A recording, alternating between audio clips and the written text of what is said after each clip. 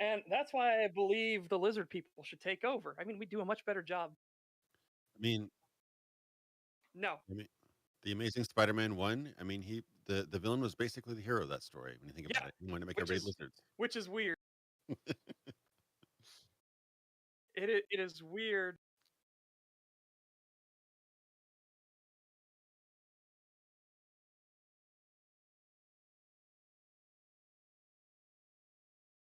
Yeah.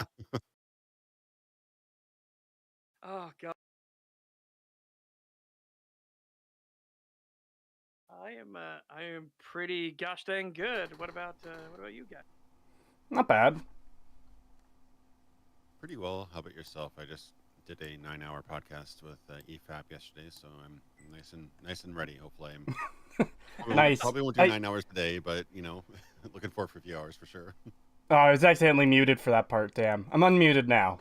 Um. Oh well, good. I only was it. I was only able to catch part of EFAP yesterday. How was the movie overall?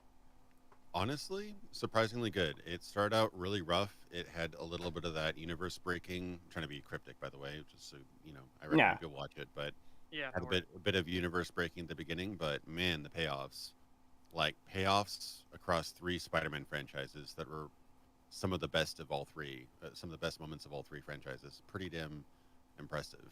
I'm Nice. looking forward to, like, weirdly enough, the worst Spider-Man franchise, The Amazing Spider-Man. Andrew Garfield, uh, fucking sold.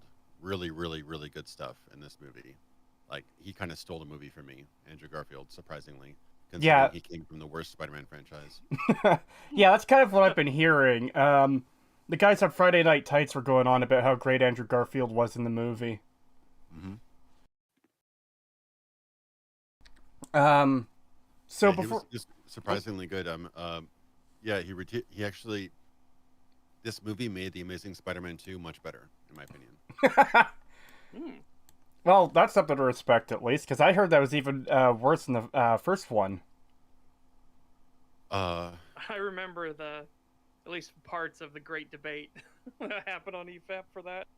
oh, you mean the debate between Winter Soldier and Far From Home, or which one are you talking about? When they were talking about Amazing Spider-Man because they had them all come on and they were trying to explain to them like in detail why everything doesn't work, and the guys came on initially be like thought they were going to hear the same tired arguments they had debunked before, and EFAP was just like systematically like breaking everything.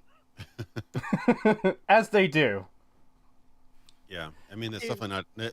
TASM is definitely not a good franchise, but this really, I think, elevated it because it paid off a whole lot on the Andrew Spider-Man arc. So yeah, if you like, I mean, I honestly wasn't really that into MCU Spider-Man. He was kind of weird, but this movie I think makes his trilogy pretty solid and does some really good payoffs for um, the Raimi verse and also the Andrew Garfield Spider-Man, especially Andrew Garfield Spider-Man. So yeah, I recommend Nice.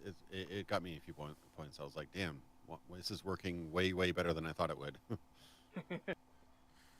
Yeah, I'll have to Yeah. check it out. I can't go to the theaters right now, but when I can see it, I will.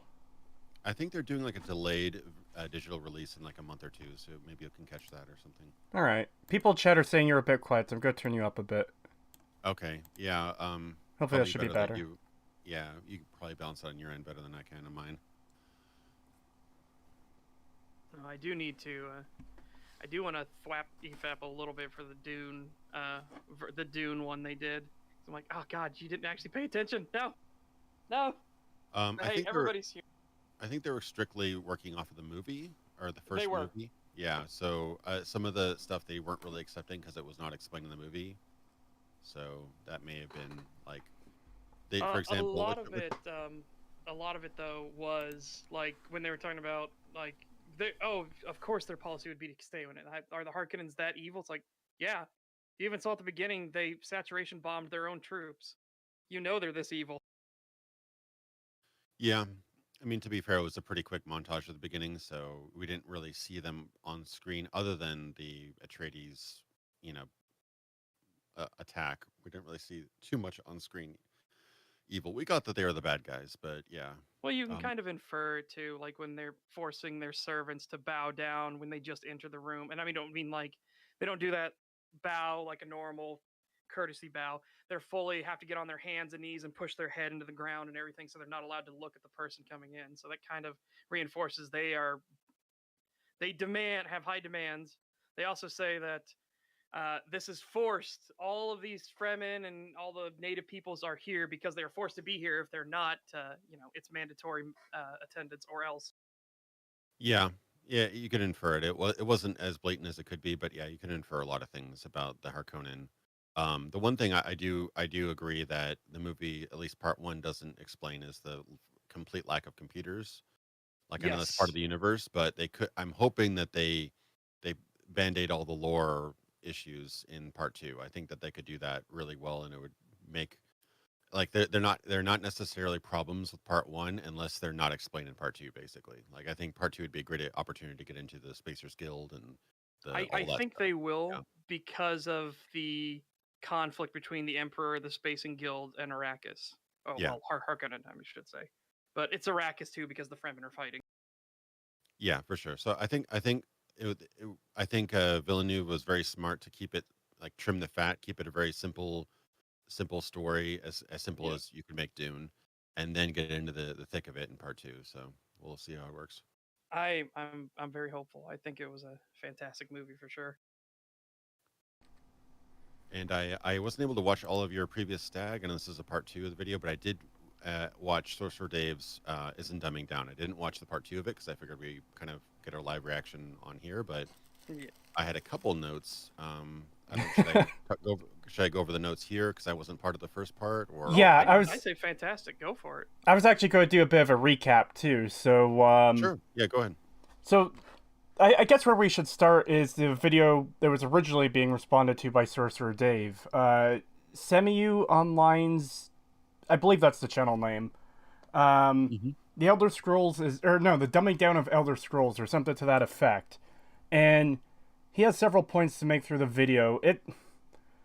I've got a few of my own issues with the video. Like, just for example, at one point he says, your reputation with certain characters could get so low they won't even bother dealing with you. But the footage he shows on screen isn't actually someone refusing to deal with him. It's just someone with zero disposition. And to someone who doesn't know Morrowind that well, that might come off as a little bit disingenuous because you could see that you're not forced out of dialogue, he's just exiting it. But there are NPCs who will just say, yeah, go away, I don't want to deal with you. Yeah. Everyone else's sound is a little too low, can barely hear them. How are you guys barely hearing them? That's weird. That's all Creetosis' fault. No, because that's the thing, is I haven't changed any settings from last time. You guys shouldn't be that quiet. You should be able to right-click on this and upgrade our volume in Discord, or potentially your actual computer volume is set lower. Well, that's the thing is... If you're using OBS, you can also kind of manually up computer audio versus your mic. Yeah. All right. I just turned that up. Say something? Apparently, I am very, very quiet. Really? That's what I don't know now. We'll see now, but yeah, apparently I was very, very quiet. All right, I've turned you up. Let's turn. Man, Indigo is almost all the way up. It's 196%. Yeah, I mean, I might have been a little bit quiet on the yesterday's stream, but there's something I can check, but I won't be able to hear you guys for a few seconds because the volume mixer kills Discord. Oh yeah, everything is way low compared to my head. What the fuck? Okay, 1 second.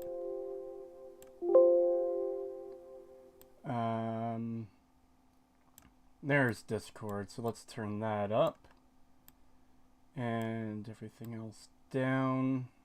So hopefully that's still decent. Yes, okay.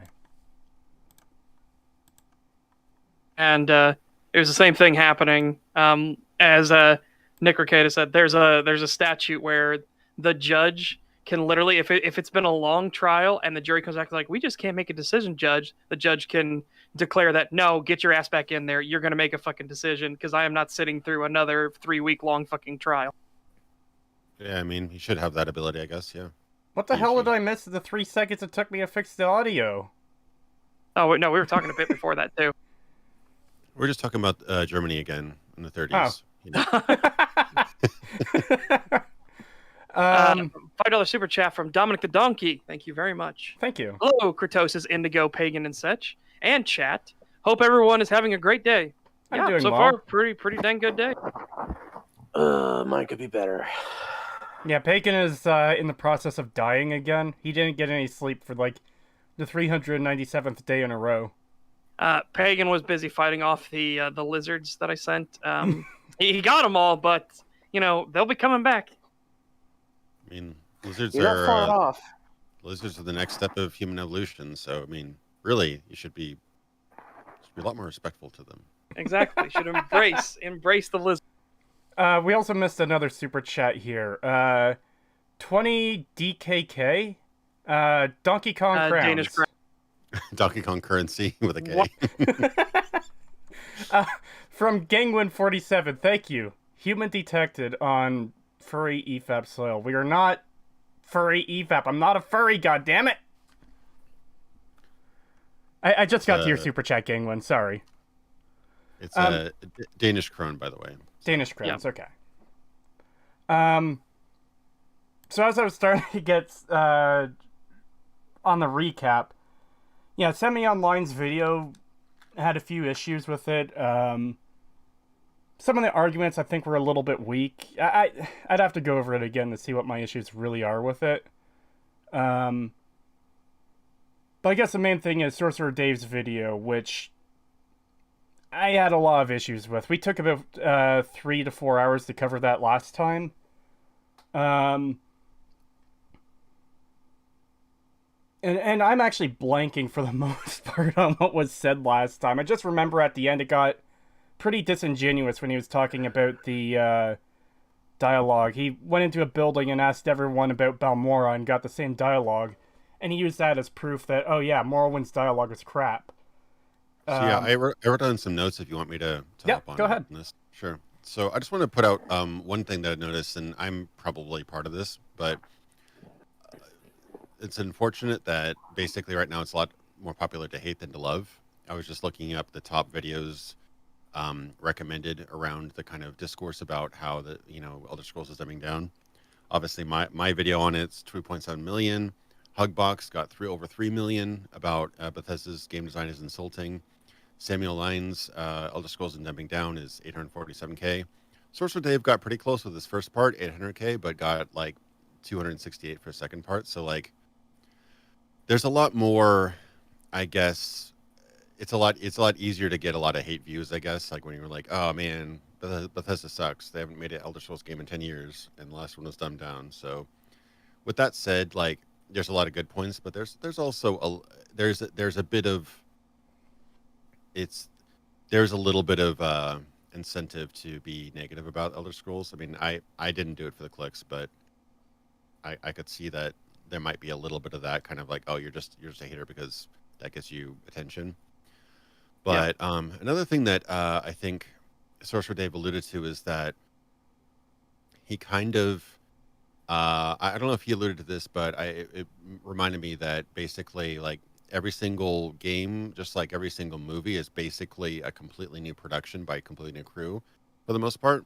Even if you have a couple people returning, you have different animators, you have different level designers, and also just a completely different situation, completely different technology at your fingertips, completely different expectation. Even if you've are just doing the same exact game as you did last time, you have a higher expectation to do something different or do something better, and that can kind of poison the well too, or kind of adjust your design goals, I should say. So anyway, just something I thought about when I think he was bringing up something about how people made different decisions and stuff like that. And I'm like, no, there's actually a lot of different people and a very different situation. Like where Bethesda was at when they were making Morrowind was completely different when they were making Oblivion, and completely different from when they were making Skyrim. So like that affects design a lot. A couple of minor notes. I think Sorcerer Dave said that Michael Kirkbride left after Morrowind was completed. That's not true. He left before, like well before. He did a lot of the earlier like concept art and writing, but he left before Morrowind was finished. So just a minor correction there. He mentions, let's see. So he mentioned about how the one of the sticking points is essential NPCs. He was defending essential NPCs. About how like why would you make a game where you can kill NPCs that will make you not be able to finish the game? Basically, Yeah, that's the part we off you. spent a lot of time on because there's so Yeah. many alternate solutions than just making them immortal. Yeah. So I thought that Morrowind had a pretty clever idea, just like letting you know in a big pop-up menu that you have to click out of, like, hey, you just messed up the world. Make sure you want to live with that before you continue. But there's a lot of other ways. But yeah, the idea that randomly somebody in some random house, like this happened to me last time I streamed Oblivion, and just like some guy I didn't even know was that important went into his house and killed him for his goods, and he keeps on waking up, and I'm like, okay, talk about immersion breaking. Why is this guy so important that I can't actually kill him? But Yeah. yeah, I'm not really on board with essential NPCs in the terms of. I understand that if you're creating some grand narrative, there are certain key characters that kind of have to be in place. But yeah, I'm not crazy about the idea that you just make certain characters immortal because a storyline. Yeah. Um. I would say, for my examples would be, make sure your story can be completed without them, a la the Divinity series. You can literally kill everybody and still complete the story. Yeah, yeah, you're gonna fallback people too. I think that's Yeah. might be what they did is they had fallback NPCs for certain plot points or Yeah, something. or ways to do it where like ghosts would appear from the corpse and everything like that. Now you'd be talking to them while they're getting pulled into the afterlife and everything, so they can give you the information you need, or I should say, you force the information out of them. Yeah. Or do what I know people don't like Outer Worlds. I will defend it as being a pretty good game, but or what Obsidian did, make certain NPCs where you physically can't get to them. Like the doctor will always tell you, hold on a moment, and it'll take a while for the airlock to open until he has time to get behind his bulletproof fucking window. So you can't do anything to him. Yeah, and that at least gives you a physical barrier that you wouldn't have the opportunity to kill them, rather than the kind of artificial one like in Little Lamplight, which everybody loves talking about. Yeah. Oh god. But another point that Sorcerer Dave talked about was about how each game had a different design philosophy, and kind of as an excuse. I mean, I might be misinterpreting this, but kind of as an excuse for why the lore is completely different between game to game. And as much as I think that's kind of a BS excuse for it. I will admit that every single Elder Scrolls game has retconned the previous one. Every single one, even Daggerfall did, like major retcons in the world. So, as much as I would rag on poorly retconning things in Skyrim and things like that, or even Oblivion, as opposed to Morrowind. Morrowind did it. Daggerfall did it. Every single game did it. They completely revamped the entire. Daedra didn't exist in Elder Scrolls Arena, for example. So I can't really say that Skyrim and Oblivion are extremely bad examples, considering that they retcon the lore every time. So kind of kind of just one of those things. That's kind of my personal issue with the series as a whole. That's why I don't get deep into the lore. I've been playing Morrowind since I was like 10 or 11 or something like that. It's my all-time favorite game, and there was a point where I was considering, diving into the lore and learning more about the world and series. But once I realized that the lore is just in a constant state of anything could change at any time, the writers do whatever they want, I kind of lost all interest in learning the deeper lore, because my general take was, what's the point if whatever I'm learning about the world could be changed at the drop of a hat in the next game for little to no reason? And one of the easiest examples of that is actually Fallout 4 with Kid in a Fridge, because they apply the same way of dealing with lore as Elder Scrolls to Fallout. So, which is such a bad thing. Yeah. Yeah, and unfortunately, as much cool stuff was introduced in Morrowind, they also essentially introduced. Didn't they introduce Dragon Break in Morrowind? Because they had to get rid of the robot thing, the that you activated the giant. At one of the endings, you could activate the giant robot to Right, the save golem. Cyrodiil. Yeah, so once they introduced Dragon Break, basically the lore kind of became pointless to me. I like some of the aspects of it, but like, yeah, I'm not going to be a lore beard of other Elder Scrolls because the lore is just completely botched. Yeah, we even said that in our first video of a near complete analysis of Skyrim. It's like, to get the lore of Fallout, you just have to play Fallout. To get the lore of Elder Scrolls, you need to take like a college master theses course and fucking all these different diagrams and stuff that none of it fucking matters because it cuts off here, here, here, and here. So yeah, basically every single Elder Scrolls is going to have its own, headcanon basically, because it can't really refer to anything else because it's all messed up now. So that was kind of a somewhat defeatist point, but it is what it is. Yeah. Let's see. I'm actually genuinely happy with ESO actually because they have to keep a consistent lore for their own world. So now it has to stay. They can't just change shit willy-nilly because it's already been established in their own universe. So even as they progress, they have to keep that lore they've already put in. I haven't gotten too much in the ESO lore. I got pretty immersion broke with the fact that you can like summon Daedra in town and nobody cares, and you could like people can walk over their friends' corpses, and they've been trying to fix those things. Like they started adding in with the Necromancer update, adding in abilities that will be flagged as illegal. So if you do necromancy in town, that's an illegal action, you'll get attacked. I don't think they'll do that for like special mounts or Daedra summons though. I'm just saying this is something they've tinkered with, like the idea of like even using certain abilities because they should be bad would be bad. And it's the same thing with adding in the justice system as well. That was something they tried to get working for an MMO, and it works really well, honestly. I appreciate the steps toward that though, because that was one thing that was like, come on, you're not going to summon a freaking Daedra in town. Summoning scams in town and nobody bats an eye. I'm like, that's insane. But I noticed a lot of Sorcerer Dave's arguments because he seemed to definitely be pro Oblivion Skyrim. I mean, he said he grew up with Morrowind, but he definitely seems to be he seems to be coming from the viewpoint that Skyrim's better than the others, right? So a lot of his arguments I noticed kind of were essentially, well, Morrowind is also bad. Yeah. That's like, what we see a lot with the... Yeah.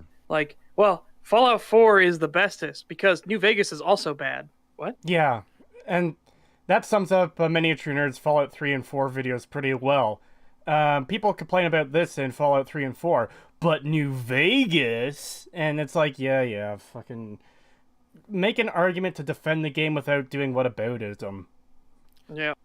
Yeah, it doesn't really make your point when you say, oh, well, it's also bad in this. And, I mean, I guess that could be a counter to why isn't it better if it's never been done before. But, that's a kind of poor argument. Just like, well, this is also bad. Yeah. But I'm getting to, like, the more heavy ones in a bit here. But let me look at some of my other notes here. Okay. I don't know. Can I pause you for a second there? Sure. I had already told Dominic we would get to it in a moment. I didn't think of a natural break for it, though. $100 super chat from Dominic the Donkey. Thank you very much, sir.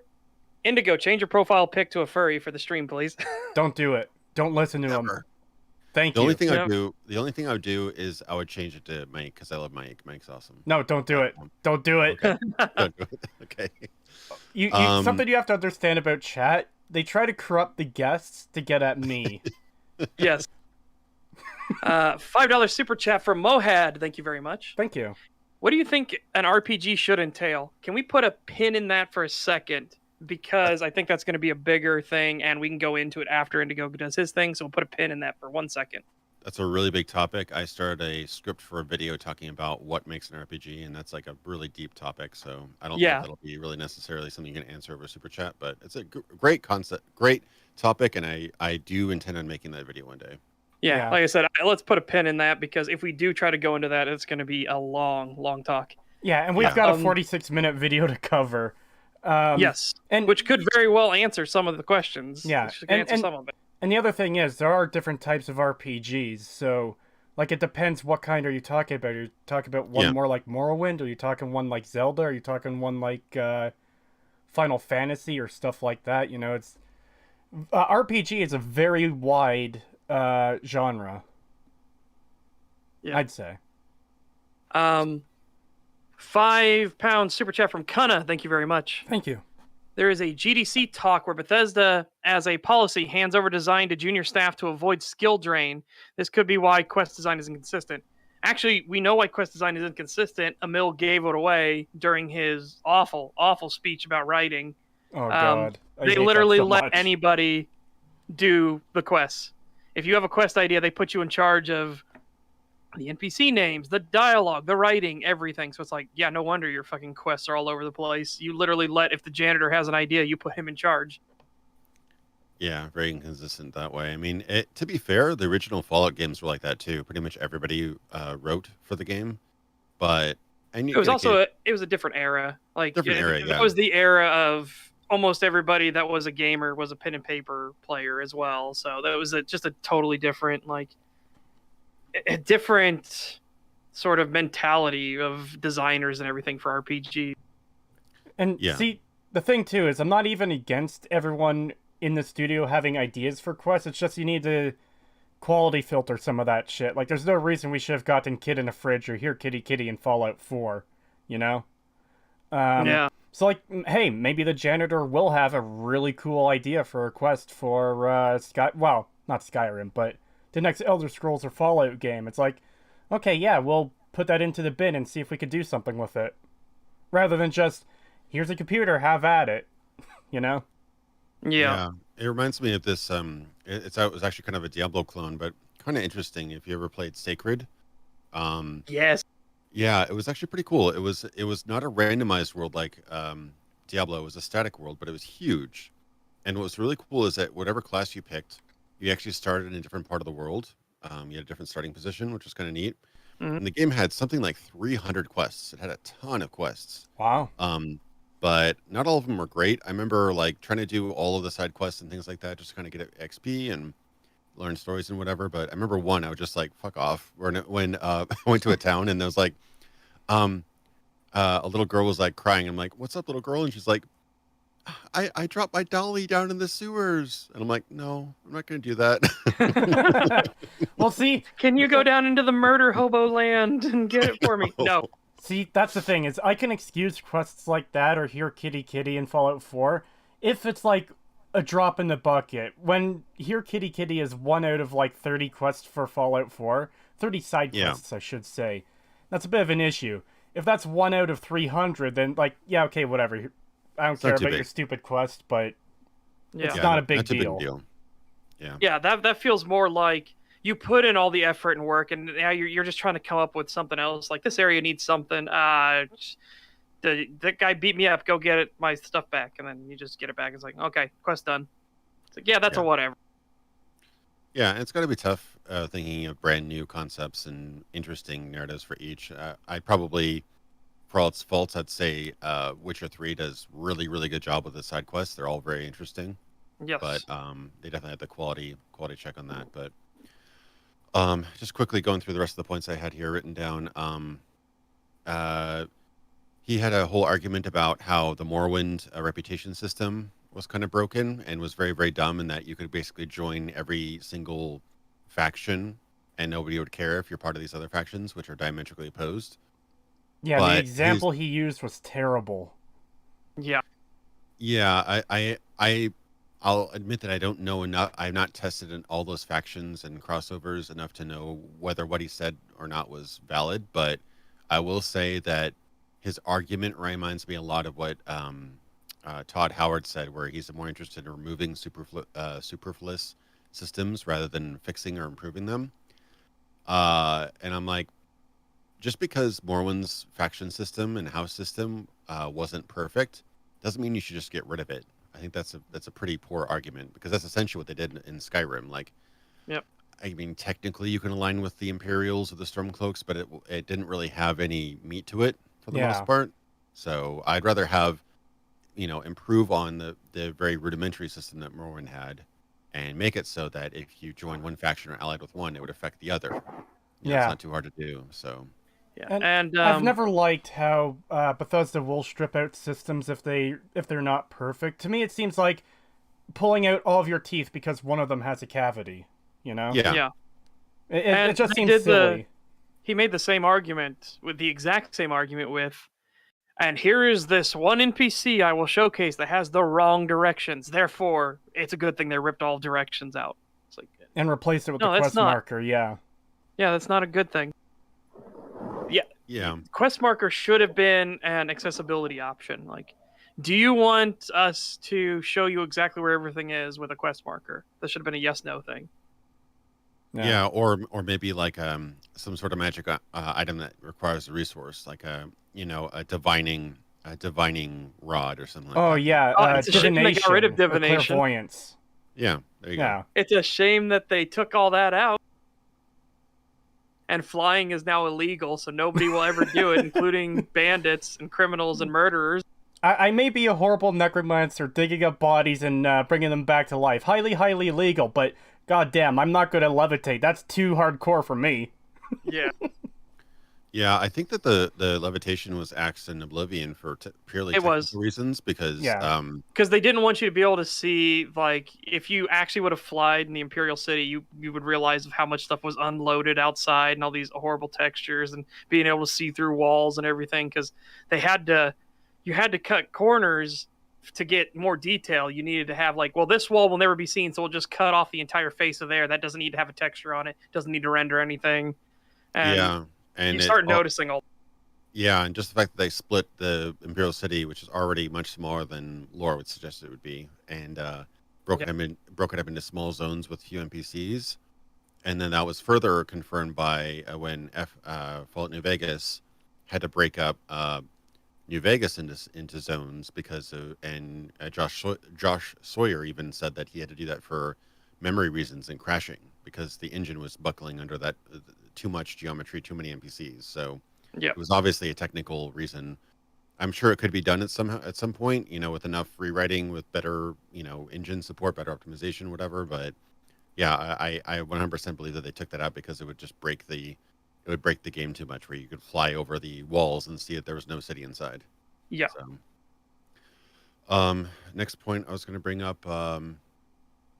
This was probably my biggest WTF moment when I was watching the video, is that he praises Skyrim for not responding to your actions or knowing who you are. Yeah, that one was like, and then I even brought up it's obviously an extreme example, but hey, you're that lizard, and there's only a few of you in Skyrim, and you can scream like a dragon. We know you. It's like, yeah, you don't really need to. It's not a hard description of an all-black lizard that can scream like a dragon, and there's not many lizards in fucking Skyrim.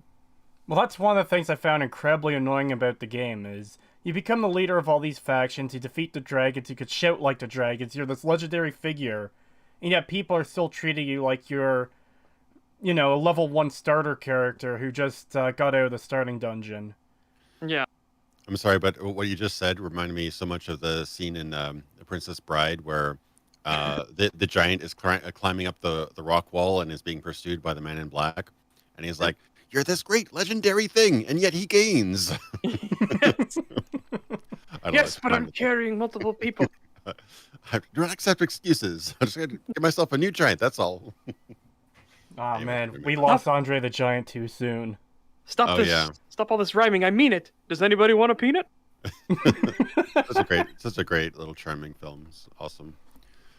Let's see. I think I have 2 more points. Let's see. There was I didn't watch all of Semi Online's video. Does he ever say that does he ever argue for less interesting or less unique or less charismatic NPCs? Because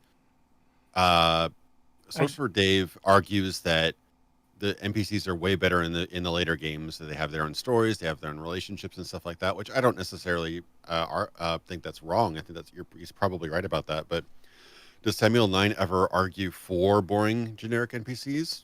Not that I can remember. I don't think that's a point he made. But my issue with Sorcerer Dave's point is more the fact that while some of these characters do have a bit more of a personality, they're super shallow. Like they're literally one-dimensional. It's like, sure, fine, you can make the argument that Marwyn's NPCs have less depth to them. I don't agree, but having just one dimension is not a well-rounded character with all these amazing stories and everything like that. Like, Need we remind everybody? Have you made your way to the Cloud District? What am I saying? Of course you haven't. Who doesn't have a house and lives in the fucking inn and never goes to the Cloud District? And keep in mind, the Cloud District is one building, Dragon's Yes. Reach. Yeah, don't get me on the scale where like freaking Whiterun is the biggest city and has like 30 NPCs or something like that. Yeah, Yeah. oh And- god, I could go on for a while with the scale. That I find it Yes. extremely irritating.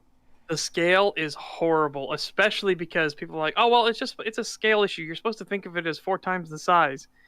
And it's like, okay, so that bandit encampment that's literally right next to Jarl Bolgriff's fucking shit walls and gate, that's 4 times the size it already is. So it's an entire, like, bandit city. Thanks.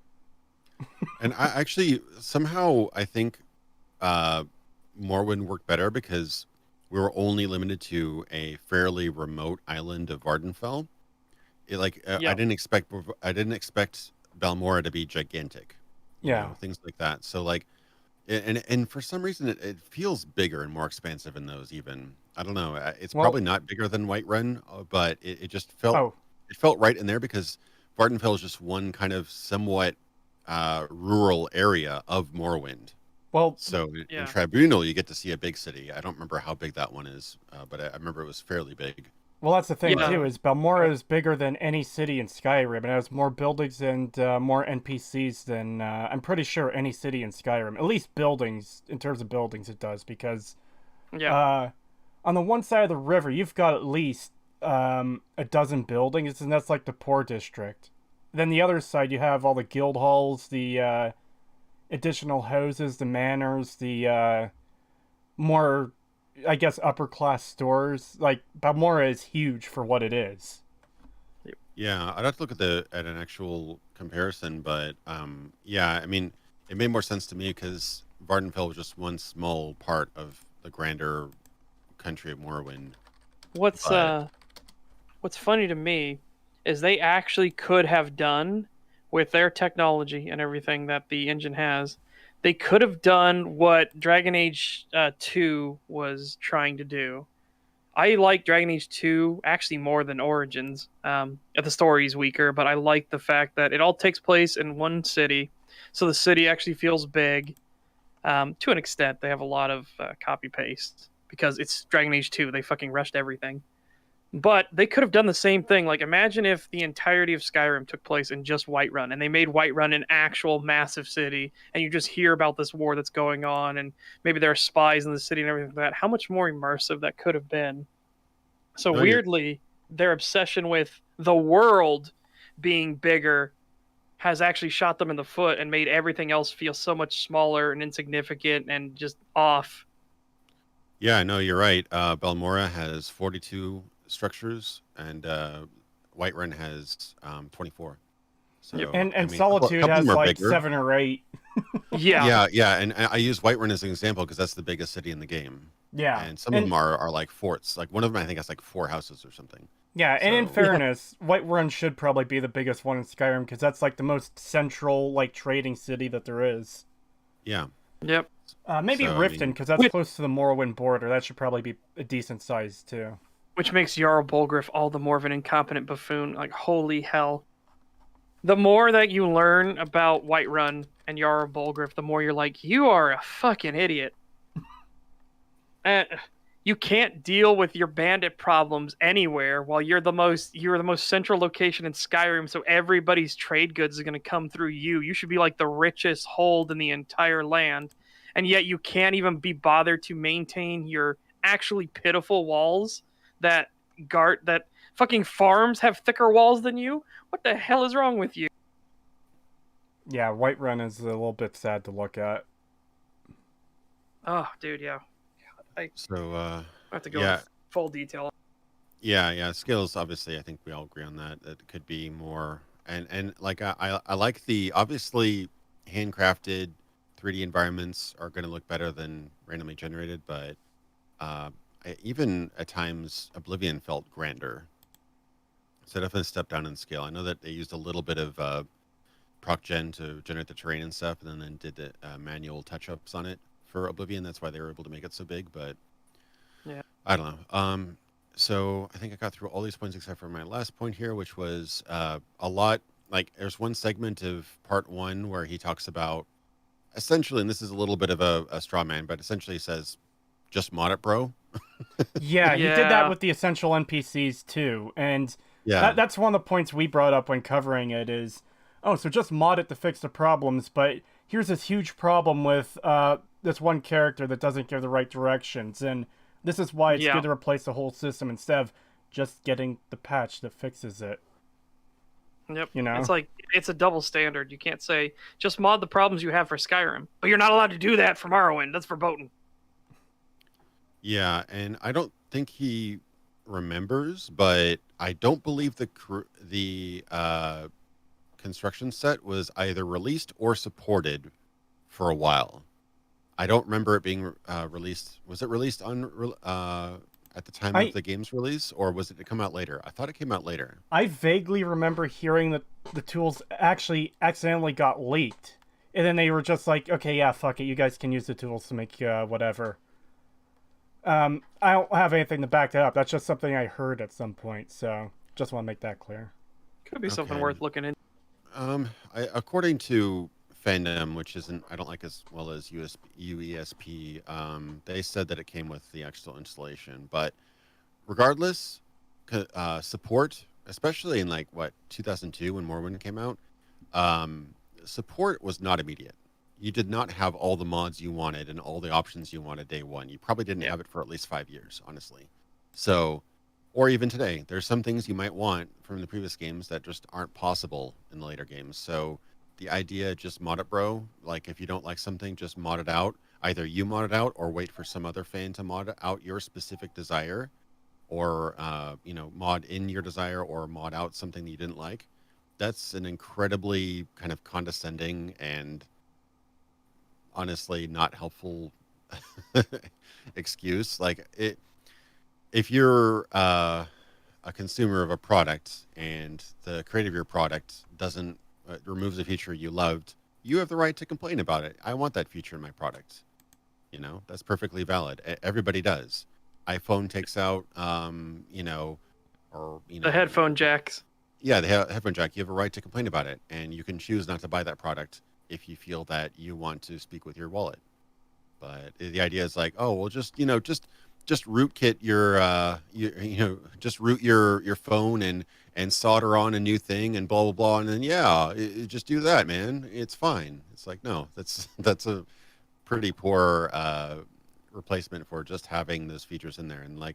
And some of these things, for example, like you said with the map marker, if you want to have that as an accessibility feature, have it optional in the options. That's fine. I'm fine with that. A lot of people get down on Thief 4, which wasn't a great game, but I really respect how many options were optional in that game. A lot of the things, even the entire magic seeing through walls system was optional. You could turn that off. So as much as that game got wrong, they actually, a lot of their more controversial changes, they actually you're able to turn them off in the UI or through the game difficulty options. So I respect that they did that. I wish more games would do that. So Yeah. I've also just never found the mods will fix it argument compelling, because I've always thought that's a very silly stance to take. You're just not holding the developers as accountable as they should. This mostly applies to bugs, but I shouldn't need to mod a game to fix an error that the developers left in the game. They should have to fix it themselves. A great example for us was why we said we wouldn't use the UESP. Sorry, not the UESP. Of course, we'd use that. Why we wouldn't use the unofficial Skyrim patch, the community patch, and that was because it had critical bugs like Argonians can't use the shield bash. It doesn't work. You can use it, but it does nothing because Bethesda didn't fucking fix this at all, ever. We shouldn't need mods to fix an actual game critical issue. Yeah. Yeah. And I forgive me if I don't remember, but was it in the chat or something when I told you about the Room of Death in I think it was in both Skyrim and Skyrim. Yeah. Yeah. Obviously, there's some issues with those games that they just couldn't figure out. Yeah, I think we were covering Angry Joe's video when you told us about that. Because that was around the point in the stream where we saw him stabbing the dragon in the head with his axe, which that just doesn't work. Yep. Yeah. God, I can't believe the Room of Death. I had no idea about that. All right. So, as a brief pause, let's catch up on these super chats because they've gotten pretty far back now. Yeah. Gangwin47 with 50 Danish crowns. Thank you very much. Thank you. Must say, I am ashamed that my countrymen would listen to Emil's awful speech. Yeah, well, I mean, it's not their fault. I mean, they wanted to be there because they thought he had something insightful to say, and it turns out no. Yeah. They were probably thinking, oh, hey, this is the lead writer of Bethesda. Of course he'd have something interesting to say. Yeah. It was interesting, but for the wrong reasons. Yeah, it definitely illuminated a lot of why Bethesda has problems. €5 super chat from Walter B. Gaiman. Thank you very much. Thank you. I may be a necromancer, murderer, and all but at least I am not a vile levitator. Let's see, and there should be one more. €2 super chat from Freak. Thank you very much. Thank you. Title: Example of dumbing down isn't dumbing down. Yeah, pretty much. Yeah. That was basically his arguments for the entire previous video, too. Oh, this thing that you say is dumbing down, it's not actually dumbing down. Well, yep. I mean, it kind of is. There is also a question in the chat that I thought would be interesting. So Kingaroo says, at Setch and others, do you prefer smaller worlds that are more compact and have more development, or do you prefer bigger worlds with stuff more spread out and less developed? Me personally, I prefer that whatever size you make your world, that you have filled it with things to do to a competent extent. Like, I mean, Ubisoft is a great example of their worlds are big and it's filled with mindless, tedious, busy work that is just unfulfilling. And then you have stuff like Tyranny, where the world is pretty small and compact, but it is filled to the brim with intricate things to do. And it's not that, oh, smaller is better. It's like, no, the size doesn't matter. It just depends on what you can do with it, what your competency level can fill that with, and what you can achieve as a team. Yeah, I think there's like a big misunderstanding amongst a lot of developers now. And I'd say Ubisoft is one of the guiltiest parties about it.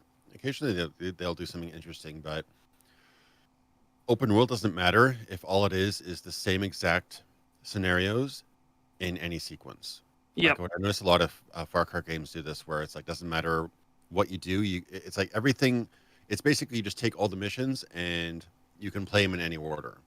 Yeah, that's kind of boring. I think the open world should actually, it should matter what you do in what sequence and how you do it, and what you do in the world should affect other parts of the world. Like I one thing I loved about the Shadow of Mordor series is that it was like a living, breathing sort of world in that who you kill and who kills you and who you get revenge against will matter in the long run. The hierarchy of all the orc captains and stuff is constantly changing, which I thought was super cool. That's like a peek into something really interesting that you could do with open world games. And yes, unfortunately, with a lot of open world games, is they completely miss the whole point of open world, which is to make the world dynamic and changeable, and your decisions and which sequence you do them in matters.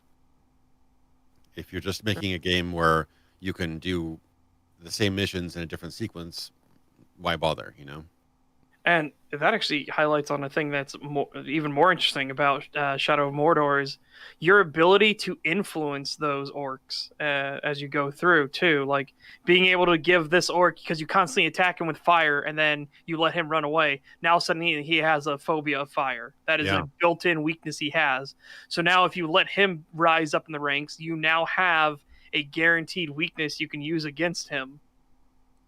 I still can't forgive WB Interactive or whoever the publisher was for messing up the microtransactions in that game, because that was such a cool system that got completely overlooked because of the shitty launch of that game, of the sequel. Yeah, the Shadow of War, which was horrible. Loot boxes infested everywhere. Oh, God. For a single-player game.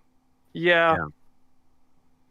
It's a shame because the actual core game was fun. It just was completely infested with all these ways of monetizing it. Really, really. They had a fascinating system too that I enjoyed, which kind of like added to the interconnectivity of everything for people. Was that if somebody on your friends list got killed, there could be a spirit of vengeance you could interact with, and then you could go kill the orc that killed them.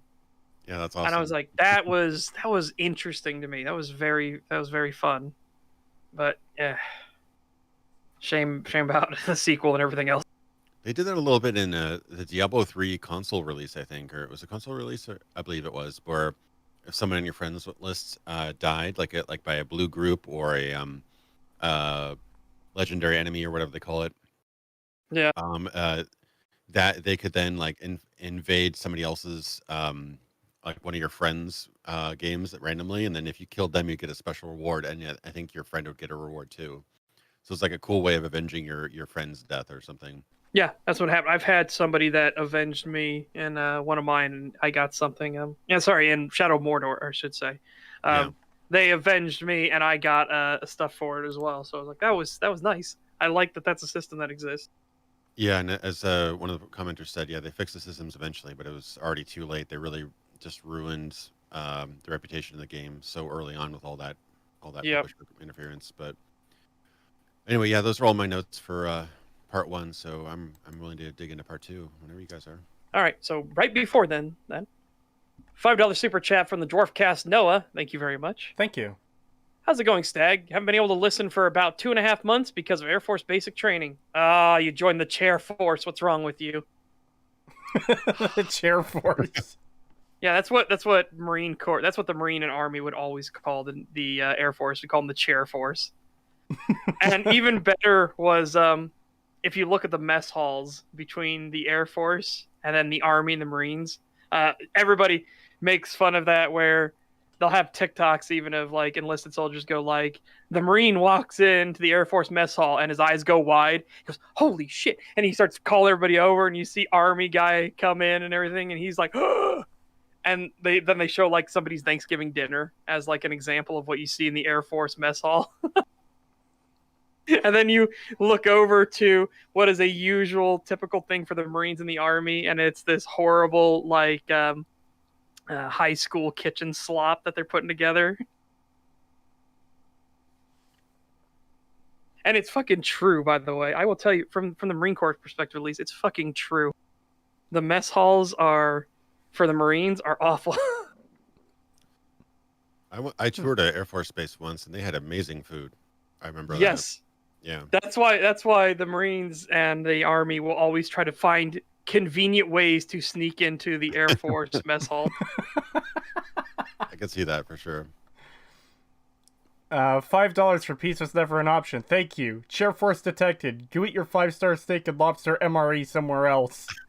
Yeah, pretty much. Man, a 5-star steak and MRE, I'd be down for that. Dude, we bought some MREs when COVID was getting bad, just in case the supply lines got bad. But please tell me you didn't make the horrible mistake of getting any MRE that had egg in it. I'll have to look now. I don't think we did, but I hope we didn't. I will tell you right now, if you did, it is better not to eat it. Just throw it out. Throw it out. Okay. Eggs for MREs are the driest and yet somehow slimiest thing you will ever eat. It is the weirdest, like, these things break the laws of physics and they taste god-awful. Sounds delicious. But if you get, like, the taco MREs or burrito MRE or something like that, or the ravioli ones, people will kill for the ravioli ones. They will get in fistfights for the ravioli ones. That's pretty funny. Just one more comment super chat, then we'll get started. Hello there, Merry Christmas, Creetosis and Indigo Gaming, and though I don't know you two yet, Merry Christmas, Pagan and Set Strescar. And last but not least, Merry Christmas to everyone in chat. Yes, Merry Christmas, everyone, and thank you. Thank you, Commander Classified. Thank you. Yeah, Merry Christmas, everybody. And I guess a quick snipe of this super chat real quick. Gang 47 with 20 Danish crowns. You mean Donkey Danish Kong Army Cash? MRE is so good. Dude, there are some country MREs, like Japan's MREs are like, and here's your onigiri sushi roll and everything. It's like, ugh, give me. Anyways, let's get started on this. You're all ready? Sure. I am as ready as I'll Yeah. ever be. It's time to stop putting off the pace. Yeah, we've been going for an hour and we haven't even played 1 second of the video. This is basically the video coverage equivalent of Paul Atreides putting his hand in the box. It's like, Yep. what's in there? Pain. Pain. All right. Well, can you give me a second? Hold on. Okay, I'm ready. Wait. Oh, hold on. Merry holidays, fellow degenerates. €2 from Freak. Thank you. I'll ignore the degenerate comment. Degenerates like you belong on a cross. One of my favorite memes. Yeah. Hello and welcome everybody. My name is Jingles, and today I'd like to talk Jingles? about... Well, It's his old actually, name, I I'd like guess. to talk about the same thing I talked about yesterday. I'm just gonna turn. I have to fuck with the volume mixer again because this is really low on my end. All right, copy. But yeah, he just there it said is. the same thing you talked about yesterday. So the first video came out on March 17th, 2013. This video came out literally a week later, March 24th. Did I say 13th? 17th. you said 17th. Okay, yeah, 17th. So, yeah, March 17th and March 24th. So this is a week later. Yeah, but he obviously probably started writing the script and everything like the day after that video. Because No, did he I get know. pushback?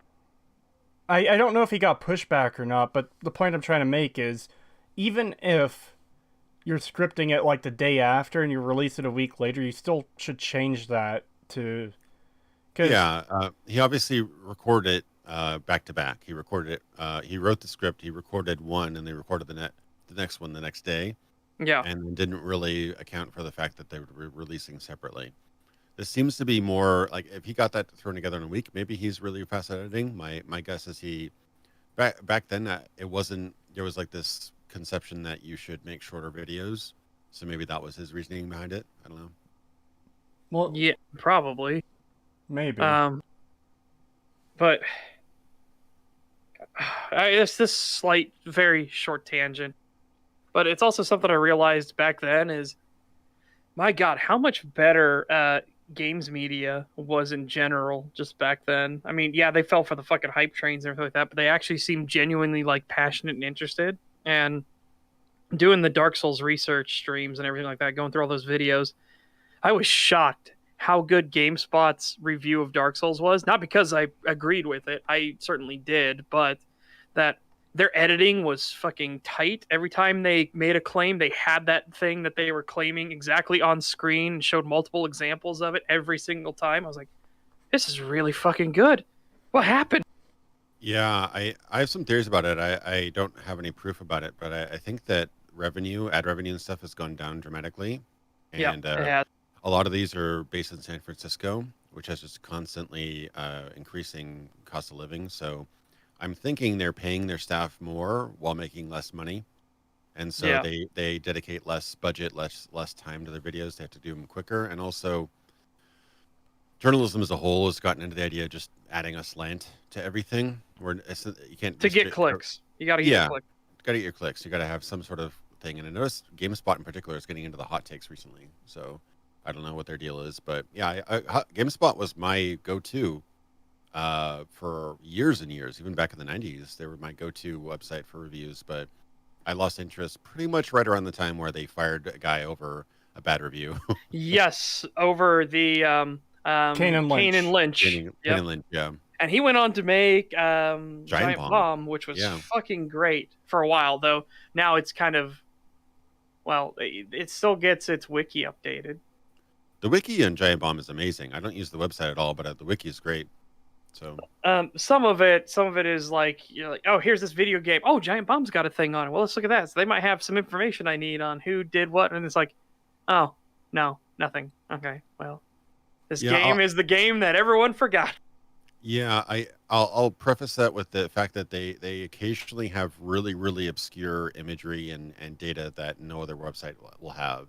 Yes. So I've been using them. I've been sourcing them for a few things. So Yeah, yeah, that's why I was hopeful, because like if usually, and this is the unfortunate thing, is if Giant Bomb comes up and you're the top of the Google search list for a game, it means there's probably no other information available anywhere. yeah, pretty much.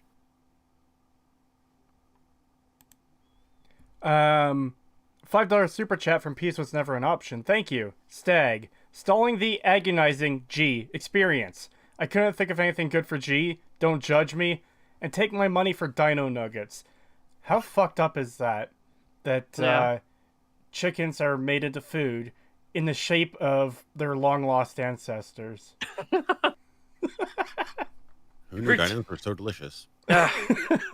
Reject chicken, return to dino.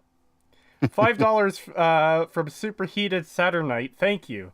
Happy holidays, Stag. I'm blessed to be able to listen to these streams at work. Keep up the great content, boys. Thank you, and hope your day of work goes quick. Croce in chat says, Jesus Christ, you can't just say adding a slant. They're called diversity hires. Oh no! Oh my god.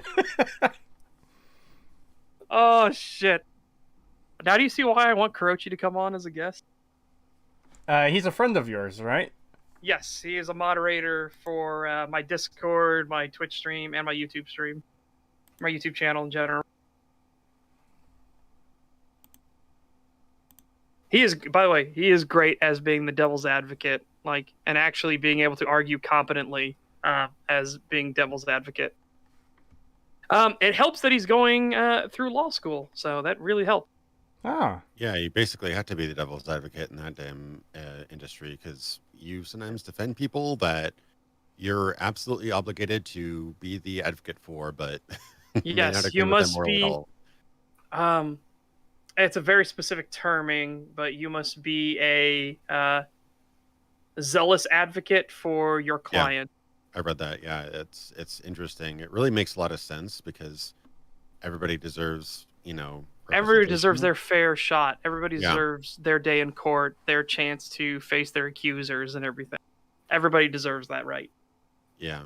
I mean, if laws were simpler and everybody could just read up onto it and there was a better system for it, I'd probably rather have that because then people could defend themselves. But because they're so complicated, I think it's the next best thing is just allow everybody to get representation. Well, you kind of need them to be complicated too. Nick Ricada and the law streams and everything like that, where you have Legal Bites, Andrew Bronca, Nate the lawyer, tons and tons of lawyers on there from all different sides of the political spectrum and everything go on that show.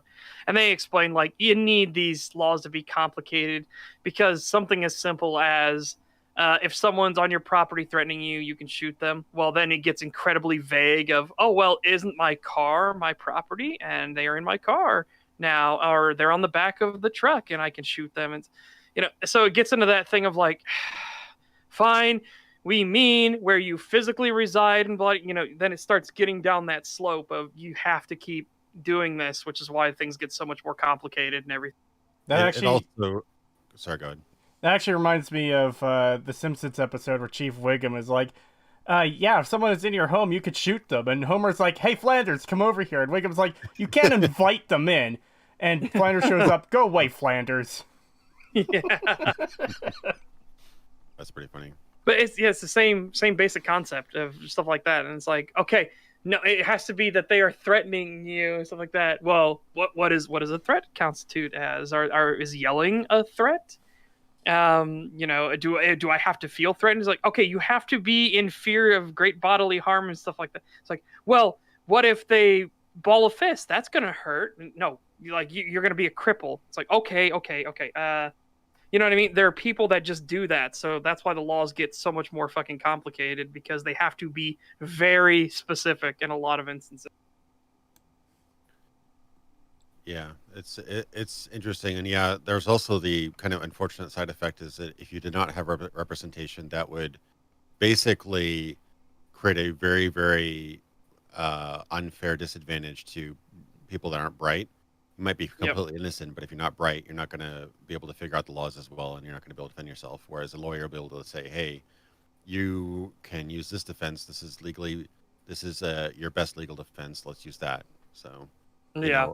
that would basically make like farmers and people who don't necessarily know all the laws of the city a lot more readily defended rather than Yep. it's gonna unfairly disadvantage them. Anyway, we're gonna Take a watch. shot for every minute they don't start the video, then call 911. We've started the video. We have officially started the video. We played a few Yes. seconds of it. Yeah, and then Creetosis had to fix the sound on it. Yeah. All right, let's get started again. Hello and welcome everybody, my name is Jingles, and I'd like to talk about... Well, actually, I'd like to talk about the same thing I talked about yesterday. As a sort of continuation of that previous video, if you like. First of all, I'd like to say thanks to everyone who watched it. I didn't honestly expect it to become so popular. The entire video was pretty much created with just my kind of small set of subscribers and, to a larger extent, the kind of community that I reside within as a Let's Player in mind, and I did not expect it to kind of blow up in popularity the way it has done. Like, as of recording this right now, it's got just over 11,000 views, and that is completely and utterly ridiculous since I'm just gonna pause this here so that it's just we can actually have a conversation and everything. So it's not just like, oh, we're not just poaching his content. Yeah. I don't think anybody would realistically see it took them how long to start the video. Oh yeah, they're poaching his content. But no, and this whole thing of this was back. When did you say this was made? This was like 2013, so 8 years ago. So this was back in the era where the big honeymoon period was still going on with Skyrim. So if anybody said anything negative about it, well, now you want to maintain your confirmation bias.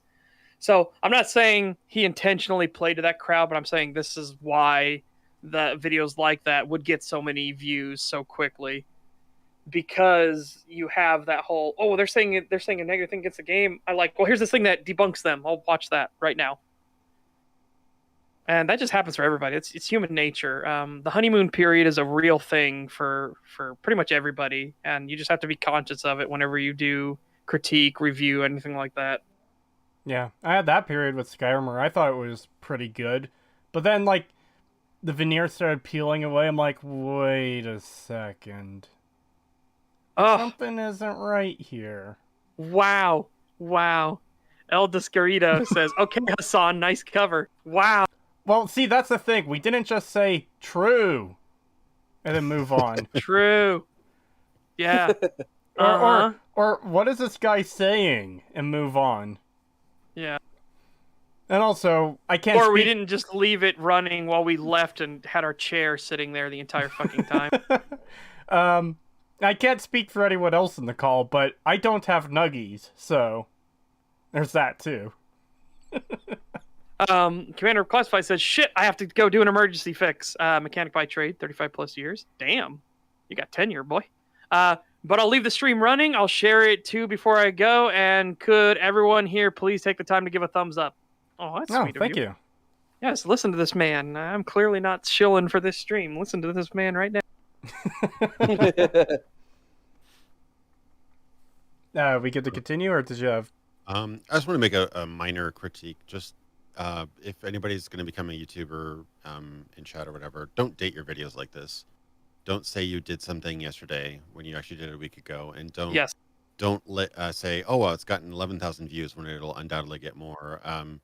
I can say from personal experience, I put a lot of effort into not dating my videos too much. If there is some fact that I know will probably change in the future, I'll say, at the time of this video, blah, but I try to avoid that as best I can. Try to write your videos in a way where you can watch it 3 or 4 years down the road and it'll still be very relevant. Yeah. Yep. To put it in perspective, my current top 2 videos that are being watched today are 2 and 3 years old, respectively. So, it's always good to kind of just keep your shelf life of your videos long, because it'll help you in the long run. So, minor critique. Yeah. We actually had that issue last week with Vinylic Puma Gaming's video, where at the end he's like, yeah, I'm going to live stream tomorrow, so hop in for that if you want. It's like, my dude, tomorrow was like a few years ago for us now. Yeah. Why would you put this in your video? Yep. Yeah, I don't recommend that. Unless you're doing daily videos. Like, I know that some of the people I follow do like videos all the time. and it takes them probably 20 minutes to do a video because they just turn on the cam, say a bunch of things, and turn it off, and then upload. Yeah. If you do that kind of content, sure, you can promote your streams and stuff that way. But if you're intending on putting together a piece that people will refer back to for years or months, yeah, try not to date it. That's just a good thing to do. Yeah. Even then, it's probably better to be like, hey, yeah, I stream every Wednesday at 5 p.m. Central Time, or whatever your time zone is, or whatever your schedule is. Rather than, yeah, I'm going to be streaming tomorrow, because that just, like, even then, even if it is one of those videos like you mentioned, it just feels weird to me watching it 2, 3, 4 years later, where it's like, yeah, I'm going to be streaming tomorrow. You know? Yeah, I agree. Just kind of make it so that you're not, it's not going to be an obviously dated things. Don't use trends and memes that are going to be cringeworthy in 2 months, things like that. As Kana put it, good tip. I will always start my vlogs with "Hello, fellow kids." Okay. Hello, fellow children. Hello, fellow youth. Did you see that Steve Buscemi dressed up as that for Halloween? He did? Oh, Yeah, yes. I did. That's Yeah, I saw awesome. that. Holy shit. That was Fucking great. That's great. That was awesome. The skateboard and everything. Nice. We average about 500. So you, everyone who came along and watched that. The main thing here is that I made that video actually quite a while ago. I just didn't upload it, mainly because I wanted to continue talking about what I talked about yesterday. I made this video quite a while ago. Yeah, that's a bit weird. So weird. I am now questioning your timeline. How does your timeline work? I live in linear time. Maybe he's a Time Lord. Uh-oh. So he made the video probably weeks ago, and then he voiced this video the day after the video was released, but then released the video a week after. Yeah. So about 3 different timelines. He made the video like a few weeks ago, released it, and then voiced the video saying, "I want to talk to you about what I talked about to you yesterday," aka the day before. He released part 1, and then he released that like a week later. So yeah, kind of weird, confusing. Yeah. Time, as Tyler McDonald puts it, time is convoluted in Lordran. Linear Yeah. time? Cringe. Yeah, it's nitpicky, but yeah, just don't do that. Don't date your videos. Yeah, and then, again, this isn't specifically like, oh, that's terrible. It's just one of those, like, that's just a weird thing that's now stuck in our mind. So instead of thinking about other things like, oh, how does this make any fucking sense? Just like you want to show what you're talking about on screen, otherwise it can be distracting. For any other reason then you want to demonstrate what you're talking about on screen. If you're talking about racing games and you're showing Doom 2016 on screen, that's going to be confusing. So just try to distract your audience the least possible. That's a good Yeah. method. Yeah. That was the problem we had with the video we did last time, the first video, where he was doing all these like top reasons why Fallout 4 is actually the bestest of them. And then he was just showing his one continuous gameplay thing that didn't actually show his points or anything anywhere. Which in is that. even more awkward when he cuts away to number 5! Poor guy. And then it just Yes. cuts back to the same gameplay. Well, You can- and then even better, when he was talking about how great the lighting and everything was, he was actually showing footage that showed that the lighting was god-awful and didn't actually Yeah. have shadows and everything at all. It's like, whoa, that's just not very good look for you. Yeah, it's like talking about how exciting the cutscenes are in the game while showing just endless dialogue or something. It's like you want to demonstrate what you're talking about, or at least not be so distractingly different from what you're talking about that it actually distracts you from the message. Yeah. Yeah. But yeah, I remember when every single video had like the number 5. I can think you can thank Screw game Attack, trailers for that. probably. Yeah, Screw Attack and game trailers for that. Yes, game trailers were well, I mean, that's kind of what gave Screw Attack its platform, was game absolutely. trailers. God, man, I forgot how fucking what was the way to put it? Dictionary diarrhea that game trailers was, where they had their thesauruses out for everything in all of their videos. Because I was watching the Dark Souls game trailers review, the old one back in the day, and the world is like a wormy apple and you are the worm. It's like, the fuck? I will say that Not wrong. Well, not wrong. What a weird fucking image. yeah, Screw Attack was occasionally entertaining. I never really watched the reviews, but I will say the documentaries were pretty tight for the time. They're pretty good. Yeah, I remember my big problem with Screw Attack was their top 10 list, especially their top 10 Space Marines, and they didn't talk about like the Warhammer 40k Space Marines at all. And then their number one was the Cogs from Gears of War. I'm like, who don't go to space, live on their home planet, and that already destroys your initial things. Like, all they have to do is they have to be part of some military, empowered armor, and not be on their home planet. It's like, you fucked it on all three counts. What the fuck? My favorite Space Marines are the kind that never go to space. Yeah. Oh, it was so weird. And they have to fight aliens. I forgot, that was the fourth one. They have to fight aliens. I'm like, the Locusts aren't aliens. They were native to the planet as well. The Cog are native to that planet as well. They don't go to space. Like, what? And that's not really power armor. That's just armor, body armor. Yeah, they're just like muscle bound, you know. Yeah, they are roid abusing brick shit houses is what they are. Just another piece of advice too. If you're using gameplay in the background, use smooth gameplay. It's not something I've seen this guy do, but we saw it when we covered. I think it was the second time we covered Oxhorn, where he starts shaking his mouse around, so his camera's like going all over the fucking place. Yeah, don't do that. Incredibly distracting. Yeah. Yeah, you'll actually notice that I've tried to train myself to do this too. You'll notice in like reveal trailers, they've got their camera on rails. Yeah. It'll actually like smoothly kind of sweep to one side to the other side, and that automatically makes the gameplay look way better. There are ways to do that by default, but it requires a controller. So even if you have a PC game and it's going to be mouse and keyboard, use a controller, because you can then very smoothly turn the joysticks, and that will give you a smooth, constant motion, because it's an analog input instead of a digital input. Yeah, it'll have acceleration, deceleration, and it won't be so jerky, and you don't have to like move your mouse like what. So, yeah. It's a way to make machinima videos, actually, to make them look much more professional. Is you use for your camera movements, you use a controller. Yeah, I agree. Yeah, it's again, doubt everybody here is going to be making their own videos, but it's a nice thing to keep in mind. Yeah. $5 from Peace Was Never an Option. Thank you. Don't date your videos. Okay, I won't. Hello, fellow Ukrainians. Oh God. You know no. You know what my favorite thing about the current tensions going on is that Ukraine started one of the greatest meme trains I have ever seen, because they posted that the picture of different types of headaches.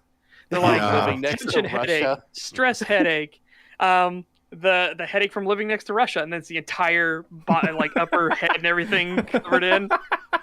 Well, and then other countries, official government recognized Twitter accounts started doing their own memes. That's amazing. Yeah, so then Taiwan comes in as like stress headache, migraine, and then living next to China, and they did the same thing. That's amazing. And then India comes in with their own, and they're like stress headaches, migraine, everything like that, and they're like living next to China, and it's all red. And then they had another head next to it, is like living next to Pakistan, and it was also all red. It's like, oh my God, I love it. The fucking memes. Future wars will be fought through memes. Well, that was the joke that Brandon Herrera made, was like, when all of those people back in the day were saying that the future of warfare is going to be cyber warfare, and it's going to be fought over the internet and computer systems, I don't think they really realized it would actually turn out this way.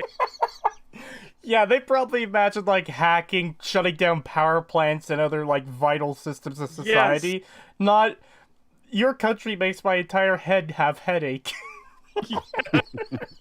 I reposted JPEG. I win. Yeah. And it's just even funnier because it's an actual official government sanctioned Twitter account for the country is doing it. It's just so much more fun. Whoever has the dankest memes wins. I love that Brandon Herrera video. That was so good. Yeah. Yeah, literally, as Brett and Fowl puts it, state-funded shitposting. Right. All right, back to the video. Thank you, everyone who came along and watched that. The main thing here is that I made that video actually quite a while ago. I just didn't upload it, mainly because, well, first of all, I had problems trying to get the damn thing rendered because, you know, I'm using Sony Vegas, and I'm a noob with Sony Vegas. I'd like to think that the program sucks, but honestly, it's probably just my skill with the program that's Don't do this. in error here.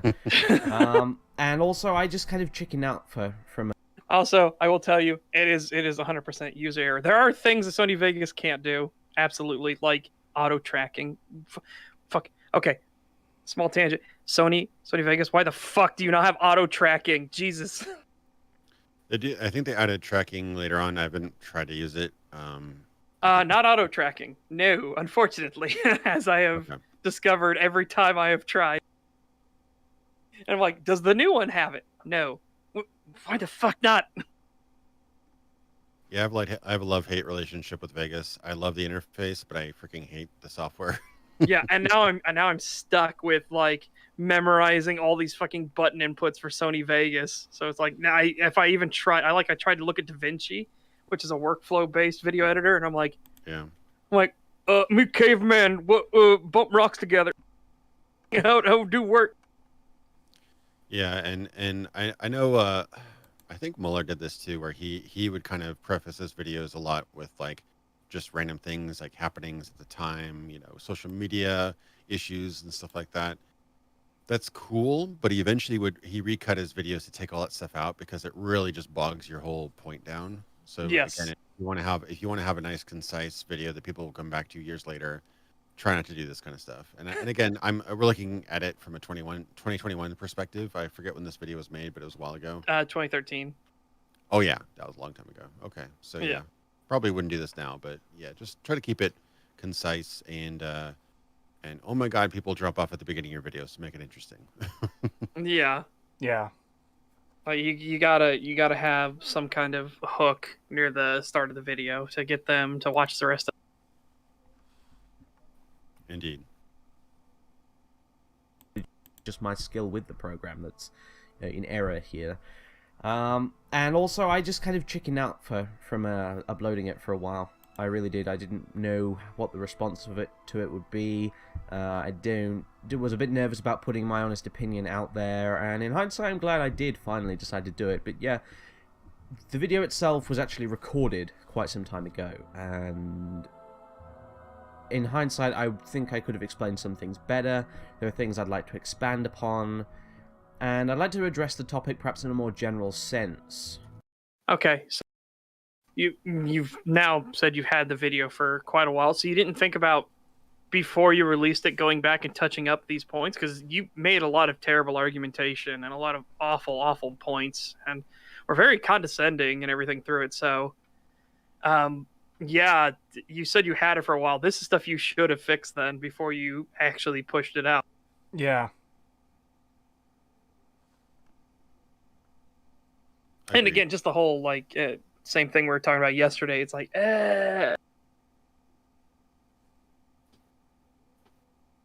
must have been an interesting conversation. Yeah. Anyway. It's just weird. It's just weird because it just shows this timeline is all over the place. Because like not only did you not release this video the very next day, but you said you had the original video for a long time, so you had already talked about this a long time ago. So it's just, your timeline is all over the place, sir.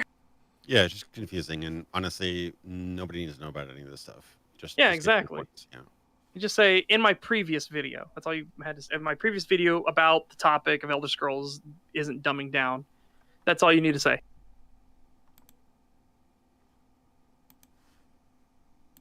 Quite some time ago, and in hindsight, I think I could have explained some things better.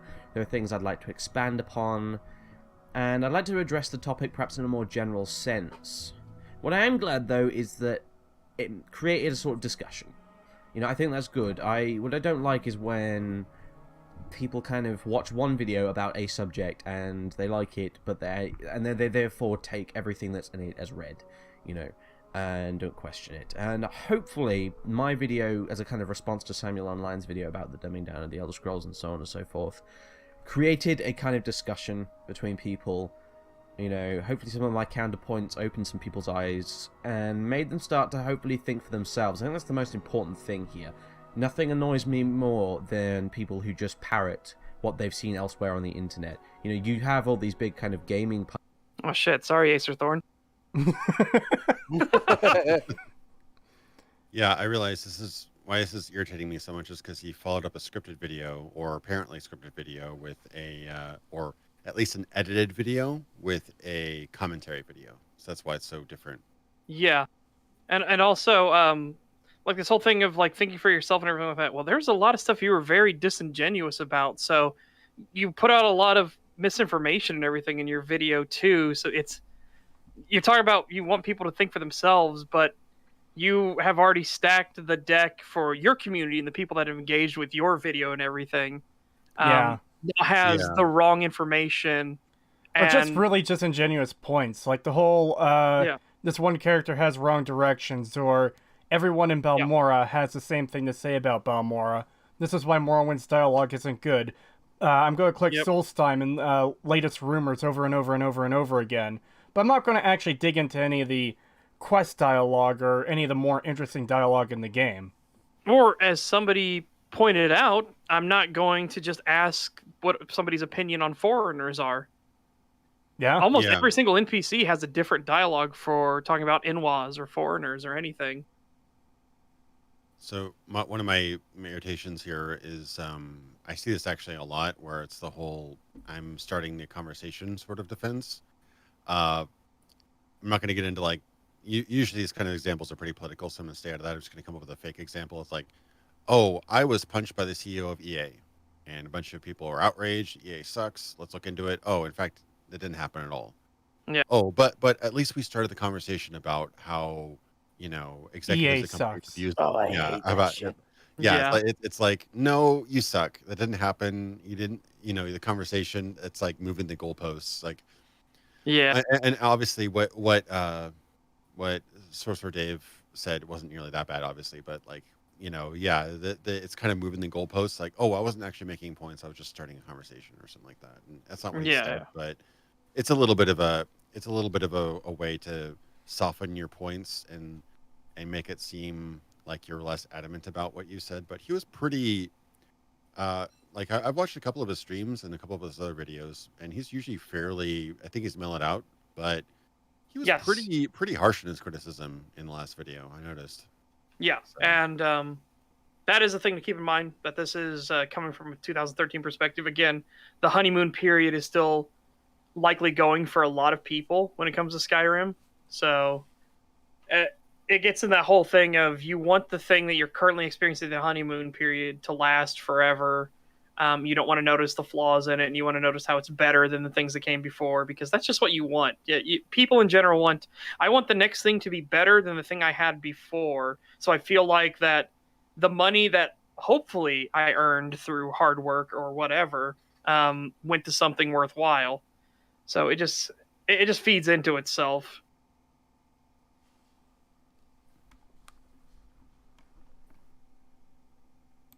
Nothing annoys more than people who just parrot what they've seen elsewhere on the internet. You know, you have all these big kind of gaming pundits, for example, and I'm going a bit off topic here, I know, but whatever. I'm working without the script today, so you have these big gaming pundits, you know, like like people like Yahtzee Croshaw, or, you know, Jim Sterling, or Total Biscuit, or whoever. Okay, so Yahtzee Croshaw, he gets a lot of stuff wrong, so I can agree with that. Make sure you double check with what Yahtzee says. A lot of his stuff seems to be for entertainment first and critique second. Need we remind you the Starbound video for Yahtzee Croshaw, where he said, if every single planet is infinite, then why do you give us the option to go to other planets? That's just stupid, developers. That's dumb. You're dumb. And it's like, that's not what. Oh no. God, I can't believe every planet is infinite. I can't no, believe there's no infinite planet. I can't believe I've just been forced into the position of defending fucking Starbound. The planets are not infinite, they loop around on themselves. So you can walk left or right forever, but the thing is, It If you literally if you loops. put You'll, two torches down you'll to pass mark your those two spot, torches you will again. go back to those two torches. Yeah. Yeah, because it's a planet. You're walking literally from one side to the other. Yeah, and as has been discussed, Jim Sterling has gone fucking crazy. So, I think everybody can kind of see that, he's off his rocker. And Total Biscuit was somebody who was extremely pro-consumer. He was a very much an advocate of consumer rights, and all in all, just in general, very, very good and upstanding person. So, TB, I met him in real life, and he was actually my biggest inspiration for becoming a YouTuber. He's an awesome dude. nice. Yeah, Yeah, rest in peace, Total Biscuit. He was an absolute legend, and he did more for the industry and including for us as consumers than anyone out there. Like his whole PC port thing of going into the options menu and saying this is fucking acceptable. This is a PC game now. Having like options that are generic sliders that don't tell you any information and you only have 4 options, that is not acceptable. And lo and behold, what happens? It started pushing the industry to and now PC options always have everything and it's all spelled out for you and everything. And FOV slider gives you exact fucking like numbers and shit like that, because he's the first one that talked about the FOV slider and the issues with tunnel vision and how it makes people more motion sick, and the issues of FPS being low, like how it is not a debate at all. Higher FPS is better. There is no debate.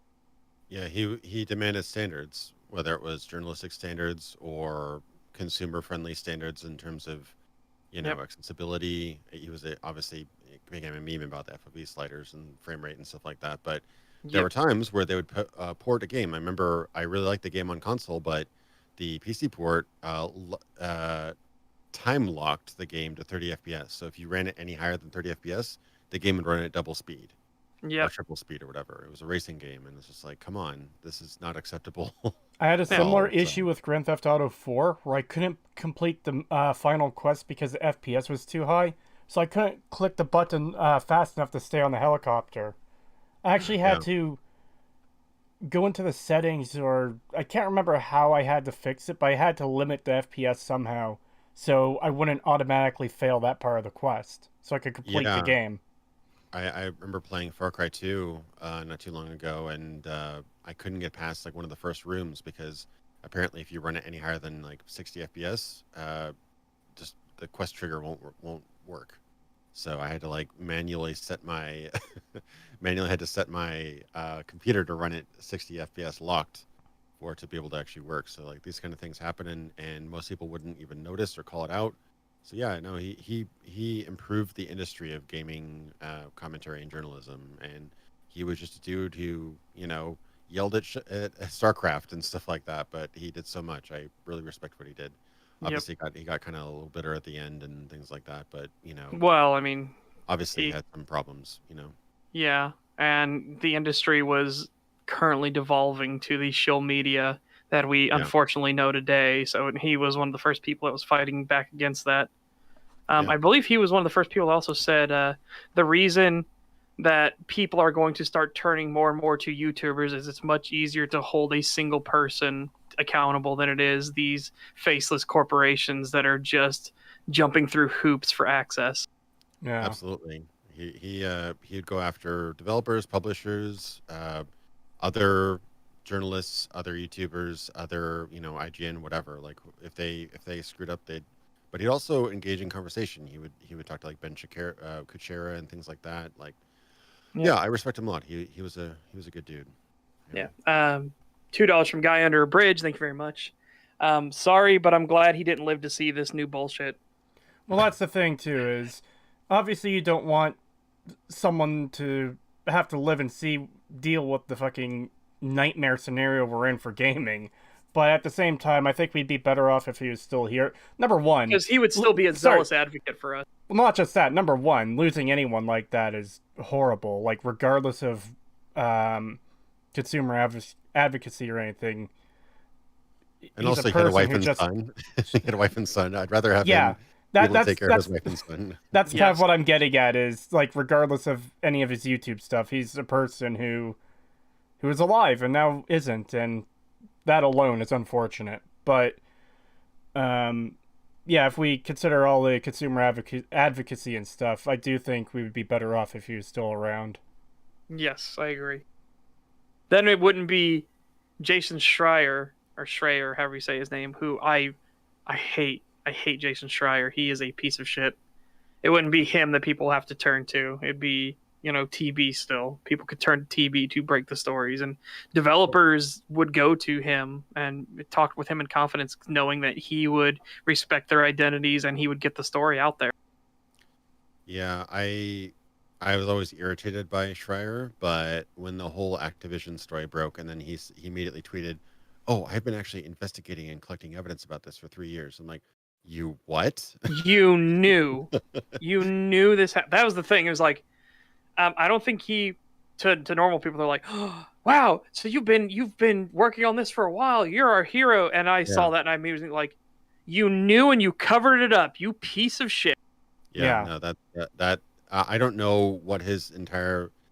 Maybe he was trying to get it, cross-checked or whatever, and do the journalistic standard. But considering all the other shit he's pulled with, leaking things completely unnecessarily just to get, attention, views, his book shilling, whatever. I have a feeling he saw what it would do to his career and decided it wasn't worth it for himself, and that's pretty bad. Or was he the one who leaked? Was he the one who leaked Fallout 4's story before it was released? I believe so. I want to double check that because I don't want to, Yeah. The thing I know he did was he is such a hardcore Bethesda shill that when everyone was talking about how bad the engine was for Fallout 76, he's like, "It's not the engine. The engine, your people are stupid," and shit like that. He did that whole fucking article calling people that talked about how awful Fallout 76 was fucking uncalled. I believe he was involved with the Fallout 4 leak, yeah. All right. And regardless of Fallout 4's quality, that probably shouldn't have happened. Like, if you're leaking genuine issues in the company, or, hey, this game is going to be a fucking piece of shit, then that's one thing, obviously. If you're just leaking the story for a game, that's kind of a dick move. Even if Fallout 4 turned out to be garbage, we didn't know that at the time. If you're under NDA and you're given privy information and you just want to use that to get attention, it's like breaking embargo. That's just a dick move. You're just putting everyone else at a disadvantage, violating the trust of publishers or whatever, just because you want to get some extra clicks or some extra, ad bucks. That's kind of BS. Now, if you found information that's credible that could be that a game developer or publisher is misleading its consumers, and you want to warn them, the consumer advocacy kind of thing, I understand that. I could be behind that, but there's no reason he had to leak that stuff that I can tell. Yeah. Kingaroo said their stream died for a second. The reason I personally hate Jason Schreier is because he is a condescending hypocrite who will kiss ass to get where he is, and he knew about horrifying abuses of power and misconduct, and he covered it up because he liked the company it came from. Because he is just a huge piece of shit. I bet he's going to make another book about it, though. Probably. I'm working with script today, so you have these big gaming pundits, like people like Yahtzee Croshaw or Jim Sterling or Total Biscuit or whoever, and a lot of people follow them quite loyally, and they take pretty much everything they say as read, especially about games that. I also want to point out, I don't know if it's for you guys as well, but is his video really, really like 20 FPS or something? Yeah, it's really bad. It's skipping all over the place. And also, just the graphics are super fucking crusty. I don't know if I just have low resolution on my end. Now, he did let us know that he was a small-time creator, so might not have like the best system or anything like that. But this is like one of those, even if you're just doing this off the cuff, try to get footage that, isn't awful to look at. Yeah. Like, there's that creature right there to the side. I think that's a fox, but that's only because I've played Skyrim. If I've never played this game before, I wouldn't be able to tell what the fuck that thing is. You mean that bush? Okay, on mine it's actually back 2 frames, so it's actually melded in with the bush. It looks like it's part of the bush. It's almost at that point for me here. Yeah, oof. Again, that's just a simple thing. No matter what performance your system has, you can find spots in games that look better than others and everything like that. Or mess with your settings. Just do stuff to make the visual presentation of your videos look really nice too. Oh yeah, no, he really messed up the second video somehow. The first video is in pretty smooth for the most part, 1080p. This one is also quote unquote in 1080p, but it looks awful, and the frame rate's really bad. So I don't know what he did. I mean, Yeah. it shouldn't be a Vegas issue. I think it was a recording issue, but whatever. Whoever, and a lot of people follow them quite loyally, and they take pretty much everything they say as read. God damn it, Chris. Especially about games that they haven't themselves actually played, but they hear what these people have to say about them, and basically just decide, yeah, no, that is my opinion on the game from now on. So, back in the day when we were spoiled for choice from very competent people like you, when we had Adam Sessler and Electronics Playground and EGM and everything, when you were spoiled for choice for really competent critique and everything on games, really you could make easy arguments that, well, we've agreed on pretty much everything I've played, and I then check his reviews. They've played, they saw the same things wrong that I saw. They had the same praises that I had. So I think we have the same mindset, so I can therefore follow what they say. Here into 2013, we were already starting to lose a lot of that. We didn't have extended play anymore. We didn't have Electronics Playground. EGM was gone. You were really starved of choice, and yet you still wanted that same comfort of that. Well, we align on this, therefore we'll probably align on everything else, because it's just easier that way. It's easier just to be like, oh, they don't like it, then I probably won't like it, because your time, everybody's time is valuable. So it's a very easy and human thing to fall into. Is he trying to claim? Is he talking about the audience of people like Samuel Online, or is he trying to complain that Samuel Online is just regurgitating the same talking points? Because Samuel Online has done over 200 streams, or sorry, 200 Let's Plays of Skyrim alone. Well, he's talking about the bigger creators like Jim Sterling and Total Biscuit, where people take what they say at face value, and this is their opinion. This is my opinion now. So. Yeah. What Indigo is getting at is that he had already made claim about Sammy Online earlier in this video, and now he's doing this right after talking about Sammy Online's video. So is he trying to imply that Sammy Online is just parroting stuff from larger creators? Yeah, I mean, I'll say that he's not outright stating it, but this is a response video. This is a second part, quote unquote, of the video that's directly responding to Sammy Online's videos. So it's kind of poisoning the well a little bit, I think, because Samuel Line definitely played Skyrim. I'm sorry. He's got 201 Let's Plays for Skyrim Vanilla. He has a Hearthfire set of Let's Plays. He's got a Dawnguard, a bunch of Dawnguard, at least 40 to 50 of those. So he's definitely played Skyrim quite a bit. Yeah, so to make 200 episodes of a Let's Play, holy shit. Yeah. No. JT Productions has tagged you. Creetosis, have you heard of Young Yeah? Yes, I have. Yeah. I don't know why he's voicing a JoJo character. I hope he doesn't well. It's true. I know. I am very much not a fan of Young Yeah either. He doesn't. When he does his new stuff, he's not very succinct in his points. He doesn't actually get the information across. But two, he is also he's a fanboy and a shill, honestly. If there's something he likes a lot, he'll be really down for it. Like his Fallout 76 coverage is a pretty good example. He was talking about how cool it was when he got all this swag and everything because he was an influencer. And then once everybody started pointing out how everything's wrong, he then came out later and was like, this is terrible and bad. How could they do this after having already, with this video still up, of him praising all the stuff he got because he was an influencer and thank you for the swag and everything. And it's like, oh, that's oof. Yeah, it's not a good look for you, young. Yeah, my argument against him is like he makes pretty much consistently 15 to 30 minute dry commentary videos, and what that's not really his format isn't really my issue. It's Yep. he's almost obnoxiously populist. Like Yes. you could bring up any topic about gaming, and I can tell you what his opinion is, and I don't even have to look at his channel because whatever his opinion is exactly what everybody on Reddit is saying.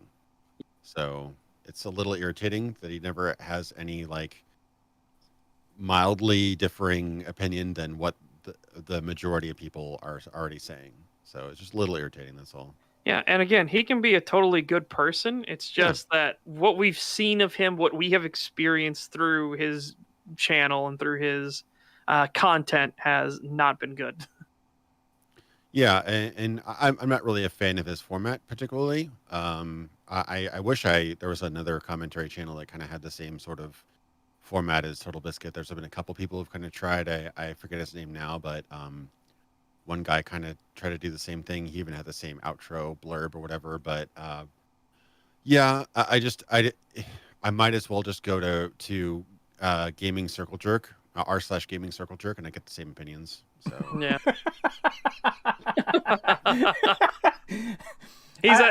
I got a better.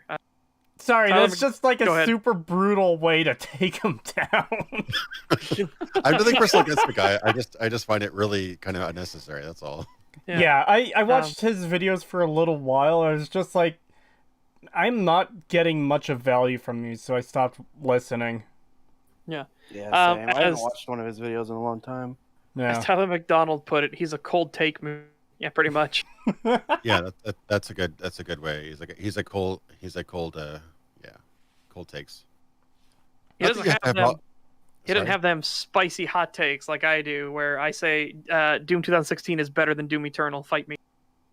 Yeah, I mean, it's not like you have to be contrarian to be honest or truthful or valid, but occasionally the majority has it wrong, and I'd like to see Yes. some people push back on that. Again, if it just seems like you're parroting what the majority says every single time, it's like, okay, what is your take on it though? Yeah. My take is their take. Yeah, oh, okay.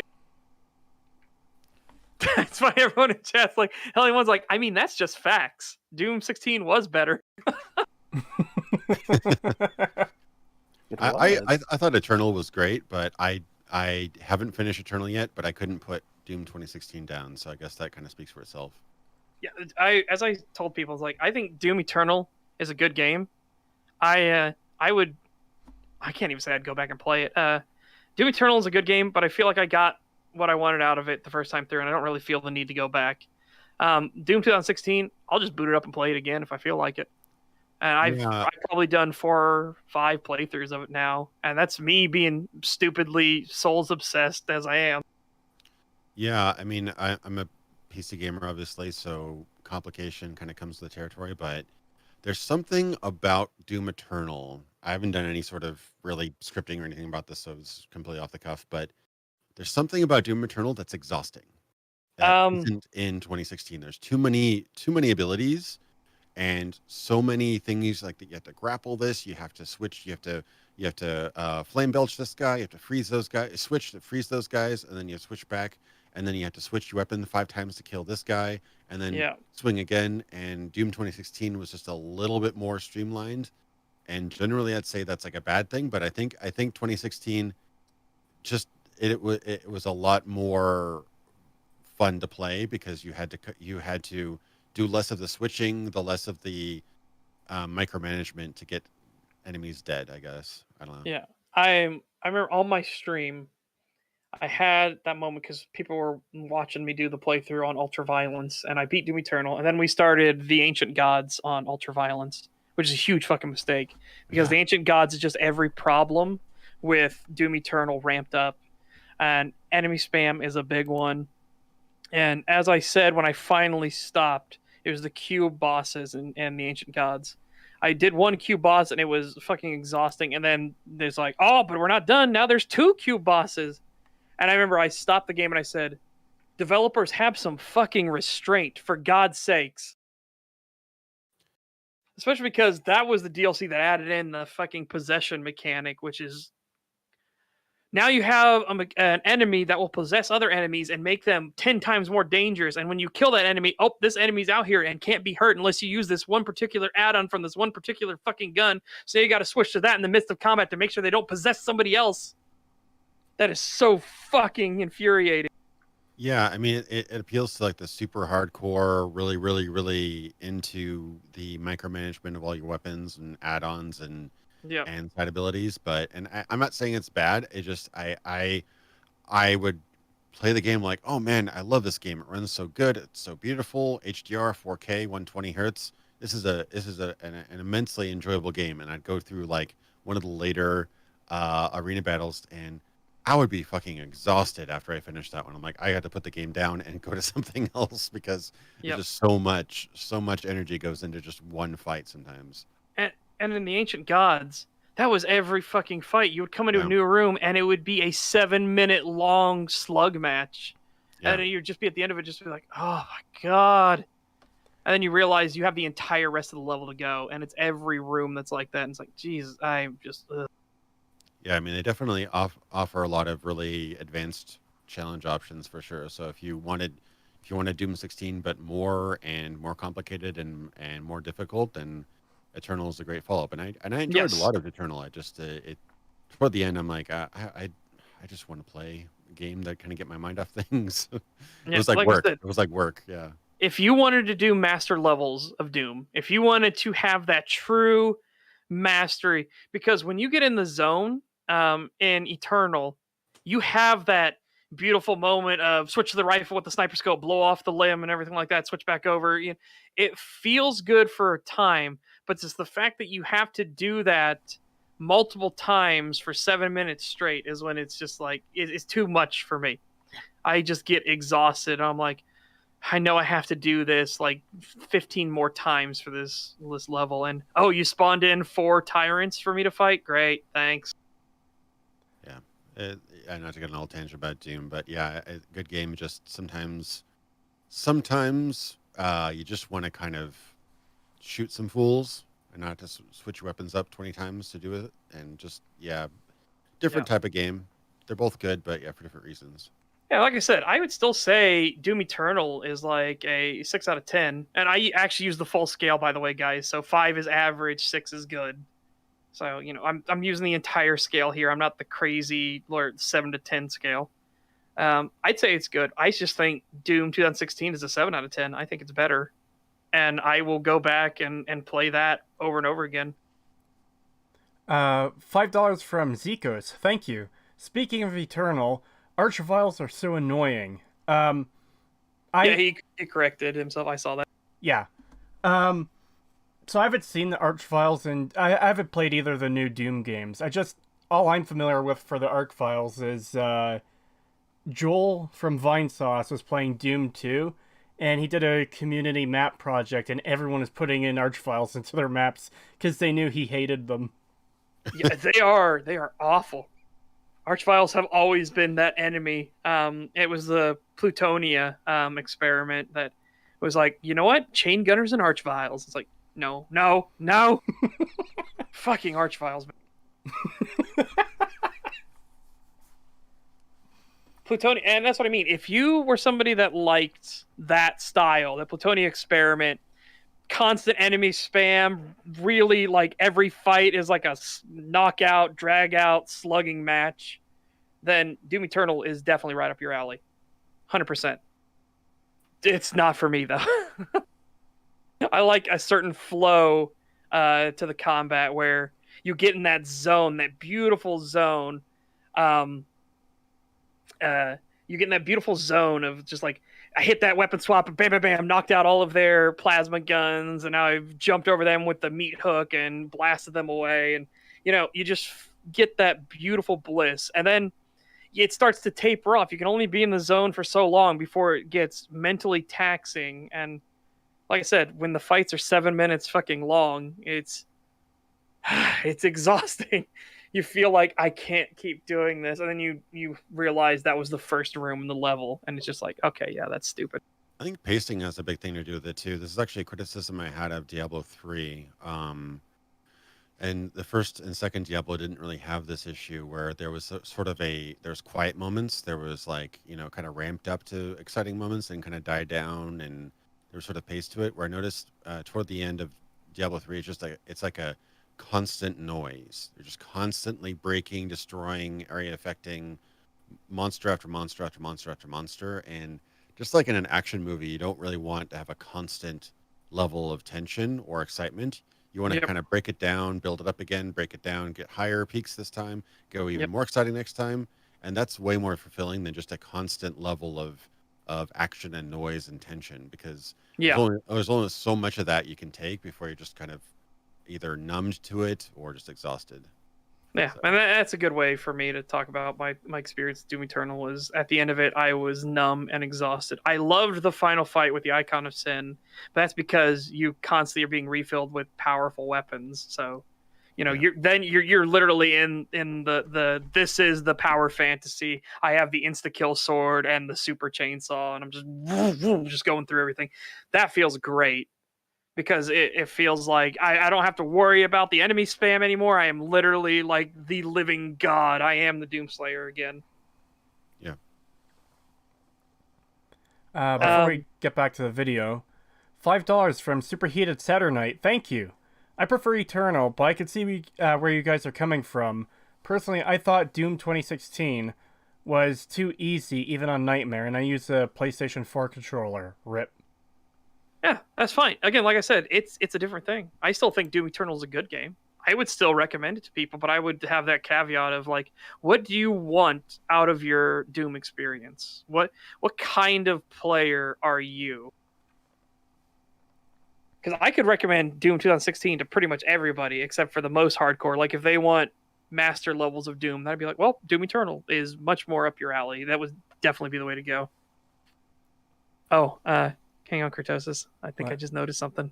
What? Okay, no. I thought that thing you thought was a fox might actually be a sheep. Oh no, it was too. It was running. I'm pretty sure it was a fox. It didn't look. Yeah. I know he passed a couple of goats, but it was not moving in a way sheep would move. Yeah, that's fair. Okay. I'm curious About gay. They haven't. Oh, sorry. Were you starting? No, just to not to get on tangent of Doom again. I'm just curious if they still do this. I remember back in the day on Unreal Tournament, they'd actually slow down the console version by about like I'd say 20% or so to make it work better with consoles and controllers, because they didn't have the same reaction speed as mouse and keyboard users. So I wonder if they still do that because I would say that some of the really, really tough battles I would have a hard time using a controller for in Eternal and even 2016. So I'm wondering if they still do that. I couldn't find any evidence of it. It was just a thought, because I remember distinctly for Unreal Tournament back on like PS2, Xbox, stuff like that, they would always kind of like slow down the game just a bit because that game was so frenetic it wouldn't really work with console controllers. But... Well, we also know that consoles have to use a certain amount of auto aim and aim assist. Like that's just true. Yeah. It just has to. Again, it's not saying that people can't be skilled with it. There are certain games that take it to more extremes than others, but yeah, it's a requirement. You just cannot get the precision that a mouse can get. Yeah, and honestly, like you ever played a game with no console or controller with no auto assist, it makes you feel like you're really bad. Yes. So it feels like an absolute nightmare. And if you want a good example of why they don't like doing cross-platform shooters, Gears of War for Games for Windows Live actually proved why you cannot have console shooter and a PC shooter mix. If you were on the PC, you were a god. You absolutely curb stomped every single person in that game, especially if you had things like the torque bow or the sniper rifle. Easy headshots all the time. Just all the fucking time. There was no contest. I used to have a lot of fun on the original Titanfall because I would for whatever reason I would play at pretty much close to max settings on PC, but use my Xbox controller with the smart gun, my smart pistol, and I would drive people insane. It's a lot of fun. Stop using the smart pistol. Never. Well, it's a ram, but the rams are sheep. They're just whatever. Anyway, I didn't mean to derail it again, but yeah, go ahead. No, it's fine. They haven't themselves really played, but they hear what these people have to say about them and basically just decide, yeah, no, that is my opinion on the game from now on. You know, I haven't played it for myself or anything like that, but that's my decision made for me, and I hate that. And I'd like to think that nobody who watched my video, you know, had that kind of reaction to it. And judging by the incredible influx of comments that I did get on that video, I don't think that's been the case, thankfully. So, yeah. So there's a few points I want to address, you know, mainly things people have brought up in response to my video that I want to address, and there's also a few more general things that I want to talk about as well, which kind of lead on from those points. So, without further ado... Okay, so the first main thing here is regarding the whole immortal NPCs thing. A lot of people responded to this in various different ways, and I'd like to just address some of the points people brought up and address a kind of more to the point. Okay, pausing again because we've gone on a long streak of him just talking. We see his first point's going to be talking about the essential NPCs and everything like that. So it'll be curious what his comment section had said about it enough to get him to do this unscripted response. And let's see if he has a change in his argumentation, or if he would like to further elaborate on what he means. Hopefully it'll be the former, where he understands why essential NPCs are so bad. But we'll see. Also, just want to do a PSA. The S on your keyboard is your friend. If you click on an audio clip and press S, it'll actually split your audio clip in half. Yep. And you can just drag your mouse little cursor over there and then get rid of that just dead air. You can get rid of the dead air. You can get rid of the unnecessary stuff. He's not in front of webcam, so it won't create a jump cut. You can just cut out those like several seconds of just nothing. You know, just filler stuff. Make your video much tighter. So my favorite life hack for Sony Vegas, if you don't know how to set it by default, click on all of your footage, right click it, and press HD, okay, on your keyboard. Just H and then D, because what that does, it will go into switches and then disable resample. Yeah. And that is a godsend, not having resample, because resample is this horrible system that's supposed to help with, I think, data corruption and stuff like that. It's supposed to fix those situations. What it instead does is make ghosting everywhere and makes your video look like shit. That's the first thing you want to disable. You disable resampling in your project settings, and then save that as your default, because resampling ruins gameplay footage. Absolutely ruins it. What it does is basically it takes anything that's outside of the frame rate of the final video and then blends the frames together, and generally it'll just create these weird ghost frames, like you said, where it's two frames blended together. Yep. And not only does it look distracting and ugly, it also really messes up YouTube's compression algorithm. Yeah. Because like for an example, if this right here, if you would click this, you might see there might be two horses, one slightly back and in a different animation, and him sitting on it in a different animation and pose and everything at the same time. And it's shit like that is just like, oof. Yeah, and this is not like a complete, deal breaker or whatever. I just thought I'd point it out. Cut out your filler, make your audio more succinct. Obviously, this isn't scripted, but there's no reason he couldn't have just cut out the stuff that he doesn't need to say. So yes. Yeah, I just do love the fact that to make your videos instantaneously better on Sony Vegas, it's literally pushing HD. Yeah, high definition, baby, HD. Almost got a little bit of the Charlie Penguin Z vibes, like HD, baby, woo! Yeah, woo, HD. Yeah, baby. 120 pixels, baby. Also, this is another small point. I find it incredibly distracting as mouse cursor's on the video. Yes. Oh, I didn't see that. Is it mouse cursor on the video? He leaves it down there, bottom left corner. Well, bottom center. Honestly, it's to the left of the horse. Yeah. He's Oh, left it on God, there that's horrible. in every single shot he's been in. It's been I there. couldn't see it because on Watch Together, the bottom bar seemed to be blocking it or whatever. But now I see it. Yeah, you just gotta get rid of that more videos nonsense. Oh yeah, I now hate see that. it. I see it now.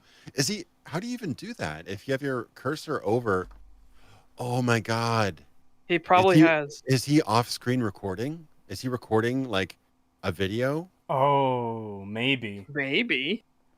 He might 'Cause be like. This might be like what is that? What is that application you can kind of like record your screen with? Captivate or something? do you mean Bandicam? Unregistered Bandicam. Dude, that was such a fucking meme. How many videos did you see on YouTube in the old days? Unregistered Bandicam or unregistered Hypercam 2. It's like, what? Or Fraps. Yeah, Fraps with the Dude, gigantic 30-second frame rate limit. counter. I was a DX Tory man. I'm not gonna lie. I had that that for a was little an bit too. I learned from Spike and Barley actually that DX Tory was decent, but It was so fucking good, but my God, was it Japanese as fuck? It was Also- super complicated, but if you got it right, you could separate all your channels out, which was super cool. But yeah. That was hard for me to set up though. I tried recording gameplay with a friend back in the day, and my God, was it a nightmare using DX Tory and virtual audio cable. So, there's my audio track, there's his audio track, and there's the gameplay audio track. And and I'm also trying to share the gameplay audio with him so he hears what's going on. It's like, my God, what a nightmare through and through to get this to work. Yep. Yeah, it's really nuts. I recommend much easier way of doing that is doing something like what I was doing yesterday. I actually had I have a headset with 2 audio channels on it, voice and gameplay. So what you can do with that is it's basically non-virtual audio channels where you set something like Discord to your voice channel only. Then you set your gameplay to gameplay. And if you set up right, you can just use something really vanilla like NVIDIA Experience Record or whatever, and you'll get clean gameplay with audio without any of the voice. So that's what I recommend. It's really, really simple. Wow. What I do for mine, if I want to get somebody else's audio commentary as well, because the mic will automatically have its own channel, I just separate. It's in your settings for your sound. You can tell your system to have different audio channels. Your actual computer. I want my headphones to be independent audio from my speakers, and it is a nice way to get 3 audio channels. So you have your mic, your headphones, and then your speakers. Yeah, that's actually that's another alternative way to do it. If you only have a standard headset, you could set your speakers to your main audio and set Discord to your headset. That way, you won't really hear the gameplay very well, but you'll be able to record separately from the game. My headset's kind of a little expensive, so it has 2 built-in channels, so I can actually fade between voice and gameplay. Lord it over us, poverty percent. Okay. I'm sure there's probably cheaper headsets that do the same thing, but it's pretty handy. Like I was doing yesterday, where I had a podcast going. I was recording through my mic, and I was talking through my mic on Discord while recording clean gameplay without any of that other audio from the voices. So it was like, it's nice to have. It's nice to have occasionally. Yeah. Oni Plays is the only Let's Play I can watch that isn't like, hello children, welcome back to Among Us Part 52. Check out Spike and Barley. They're my all-time fucking favorite. I have issues with Oni Plays, but it's because of his bizarre standards for Space Station 13. I love Space Station 13. I play the shit out of Space Station 13. It's just really crazy. His standards are that it's a game. It's just a game. So I'm going to try to metacoms and do grief and everything like that, and it's totally fine. I don't care about everyone else. Like, no, that's you should totally look into how other people want to play. Like, what are the server rules? Just obey the rules and then do all the shit within the rules.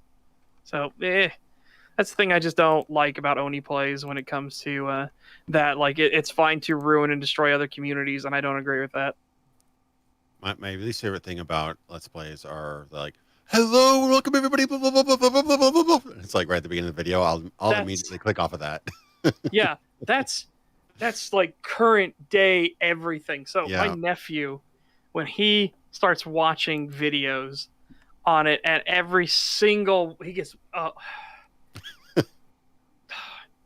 hello and welcome everybody to the Minecraft series number 15. We're going into the Nether, baby. And it's like, no. That shit is cancer. What the fuck is up with certain YouTubers too that feel like they have to yell everything they're saying? Yeah, it It's gets just excitement and extremely obnoxious. it just shows the attention span and their user base. They just need that sort of completely unnatural excitement throughout the whole entire thing. But it's funny. I saw a meme which I completely agree with, like where you're looking up a walkthrough of a game because you're stuck and you're like, you watch a video and it's like, 720p, bored, depressive, suicide-inducing voiceover, low-quality mic. Yes, right at home, perfect.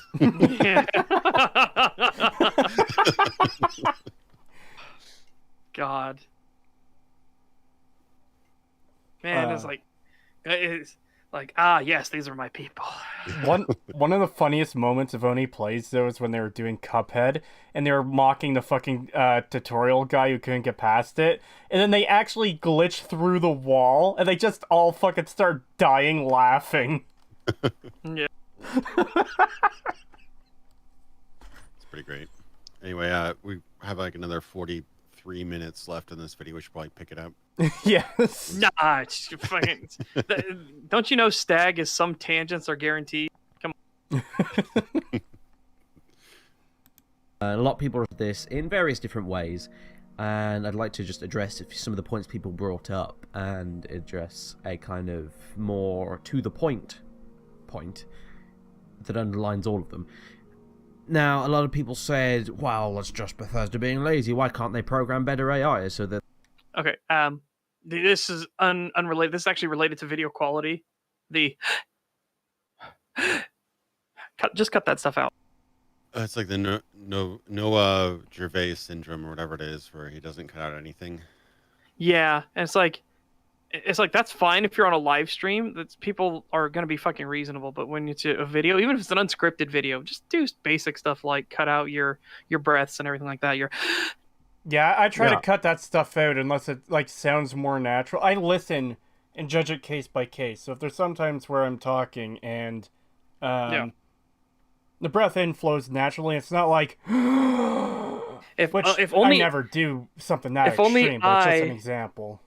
If only I with my tizomeres can hear the in between each sentence, then I'll fucking leave it. Yeah. I mean, I'll give the guy a break. My first videos were really awful. I don't know how long he'd been a YouTuber by this point. Well, he said he was a relatively small channel at the time. So he was talking about how he would get like 500 views, which, that's where my channel's basically at. So I totally get where he's coming from. It's a small, tiny channel.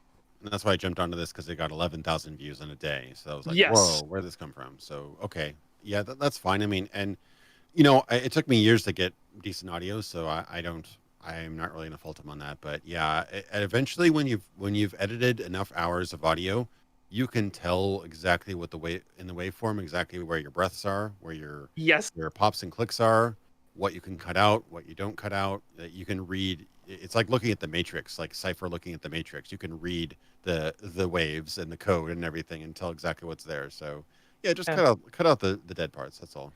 And the number one rule for everybody doing audio is if you see a brick wall in your fucking timeline, you fucked up. That needs to be gone. Yeah. And also just quickly, apparently I missed a super chat by Peace is Never an Option. Sorry about that.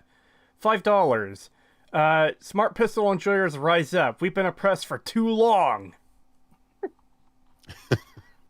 I assume that's a Doom thing, because that was back during the Doom discussion. No, that was Titanfall. Okay. All right. But yeah, again, I just noticed the breathing more, because I was paying attention to what he said, and then I just heard the... So...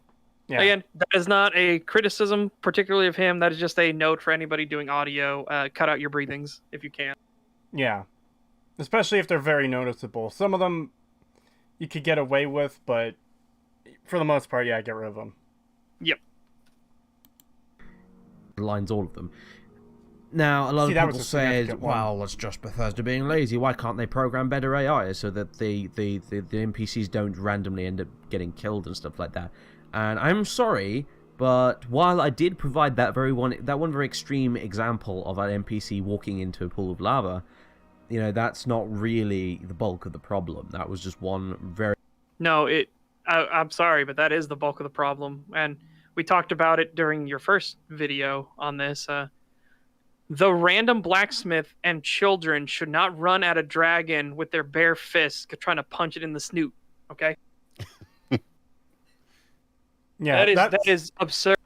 That's something people have been memeing on pretty much since Skyrim came out. How many different comics are there talking about how, yeah, the blacks... Or not just comics, but people making jokes, people making joke videos where, yeah, the local blacksmith is going up to punch a dragon.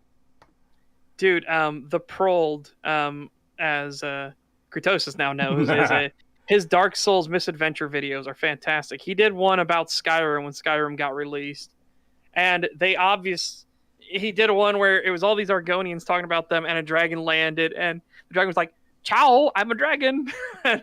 All the Argonians like, "Oh, it's a dragon! What do we do?" And then they all run straight at it. Like, even the one that has a mobility walker is slowly coming up to it, and it just starts smacking it over and over again. And the dragon's screaming like, "Oh, this hurts!" While the main character's just looking on, watching. The dragon falls over, and they're like, "Praise our heroes! They beat the dragon!" I mean, they're just looking at it like, "What?" Yeah,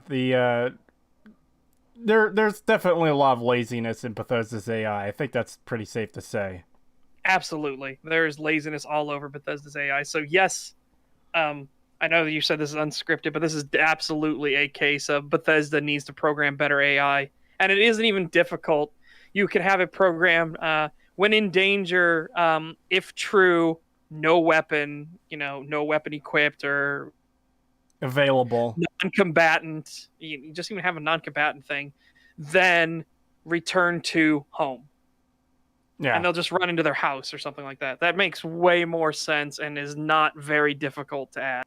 Yeah. Yeah, you could just add like a sort of a cowardice feature. Just, yeah, like binary, like you said, just, evade, run away from battle if, your power level does, lesser than blah. Yeah. Or like I said, if you just have And- non-combatant, like if the merchant put the non-combatant tag on them, if it's a child, non-combatant tag on them, and then anything shows up like a fucking dragon, have it check, okay, dragon has shown up, combatants charge, non-combatants return to home. Yeah, and my issue is kind of God, what was I going to say? Completely forgotten. Gotta hit when this happens. Oh God. Well, while you're thinking about that, the Gabo Jones, who message retracted because he typoed, but he said, "My God, you people pointing out the mouse cursor." Yeah, it's hard to not notice. It is extremely distracting.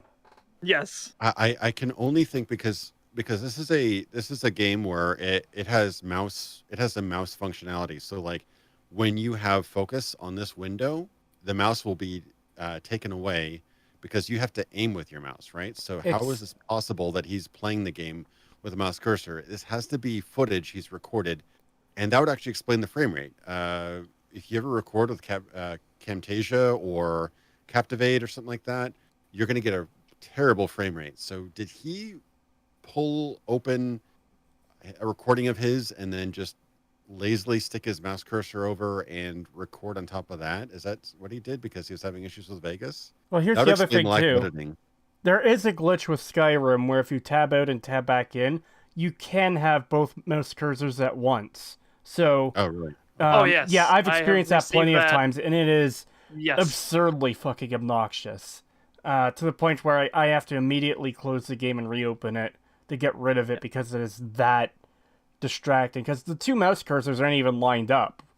Like if Yeah. you're in a menu. Well, they are lined up to an extent. There is a point where both of them will meet, but because they're slightly different, they will shoot off at different angles, and it is so fucking infuriating. Yeah, it is. It is like I start seeing red when that shit happens. Oh god, but and it happens. The most frustrating thing I've ever had was I was streaming a 2005 2006 game, and whenever I would move the mouse too fast, my mouse cursor would go just beyond the edges of the screen, and it would flick me back to desktop. Yes. It drove me absolutely nuts. I've had that too, and that's annoying.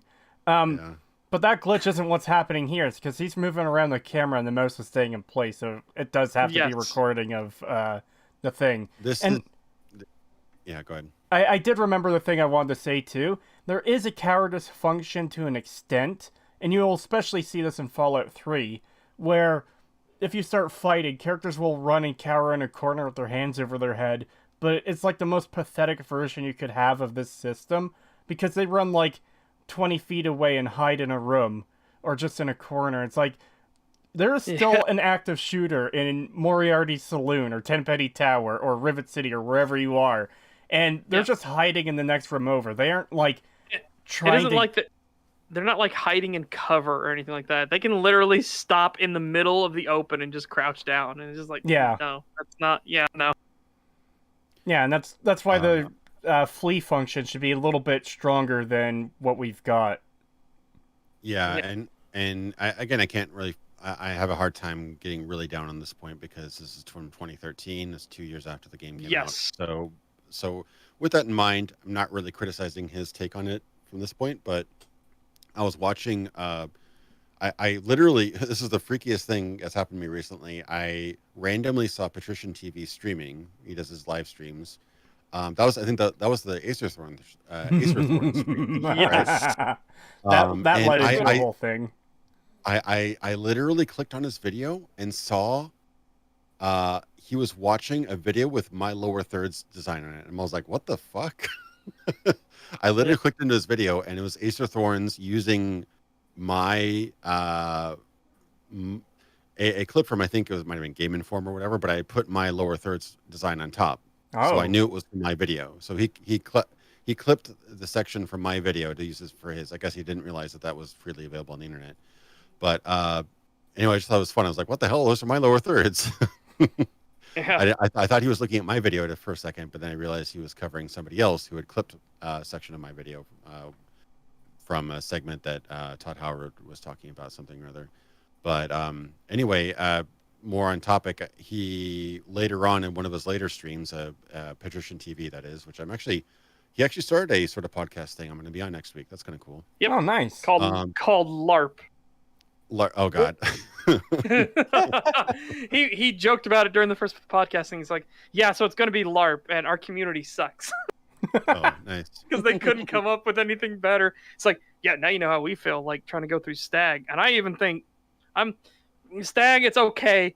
I just don't like the abject garbage part of it. But I mean, it's not inaccurate. Yeah, unfortunately, for what we could suggest. But I swear to God, we will cover something good one day. That day is just not today. Yeah. Well, this could be good still. He hasn't been super awful yet, so. You should do what EFEP did one day, where they just after like a really terrible video, they just watched a video from Ahoy. Yes. And everybody was like, they were just like, "This video is so great." Yes. Dude, I've suggested that in the past, but then Kree's like, "But no, we can't do that." I mean, it's hard because you just want to watch the whole thing. Like, there's really nothing to say. His videos are freaking top tier. So yeah, that's... when they were talking about the Cult 1911 and what made it so iconic and everything, it was like, oh yes. And just his voice too is like the Cult, unimitable, so and so, and it's just like, oh God, just talk to me about anything, will you? Yeah. Even his vlogs, he sounds great in. Rags getting hot, I know me as a gun nut as well. I was like, yes. But talk dirty to me. That's kind of the thing why I don't want to put on That's the thing about why I don't want to put on a good video though, is because I don't want to be Hassan Pikering it. I don't want to be like, no, true.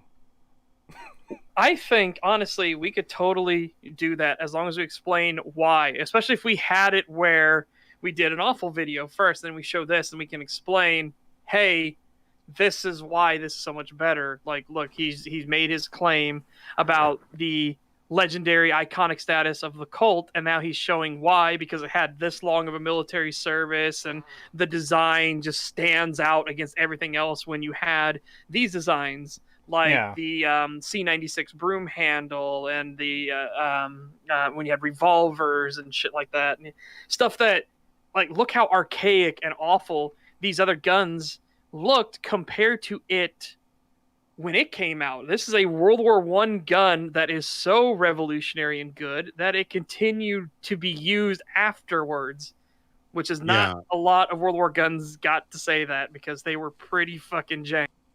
Yeah, that would be super interesting. He's occasionally covered things that other people have covered either before or after. I remember distinctly he did the best video about Polybius that you could probably ever make. Yeah. And I think a few months later, probably completely unrelated or completely coincidental, I think Angry Video Game Nerd did a video about Polybius. And, you know, I like James Rolfe, but you know, they're so different. So Yes. I don't know if there's been occasional times, like I think somebody else did a retrospective of, for example, The Secret of Monkey Island.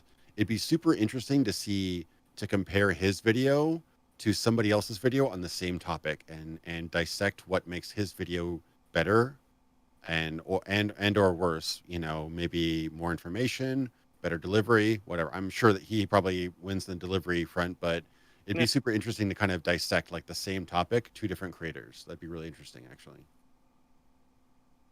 I would agree. Absolutely. But I still went off tangent. I meant to say that one of Patrician TV's streams was looking at, for life of me, I can't remember the name of the channel, but it was this experimental AI, and they were demonstrating this AI in Skyrim. I'm sure that it was developed after 2013, so obviously I'm not going to criticize Sorcerer Dave for not knowing about that, but it was crazy how frenetic and interesting the battles were, because enemies are using like team tactics and healing each other and creating, like, they were flanking and all this other stuff. It was really, really cool to see the potential of the AI in Skyrim. So, and that was a debate I had on another stream.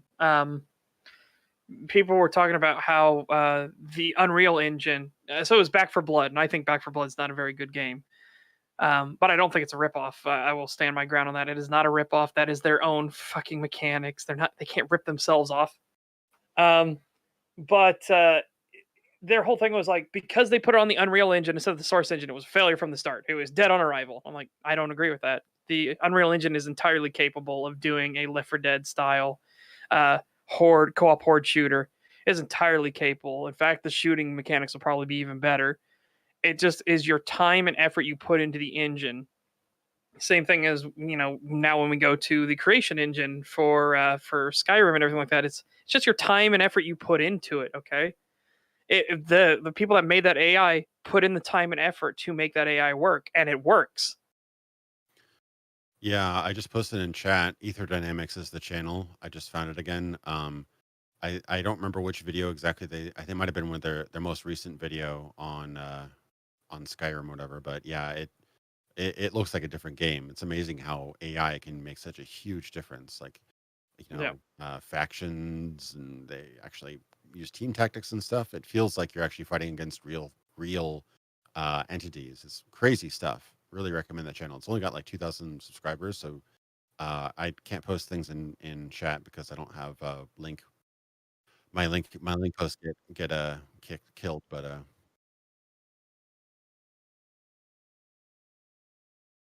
yeah, I don't want to work. It'll be easy.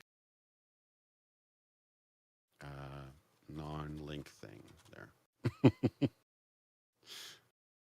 Mountain Blade scale battles and the Elder Scrolls would be pretty tight. Dude, that would be fucking awesome. Having an actual, like, siege. Oh. That's what we're supposed to get with Kingdom Come. Unfortunately, that was scaled back. But that final battle. yeah. I have not played it personally myself, but I saw the Kroby Cat video of the Yeah, me too. final battle and how awesome it was going to be and everything, and then it's like 5 people. It's like, oh, oof. Yeah, Yeah. cool. I will copy that link. Here is the cool AI channel that shows the potential of AI in Skyrim. Hopefully that's not too long. Same, because actually that could have been a good point in our mechanics video of showing the AI differences, like things you could have done, because the fucking Battle of Whiterun is probably one of my biggest fucking annoyances in all of Skyrim. That was so bad because the invading AI is programmed to go for the objectives and not actually fight unless you like knock it off its track. And on legendary difficulty, because of how awful the damage and everything is, they will get to all the objectives before you can do anything about it. It is fucking horrible. Yeah, it's weird how much AI makes a difference. It almost makes the game, well, he's playing it in third person some of this time, but it almost makes the game feel more like Dark Souls. It's kind of weird because Dark Souls Yeah. actually has like patterns and animations Yeah. and movements and things. Yeah, it's pretty cool stuff. That's the thing. I'm so looking forward to doing this Dark Souls video. I'm really, really looking forward to it. Oh, yeah, that's weird. It is weird. Yeah. Do you have it set to top chat or We're on live live chat. chat? Yeah, I'm on.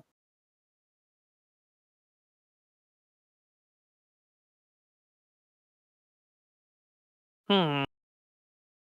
Yeah, I don't know. I see the little wrench near my name, so I don't know. Anyway, Can you link it in our Discord chat and I will already did. try? Already did, yeah. It's in that. Oh, actually, oops. No, actually, that's the wrong Discord. Sorry about that. Damn it, I was muted again. I posted on my my own Discord. I'm done. It's okay, people in chat. You didn't miss anything important from me while I was muted. His was what? It... Yeah. But back to the topic of the AI in these games. We talked about it pretty extensively last time, but there are so many alternative options rather than just making all the NPCs essential. Like, I'm sorry, but making an NPC immortal because their quest important is the laziest option you could have done. Yes. Because you could do the moral one thing where you can kill them, but the game tells you, hey, you fucked up, reload a save if you want to be able to complete the game. Or the thing I said, and this is obviously different from what Setch is going to say, but the whole detect where damage is coming from. So if an NPC is important, only the player can kill that NPC. Other NPCs wouldn't be able to kill them. That's just one workaround that still has you have the option of being able to kill those NPCs if you want to. And we know this is a thing they could do because apparently that's already a system in Skyrim. There's protected NPCs and there's essential NPCs. And protected can only be killed by the player. Then there's Setch's whole thing where, you should be able to kill everyone, but the story should take that into consideration where, okay, so maybe this character has a replacement, or if such and such a character dies, you have to do something else to complete the quest as a result. Or, as my example I used last time was, how interesting would that make the world? You go on a quest and you just get sent over the hills, and just randomly, to showcase that this is a war, there should be fucking fighting going on, you come back to that city and that city got attacked while you were gone.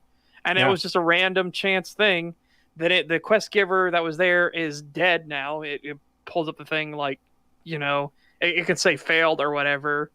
It doesn't matter. But now you see that they've been murdered because the war is going on. The city is burning and they're dragging off the survivors onto wagons. My only problem with it saying failed is that the player will think that they messed something up and that they're supposed to do something else. So the way to get around that is just giving the player the option, do I want to go after the group that was kidnapped and try and save them? Or my involvement in this is done. I'm just going to leave. I don't care anymore. You know? Yeah. And how much more interesting. And like I said, you could that actually weaves itself into the narrative. So it's just a good way to work in the fact that there's supposed to be a war going on in Skyrim. Good fucking luck ever seeing any sort of conflict except for the rare, super rare spawn of 3 Stormcloaks versus 3 Imperials out of nowhere. Here's a crazy idea. How about you make a very, very difficult to do, time-consuming / resource-heavy way of resurrecting essential NPCs, so you can kill them permanently, but you might be able to get like their soul or something, and you can bring that to like a super high level priest who, if you give him the right spell components or whatever, he can revive that character. So it punishes the player for doing such a thing, but doesn't completely end the game. That'd be kind of an interesting idea. I don't know. Yeah. Yeah. You could work with that. Or you could have something similar with Morrowind with the back path where you jury ray Wraithguard. Like, there's so many different options you could do. It's not just, let's make them immortal, and that's the end of it. So PTRD41 says, I agree with Cree on this. Killing off the quest giver without any participation from the player is kind of a sucker punch. That's what I want. I want you to have where the world feels like it's alive and you're not the only one doing everything and it doesn't revolve entirely around you. So you get those sucker punches of things that happen and you're like, oh, fuck. You know, because it makes you feel more grounded. It's not as much of a mindless power fantasy that Skyrim currently is. Yeah. And that's just my take on it. I much prefer systems where the world feels more thought out and integrated together and everything, which Skyrim's does not.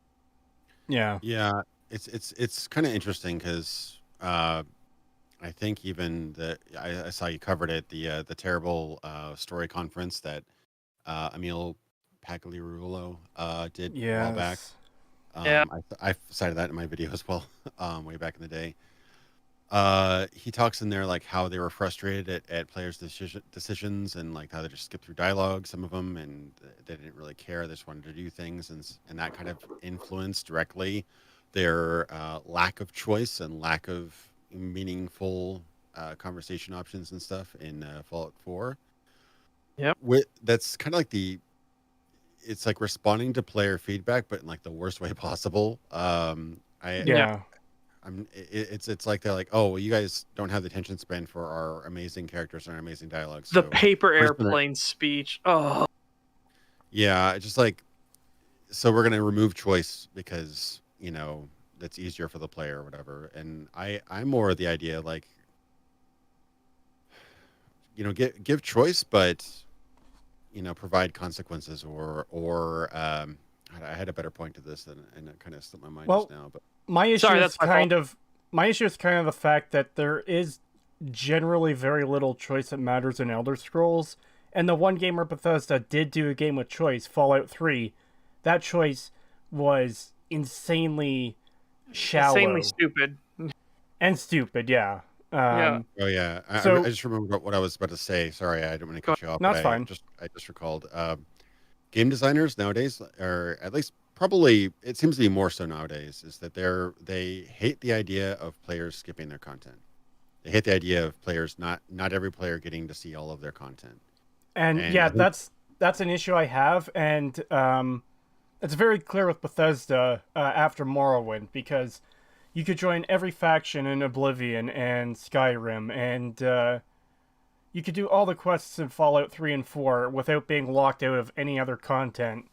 And that just seems a bit silly to me. I really like the faction conflicts in Morrowind. I wish that stuff went a lot deeper in Morrowind, and I wish they expanded upon it in future games.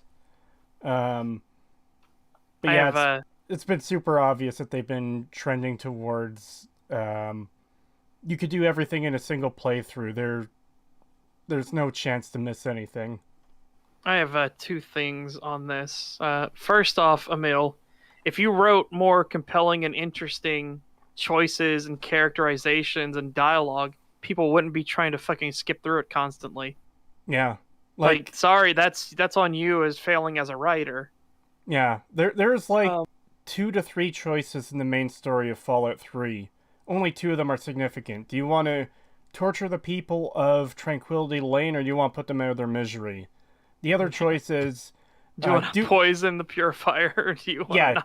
Do I want to poison the water or not? And you kind of have one other choice. Do I want to kill Eden or not? Whether you kill Eden or not is completely irrelevant to anything. It doesn't matter in the slightest, so why should I care? And my second thing involves the super chat. So yes, I deco the tricky with $5 super chat. Thank you very much. Says Devil's Advocate. Companion's quest line actually does this. Kodiak dies while you're out on a quest. No, that is I was going to not get the to same that. thing. Yeah, I was going to get to that because that whole thing with the companions is scripted. He dies every single time. There's no variation, there's no variance, there's no random element. It's not a sucker punch because it happens every single time, no matter what, without fail. You literally can't do anything to change that. Yeah, what Setch is kind of more referring to is, let's say on every Wednesday, Jarl Balgruuf goes deer hunting, and then one time he randomly gets mauled to death by a mountain lion, or a pack of wolves, or whatever.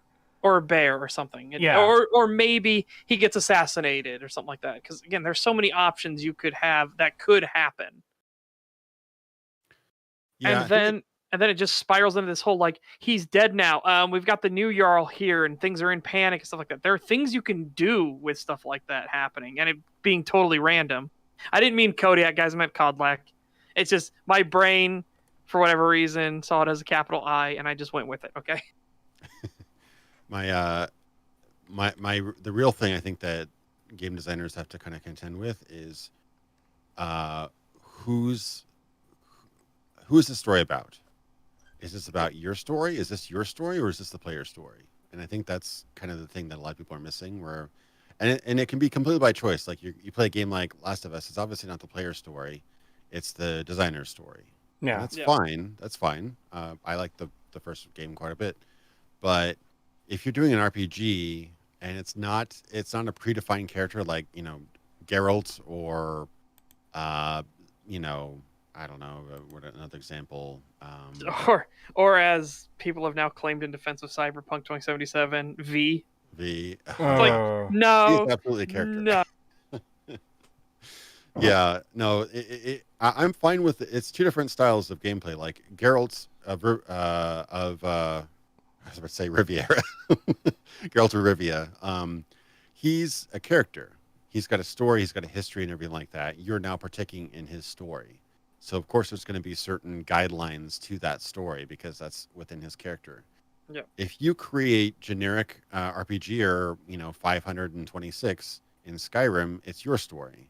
So why are you telling us what our story is, Like you're going to provide a scenario just like a DM would in Dungeons and Dragons or any other game. You provide the parameters, and the player creates their story. So, I will latch onto this and point out, like, one of the games that has had one of the biggest cult followings ever has this where the entire thing is revolved around the player's story. It's called Dwarf Fortress. It is not scripted in the slightest. Yeah.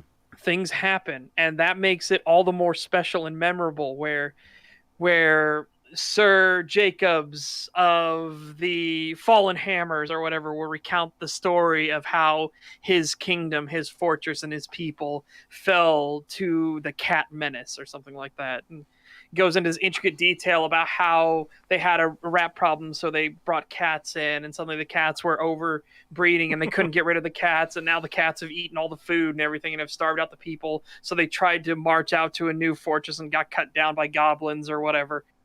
And it's like, that is special and more compelling because that was that guy's experience. That is personal to him.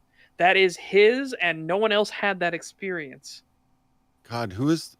Oh no, that just reminded me of the video we covered before with Perturbed Pedro talking about like I went and talked to a dog, and he's actually a Daedra and stuff like that. I'm like, everybody's That seen is this scripted. experience. Yeah, that is. Yeah, everyone Everybody's That is experienced scripted. that. In fact, it's so scripted that the second you arrive in Falkreath, the guard comes up to you. Hey, have you seen a dog about? The local blacksmith has been looking for him.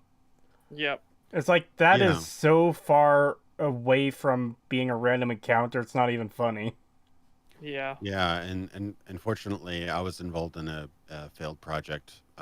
Well, they're still going on. I left because it wasn't going anywhere at the time. But what we were trying to do is basically take that sort of simulation stuff and put it into a first-person RPG where you would have factions and kingdoms and machinations running under the hood, kind of like a game like Dwarf Fortress or what have you, or even kingdom fights such as like Crusader Kings and things like that. Yeah. But you were experiencing it as a first-person RPG player, which I think there's so much potential there. Obviously, There one thing really is is. Oh very yeah, like the under the hood interplay between kingdoms with trading or wars going on, or like I could just imagine that kind of game right now. You spawn into a game and it generates all these kingdoms, and there's certain alliances in play. There's certain like bad blood history between different kingdoms and nations, everything, and anything could happen. Like you could be on the brink of a civil war, or just oh god, I really wish for something like that to exist. Yeah. Yeah. There's Seth Zentach did a video about Dwarf Fortress, and this just tangentially reminded me of what we were talking about. It reminded me of and then my stone carver carved a brand new mural, and when I checked the mural, it was a picture of my stone carver on the mural stabbing to death another dwarf member, and then he immediately went and he murdered the other dwarf member in the picture by stabbing him to death. So obviously it was premeditated. So That's amazing. it's like, I love that's that just kind of yeah, I love that kind of level of simulation. If you could tap into any like 10% of that, I mean that's essentially kind of like what Shadow Mordor tried to do, try to have some sort of system yes, that's outside of your direct influence. Like so many RPGs just have they might as well be automatons that have their brains switched off as soon as you leave the room. Yeah, I would pretty much love what to, we get with Skyrim. actually, Mountain Blade tries to do the same thing with kingdoms fighting each other and battling and taking each other hostage, and the ransom is too high, which offends the other kingdom, and now there's a full war going on, and shit like that. That stuff's really fucking good. yeah, the commenters are talking about various different like roguelikes and things like that. I have Caves of Kud or whatever it is. I haven't tried it out yet, and I've heard that there's like a sort of a post-apocalyptic roguelike that's supposed to be really, really advanced. Obviously, it's like very, very text-based ASCII or whatever. But I've been Yes, wanting that's to. the oh fuck. I think Seth covered that too, didn't he? Yes. And he was talking about the stories of like how he was an investment banker in the swamps and everything like that. I know Mandalore Gaming, I believe, covered it as well. Yeah, I've been wanting to get into those more. Obviously, they're very time consuming, but that I think that's kind of like the future of gaming. I'd like to see, not necessarily the presentation, but the sort of potential there, because that's you get into like full like I remember reading about the cats and the rat story, and that's bordering on world simulation. That's insane stuff. Yeah. And That's my thing I love about Dwarf Fortress is the fact that it actually generates history. Yeah. It generates you can set how much you want of it, but like you can set 300 years and it will do 300 years of murders, betrayals, new gods rising, worshippers coming to this, the cult getting wiped out. Now it's a forgotten god that is like influencing the world from the shadows because it's pissed that nobody is doing it anymore, and this leads to some assassin or saboteur knocking off the king of this other country, which causes them to go to war with their two neighbors. And it is fascinating. It is genuinely an amazing experience. If you have any sort of like love of history or things like that, oh, that shit is just so good. I Yeah. would love a first-person RPG version of that. And just to expand on the idea, like, again, you spawn all these different kingdoms. The king, his council, the queen, the what do they call the mage that they keep around in Skyrim? It's like the house mage or something. They all have their own different like personality. Court mage, A court wizard. court wizard. Yeah, they all have their mage, too, different that works. like personality traits or possibility that maybe the court wizard is scheming to get power or just whatever. There's infinite possibilities. Kurochi got the zombie one, which is Cataclysm Dark Days Ahead. Thank you. I kept thinking of Death Road to Canada because of the lettering and everything. But yeah, no, Cataclysm Dark Days Ahead is the game.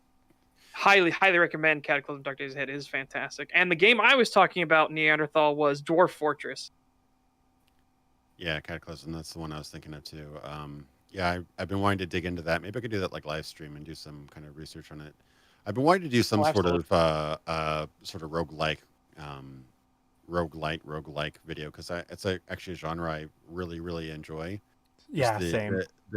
because I like the permanence of it.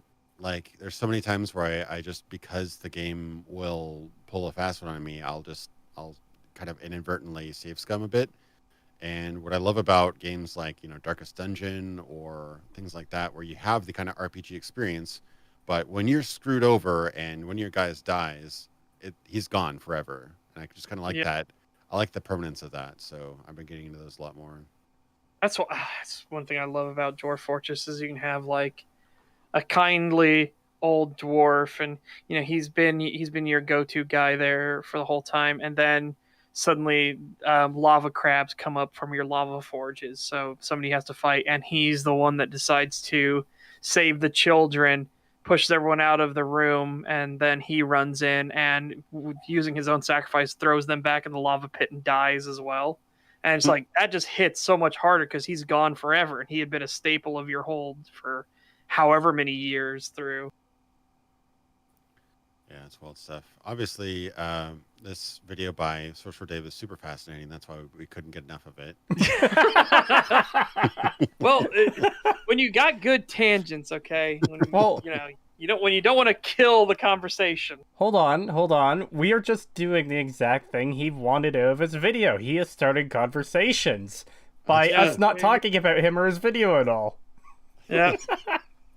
Do I like the diggy hole? I do enjoy Minecraft a lot, and I have actually been recently getting into Minecraft world building servers, which on my stream the other day I was talking about this resource war between these two kingdoms on a Minecraft server, and how it's spiraled into like an entire conflict with UN style peacekeepers from a third neutral party and everything, and trench warfare and everything. It was fucking fascinating.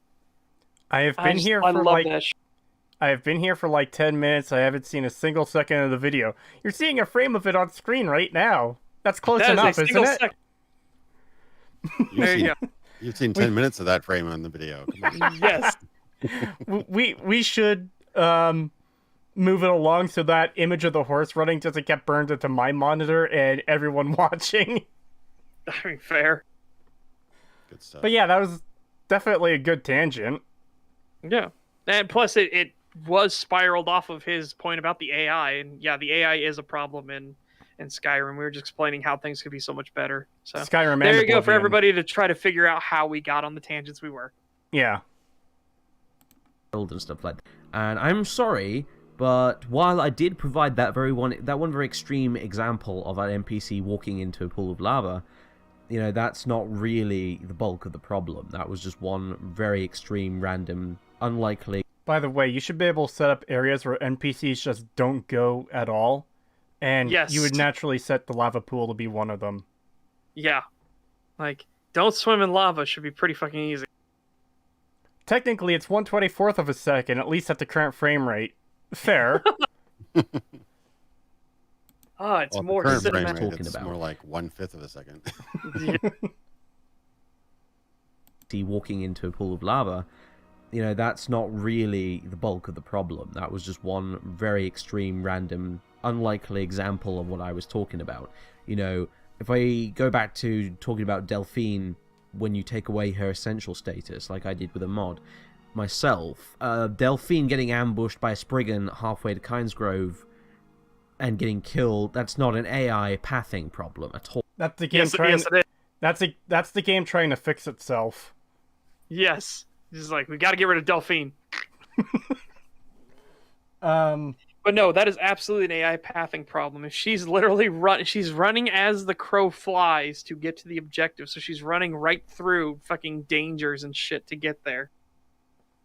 And that is an AI pathing problem. I want to point out too, regardless of NPC immortality or not, shit like that is annoying. If I'm trying to travel to a location with a character, and they stop to run off and go kill mud crabs or whatever other threat they run into, sometimes that gets annoying. Yeah. That actually gets very annoying. You shouldn't have come here again! And it's like a mud crab walking across the road. Yeah.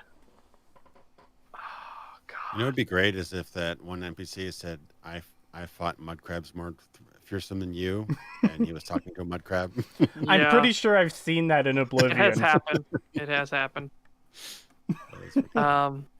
Dude, that just reminds me of the fucking naked guy who shows up to beat your ass. I challenge you to a wizard duel. Well, I don't want a wizard duel. Ha! You can't back out from a wizard challenge. Have at thee. And it's like, dude, you're fucking naked and you're throwing spells at me. Then if you use any spells that are like bound weapons, I thought this was a magic duel. I thought this was a magic duel. I thought this was a magic duel. Well, yeah, sorry, AI's fucking Skyrim's programming is shit. Well, that's the problem, is they don't count bound weapons as being magic fighting, but that seems a bit silly to me. Yeah, it is really fucking absurd. They should be able to program in a way to differentiate between, okay, so this is a regular sword, and this is a magically enchanted, summoned, conjurated item. Yeah. Okay. Bulk of the problem was just one very extreme, random, unlikely example of what I was talking about. If I go back to talking about Delphine, when you take away... Oh, no. Void memes, he can be naked. He actually has a chance to spawn naked. And we saw it on my stream. He spawned naked in fucking Riften and attacked me. I encountered him once, and he did have clothes when he spawned for me, but yeah.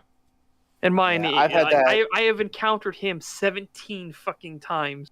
I am so sick of this damn magic challenge in PC. Yeah, I fucking hate him. He's so annoying. And yeah, I've had him show up multiple times naked. It is so stupid. I hate him so much.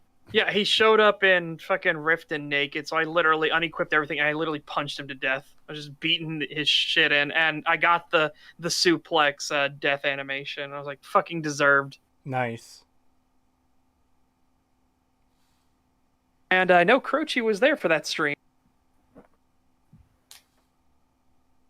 Random, unlikely example of what I was talking about. If I go back to talking about Delphine, when you take away her essential status, like I did with a mod, myself, Delphine getting ambushed by a Spriggan halfway to Kynesgrove and getting killed, that's not an AI pathing problem at all. That just isn't. It's simply the case that there was a Spriggan on the road where she was traveling perfectly normally with no errors or anything like that, and she got killed by it because the Spriggan was too powerful. That is what happened. That has nothing to do with Bethesda's AI. They have enough trouble as it is, I imagine. That is literally a problem with Bethesda's AI. Yeah. If it's too powerful for her, why is she sitting there still trying to fight it? Just run. So this is all we have to do is just invite Bella Delphine out on the road and get attacked by Spriggans, and we'll be rid of her forever? Yeah. I wish. I fucking wish, too, because, good God, the blades are awful in Skyrim. Oh, yes, they are. I hate them so much. Esbern isn't as bad as Delphine is. Delphine is we're over 2 hours. Delphine is a fucking cunt. $2 super chat from Guy Under a Bridge, thank you very much. Unlootable faction armor bugs out like that too, lol. Oh. Yeah, so here's an issue. The Spriggan's pathing an AI is putting it out on the fucking road, and then Delphine is not running on the road. I can guarantee you that because I've seen how the AI fucking works. Delphine's AI should have a thing where, like, don't fight the fucking Spriggan or run from it if you're clearly too weak to fucking fight it. Yeah, there should be a check for how powerful each character is, and a check for whether they fight or not. Oh, it's really, yeah. I'm sorry. This is a problem with Bethesda's program. Some fucking blade killed by a walking tree. Yeah, pretty much. With no errors or anything like that, and she got killed by it because the Spriggan was too powerful. That is what happened. That has nothing to do with Bethesda's AI. They have enough trouble as it is, I imagine, coding AI for hundreds and hundreds of NPCs across an entire freaking province. Okay, that behave properly. Because remember, you don't let me do it. God damn it! I was letting you do it, and then it went on for longer.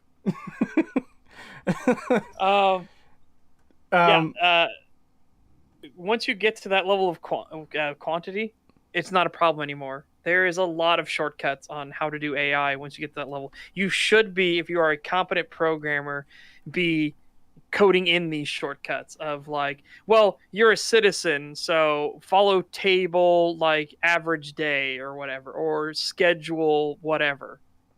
Well, if you're actually having to hand go into every single AI and make the entire table for what you need to program in, that's a problem of Bethesda being shit developers, yes.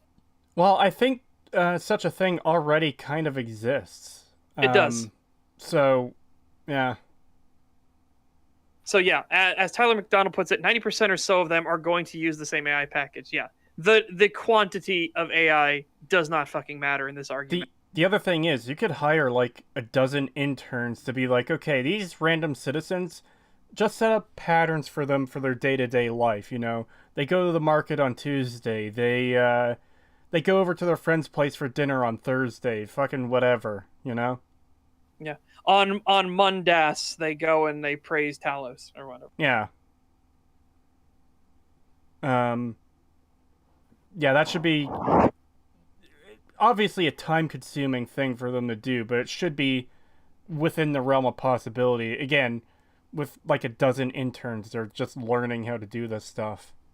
Well, as I was saying, if you are a competent programmer, you're going to put in like packages and folder systems. You're gonna basically have systems to call to instead. So that way you don't have to handcraft every single NPC. You're like, okay, what is this NPC? Okay, soldier. All right, so we will give them the soldier AI thing, which will give them fighting and these skills and that stats, and this is what they'll do in danger situations. Okay, and now we will program in, they will be a night guard, so we will give them the nighttime package. And they will be out and about at nighttime. And not just that, setting flags for different areas too. So like, okay, so this character goes to the inn every Sunday night for a beer. Well, you could set up, okay, this location, that location, and these locations are the nearby inns within range that the character could go to for their drink on Sunday night. Rather than specifically saying, oh, this NPC is going to the Bannered Mare, or whatever it's called, every Sunday night. Yeah. And same with the guard post thing and everything else. There's so many ways to do this that they just aren't. Yep. They did that with Oblivion and had to dumb them down because they were too friggin' smart and would get shanked for stealing food. No. It wasn't because they were too smart. It's because they were actually too stupid. So what happened was, for whatever reason, as part of this system, they had to tie in that, oh, well, they need to eat bread. They need to drink water, such and such. So, well, now they're out. Well, now I got to go to the store and buy it. So they will go and they will buy it. Now they've done it perfectly legal and everything like that. So now they will eat their bread and they will drink their water. And they're like, oh, I got to go get some more because my hunger routine has started again. So now, again, their gold amount is still just going down and down and down and down because they aren't smart enough to go get more gold or set up a system where NPCs generate gold naturally. Yeah, then they will go. That's something we talked about last time, where Bethesda could just set it up so the NPC doesn't even need gold in their inventory. The game will just do a check. Is this an NPC buying food? Yes, okay, so we'll play an animation of them, like, handing over a gold pouch and getting food in return. Yes. They don't even physically need gold in their inventory for this to work. So they would go back with their last little septums, and they would get their stuff, and they would eat their water and drink their bread, and then they would go back because, oh, my hunger routine is gone. And again, this entire time, it hasn't been generating them gold because it doesn't matter if they're a merchant or anything. They don't have gold with them. So they go to buy it. They can't get it, but it's like, well, danger, warning, bread, water, needed, absolutely needed. So they take it, and now they've done a theft. It's because their AI is too stupid that it caused these problems. Yeah, I remember. Did you ever watch that panel sort of talk with? God, it's been years. I forgot his name now. Bruce Nesmith. He's been in the design team since I think Daggerfall or whatever. He's been a long time at Bethesda. He did a whole talk about AI and how they're trying to, you know, like Todd was really hawking the whole Radiant AI system for Oblivion. Obviously, they've rolled back on basically being completely scripted. There was no really real Radiant AI to speak of. But they tried it again with Skyrim, and some of the stories, I tend to believe Bruce Nesmith a bit more than Todd, since he's a bit more of a designer, and I get the idea that he was more hands-on than Todd. Todd was more of like a directorial role. Yeah. But he was talking about some kind of stuff that they tried out, and Todd would always kind of scale it back. Like Bruce was kind of fighting for more. He actually wanted to make the Radiant Quest system, as it's called in Skyrim, the entire game quest system. Like that, the Radiant Quest would be the main quest. Ooh, that's ambitious. Yeah, ambitious as hell, and I love the idea. But, I do too. We should put a quick caveat on that. It would be more complex than the Radiant quests we actually got in Skyrim. Oh, yeah, no, they're incredibly complicated, way more complicated than what they actually did, and apparently they're running into issues with it as well. Like I tend to believe the anecdotes he said. Like apparently he said that they had all these kind of responses that NPCs would do to player actions. Like, for example, they would add a response that if the player was near a town and dropped an item, an NPC might see them do that and walk over them and engage with them about this dropped item. It's like, oh, you dropped this or whatever, right? But apparently it was just too responsive at first. So like somebody would like drop an item because they're over encumbered, and the whole city would just like crowd on them. It's like, oh my god, did you drop this? How is it? And they start like fighting each other and stuff. Like it would go crazy. Oh my god. Yeah. It sounds Dude, cool, but it obviously has to be really balanced. Yeah. Yeah. That I just remember. God, that just sounds like it'd be a perfect fucking comic. I know there's one like it where guy is like walking with a big bag of loot and something drops out, and like as it shows a slow frame each panel of it, like the item falling closer and closer to the ground. It hits the ground, and every single NPC, they suddenly show a panel of them, their heads go. Yeah, all their heads turn and look at it the exact same time. And they all kick like their doors open and run out into the streets. They're running towards the camera. Well, so, yeah, I mean, you've dropped stuff in Riften, right? And seen what happens when you do that. Oh. It is hilarious. Fucking, what's her name? I can't remember her name. The chick that sends you to go get Grimsever. Like, almost always her. A couple of people will walk up and be like, hey, someone dropped this. That's mine. No, it's mine. And she pulls out her axe and just splits the person in half and takes it. So, see, that seems like they might have been inspired by that original system, but that seems scripted now. So it looks like they probably were. It seems like they did probably the same thing they did with Oblivion, which they had all these great ideas and great plans. And just like Peter Molyneux would when he's hawking his games, it seems like Todd Howard basically branded it. Oh, it's Radiant AI. It's this brand new technology. And then they realized it didn't quite work. And so they just kind of scaled it back and hit it with scripts. This is why you don't overpromise your game. Yeah. I'd be totally down if this kind of falls within your caveat. It's not really like abject garbage, but I just posted in chat the video from Bruce Nesmith. It's a little dry, but he talks about some really cool ideas. And I remember mentioning that in my Elder Scrolls video I did back in 2018, is that like I would love to see a team with resources enough to like hire high-end AI programmers and stuff Yeah. to kind of realize some of these ideas, because I think one of the big problems that Bethesda has is they're very kind of like internalized. They don't really look outside of their own realm when making games. Like they could really use new talent, new ideas, new designers, things like that. They're still working with like a lot of the same core people, and I think that some new blood could really kind of freshen things up. So Yeah, it'd I be agree. interesting to see. Now we could check that video out at some point. Yeah, it's a long one. I just hit play on it to see how long it was. It's a long. Yeah, it's a Oh, long one. It is a bit dry, but there's some cool stuff in there. all right. So $20 super chat from Master Choff. Thank you. Thank you very much. Choff, we need you, by the way. Been really enjoying listening to the streams while I'm out doing cleanups. Keep up the great work. Oh, you all deserve the best. Well, thank you very much. It's appreciated. Yeah. Yeah, the main They reason... don't look outside the Gamebryo engine. The main reason I wanted to get that caveat in was because the Radiant quests we do have in Skyrim are very, very simplistic, and I can only imagine the original scope they wanted for them was so much more deeper than what we actually got. Yes. And also, yay, Indigo Gaming's things work now. Woo! Nice. I was just now notified that I'm a moderator. Oh, Wow. Okay. we nice. did that Wow. like an hour ago. I know. Yeah, what Yeah. the fuck? Maybe that's why I couldn't delete those messages. Oh, Maybe. because I had added you too soon? Like Yeah. you added me, and then I went to go do it and couldn't do it. All I gotta say is get fucked. Fucking ruthless. All right. Coding AI for hundreds and hundreds of NPCs across an entire freaking province, and making them all behave properly. Because remember, since the Radiant engine, or whatever you want to call it, has kind of come out, they're now rendering AI behavior that's happening off screen.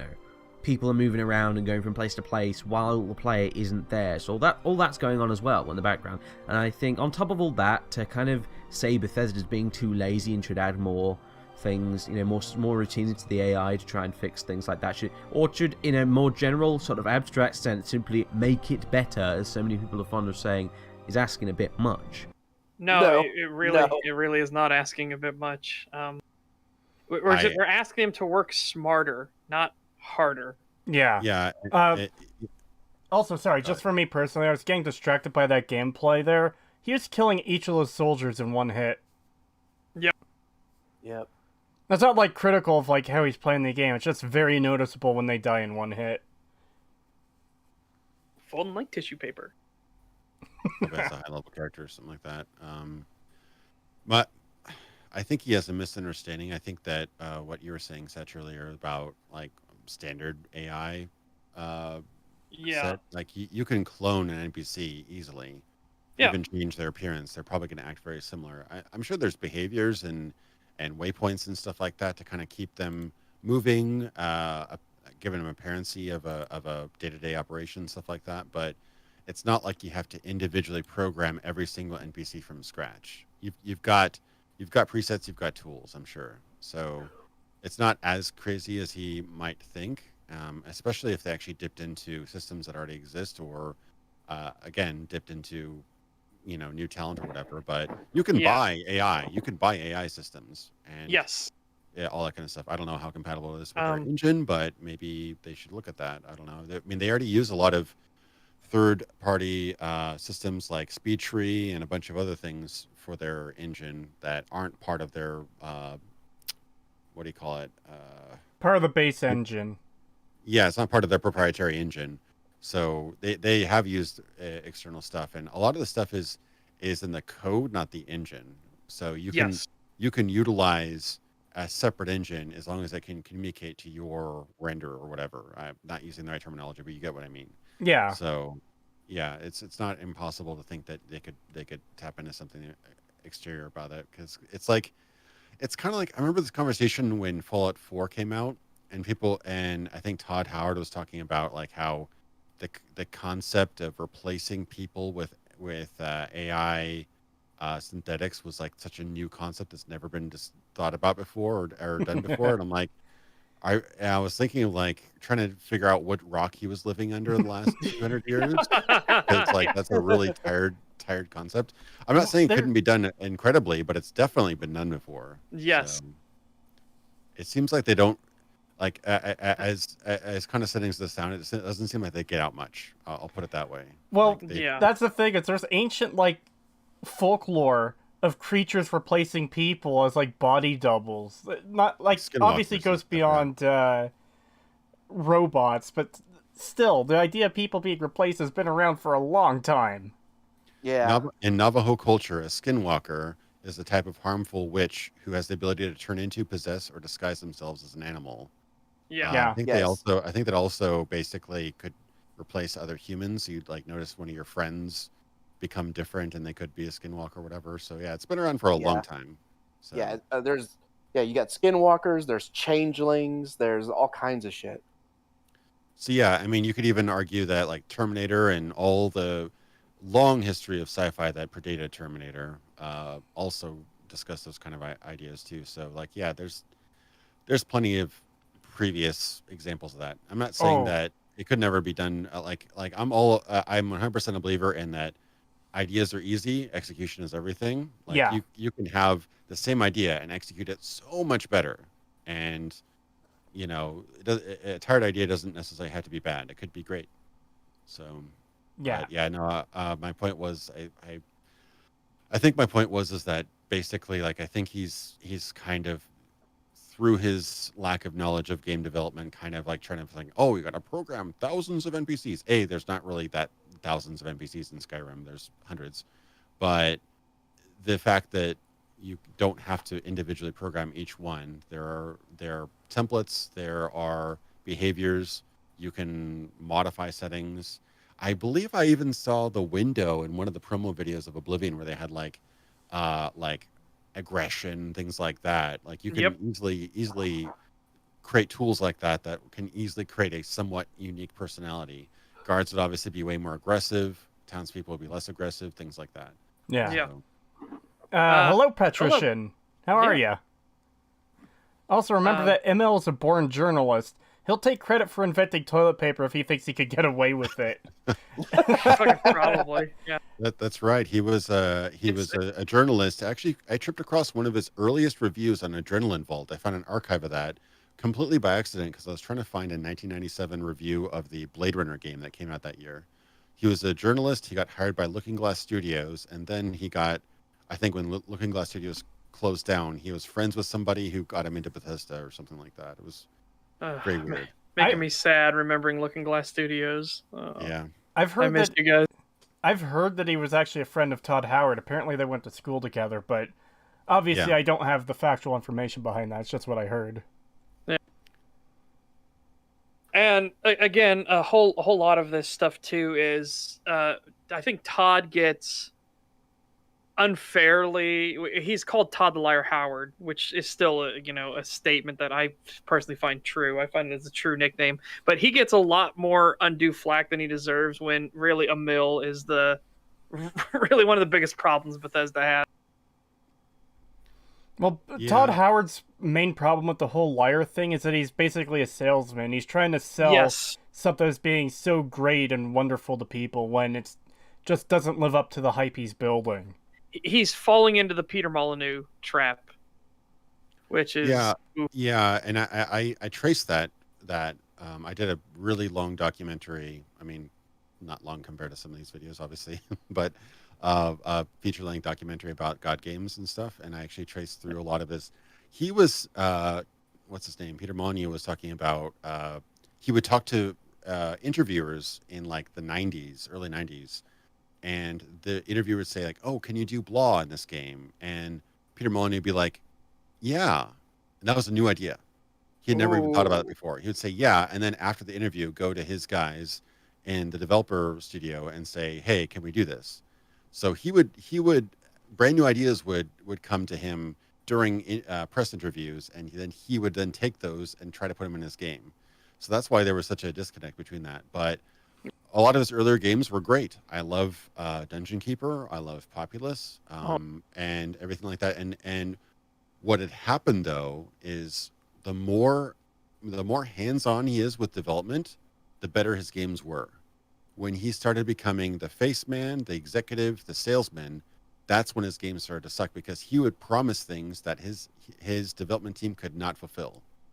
So when he was a programmer, he was the real deal for a while, and he made Black and White from the with his team from the ground up. I mean, he obviously was an executive, but Yeah. he was obviously hands-on in development, programming, all that kind of stuff, design. But Well, that's as he got bigger and bigger, like he probably didn't really do much nitty-gritty work on Fable. He was probably a manager. So Oh God, the fucking drop an acorn and see a tree grow in real time. yeah, But it's the same story that we saw with Hello Games and Sean Murray. He wasn't normally a front man, but he became the front man for the company and had to be the PR guy, and he would get flustered in this thing. That's why I like Yes Woman's Land video from Internet Historian so much. Was it was showing like he wasn't intentionally meaning to lie, but he's so awkward and flustered in the thing, he didn't want to disappoint the people he was talking with. So you could see him like awkwardly like, yeah, yes, sort of things in the interviews and stuff. And his whole thing is he's good at is programming and tightening the belt, just getting down to work and fixing bug fixing and everything like that. That's what he excels at. So when No Man's Sky came out and it was an absolute fucking disaster, he made the right call of don't talk to anybody, don't do press interviews, don't say anything. We're going to buckle down and we're going to do what we know we can do, which is we know we can program and we can just fix this. We will just fix this, and people will understand if we stay silent and we just fix the game. yeah. You'll notice the kind of stereotype of the sweating developer who's being interviewed by the press about some hot button game, and they can't talk about certain things. They've been told their exact list of things they can and can't talk about. And those are the kind of guys who are actually working in the game, and they know they can't talk about stuff that hasn't been locked down yet. Yes. But the real danger comes in the executives who kind of have a little bit more free reign.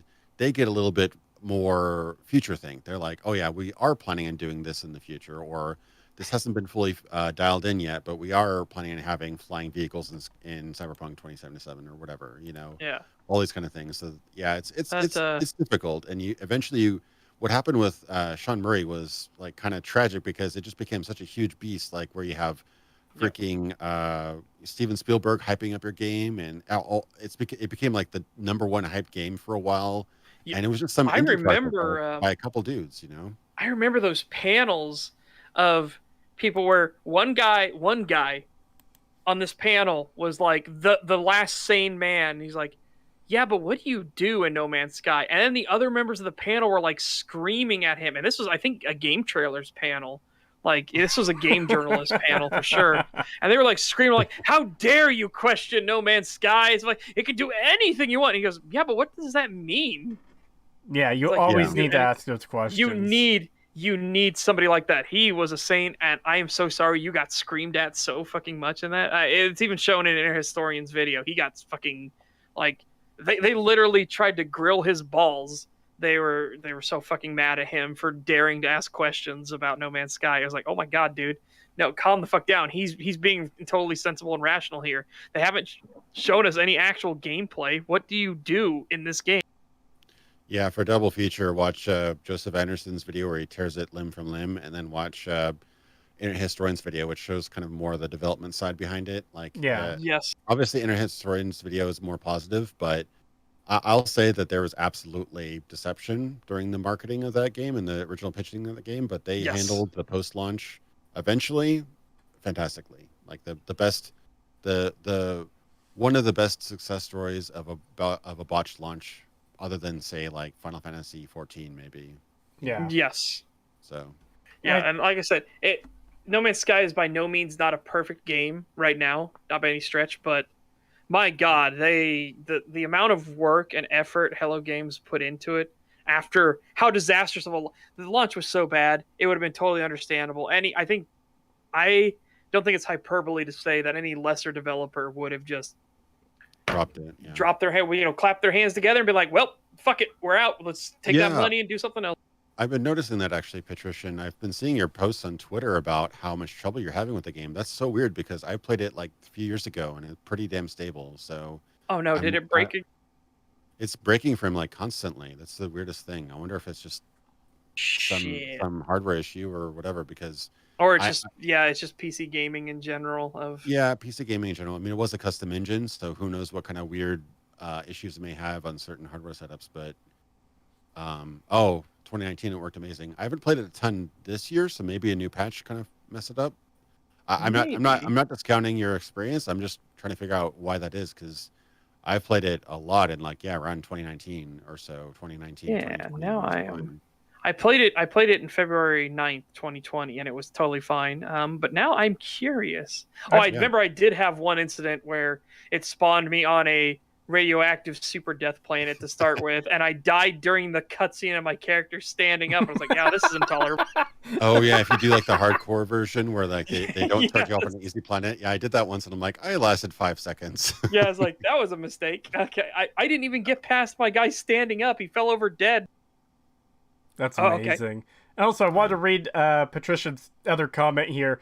I wish you guys luck with this one. This is one of the ones I couldn't finish. Oh, boy. We're in for some nightmare here. Yeah, we're 6 minutes in, and this is like another 40 so minutes. Yeah. I can't hang around for too much longer, so maybe we should kind of try to watch a little bit more for the pretense that we're trying to get through this. All right, that is entirely fair. Yeah, we didn't mention it before stream, but anytime you need to leave, just go ahead, let us know, and you could shill your channel and all that. That's perfectly fine. And you best shill it good, brother. I'm gonna be the fucking Russian judge at the Olympics. I'm gonna be waiting to hold up that fucking 3. A lot of other people have made slightly better points, mainly in the sense that why can't we have some sort of compromise? Why can't we make it so that the player can kill quest NPCs, but quest NPCs can't be killed by anything that isn't the player? That's a good idea. That's not a bad idea at all. The only problem is that you then have this kind of immersion-breaking thing of you maybe have this one random peasant who is essential to a quest and therefore is marked as essential, who is completely and utterly impervious to dragon fire, but can still be killed by the player character armed with a rusty iron dagger. So that is already a problem, right now. How is it doesn't suddenly become a problem because you change it to that the player can kill that peasant, because it's already a problem right now. Yeah. It's just less of a problem, less of an accidental problem, I would say. Yeah. So I don't. Yeah, his argument is that essential NPCs reviving themselves is immersion breaking. It is already. It is. Yes, we agree with you there. It is absolutely immersion breaking. It's what they're doing right now. In fact, the player being able to kill that peasant with a rusty iron dagger doesn't make it worse. I would say that actually makes it better, because at least I have the goddamn option. Yes. And like we mentioned before, if they program some sort of thing where it's like, hey, if you're getting your ass whooped, or if this thing is a higher level than you, run away. Or which would then make sense why they don't die. Or if this thing is a tier of creature, anything beyond what I can ever possibly handle, just run. Yeah. Seriously, so there should literally be a dragon flag. I don't know why there wouldn't be. Yeah. So in your AI programming, you can literally be like, if dragon, and have different breakdowns. If dragon, if bandit, if and you don't need individual. You don't need bandit underscore male underscore 03 or anything like that. It doesn't fucking matter. Bandits would be one entire package. Yeah. So just be like, if bandit, run away. If dragon, run away. Well, this is something. Mud crab, punch it to death. Yeah, this is something I actually brought up on the last stream, where it's like Oblivion had minotaurs. So if you have a character that could reasonably take on lower tier enemies, mud crabs, wolves, whatever, they'll fight them. But higher tier enemies like minotaurs, they'll just, no, I'm not going to deal with that. I'm going to run. Also, while we were discussing his point, Deus Volt Infidel is pointing out the obvious we're missing. Those chests are a bit fucked. Well, we can already see that he's modded his game, so I don't know if that's Yes. due to a mod or if it's just like Bethesda. Yeah. It's actually I one of the remember hardest there games I've being- covered because for 2 minutes I play, 1 minute of progress has been lost. Oh. Oh, that fucking sucks. If Bandit equals Chad is greater than Attack Dragon. Yeah, hopefully the No Man's Sky stuff gets worked out because that's one I've been meaning to get around to try since it's been improved, but hearing that it's crashed, oh god. Yeah, I'm bummed out to hear it's crashed as well. Yeah, we can tell he has modded other stuff too. It's just funny that we were talking about his points and arguments, and Deus Volt's like, by the way, those chests though. The thing is, where the fort he's at, I know it has a bug like that. So I don't know if that's the exact one, but I do know that there is a double chest in that area. So I don't know if that's a mod or not. Well, everyone is saying a mod. We'll just put it down for very likely a mod. Yeah. It could be a mod, but there is a bug there because I do specifically remember being like, why the fuck are there two chests glitched into each other? But the thing is, the one that's there, I don't think you notice it unless you kind of move your cursor a bit, and then you're like, oh wait, this one shows up differently. What the fuck? There's two here. Why is there two? All right. Again, on the pretense. That's another immersion hit, you know, and I think it's really up to you to decide whether you think that's worse than just making them straight out immortal or not. It's way better. It is significantly way better. Again, because at least I have the choice. Yes. They're already... It's like, oh, they're immortal, but now they're immortal and you can kill them. That's way worse than them just being immortal. It's like, no. You guys haven't even gotten to the part where he starts lying about the things he said in part 1, or blaming Semi Online for ending Let's Plays. Oh god. No. What? And part 1 was bad enough with him being super disingenuous about the dialogue Morrowind in Morrowind dialogue. or characters having the wrong directions. The entire direction system for Morrowind needs to be thrown out in favor of quest markers because this one character gave me bad directions.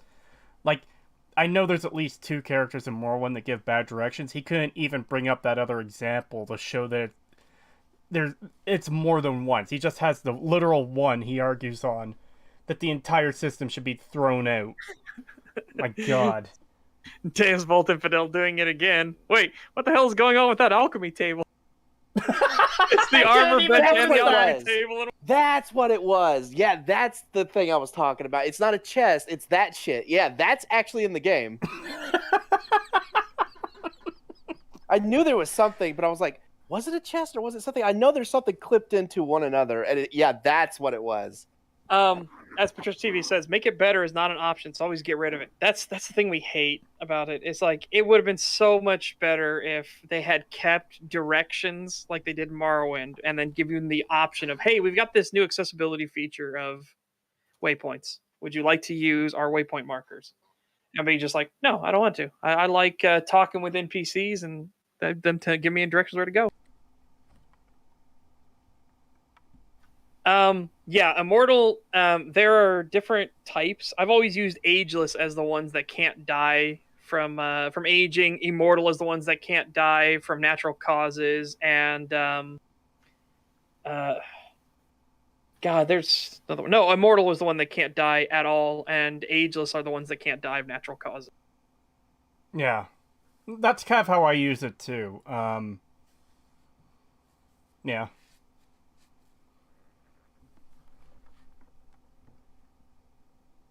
But yeah, so mortal is just your standard. It's the human experience.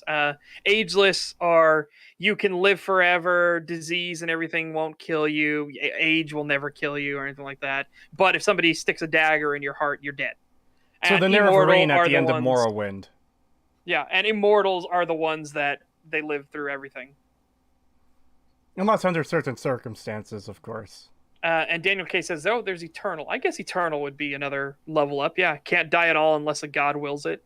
Well, see, that's the thing is, if I was making a fantasy game and I was labeling something as an Eternal, I'd have that as an entirely different class of creature, like below God, but above, like normal humans and stuff, you know? Yeah. Also, yeah, Patricia, we mentioned the fact that the protected flag exists, so we're seeing if he gets to a point that talks about it existing or not, or if he's going to move on to the other one, because then we can just say, yeah, protected flag exists. They already have this system they could have used. Well, he already mentioned that people had that suggestion, and he's writing it off as that's being worse, that the dragon can't kill them, but you can. Yeah, but So- but he hasn't mentioned that the protected flag exists at all. So I'm waiting personally to see if he mentions protected flag. I don't think Well, he they will. also said that like there's too much in the game for them to possibly do something like that, which isn't Not true. No, he's. I don't know if there's like a name for this sort of fallacy, but he's basically saying like, oh, it's way too complicated. Look at all the things they're doing, like programming programming thousands of NPCs. All this kind of I stuff. guess it would be No, an not offshoot really. to appeal to expertise or something like that, appeal to authority, because you're saying that they would know this because they know how all the work that's required for it or something. Yeah, it's kind of like if you're arguing about the quality of a movie, it's like, oh, do you know how many thousands of extras they put together and all the huge sets and the special effects that all these things? That's why you can't have good writing in the Transformers franchise. So like, it's a completely stupid statement. You can have good writing and you can have a big production. So there's multiple form. Patrician put in personal incredulity. Wow. Sorry, I had a stroke there. Fallacy. Argument from incredulity, also known as argument from personal incredulity, appeal to common sense or the divine fallacy is a fallacy in informal logic. It asserts that a proposition must be false because it contradicts one's personal expectations or beliefs or is difficult to imagine. So I could say that would work because it's difficult for him to imagine programming every single independent NPC by hand. It's like, but they wouldn't do that. Yeah, that's the same thing Oxhorn did with the argument about loot tables in Fallout 4 as well. Yes. Oh my god, and didn't know that they had already done that. I forgot about that. I didn't know about the personal incredulity fallacy, but if I hadn't known about that, before that was brought up, I was leaning towards like an appeal to scale fallacy, which obviously is something I'm just making up, but the idea being, oh, this is too big for anyone to do. Well, that's kind of the divine fallacy. It's like it's so absurdist, it's beyond you, sort of thing. Yeah, I'm not familiar with all the fallacies. I do need to learn them all. But we mentioned that. That's what we were talking about, Patricia TV, and we mentioned it in the Fallout video when it came to Oxhorn, because we're like, Oxhorn's like, they can't just do this for every single canister of having pre-war versus post-war for every single container. It's like they can because they did it. It's actually in here. They actually have a pre-war, post-war flag. They absolutely could have done it. They just got so lazy and said every single container has post-war flag. Well, not just that. They have a pre-war and post-war chem list. It's the exact same list, and Jet is on them both. So yeah, I mean the idea of like can be killed, cannot be killed as a binary flag. Obviously, it gets a little more complicated when you allow certain attacks to kill and certain attacks not to kill. But again, that'd be binary. On every single attack, can kill essential NPC, cannot kill essential NPC. Binary flag. Yeah. Like I'm not pretending that game development's easy, but that stuff is pretty basic, and I've done it in indie games before, so it's not too difficult to do. It's similar to the Immortals in the Highlander series. They can only be killed by decapitation. Like, again, that's still a binary. They can only be killed by this one single method. Yeah. Stuff like that should be easy to do. And I think if I remember right in that series too, they actually had a weird thing came up where somebody got killed by a non-immortal. The immortal had his head cut off, but it was by a non-immortal, so it had like this weird like what's gonna fucking happen. And I think they just answered it by it shoots off to the nearest immortal nearby. that would be a weird fucking experience. Like, yeah, all of a sudden you're just like, You're just sitting there, like maybe you're on Twitter, just flipping through. God, don't go on Twitter. Okay, maybe you're just sitting there going through YouTube videos, and all of a sudden you're just like, there can be only one. Oh God, what was that? What just happened? I need to watch that movie again. The first one. That is a good movie. Amazing movie, perfect movie, except for the shitty 2D animation for the ghosts and stuff at the end. But... I can't ask too much of the '80s when it comes to that. Hey, I think Blade Runner is still one of the best looking movies ever made, and that was '82. So it really is, because again, if you don't go for trying to make the most high budget thing, if you're actually going for a visual aesthetic, oh man, you can fucking nail it. And Blade Runner, the original Blade Runner, absolutely nails its aesthetic and world. It looks so fucking good. Yeah, I mean that's the timelessness of. If we're really off topic. Timelessness of practical, miniatures and stuff like that. Man, still holds up so well. Yeah. Yes. That movie had a banger from Queen. Yes, I fucking love that song. God, that reminds me of the first movie to do special effects. Metropolis. It was a German film. Yeah. And I remember Chuck Sonnenberg or Chris Sonnenberg, SF Debris, had said, I cannot say that this movie's special effects were the greatest thing since sliced bread because sliced bread hadn't been invented yet.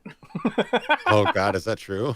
Yes. Sliced bread hadn't been invented before the special effects they were doing for Metropolis, and they are doing some crazy shit in that movie. Yeah, the miniature work in Metropolis is incredible considering the time. Like they were still figuring out cameras at the time. Yeah. So. Though apparently a bunch of people almost died because of the water scene. They almost like froze to death because the water was ice cold. Fallacies are just classifications of arguments. It's not really worth memorizing all of them. Unless you do a lot of response videos like, wow, I can't say I've only done 2 actual response videos currently, but they are worth being more familiar with when you're responding to a lot of videos like this.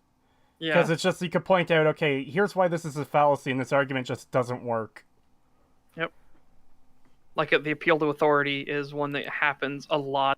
And appeal to popularity. This thing sold well. That means it's good. If it was bad, it wouldn't sell. It's like, no, that's not how that works. Yeah, I hate that argument so much. Yep. Yeah, I make the exact same argument against that in my Elder Scrolls video back in the day, where I said, like, okay, if popularity is quality, then I guess Big Bang Theory and the Transformers movies are the best things ever, aren't they?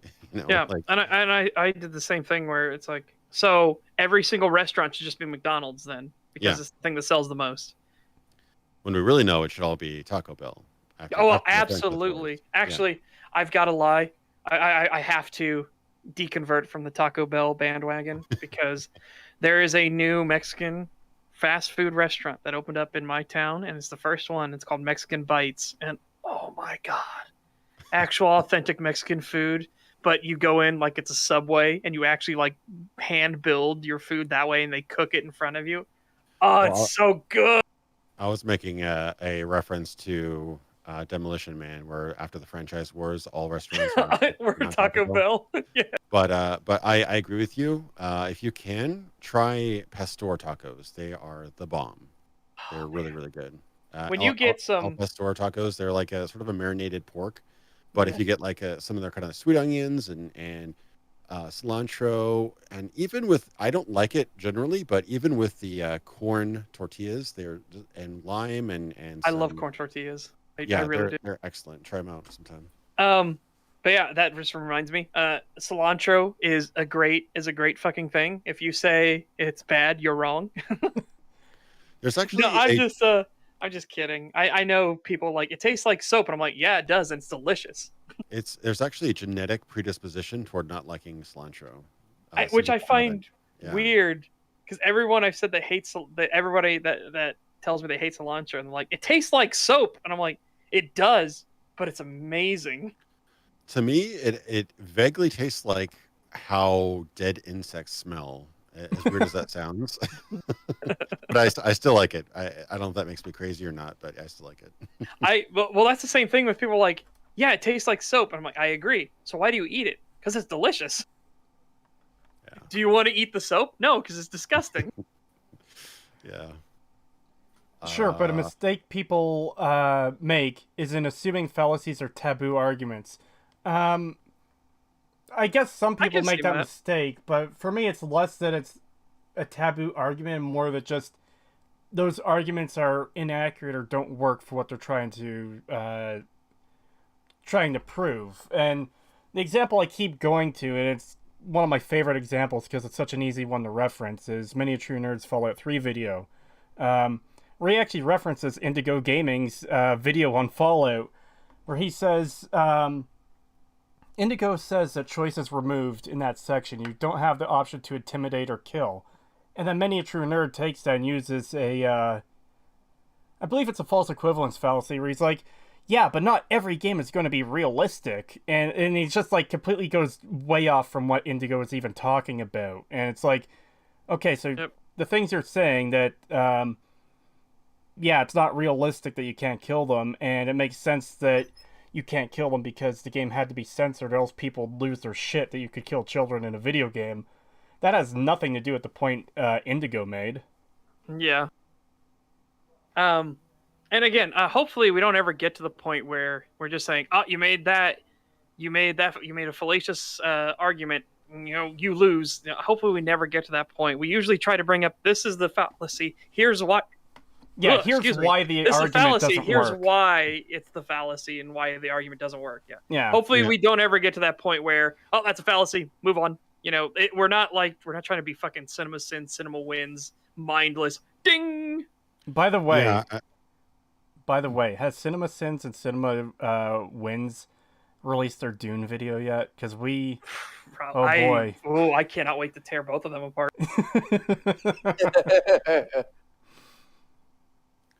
yeah, no, that makes any sort of discourse extremely frustrating if you're just like, oh, invalid fallacy.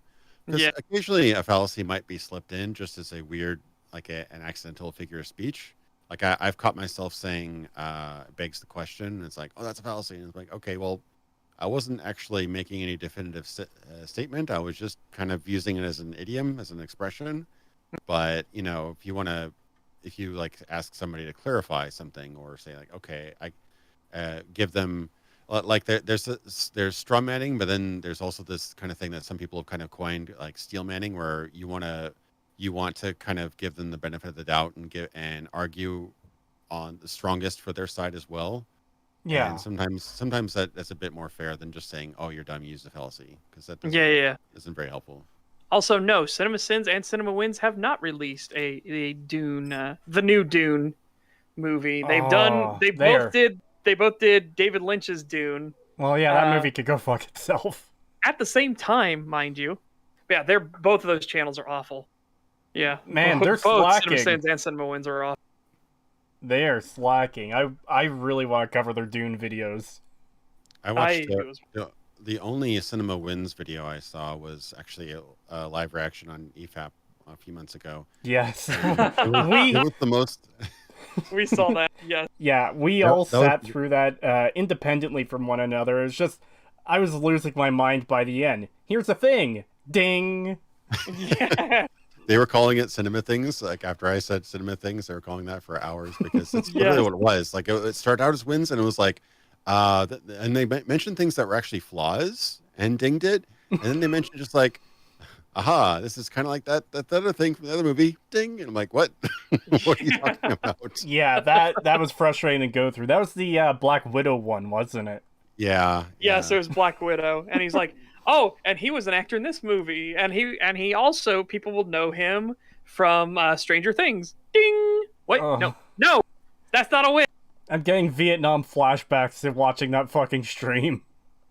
Yeah, no, and a lot of ways, what's his name? Movie Bob is the same sort of thing. There's like this growing like trend in criticism where it's like if you can be quirky and mention something random or obscure, you're clever automatically. Yeah. And I on my last stream yesterday, we got on the topic of Movie Bob, and he gave Black Widow an 8 out of 10. Oh. And his entire blurb, and bear in mind it's a short blurb, you don't have a ton of character count there, but his entire blurb on Black Widow was Rachel Wise has pigs.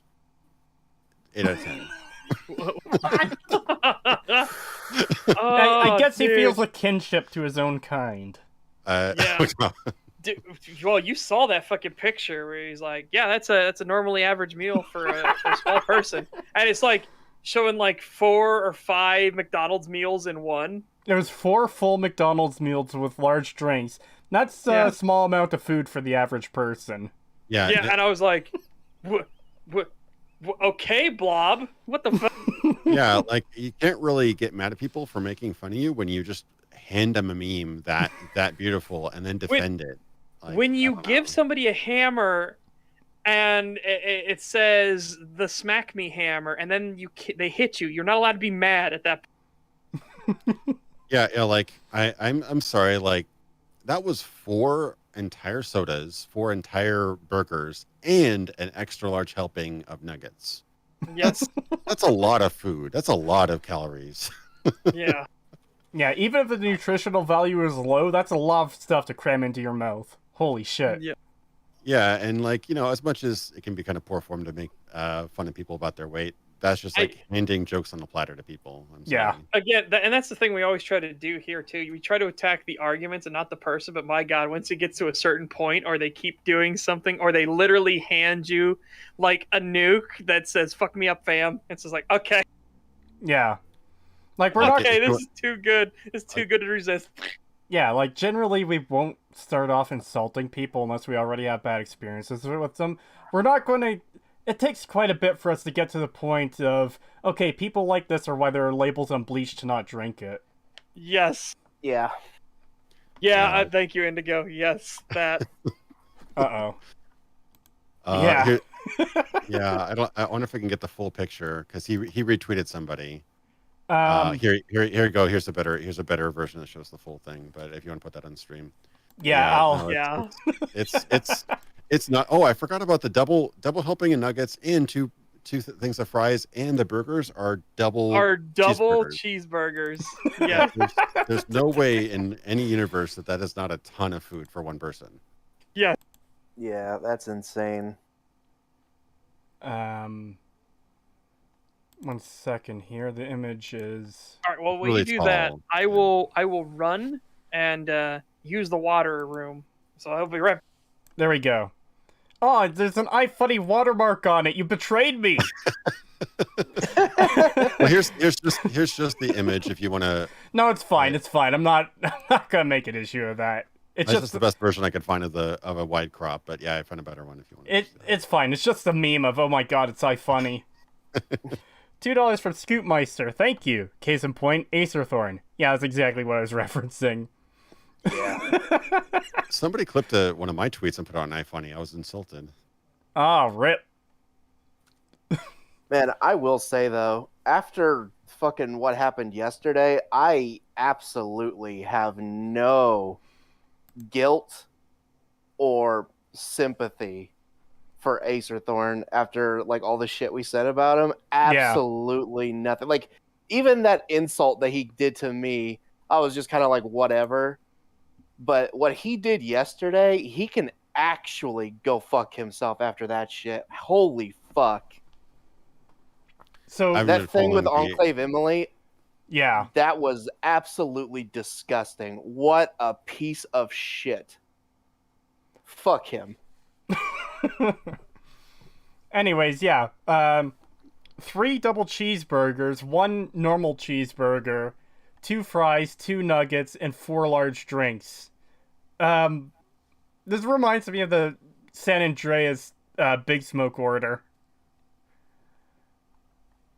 Yeah, I mean, I'm sorry. I don't mean to like just put in like personal attacks, but when you put that out there on a tweet, and you're nothing wrong asking with for it, yeah. Okay, the whole chat is asking what did he do. So we were watching his debate stream, and Enclave Emily was talking in the chat, and there was this user. We're almost certain it was an alt account being used by Acerthorn, and it started like it took their name you could not tell the difference. And then they went onto the Discord, or they might have already been on the Discord, and took their user image, their profile picture, and were pretending to be Enclave Emily. They were impersonating them. In chat. Enclave Emily tried to get Acerthorn to do something about it in the chat, but he was ignoring it. So they then went to his DMs on Discord and was like, "Hey, this guy's impersonating me. Can you do something about it in the chat?" And he still didn't do anything. And it wasn't until Skibbs, right? That's his name? Yeah, Skibbs. Yeah, Skibbs, kind of stopped the stream and was like, "Hey, man, that's fucked up. You should do something about that." And Acerthorn's response was, "Yeah, well, they might be impersonating you, but they're giving me money and you're not, so deal with it." Yeah. And just moved on. And I was shocked. I was like, "Are you fucking kidding me?" After that huge thing he made in our stream about somebody impersonating him, and we stopped the stream, banned that guy, and then warned everybody not to do that shit. But then when it happens to somebody else on his stream, not only does he not do anything about it, he literally says, "Oh, well, they're giving me money and you're not, so tough luck." Yeah, Fuck that off, was you piece of shit. I like Patricia's comment. I'm going to stay quiet on Acerthorn. Yes. I don't blame you. He hates me so much. He probably hates owls now because of me. Yeah, backtracking slightly, and to make sure we don't go on full Acerthorn mode. I think I was talking about on the whole attack the argument, not the person. Recently, I watched a video for part of my Dark Souls research and everything like that for the Dark Souls video. I was watching Eric Landon RPG, and his whole thing was why I don't play Souls games. I'm like, okay. And then he said, so my biggest problem with Dark Soul style games is that not only is it difficult and very, very technical, but you can't just mash a single button and attack all the enemies around you easily. And I pause the video immediately and I go, okay, we're supposed to attack the argument and not the person, but I am going to crucify you off of this statement. Because what the fuck is that? Yeah, that's wild. I can't button mash and get a participation trophy. I'm like, yeah, good. You have to actually engage. Wow. Oh my god. He DM'd me attacking me for something going on in your server. He apologized, but come on, leave me out of this. Okay, yeah. I'm sorry that he's doing that, Patricia. You've probably already experienced it. Acer is a fucking mental case through and through. He's got legitimate issues. He's got, narcissistic personality disorder, a bunch of others. I don't really care to memorize them all. Point is, he's fucked in the head. So he is. He's legitimately diagnosed issues as things we have discovered through his court filings. Oh boy, yes. That's a rabbit hole. Holy shit.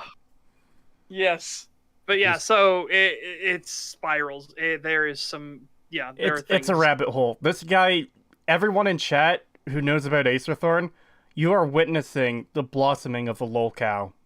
Yeah, enjoy it. The one true lolcow. Not the one true one, but Dragon Lord is still the one true. He will always be the one true one, but still, he's so close. Careful there, that's Dox with 2 X's. Well, that's the thing. His personal information is all public, so that we can't dox him. Public. He actually he declared in his court filings his full name and his YouTube channel and everything. Yeah, so we literally can't dox him even if we wanted to. It is out even there. if we it wanted is public. to, we can't. Yeah, I would never dox anybody because I think, hey, if you want your internet life to be separate from your real life, that's entirely fine. But dude, you literally did it yourself. Did he actually file a claim, or did he just use the automated claim? Okay, let me put it this way. I'm not going to name the state. I'm going to try and leave as much information in as possible. One of the states limited him to 1 lawsuit every 3 months because of his absurd abuse of the system. Yes. Yes. We're talking like he tried to sue Microsoft for $500 billion. Just, you know, and Google for $500 billion and Walmart for several $100 billion. 600 600 billion. billion. Yeah. So Yeah, that seems pretty nutty. yeah. Oh, you haven't even heard the half of it. He stabbed his father in the no, face it because the Shush, internet shush, was shush. much worse. I'm not gonna say anything, but it gets much worse. Yeah.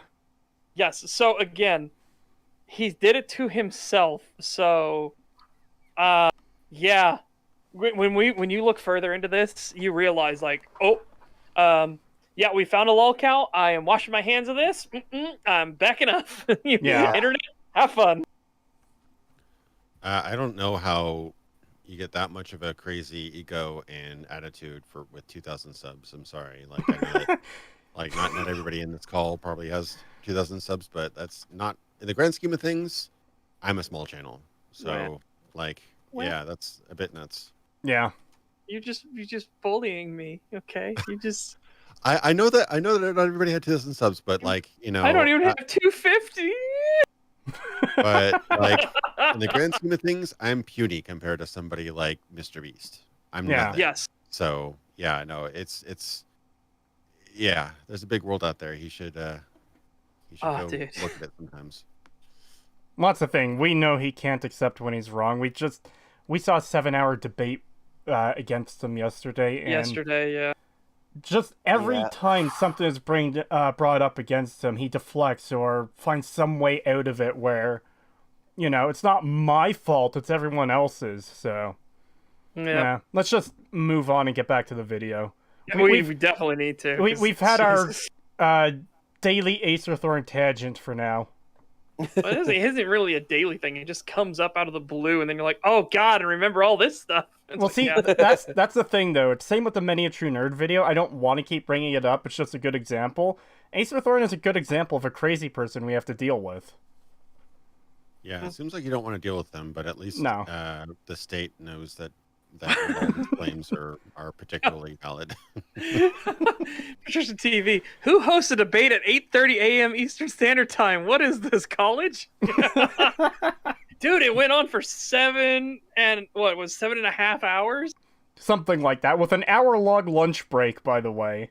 By the way, Creetosis, please tell me. Yeah. He started the stream late. Oh God! Please tell me. Okay, you saw the part. This is the last tangent, guys. We're going back to the video. Please tell me you saw the part where he was defending his reason of not thinking Xanderroot was in the ground. Yes, I saw that. Beer. I was there for that. He showed root beer. It's like root beer. It's not actually beer in it. Therefore, me looking for Xanderroot in the ground and not doing that is totally fine. Because not everything with root is going to be in the ground. It's like, motherfucker, you've been sent on a quest to make a herbal remedy. I don't think a drink named Xanderroot is going to be part of a herbal remedy. And the people actually asked him, Acer Thorn, do you see many root beer bottles in this fucking sky? Yeah, that's what we were saying in chat. We were like, okay, let's go with this example. Okay, now why would you look into the sky for that? Yeah. Why would you look straight up in the sky for Xanderroot? $2 from Scootmeister. Thank you. Oh boy, 8:30 a.m. Anyways. Yeah, that's our tangent. That's our thing. Back to the video. Really up to you to decide. I'm probably gonna have to leave leave within the hour, so I don't know. Like, I'm almost thinking like double speed this guy. Yeah, double speed. Maybe 1.5 or something. Well, yeah, let's ramp it up a little bit. Well, the problem with that is we're still going to get the same arguments, and like we're probably not going to save that much time on it. We will see. We will see. We will not know until we try. I have currently 1.5'd it. Okay. I hate it. I hate when people turn off automatic automatic subtitles, because otherwise I can kind of scrub the script and find points. Because Patricia TV brought up some interesting points about like kind of lying about some of the things that Samuel Line said and everything like that. What Patricia said is this guy lied about things he said in the previous video. Yes. So we'll see how that goes. About making them straight out immortal or not. It's really not. I would just like to point out that his voice actually sounds normal. At 1.5. Yeah, it doesn't sound that much sped up. Yeah. Okay. For me to say, honestly, because I find it very difficult to make my mind up on the subject myself. What I would say is I think it'd be better if, and this may be the case with Skyrim, I don't think it is though, I think it'd be better if once the relevant quest involving that NPC is finished and done away with, you should therefore be able to kill them. You know, there's no reason why you shouldn't be able to kill them, and a perfect example of this is the camp commanders during the Civil War quests, you know, the Stormcloak camps and the Imperial camps. You have that one sort of Centurion commander guy in charge of the whole camp who is marked as essential, and even after the Civil War is finished, you can't kill them. You know, they just go unconscious and then they get back up again, and there's no reason for that. Yeah. So Now, okay, you're now understanding like a lot of the problems of this thing. Again, if only they had a system called like Protected or something that allowed the player to kill them. So when I attack a fucking Stormcloak camp, I can kill the Stormcloak camp. well, here's the other thing too. What if, as my part of my role play experience, I want to go and assassinate the commanders of the enemy camps, and now I can't do that because they're essential. You know. Yeah, that's. I mean, he's kind of arguing against his argument, isn't he? Yeah. He's giving an example of why the current system we have is so bad. So, well, he's just even getting off a of... small concession to that is better. I mean, I'd even take a system where you kill them, they drop to the ground, they're mortally wounded, and then you can find them later in like a triage or something. Like something like that would be better than just invulnerable NPCs. And I also want to agree with what Patrician said in chat. Essential until a pre-scripted point is still essential. Yeah. Yeah. Like, the marking them unessential later on is still a band-aid to a bullet wound as far as I'm concerned. Yeah. It's better than permanently essential, but it is still essential for part of the game. Yeah. It's still the game literally telling you, you can't do this until we say you can. Yep. In Oblivion, once a quest was wanted to, you know, and I don't see why that hasn't been carried over into Skyrim. That seems a bit odd, but there it is. You know, other people have brought up games like Arcanum, who dealt with being able to kill plot characters in a very, very intelligent and very clever way, which I also. But the problem is here, really. I agree with what a lot of you are saying. I do. The video's skipping for me. And missing the point I was. Is it? Yeah. Well, he's just saying he agrees with what a lot of people are saying, and they brought up Arcanum of Steamworks and Magic Obscura. Again, that is Troika Games. Troika, you were taken from us too soon, and I wish Bethesda didn't outbid you for Fallout. I would have loved your version of Fallout to at least see it, because every one of your games is a classic for a reason. So I love Vampire the Masquerade Bloodlines, but honestly, Arcanum showed off sort of day-to-day activities and behavior patterns and stuff way more advanced than Bloodlines did. Like, they got really, really, like, you could sneak through people's windows at night. You know, they had schedules, they'd close shop at certain times of the day. Like, I think that later Bethesda games had that too, but it was really, really ahead of its time. I think it was, what, 2001, 2002, I think? Yes, it was incredibly game-changing, and it is such a good fucking... Okay, I don't want to go too much on it, but I will just say recommend all of Troika's games. Temple of Elemental Evil is great. Arcanum of Steamworks and Magic Obscura is great, and Vampire the Masquerade Bloodlines is great. I would say that Arcanum did. I mean, obviously, 2D game, you can probably get away with a bit more development time on those kind of systems, but I'd say Arcanum did town simulation better in 2001 than Oblivion did in 2005. When did Oblivion come out? I think it was 2006, because Morrowind was 2002. 6. Yeah, they do, 2006, right? So yeah, 5 years before, I'd say they did it better than Oblivion, which, again, 3D world, more complicated, but yeah, no, I'm regularly impressed by all the stuff that they put into, like, they had a whole crazy first impression algorithm, which would measure your race, your gender, your attractiveness, both charismatic, like your charisma attractiveness, and your physical attractiveness, and your clothing. They would measure all that stuff when you're talking to NPCs, and NPCs would have various different greetings to you. And you can get away with a lot more when you have text-based dialogue for most of it, but still, yeah, immersion in that game is incredible at times. Yeah.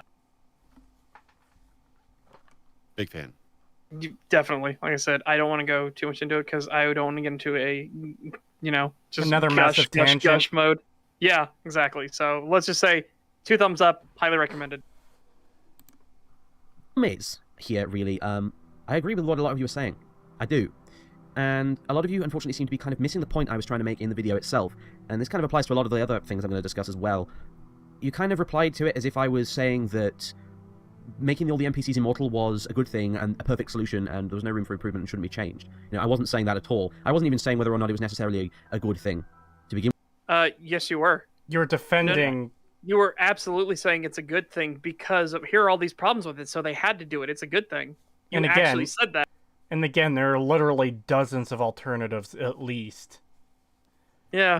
If a character dies traveling down the road from Shadenhall to Breville, have them hire a set of mercenaries to keep them protected. Have them travel with guards. Caravan. Or join a caravan. I believe one of his direct quotes was something along the lines of immersion sometimes has to immersion has to be sacrificed to make the game more playable or accessible or something like that. I don't have something to that effect. I don't remember the exact quote.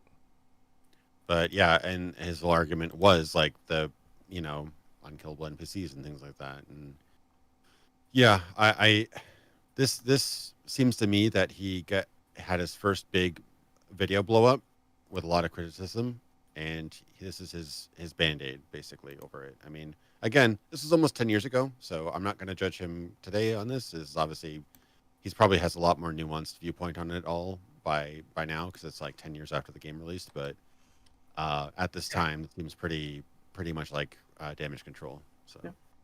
As Patrician TV puts it, the NPC he's referring to was dumb anyways because she was traveling across the continent weekly to visit her mom.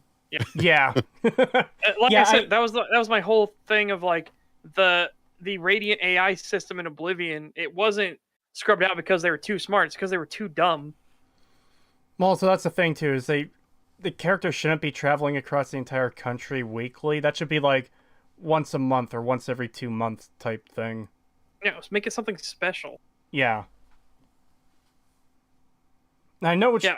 I'm vague. I don't remember the exact name or which town she lives in, but she's like the countess of one of the towns, and she's traveling to another town to... Yeah, as Patrician says, to visit her mom. So... Alright, backing up. Room for improvement and shouldn't be changed. I wasn't saying that at all. I wasn't even saying whether or not it was necessarily a good thing to begin with. I was simply saying that the reason Bethesda did it in the first place was to respond to a very specific game mechanic that had kind of evolved out of their Radiant AI thing that they kind of cooked up. They didn't implement this immortal NPC thing because they wanted to dumb down the game. That's the important thing here. They didn't do it because they wanted to dumb down the game. They did it because of the game mechanics. Okay, I still disagree with that, because there's absolutely the kinds of people who would kill Chaos Cascades or any other character immoral when it's important, and complain that, oh, I killed a quest character, now I can't complete the game. Wah. I guarantee if I Google it right now, I'll be able to find someone who has that exact issue. And this kind of goes back to my previous argument I think I had. It reminds actually I used to watch Total Biscuit's podcast years ago, when he was obviously still alive. But they would occasionally take segments of that and do an animated version of it. And one that I thought was very funny, it was Jesse, I forget his last name right now. Jesse, what's his name, on the podcast? He was the regular host. He was talking about some sort of... Jesse Cox. Yeah, Jesse Cox, there you go. He was talking about the story. I don't remember the exact context of it, but basically the story went... I think he was working with some devs or playing a demo with some devs or whatever of this new upcoming RPG.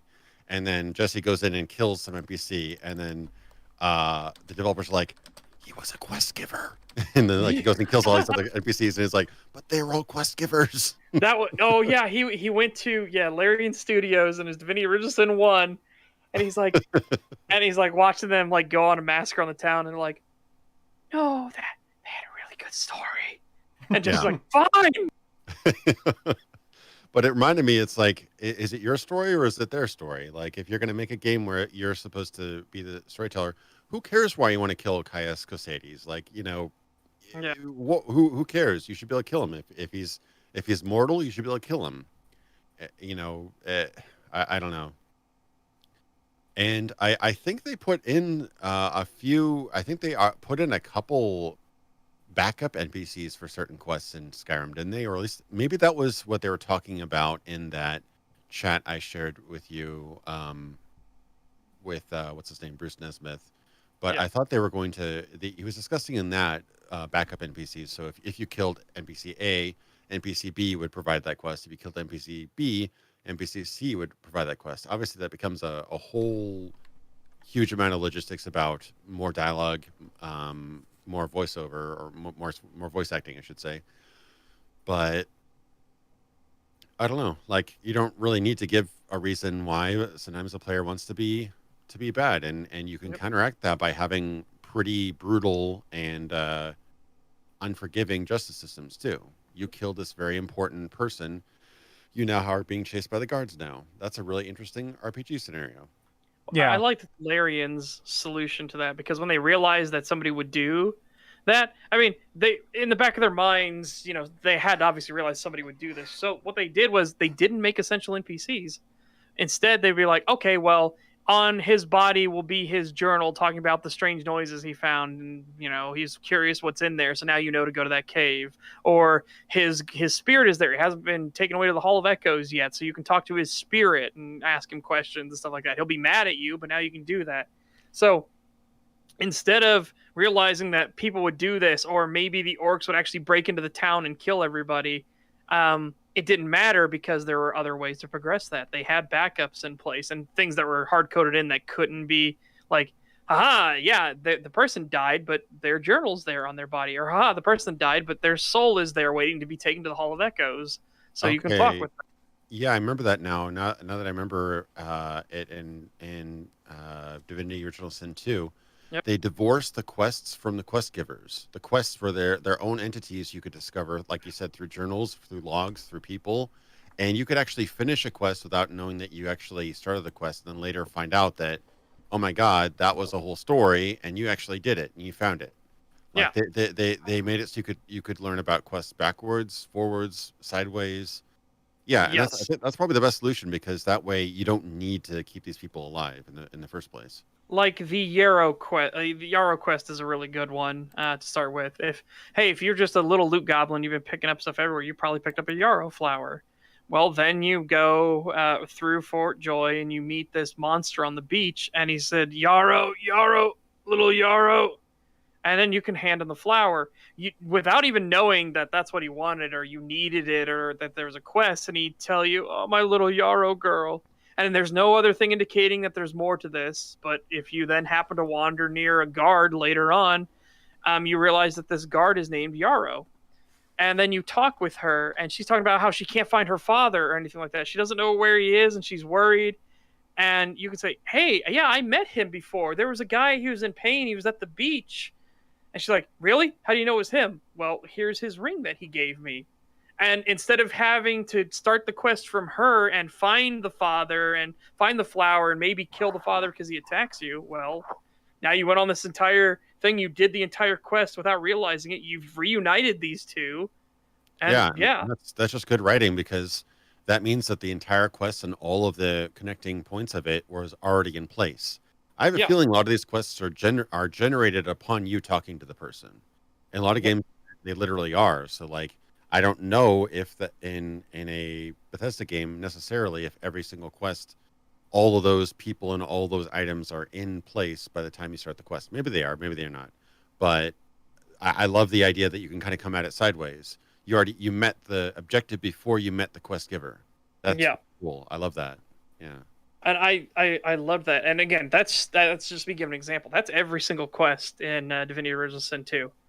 That's everything. Like, there's a little boy who's trapped on the other side of a ravine from his mother because his mother raised the bridge because there were monsters out there. And then you can talk with the boy and be like, "Hey, save my mom," stuff like that. Or if you missed the boy or ignored him and you went around the other side, you meet his mom, and his mom goes, "Oh my God, did my son make it? I pulled the bridge up. Is he there?" So it was a different start. You started with her instead of with him. Or if you don't talk with either of them, you kill the monsters and you drop the bridge, the boy comes running back across screaming, "Mom, Mom!" And his mother comes out of the house thinking that the monsters are still there. And they get reunited, and she thanks you for killing the monsters. So you didn't talk with either of them, and you still did the quest. Yeah, and that's how it should be. It shouldn't be you must talk to person A first, no matter what. I like Yeah. the organic sort of sandbox nature of the quest that way. Yeah, now that you reminded me of that, I remember tons of quests I did out of sequence in Divinity Original Sin. It was Oh, that was really, Divinity. really Okay. impressive. Yep. Yeah. I was about to ask what game that was. Yeah, it's the Divinity series. Larian Studios, just in general, I am definitely a fanboy for Larian Studios. I will fully admit I am biased in that regard, but I think they are a very down to earth team, and they're very humble, and they're willing to poke fun at themselves because they like doing comedy a lot. So they like poking fun at themselves as well, all Nice. the time. Yeah, I'd say that they might go a little bit hard in the comedy sometimes, but That's what they scaled it back for Divinity Original Sin 2. One had a lot more comedy in it, for sure. But other than that, they're like the reincarnation of BioWare for me. Just like for the most part, Arcane is like the reincarnation of Looking Glass Studios. They may not be quite as legendary in all regards, but they definitely are carrying the spirit of those studios. I tell you what, if they pull off Baldur's Gate 3, and by all accounts, Baldur's Gate 3 has been really good so far, but if they manage to pull it off, like fully get it to the end goal and home run that shit, I think they are going to become a household name. Yeah, they're already doing really well. They were really smart to do a huge, essentially beta version on PC with Divinity Original Sin and work out the kinks, and then add co-op and then console. That was where they really, but without sacrificing depth, is what they really did well. I think. Oh yeah, absolutely. Anyway, we're off topic again. Yeah, it's very easy to get off topic. There's a lot of examples to use against these points that he's making. Well, yeah, and plus it's just good conversation with people you're generally interested in hearing what they have to fucking say. So yeah, like I actually want to hear what Indigo has to say, so I am totally down for us going on the what video are we watching? Oh, who cares? Indigo, keep going. Especially when it comes to Elder Scrolls, since he knows so much more about Elder Scrolls than I do. Like again, I said at the start of stream, I didn't dig too deep into the lore because once I was interested enough to learn about the lore, I realized, oh wait, it's in this constant state of they're going to rewrite it as they please, so learning the lore doesn't matter. Yeah. Which is very unfortunate. Yeah. All right. Now, that was the whole point I was trying to make. In Samuel Online's original video, he argued that NPCs had been made immortal by Bethesda for the sole purpose of dumbing the game down, and that simply isn't the case, as I've already demonstrated. I Did would he say say- probably not for the sole purpose, but also did he actually say that? I guess that would be prudent. That's what I was starting to ask. Did he say for the sole purpose? Because again, I'd say it's a factor. I'd say absolutely it's a factor. Yeah. But yeah. So yeah, I do not buy that they did not do this to dumb it down. I don't buy that was not a consideration at all. And to go back to Patrician's comment in chat earlier, that sounds like an ML whining about people taking his games and making paper airplanes with it. Yeah. I assume that's what he was referring to earlier. I didn't read that out at the time because the whole discussion got away from that, but yeah, it very much seems like this is killable quest NPCs is the kind of thing that people complain about, and then rather than going deeper on it, they just did the laziest, easiest fix. Rather than having you live with the consequences, they tore out any chance of you dealing with the consequences. They're just immortal. Yeah. So. I mean, at this point, all he is arguing is the motivation behind this change.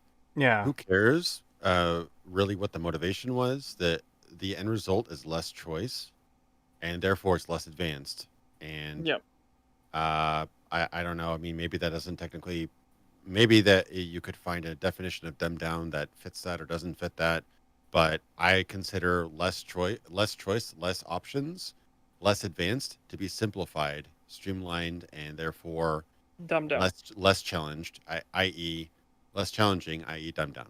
So yeah. I mean, however you want to say it, it's objectively less choices. So I look at it slightly. I look at it slightly differently. I view streamlined as making things easier for people to understand without taking out the complexity The or depth. depth. Whereas Yeah. dumbing down is taking out the complexity and depth in order to make it easier for people to, Yeah. I guess, understand So- and use. So my example the other day was, okay, lockpicking. So what if you had a system where, okay, you have lockpick chest, lockpick door, lockpick crates or whatever, or lock boxes, stuff like that. Well, that's a lot of depth, and there's a lot of interesting ideas that you need to be skilled at different types of locks for different things. But is it really dumbing down if you just bring that all together under the banner of lockpicking? I would argue no. That's just streamlining it. But then dumbing down would be you have lockpicking, pickpocketing, sneaking, stuff like that, and then you just bring them all together under the header stealth. Yeah, they're not individual skills. It's just you have a stealth skill, and it has all these things under it. Yeah, I would say that's dumbing down. Instead of streamlining it while keeping the complexity and depth, you have now totally removed the complexity and depth and just made it one generic overall banner. Yeah, I mean, you can argue about semantics, but in the end, less options, less choice.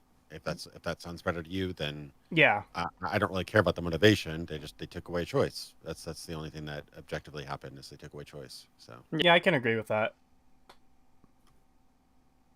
It's the equivalent of throwing out chaff to throw off counter arguments. Oh, he's responding to Kuna. Another fallacy, Gish Gallop.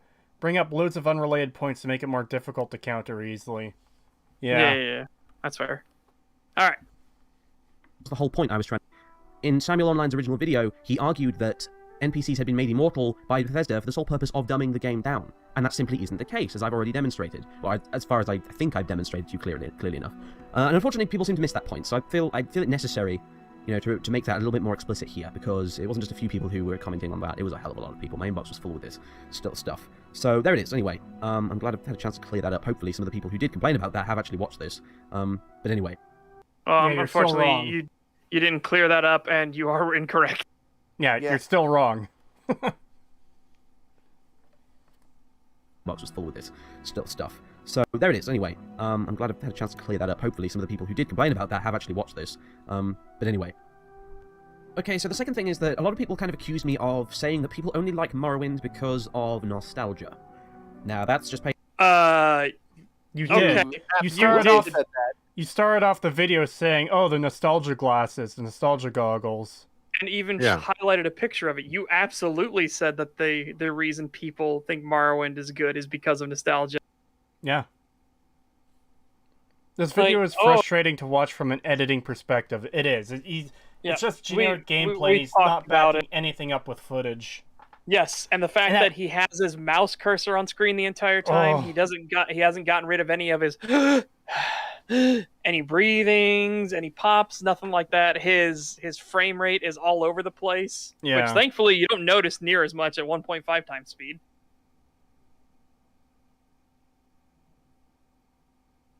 But yeah, it's again, you straight up lied because you actually showed it and said it multiple times that if you get rid of your nostalgia glasses and you think honestly, Skyrim is not dumbing it down. It's like, no. And No, hold on. not just that, Morrowind isn't as good as you remember. So here's the exact quote. People really need to take off the rose-tinted glasses from time to time. That is, after all, why when many of the complaints like this come from. And frankly, I'm sick of hearing them. This is that auto-transcribe, so it might be a little wrong there. But yeah, basically Alright. he's saying that that's where most of the complaints come from is rose-tinted glasses. Like, that's nostalgia is the reason why people don't like things. I can't tell you how many people have played Skyrim, Oblivion, and then went back to Morrowind and told me that's now their favorite game. Or Yeah. some people even go back to Daggerfall after never playing it before, and they love it. So like, there definitely is some nostalgia factor, and I can't say I'm completely unbiased by the sequence of games I played, but I also don't think that's necessarily true, and that just kind of it's It's like a Yep. wet blanket over the whole thing, just saying, "Oh, it's all nostalgia filled or whatever," and then he kind of backtracks and says, "It's not all nostalgia, whatever." I mean, again, no offense to him, this is obviously like 7, 8 years ago, but this was damage control. So. Yeah. Oh, I mean offense to him on this. He's lying about what he said in the previous video. Yep. That's just and- something I'm not gonna let go. Like, I'm sorry, but you did make the nostalgia argument in your original video, and trying to backtrack now doesn't fix that. Yeah. And as Patricia TV pointed out, for the whole editing thing, it's not even that, it's what he isn't cutting out. Yeah, Indigo had made mention earlier that you cut out all the dead air and stuff like that. Like, this is 1.5 times speed, and there's still lots of, and then, and then another thing happens, and it's like, you just cut that stuff out. Even if this is not a scripted video, you have control of the editing software. Just cut that out. Yeah. So I'm of the idea that he pulled open one of his like Let's Plays or whatever, and just Camtasia recorded over it. That would explain the cursor. That would explain the frame rate drops. Yeah. My money is on Camtasia at this point, and that's why I didn't edit anything. But Right, yes, were we still holding on for you? Okay, yeah, I was gonna say, Cree, were we still holding on? holding on for what? I thought you said hold on or something like that. No, Did I? Go through Patrician. I Uh, don't know. Has that gone insane? Have the videos finally gotten to? yes. Oh, But yes, this is the big thing that I caught. He absolutely made the original nostalgia argument. Yeah. And he said, Patricia made another comment here. It's at around 22 minutes.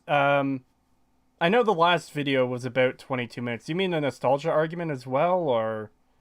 Not... Because he did it twice. He did the goggles early Oh, on. right. That's probably He where did he the- ended off the video on. Yeah. Okay. Anyway. Okay, so the second thing is that a lot of people kind of accuse me of saying that people only like Morrowind because of nostalgia. Now, that's just patently false. I didn't say that. I don't think I even implied it. So I don't know really where you got that from, but... I don't We think got I it even. from- I feel like... Go ahead. Go ahead. We got it from when you said nostalgia. People are blinded by their nostalgia glasses. Okay, Yeah. I've got the quote here.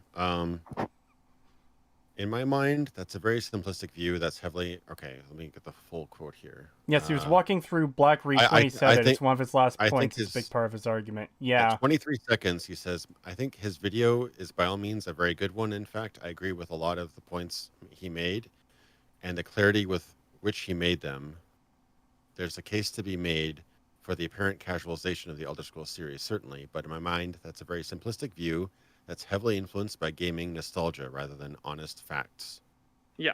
Okay, So not implying at all. Let me tell you. yeah, Patricia quoted it, didn't even imply it. And this is just straight up lying at this point. I have to take it as that.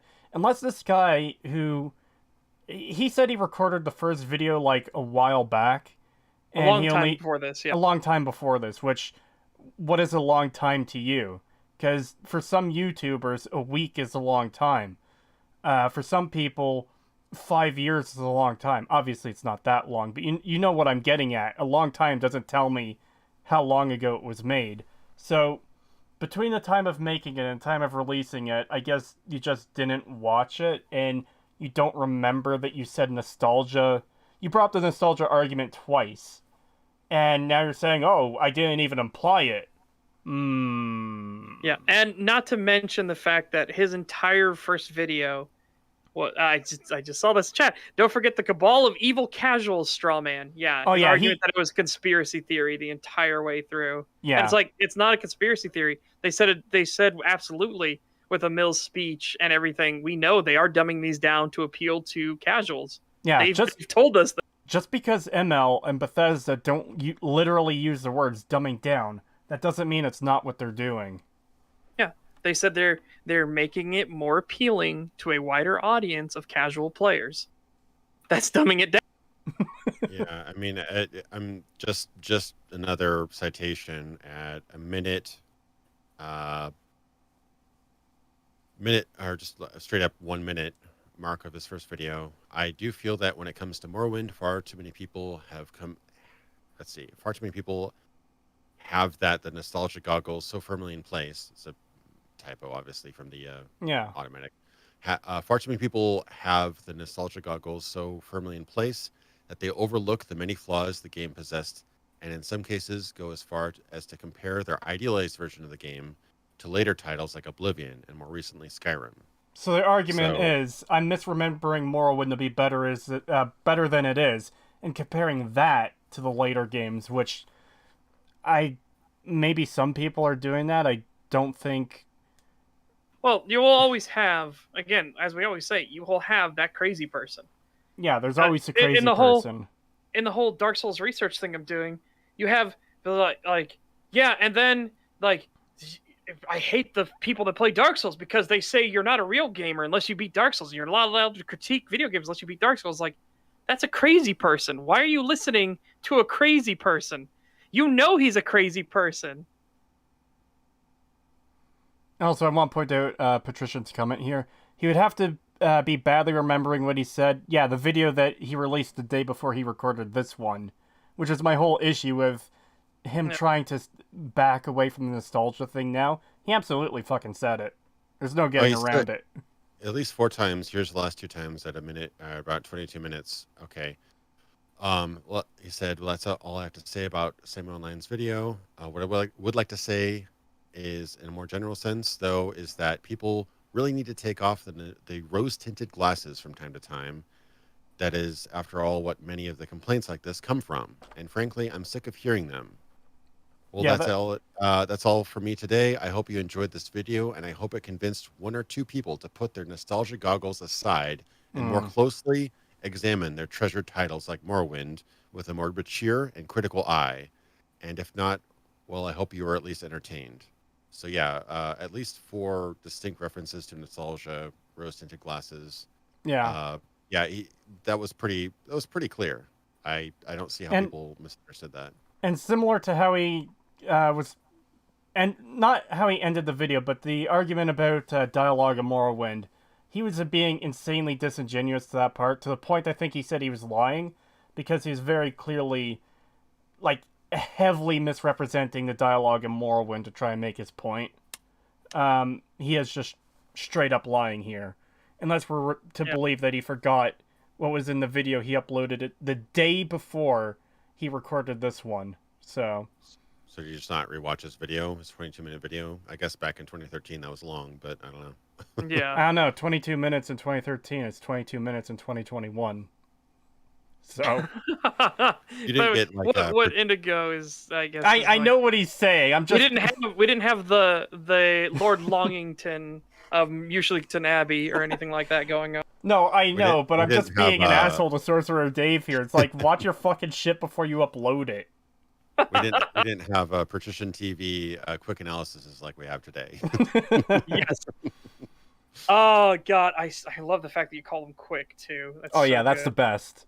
It's always funny seeing people freak out with "quick" in quotes, and then they look at the time code. Yeah, as if it wasn't an obvious joke. He was straight up wrong about several things in the first video. Oh yeah, we went through it. Holy shit, we called him out multiple times on the first video. Yeah, the Balmora one was the one that started making us really angry. Was him just constantly going to every NPC in Balmora and asking him about the fucking town they're in. And I said, okay, here's an experiment for you. Go into your hometown and ask people randomly on the street, every single one you pass, what can you tell me about this place? What can you tell me about this place? What can you tell me about this place? You might notice that a lot of them have a similar sentiment, or they'll finally tell you to just fuck off.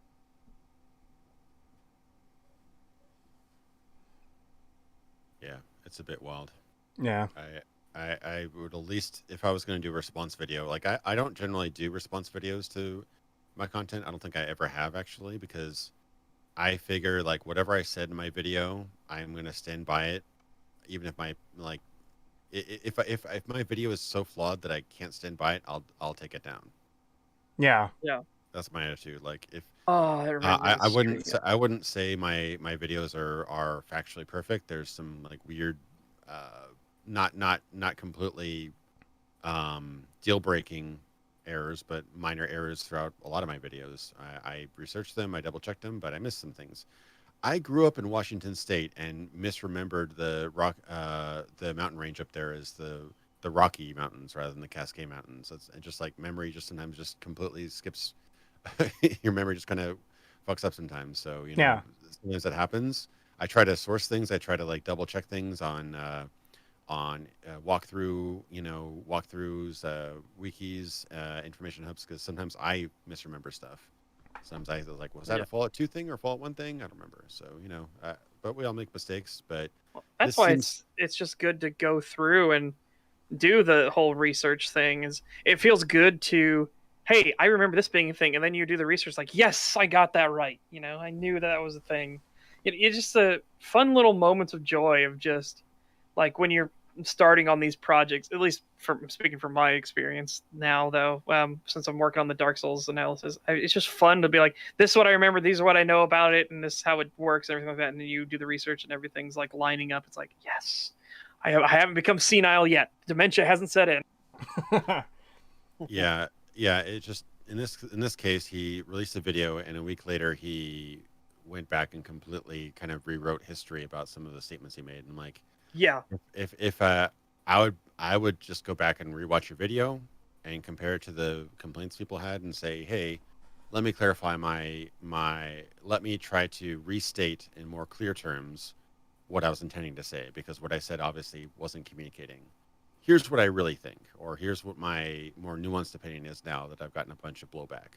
That would be a little bit more honest. But no, he's just basically saying that he never said that, which is not true. Well, sometimes what I'll do, if people claim I said something, I'll actually go back to the script or go back to the video to see if what they said I said is in there, and oftentimes they're wrong. I had someone the other day claiming that I called Many a True Nerd retarded in my Fallout 3 response. Now, I know for a fact I didn't, because I went out of my way to specifically not insult him, even though how insanely disingenuous that video is. But I did use retarded 4 times in that video, and not once was it in reference to him. One was to someone who said 3 flowers are growing in the graveyard, that means there's plant life in the capital wasteland. One was towards Bethesda. Even the Enclave has irradiated food. The people who are, like, fanatical about their pure bloodlines. What the fuck are you doing, Bethesda? This is retarded. And I believe the other 2 times were referring to... No, once was referring to Colonel Autumn, and once was referring to the Nuka-Cola bitch. Yeah, it's fucking... Why? There's a water crisis.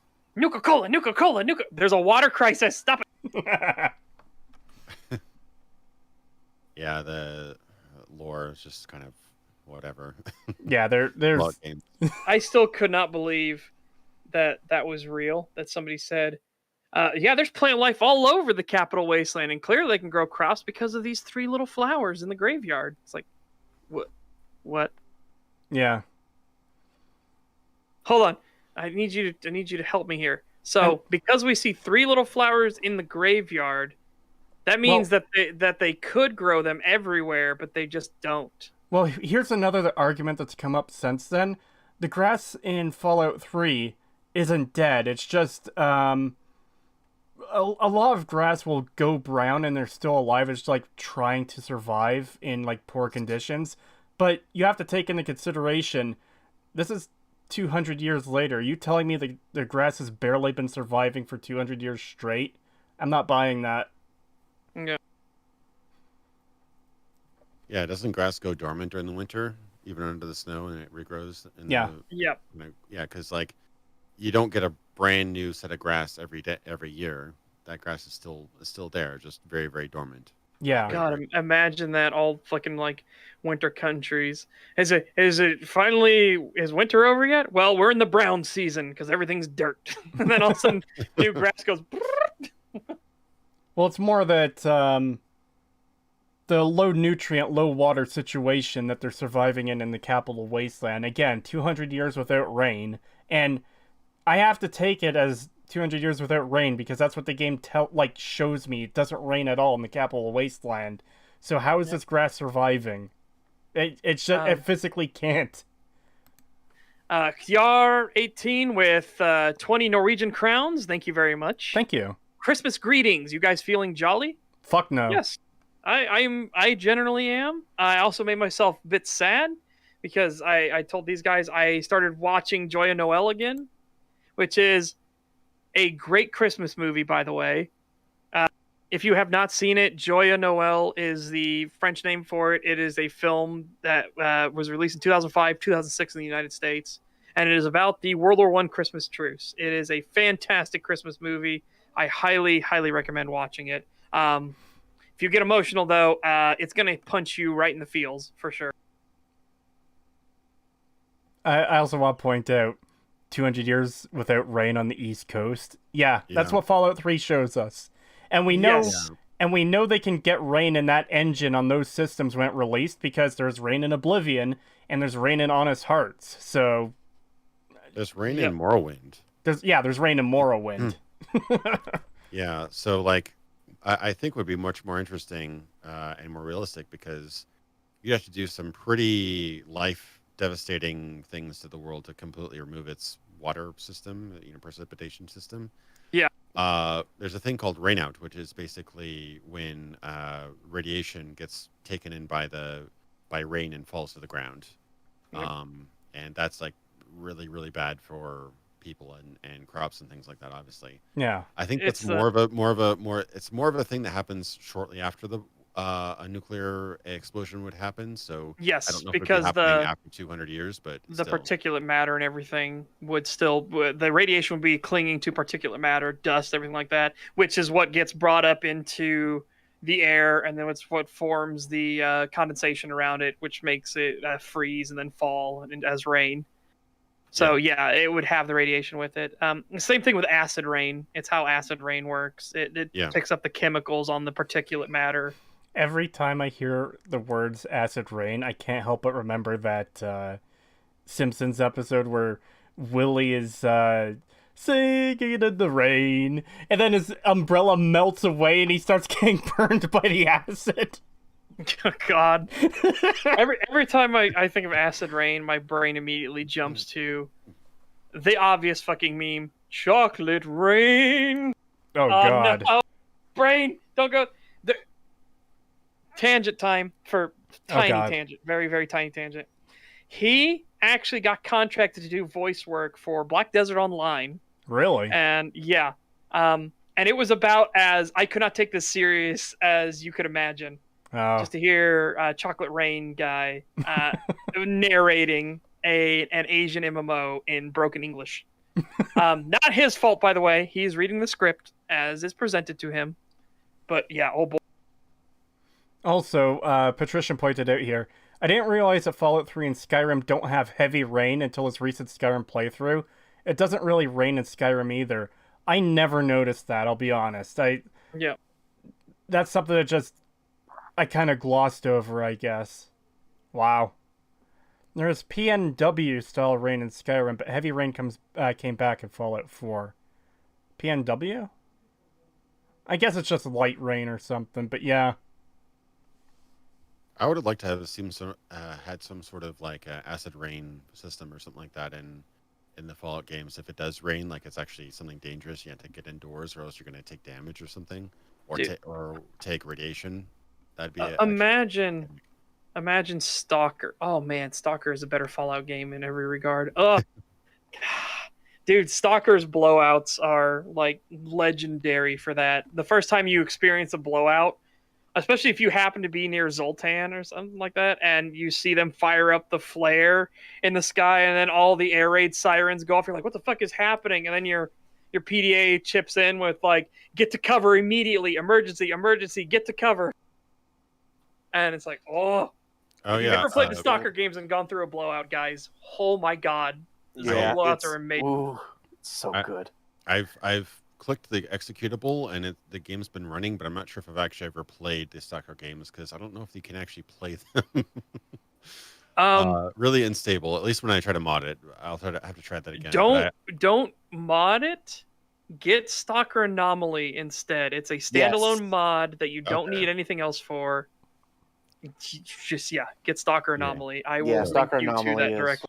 So I apologize. I didn't catch PNW Pacific Northwest. I've actually not seen it abbreviated like that. That's weird. But yeah, no, I grew up in Washington for my first 18 years, so we got People say it rains up there all the time. It's less rain, it's more overcast. It's like overcast probably 70-80% of the time. Apparently, it's raining all the time now because peace was never an option, and my streams is always like, "It's fucking raining again! Yes, glorious rain!" And then when the sun's out, he's like, "My state's broken." I'm like, "Why? The sun's out."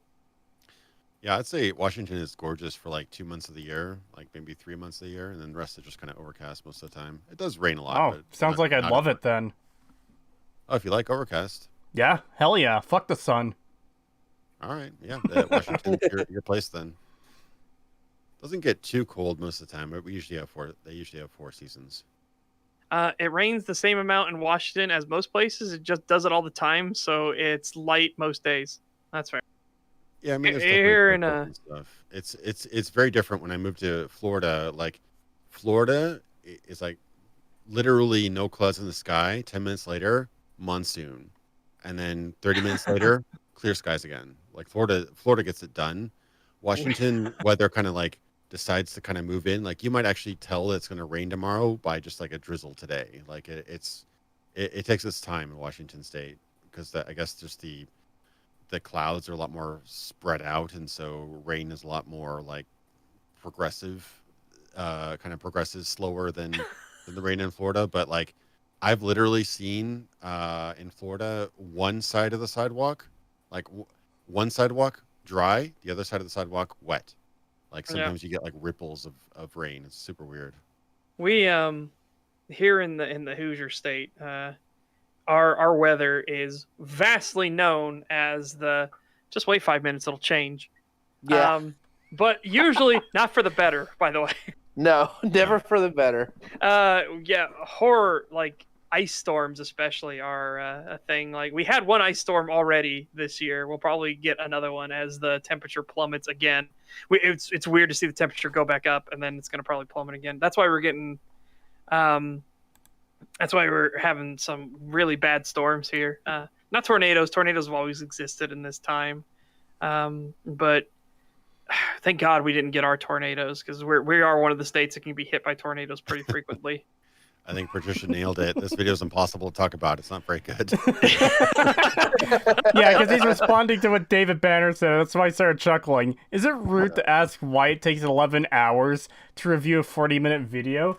Guys, we are not even 10 minutes in. Yeah, Ian, guys, we are. You get good flows of conversation, and you really don't want to be like, shut the fuck up. It's time to continue. You really don't want to do that. If you have a good conversation going, might as well let it keep going. I like how we're literally talking about the weather instead of talking about this video. Because this video is so bad. He just said he didn't talk about nostalgia in the previous video, but he did. Yeah, he literally just straight up lied. So that does make us lose a bit of sympathy for you. Just a little bit. Didn't say that. I even implied it. So I don't know really where you got that from, but there it is. We got it from when you said it. Point. Multiple a lot times. of people did bring this up, and here's the thing: that's not what I said. Morrowind is my favorite game of the Elder Scrolls series, hands down. Cards on the table. That's my final opinion on the matter. Morrowind is the best game in the Elder Scrolls series. It's the best one that Bethesda ever produced. So, okay, I'm just going to continue from this real fast, but that does not mean that you did not say the statements that you said. You saying that, oh no, I love it, really, but you also did say that people were blinded by nostalgia for it. So, sorry. Yeah, he said he was sick of people talking about how great Morrowind is while being blinded by nostalgia. How are we supposed to take that? Yeah. Patricia says he had to executive veto this video on his own stream. Trust me, this is normal. Patrician, how far in did you get? Because, yeah, this is already a bit of a fucking nightmare. I didn't say the thing. I very clearly and obviously said numerous times in my previous video. I don't know where you got that from. Yeah. God. Even though I said it multiple times. This video is a perfect example of how to not to do game analysis. That's the thing. It's not even analysis. He's just arguing points. He's still fucking it up. Yeah. And he was arguing points to damage control, points he made earlier in another one. Patricia, hey, we're coming up to the goalpost. Oh man, Patricia will get new content soon. He didn't even make it halfway through. How bad does it get in the next 8 minutes? Yeah. It's probably going to be brutal. Oh, God. There's a whole bunch of reasons for that. That's a topic for a whole other video, which is probably going to happen. That's going to be a thing. I'm probably going to do a video where I explain why I think Morrowind still is the best game of the Elder Scrolls series, in spite of everything that I'm discussing. Also, I'd like to point out that if you just notice the Imperials let their prisoner they are escorting go to run up and punch wolves. Yes. It's not even that they let him go, it's just that the game can't handle it. It sees an enemy, so they all... He exits his I'm tied up animation to go punch a wolf in the face. Yeah, because, fucking programming, right? Bethesda doesn't have programming problems. Again, this is something... Which is probably going to happen. Go ahead. This is something you should be able to fix. If prisoner escort group encounters an enemy, one guard stays with the prisoner while the other two try and kill the enemy. Maybe the prisoner tries to run away and escape. Like, it's a generic nameless NPC. It doesn't matter if he lives or dies. So if they chase him down and kill him, or if he gets recaptured, it's not an issue either way. Yeah. All right. Which is probably going to happen. That's going to be a thing. I'm probably where I explain why I think Morrowind still is the best game of the Elder Scrolls series, in spite of everything that I'm discussing here. But... Wait. He just said that the Morrowind is the best in the series, but you just said in the other video that it's not the best in the series. The Skyrim is the best in the series. I've been trying to find a source on that. I can't find anything definitively. Because I don't remember if he said it was the best or not in the previous video, but the argument was definitely Morrowind is not as good as you remember. Yeah, and then he kept making claims that Skyrim does things better and better and better. And so if everything it does is better, does that not therefore mean in your mind it's the best? Oh, hey, Setch, read Patrician's latest comment. No Man's Sky is going to be a side project. I'd like to have it out in January, February at the latest, since I also plan on covering Elden Ring. Oh, baby, I'm coming for you, Patrician. I'm doing faith builds, baby. I'm going for it. Yeah. 2116. The later games are far much more mature in their approach to world design and writing, from my notes. Oh boy. Yeah, that's absolutely fucked then if he's now saying Morrowind is the best. Again, backtracking on what he said from the previous video. Yeah. How can it be the best, but the others have improved maturity in world building? What are you talking about? Yeah. Sorry, world design and writing. Proteus, the reason I'm doing faith build is because Elden Ring faiths, their faith miracles look really fucking good and actually usable. Oh, so yeah, the faith stuff looks really fun now. Okay, now backtracking us slightly. Yeah. For that, that's a top video, which is probably going to happen. That's going to be a thing. I'm probably going to do a video where I explain why I think Morrowind still is the best game of the Elder Scrolls series, in spite of everything that I'm discussing here.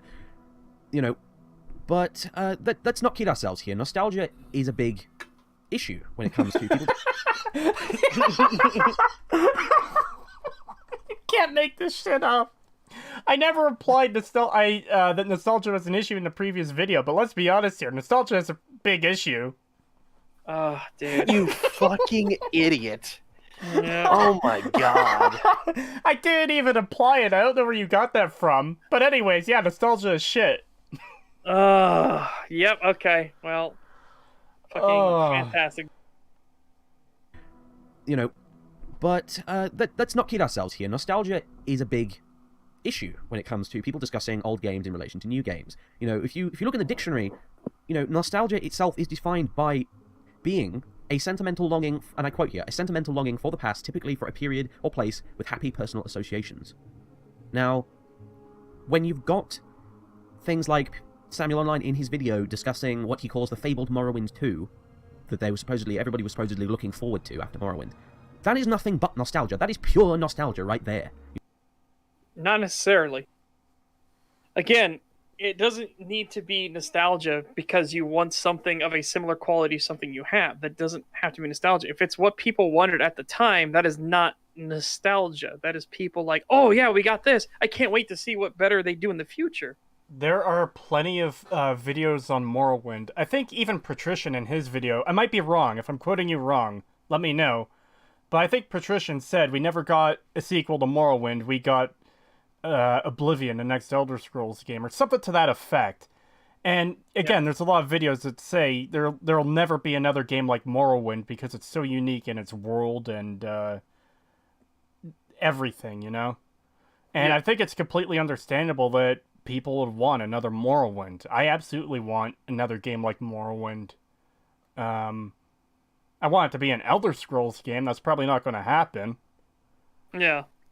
So I found a source on at 46 seconds on his first video. I began with Morrowind back in around 2004 or so, and I've got a lot of love for that game. As anyone who subscribes to my channel will probably tell you, rants about how Morrowind was superior to subsequent Elder Scrolls titles is something of a staple feature of my videos. So he does insinuate at the beginning that he likes Morrowind better than the future videos, but later on he goes on to explicitly say that quote that Cheddar said, which was, I just verified, that the characterization and storytelling has become much more mature in later games. So Yep. I don't know how both those ideas can coexist in his head, but I mean, he did. At least I verified he did say that he likes Morrowind the best at the beginning, just in a very kind of indirect way. Yeah. And from Calbeck in chat, comparing a current game to its predecessors is nostalgia. Big brain take. Yeah. We actually have heard, unironically, that you are not allowed to compare an older game to the same game in the same series, to a newer game in the same series. We've heard that take, and it's just like, what? Why the fuck not? It's in the same fucking series. Yeah, that's insane. In fact, Miniature Nerd used that argument in his video. It's a bit unfair to compare main story to main story between Fallout 3 and New Vegas. Two games made on the same engine in the same era with two different teams. Like, okay. In the same genre, in the same series, in the same setting. Yeah. It's like, dude, yeah, come on. This is, all right, come on.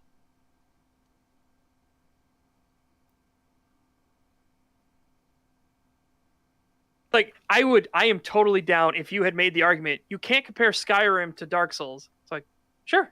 Yeah. Okay, I would say it depends on what you're comparing, but if you're saying main story of Skyrim, main story of Dark Souls, like, fair, fine. Or playstyle of Dark Souls versus playstyle of Skyrim, all right, fair.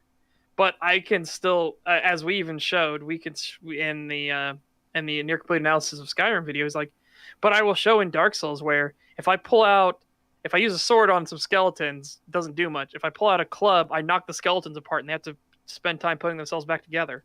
That is a depth that Skyrim does not have. Just that simple little thing.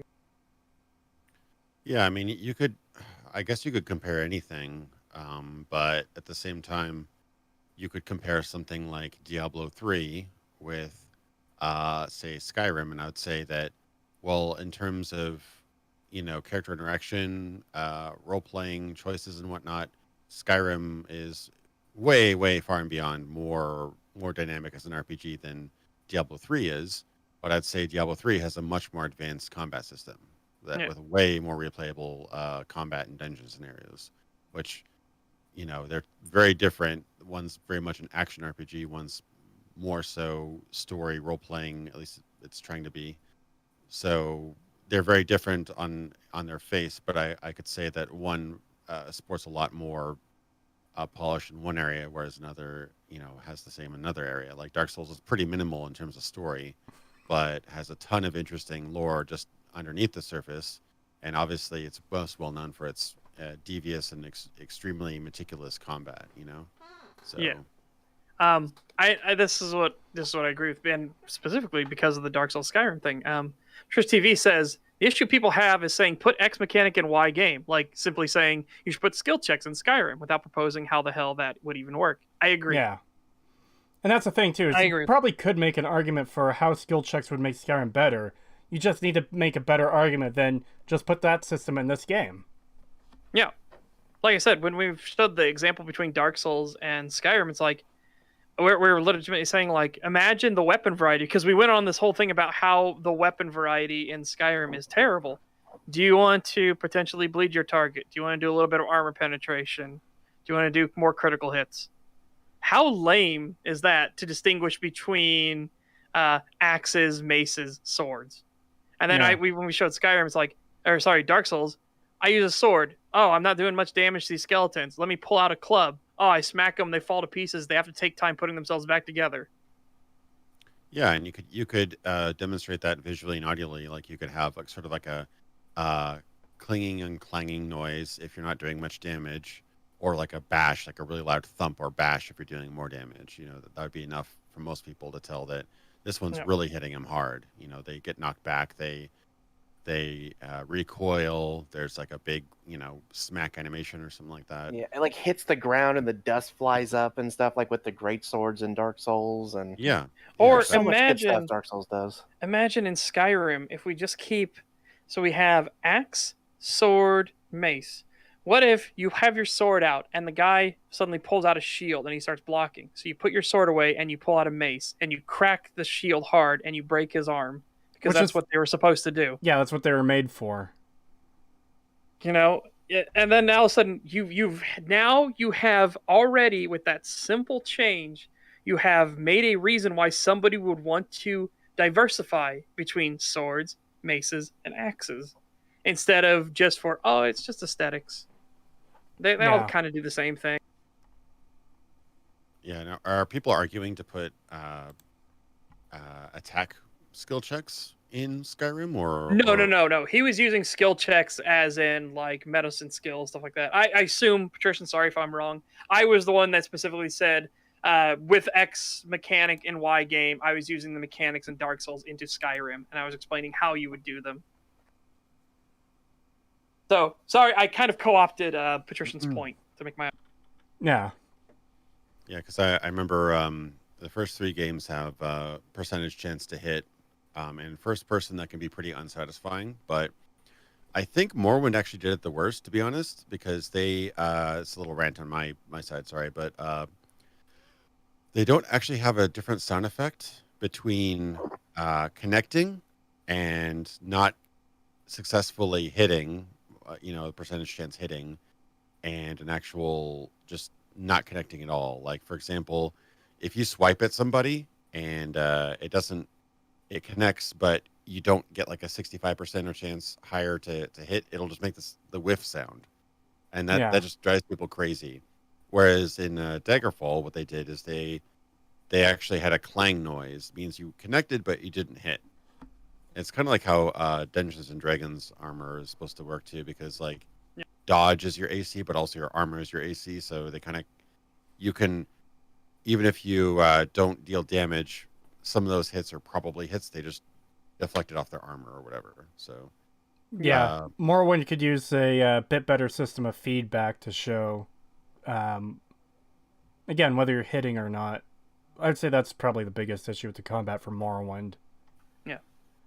Yeah, even a clang would probably make it a lot more, at least a lot more, just enjoyable, because you don't even know if you're actually connecting or not. That was the big argument we had about Salt Factory implementing New Vegas-style skill checks in Skyrim is difficult, because the test skills are difficult to write abstractions for. Yeah, like there's a few examples you could think of, like maybe if you're high in Magicka. Yeah. Then maybe you would see like arcane portals, or you would see things that normal people didn't see, or like maybe you see spirits, and like normal people that didn't have high magic capabilities wouldn't be able to see, or something like that. Yeah, but even then, it does seem like it would be more difficult to come up with scenarios for it. Technology inherently supports better skill checks. You can write a check for recognizing gun, making interesting encounter around that. It's harder with one-handed. Yeah, I agree with that. I still think you could write some scenarios, just not nearly as many. Like, oh, I'm good at archery. So, I don't know, maybe you could hire me to assassinate this bandit camper. That is harder to work with. Pagan, I'm entirely down for that idea. That is entirely up to him. Uh-oh. What'd he say? Pagan put forth, should we just invite Patrician TV to come on? And that's entirely up to Patrician if he wants to. Yeah, do you want to come on, man? Do you want to suffer through this video with us? That is the name of the stream, after all. Suffering through abject garbage. Yeah. It's like, that's entirely down to you. If you just want to type in the chat, sit back and chill, and let us do all the suffering, that's entirely understandable. I'm working on He's something. working on something. Okay, That's fair okay. enough. Fair enough. Yeah, I gotta he's- hop out here in a few minutes, but I'm willing to try a little longer if you want. All right. Well, if you've got to go, like we're not forcing you to stay here or anything.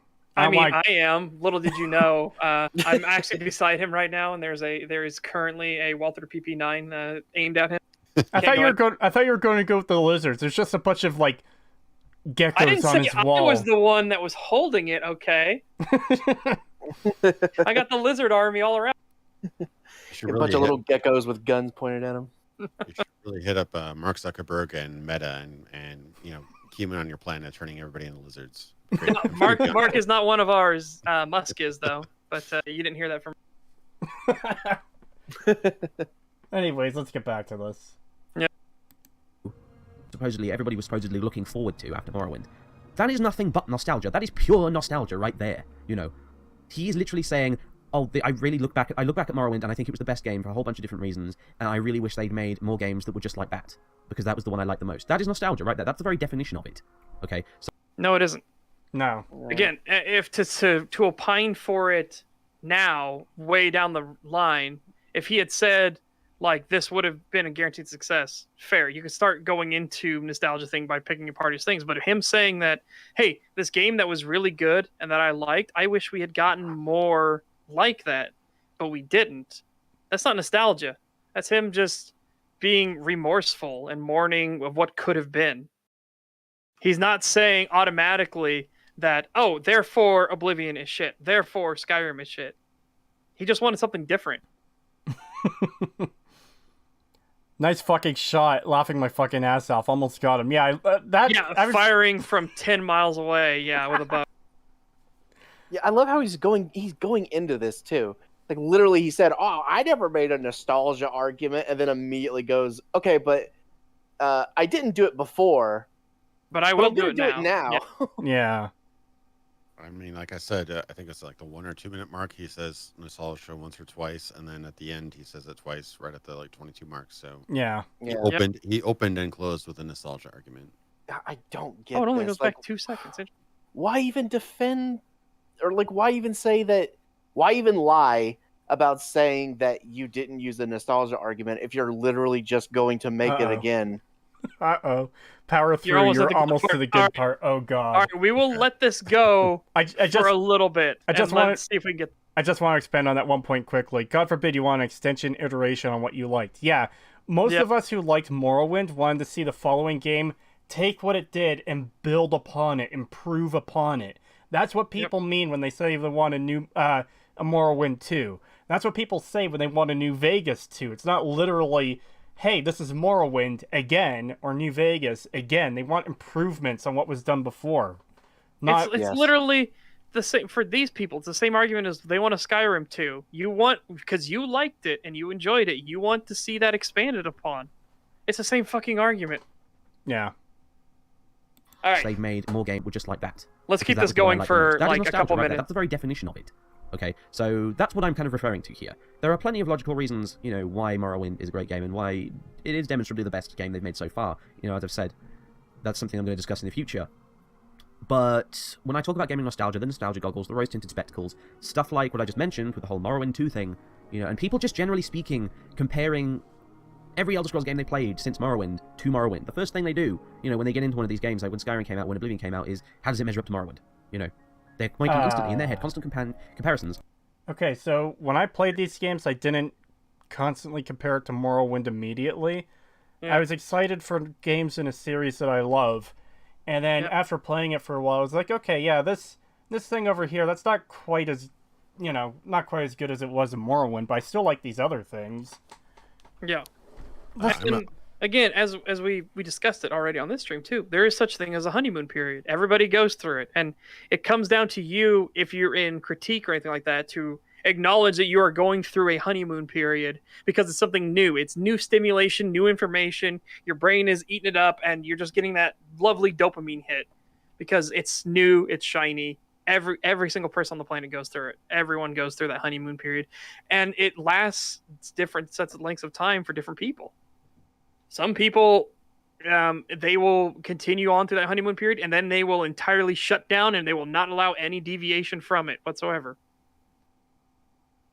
That's dangerous, but yeah, that's what fucking happens. Your face is a dopamine hit. Oh, thank you. I'm glad I look good enough that it gives you joy. Oh, sweet. So Patrician TV said, "I want Indigo to get to the Let's Play part, so he understands why his stream was the way it was." I guess when he covered your video. Is that in this video, Patricia? I think what he's getting at is we're going to see some modded footage coming up that drastically changes some things. Because that's the big thing when covering these videos is covering Bethesda games is tricky territory, or covering videos covering Bethesda games is tricky territory, because it's always in the back of my mind at least, okay, I've already seen mods running. What else is he running here that is going to alter his perception and make him think, oh, Skyrim is better than what it actually is because he's modded it? Yeah, so I believe there was that. I know that Patrician was super basically skeptical about my video because there's one shot. I think there's like 2 shots, maybe. I think there might be 1 or maybe 1 to 3 shots in Morrowind and Oblivion that are from my live streams, which I had some mods on. Yeah. But I think in Morrowind I had a speed boost on from the console, and I had a bunch of like graphical mods on the Oblivion stream. I probably should have gone back and re-recorded that whole segment instead of using my live stream, but it was like I already was like hundreds of hours into editing, and so I just kind of snagged one of my live streams. But that's why it's suspicious, because I used that one weird shot of the guy at the end of the Oblivion dungeon because I, for some reason, did not have any unmodded footage of it at hand. So that's why it looks sketchy. Yeah, and that's fair. The main thing for us is, okay, is it going to be like the White Light video, which we haven't actually covered? I've seen parts of it, though, where he's going on about how beautiful and amazing and wonderful the scenery is, with modded fucking footage in the background where Skyrim looks entirely different from what it actually is, because he's got it so modded up the ass that it's completely different. Is that what he did? He didn't use vanilla when he talked about how Skyrim's great? Yeah. Yes. And there's other people who will use, like, quest mods or settlement stuff in Fallout 4 and all that, where it's like, okay, you're talking about something that is no longer the base game. You're so far removed. Yeah. And just going back to Patrician's thing here, you overstayed it. I just pointed out there's some weirdness with your skills. Yeah, I remember hearing that. It's like you got some skills at level 5 and they shouldn't be able to go that low or something. I'm wondering what happened there, because I didn't have any mods when I was doing the Skyrim thing. I'm wondering if I took advantage of some exploits. I know there was an exploit, for example, where you could level up your archery eternally by taking on this, I forget his name, but he's like an archery trainer. You could put him in your party. And there was an exploit since day 1. I think they might have patched it out later, but you could basically train up on him and then go into his inventory, take out the money, and use that money again to train him up archery more. So maybe I did that. I might have done that just to kind of get my character up level quick. That may have been the case. But also, I say I noticed this a bit back to the nice sword versus we use bolt action rifles because the lack of recoil allows us to track our shots better. Well, bolt action rifles don't have a lack of recoil; they actually have more recoil. But that's neither here nor there. But for swords, you can absolutely do skill checks and stuff like that for the various types of swords. I don't just mean through the materials used, but like, hey, here's my basic knife versus, hey, here's my pattern welded hammer forged knife, or here's my, there are all kinds of things you could do in that regard and explain why you do it. Like, hey, I have rivets here to be a sword break. Hey, I have this fuller here to change the balance or something like that. There's stuff you could do in those regards.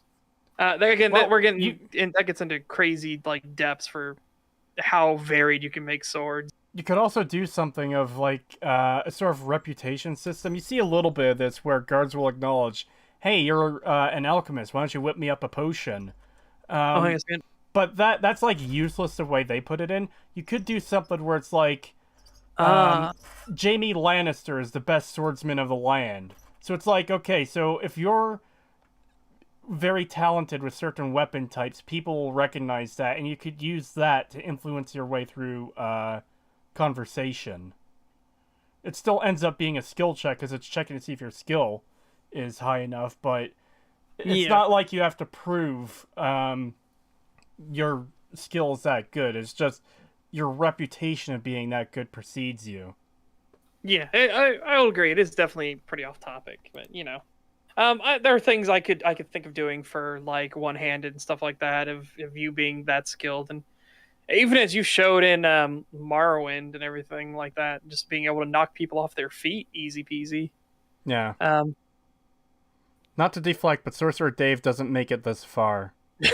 No worries, Patrician. I understand, and it's not really deflection.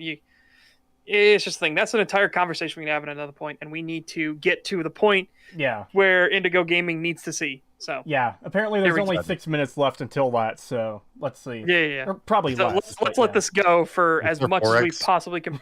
Is there 4x speed we can go on? No, unfortunately, I don't think we'd be able to hear what he would say then. Yeah, no, I'm already having... So, yeah, let's just try to hold it. Even if he makes a really dumb point, let's try and hold it until we get to that point. All right. Play since Morrowind to Morrowind. The first thing they do, when they get into one of these games, like when Skyrim came out, when Oblivion came out, is how does it measure up to Morrowind? They're making instantly in their head constant comparisons to Morrowind. And I know this because I did it too. I mentioned this in the video. But yeah. Okay, so you are not everyone else. I'm sorry, I know we should have paused, but holy fuck, that was retarded. It is, and I know, that's what I said. We're going to have to hold this in. We got to hold it in. He did say something incredibly stupid, but yes, we must continue. And I don't blame people for doing it because it's, it's kind of a phase that every Morrowind fan kind of goes through, really.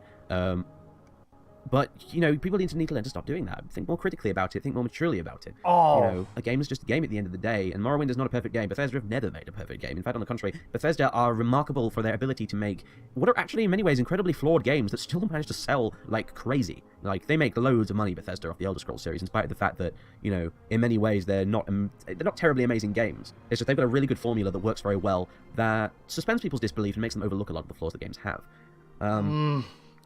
So nostalgia is a problem. When in this specific case, anyway. Nostalgia's not necessarily a bad thing at all. Everyone has it for something or other. But especially in the wake of Samuel Online's video, I saw a lot of people, Let's Players especially, including himself, that were doing like Skyrim Let's Plays at the time. Oh boy, and this part. They actually decided, then and there, that nope, okay, no, I've had enough of this. Skyrim is a dumbed down game. I watched this video and I've now decided, yes, Skyrim is a dumbed down game, and I'm not going to be doing my Skyrim Let's Play anymore. I kid you not. People actually, said this. You can even look it up in the video responses on Samuel Online's video. I think there was at least one posted in there where it was a guy basically saying that. At least, he okay, I can't hold it in. There's so much stupidity. Fuck. Is this the part where he just completely? He just said policy. EFAP gets this all the time, where it's like, you're preventing people from loving these movies by pointing out their flaws. It's like, no, not at all. Again, as we have said multiple times here on STAG as well, is like, if our criticisms about being objective criticisms make it so that you no longer enjoy something, it wasn't us that ruined it for you. You are now listening to your subconscious and being like, they're right. They noticed something. Yeah, that was kind of weird. Yeah, that's not us. That's you finally being like, the walls are coming down and you're getting rid of the excuses. And you are starting to listen to yeah, that was kind of dumb. Oh, that was a bit off. You know what? It doesn't make sense that she did that. It's like bringing up the fact that the Dairy Queen ice cream cone that you have in your hand has 200 carbs in it. And, you're like, hey, that has 200 carbs and probably has like 1,200 calories in that just one thing. If you had broccoli and some grilled chicken instead, you would lower your calories and carbohydrates by blah amount. Yeah. And you'd be taking in much more nutrition for whatever amounts they have. Yeah. Yeah, and it's like saying that and saying, oh, but you're preventing people from enjoying their ice cream cones. It's like okay. No. Cigarettes give you cancer. Saying this takes away from people's enjoyment. I've always despised the you're taking away from people's enjoyment. Just let me play the game. Motherfucker, if I make a video talking about how bad a game is, that's not preventing you from playing the game. You can still play the game. Yes. We are not literally installing malware that prevents you from starting the game. We are not coming into your brain, kicking it down, and removing all of your happy memories or whatever you have built up that makes you enjoy that game. That is not what is fucking happening. And isn't this like an It's- argument against the concept of critique? Like you can't Yeah. say that anything is good or bad, or why your argument for or against anything. So we should just accept whatever people enjoy and not try to sway them toward more Yep. rewarding. Yep, experiences. exactly. I mean, That's what I was going to bring up. I was going to say that he's literally just whining about like, well, by people changing their minds about this game, that means I'm losing and you're winning. You can't do that. Stop it. Yep.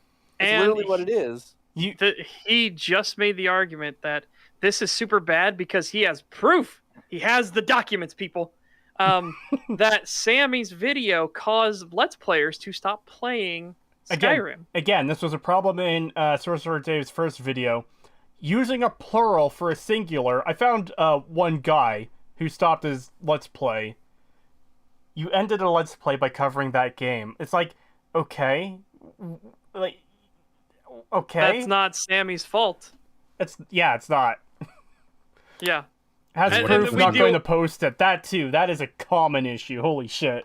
We deal with that on almost every single video on Stag, where they'll make a claim, then they like, this happened, and then they don't show us proof. Or, more hilariously, like that one Fallout video, where it's like, and people are just so toxic, and then he's like, here's my proof of people being toxic, and it is the most Oh. milquetoast fucking things you have ever seen. Yeah, that one The from most- a couple weeks ago. I feel Yes.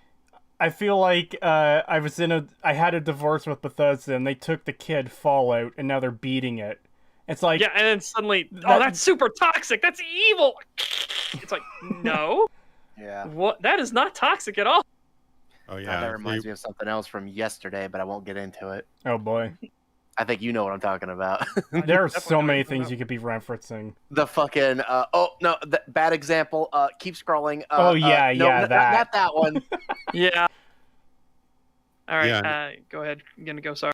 No, I was just saying, like, try looking at my comment feed on the average day and find out what toxic is. I have a pretty Yeah. good community too. Like, I have a pretty chill community for the most part, but you get a lot of just random YouTuber people that aren't subscribed to you or just got recommended randomly on YouTube, and you're gonna get some harsh criticism.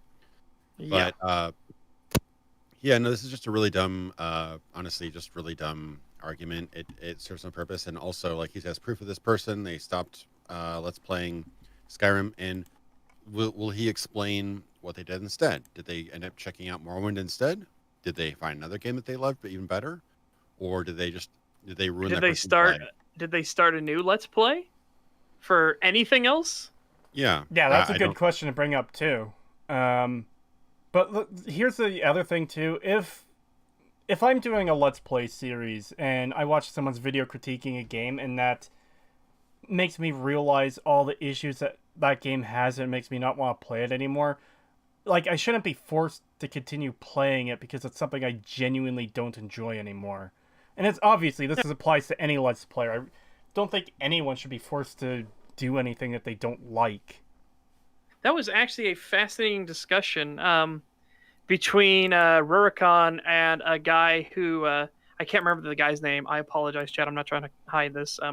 But it was a guy who played Dark Souls and he didn't like it, and Rurikon was curious why. He wanted to get his honest opinions because Rurikon loves the Soul series just like I do, and so he wanted to know why. What were his thoughts? He's like, well, it felt like I was forced to get through this and everything like that. And as Rurikon brought up, well, I honestly think you doing it as a Let's Play and you doing it as a you must get this content done probably worked against you, because the Souls games are all about, like, well, take a break, take a breather, think about new strategies, adapt and overcome thing. So if you had forced yourself, you brute forced yourself through it, you were punishing yourself more than was necessary. And it's that same kind of system of, like, hey, sometimes you just got to stop the Let's Play. You just got to stop the playthrough and take a step back. Don't use it as a, well, we've done this, so I have to do it. No. If you're not feeling it that day, just say, I'm not feeling it that day. Sorry, guys. I'm just not. Yeah. I like Patrician's comment where it's like, who is in the middle of a playthrough of a game, watches a review, oh, this game is actually bad, dumps it in a bucket and stops playing it. Yeah, Well, Like, see, exactly. that's the thing is, I could imagine that's possible if it's like a game you've completed before. So like, I've played Morrowind a whole bunch of times. So let's say I started doing a Let's Play and some video came out reviewing. I checked it out. Like that doesn't even register for me because, like, hey, I'm playing Morrowind. I'm going to probably be more likely to look at Morrowind content. Um, if it's something you're playing for the first time and you're in the middle of it, then you watch a review, then yeah, that's pretty weird. Yep. All right. Let's see if we can continue on. Indigo, you still good on time, or we need you, or do you need to bow out? Yeah, if you need to. I can be on for a couple more minutes, but I may bow out pretty soon. Yeah. Okay. right, So just make sure you let us know, and then you can tell people about yourself and everything. Well, I was going to say, he could tell Chad about himself now, so if he needs to, like, go, we could just, like, he could just say, hey, I've got to go, and do whatever, you know? Yeah. So Indigo, if you would like to tell the chat and everybody about yourself and your channel and what you do. Somebody said go to double speed in chat. I think we already are, or we're at 1.5. We're at 1.5. Yeah. Yeah, 2 is still a little bit too much. Well, I mean, I'm Indigo Gaming. My first few big videos were about Diablo, Fallout, and the Elder Scrolls. Old school Elder Scrolls and Fallout fan. Played the originals before the new games, so I have kind of a longer relationship with the games. But I did a couple videos breaking down the whole series and like the good and the bad of each of the games. My most famous video is obviously the Elder Scrolls breakdown I did, where I go from all the way from Arena through the sequels, the spin-offs, Morrowind. I even mentioned the mobile games. Nobody likes to remember. The Promise Unfulfilled? So, the Elder Scrolls Promise Unfulfilled. Yeah, I just listened to that the other night at work. It's a very good video.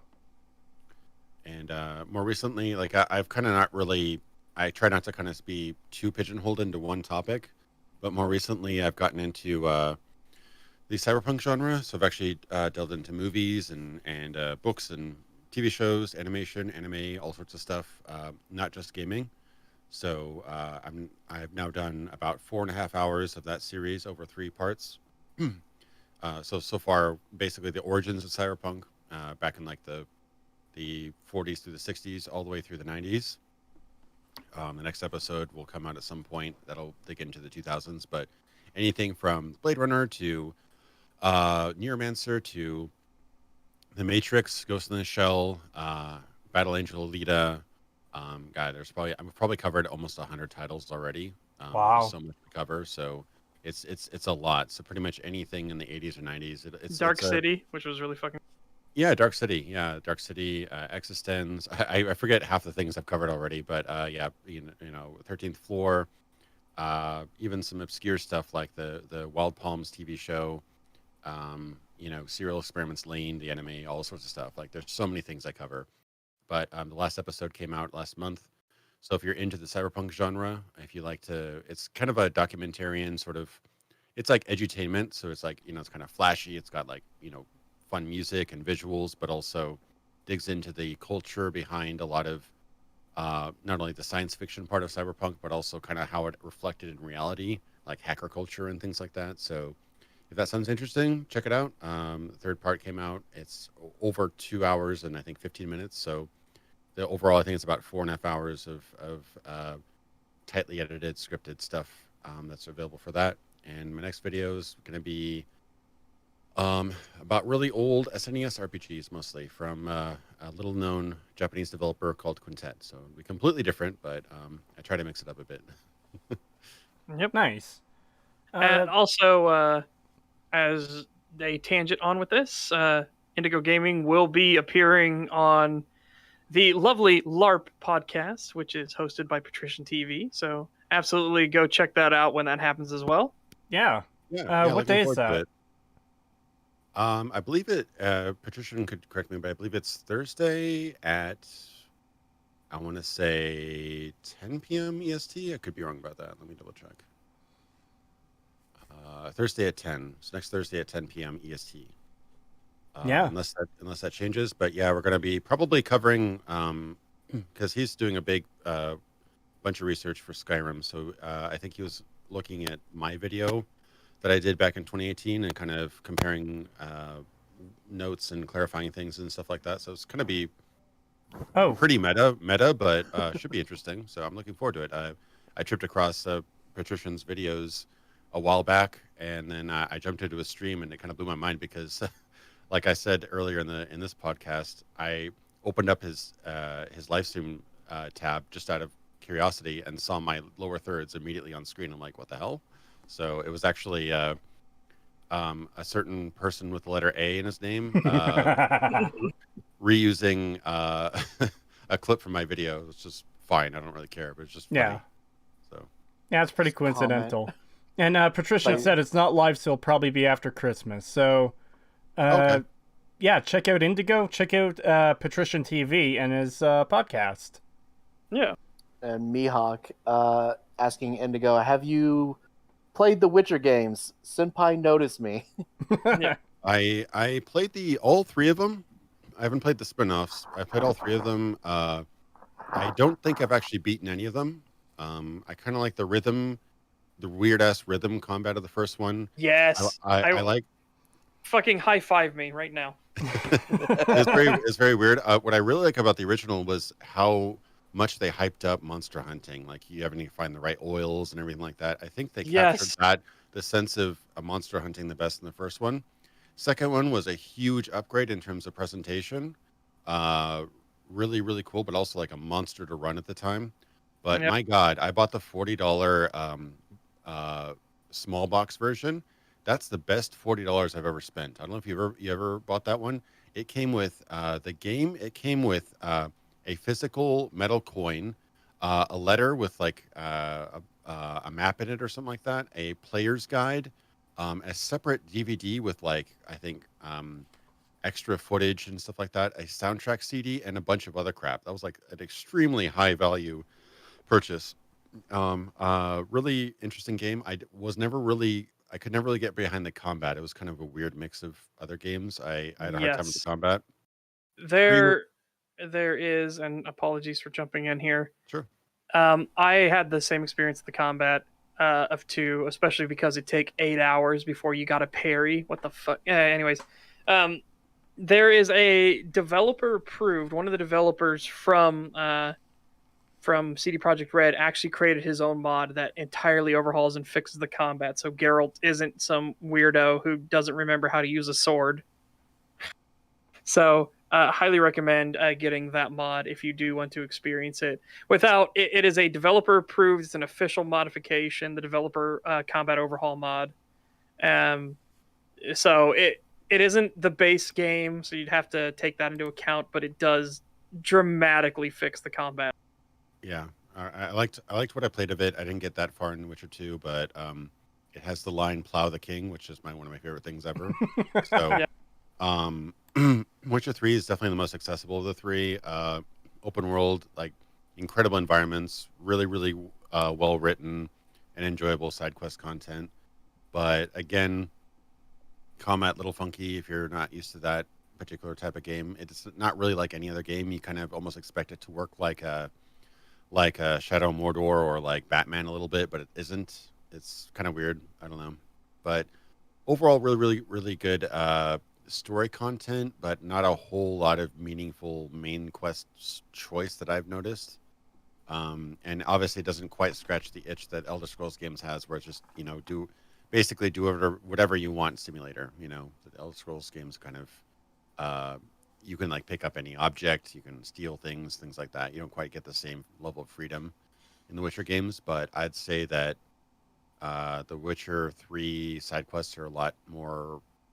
I felt a lot more invested in them, whatever that means. So, yeah. All right, so let's try and get further into this. We went through a cavalcade of shit right there. I also just want to restate it again because say. it's really been bugging me. Sorcerer Dave, not everyone is going to look at Oblivion and Skyrim the same way you do, where you're immediately comparing it to Morrowind. Most Yep. people play the game and then realize after, oh hey, there's issues with it. It's not how good is it to Morrowind? How good is it to Morrowind? That's a you problem, friend. Yeah. And also, this discounts the myriad people who started with Skyrim and then went back to play Oblivion. It's like, I like this a bit better, and then went back and played Morrowind. It's like, I like this the best. Yeah. That's not nostalgia at that point. That's them coming to it of their own accord and everything. Yeah, absolutely. Video, I think that was posted in there, where it was a guy basically saying that, he abandoned a Let's Play which, his subscribers were watching and enjoying because he decided, nope, Skyrim is a dumbed down casual game and I want nothing. Wait. So you don't know for sure that his subscribers were enjoying it. What if most of the people in his comments are like, man, you're just really not feeling it. Are you okay? And stuff like that. What if, because trust me, if you are there for the person and not just for the game, you'll notice when the person's just not feeling it. When they're putting on an act more, or they'll be like cutting away more, or trying to talk to their audience because they're trying to get that engagement. They're trying to get that like, hey guys, this and that. If you're there for the person, you can tell when something's off, and that, hey, you're just not feeling it. Are you okay, dude? We're here for you, man. You play whatever you want, and we will watch it because it's you. Yeah. There's a few Let's Play channels I've watched. Spike and Barley, Oni Plays. I used to watch Game Grumps before all the talent left, aka Jontron. It's always damn. It's always more interesting. And I also watch Vinesauce a lot. He's my favorite streamer. It's always a more interesting stream when either the person playing the game is having a lot of fun or they're suffering incredibly. If they're bored, then it's a boring stream. Yeah. Yeah, and what Patrician said is absolutely true. I've gotten something along the lines of like tens of thousands of comments over the years about my Elder Scrolls video. Oh. And sorry, no, I just cleared my throat. No, that's fair. That's fine. Trust me, as someone with a chronic throat frog, I understand. Yeah, I know.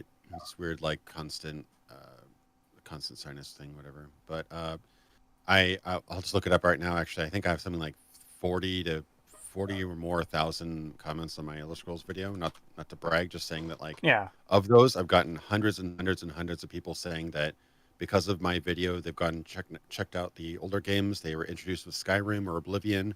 They went back and checked, Morrowind out. They went back and checked Daggerfall out. Some people even went back and checked Arena out, and that's their favorite game in the series. So you can start anywhere in a series and potentially go back and find your favorite one. You don't have to embrace the first, game you've played in the series or the latest one.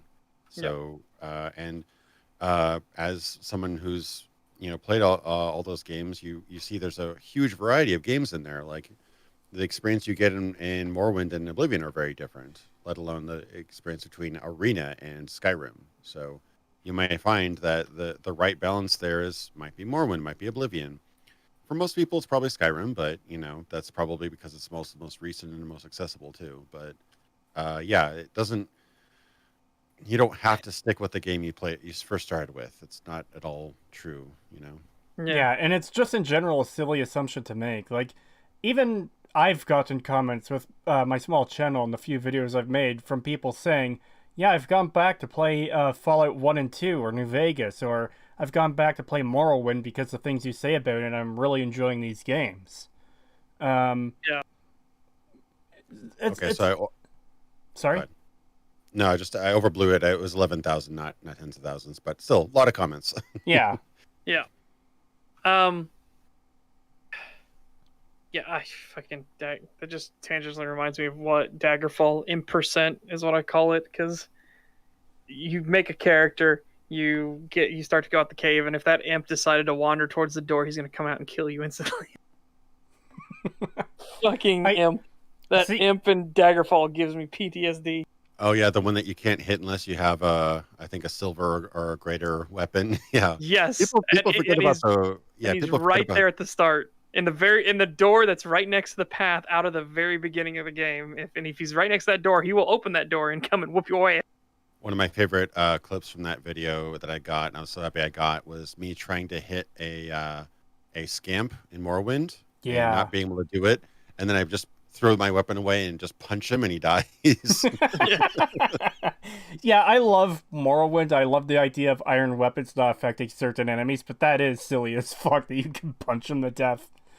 Yeah, it is pretty funny. I like the idea. I think they toned it down in Oblivion, where they made it so like, I think ethereal or non-material creatures like specters and stuff needed special materials. But Well, yeah, they completely ditched it in Skyrim for sure. my solution would just to make it so, okay, your fists won't damage that scamp, but you have to be wearing steel or silver gauntlets or better to be able to punch him, because it still has the same effect. Your fists and iron won't be able to do anything, but when you've got the right material, then you can do it. Yeah, I'm not sure. I like the idea because like if you play Daggerfall for a while, it is really scary when you first run into an enemy where you just can't hit. Like you can't affect them at all. All of a sudden you have to run. It almost becomes like low key like survival horror because you're like all of a sudden I can't actually fight back with this enemy. Yeah, But and those but scenarios yeah, are great. yeah, they're a lot of fun. But I'm almost thinking if you were to do something like that, maybe you just have like a damage resistance, like almost like D&D does this is damage resistance 10 silver. So you get minus 10 damage for every hit unless you have a silver or above weapon. That seems a bit more reasonable, I think. Yeah, that seems fair too. And I just read Patricia's comment. I was trying not to laugh. You need level 50 in hand-to-hand to punch ghosts in Oblivion, which is great. That is funny. That's awesome. That is hilarious. You have to... I'm all ethereal and shit. What can you do? I am 50 trained. and 50 and unarmed. Uh-oh. I have trained enough in the ways of the fist that I can punch a ghost. I have punched gelatin every day Imagine preparing for this moment. Imagine being that ghost coming back from the dead to haunt something, and someone just comes up and punches you in the fucking face, and you're just like, what the hell just happened? How is that even possible? The like hell am I going? I'm just imagining like the ghost army from Lord of the Rings, and all of a sudden, like they look over Yes. in shock, see Bruce Lee, and it's like, "Hoo-yah, hoo-yah," just like defeats all of them. I project my soul through my fist. Yeah. Oh god. Not even the afterlife can save you from a can of whoop ass. Monk is a lost class in Skyrim. I love playing a martial artist who is in tune with his aura. Yeah, it bugs me that they... I've never really used hand-to-hand, but it's still an option that should have been in Skyrim, and that's just... Like, sure, you can punch things, but it's not a skill anymore. So you can't really spec into being, like, a martial artist. That would... Ugh.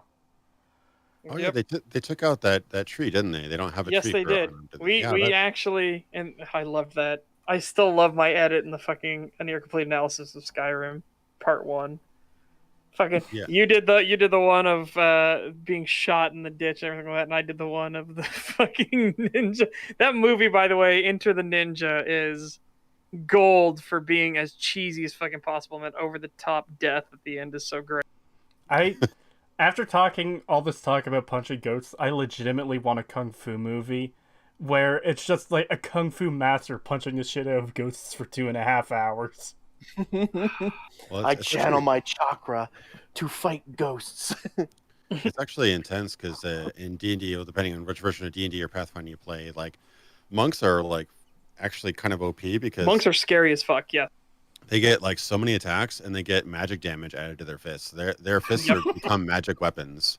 Dude, It's actually insane. Yeah. Monks actually have a chance to kill you on every attack if they so choose, okay? They can literally make your heart explode if they want. Oh god. Now I'm really wanting to bust open. When's the last game that had unarmed? I'm assuming Oblivion had unarmed. Oblivion had unarmed. Yeah, I think it was called hand-to-hand in Oblivion, though. Yeah, I know it's not a good build, but I almost want to bust open one of those, either Oblivion, Morrowind, or Daggerfall, and do like a mysticism unarmed build or something. And again, we're getting way off track, so try to pull it back. Atomic karate. Yes, dude. That is a video I have to send. I have to send Indigo. That's fucking Atomic Karate is way too funny. Yeah, it is. I do want to go back and play Arena and Daggerfall because I did start with Morrowind, and I've heard a lot of good things about those games, especially Daggerfall. I've heard some people say it is the best in the series. And a lot of the I'd things say, I've heard about it, I like.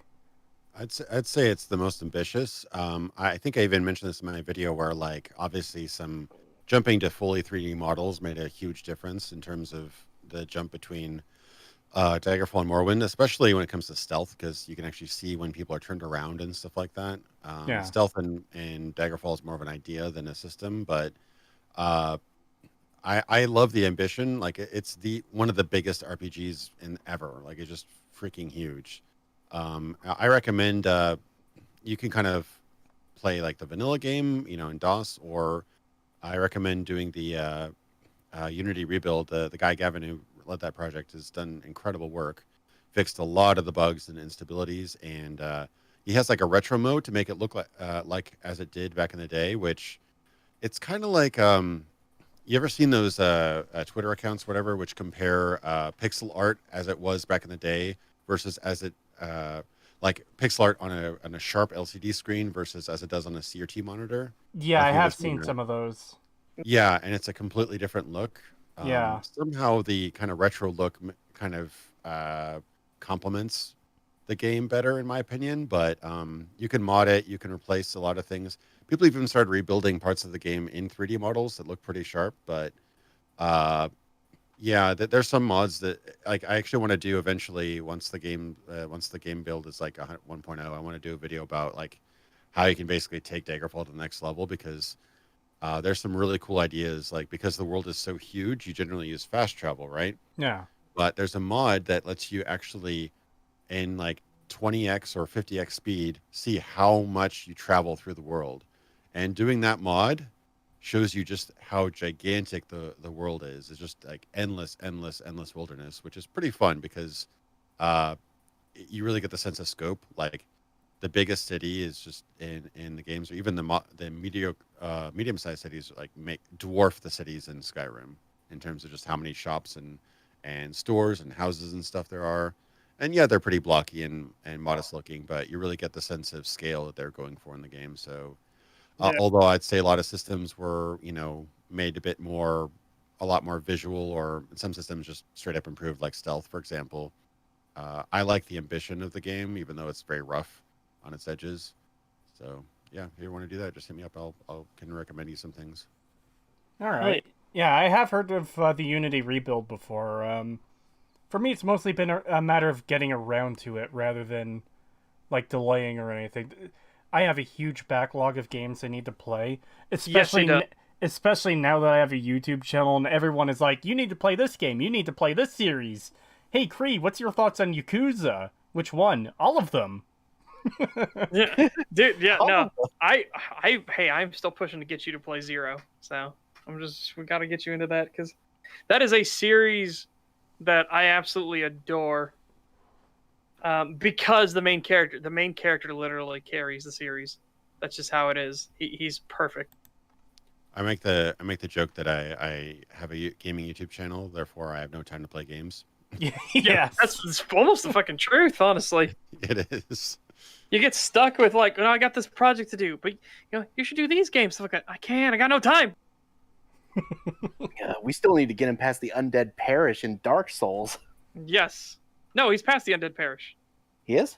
Yeah, well, because he beat Taurus Demon already. Yeah, he's. But Yeah, not Undead Berg. Undead Berg. God damn it. Yeah, he's Thank you, past Ray. Berg. Wait, sorry, guys. It's over. The dementia has started to set in already. Ah, shit. Rest in peace, It's all Setch. We downhill. hardly knew ye. Yeah, Lose it's all him. Someone play Everywhere at the End of Time to commemorate Setch losing his mind. No, you know what though? What I recently found out that there's a way to protect yourself from dementia, and it is incredibly funny. Is it playing Dark Souls? Because No. I feel like that's your way to push me to play Dark Souls. No, it's hilariously, they were running simulations on different drugs to figure out what would be good for Alzheimer's and helping with dementia and everything like that. And it's Viagra.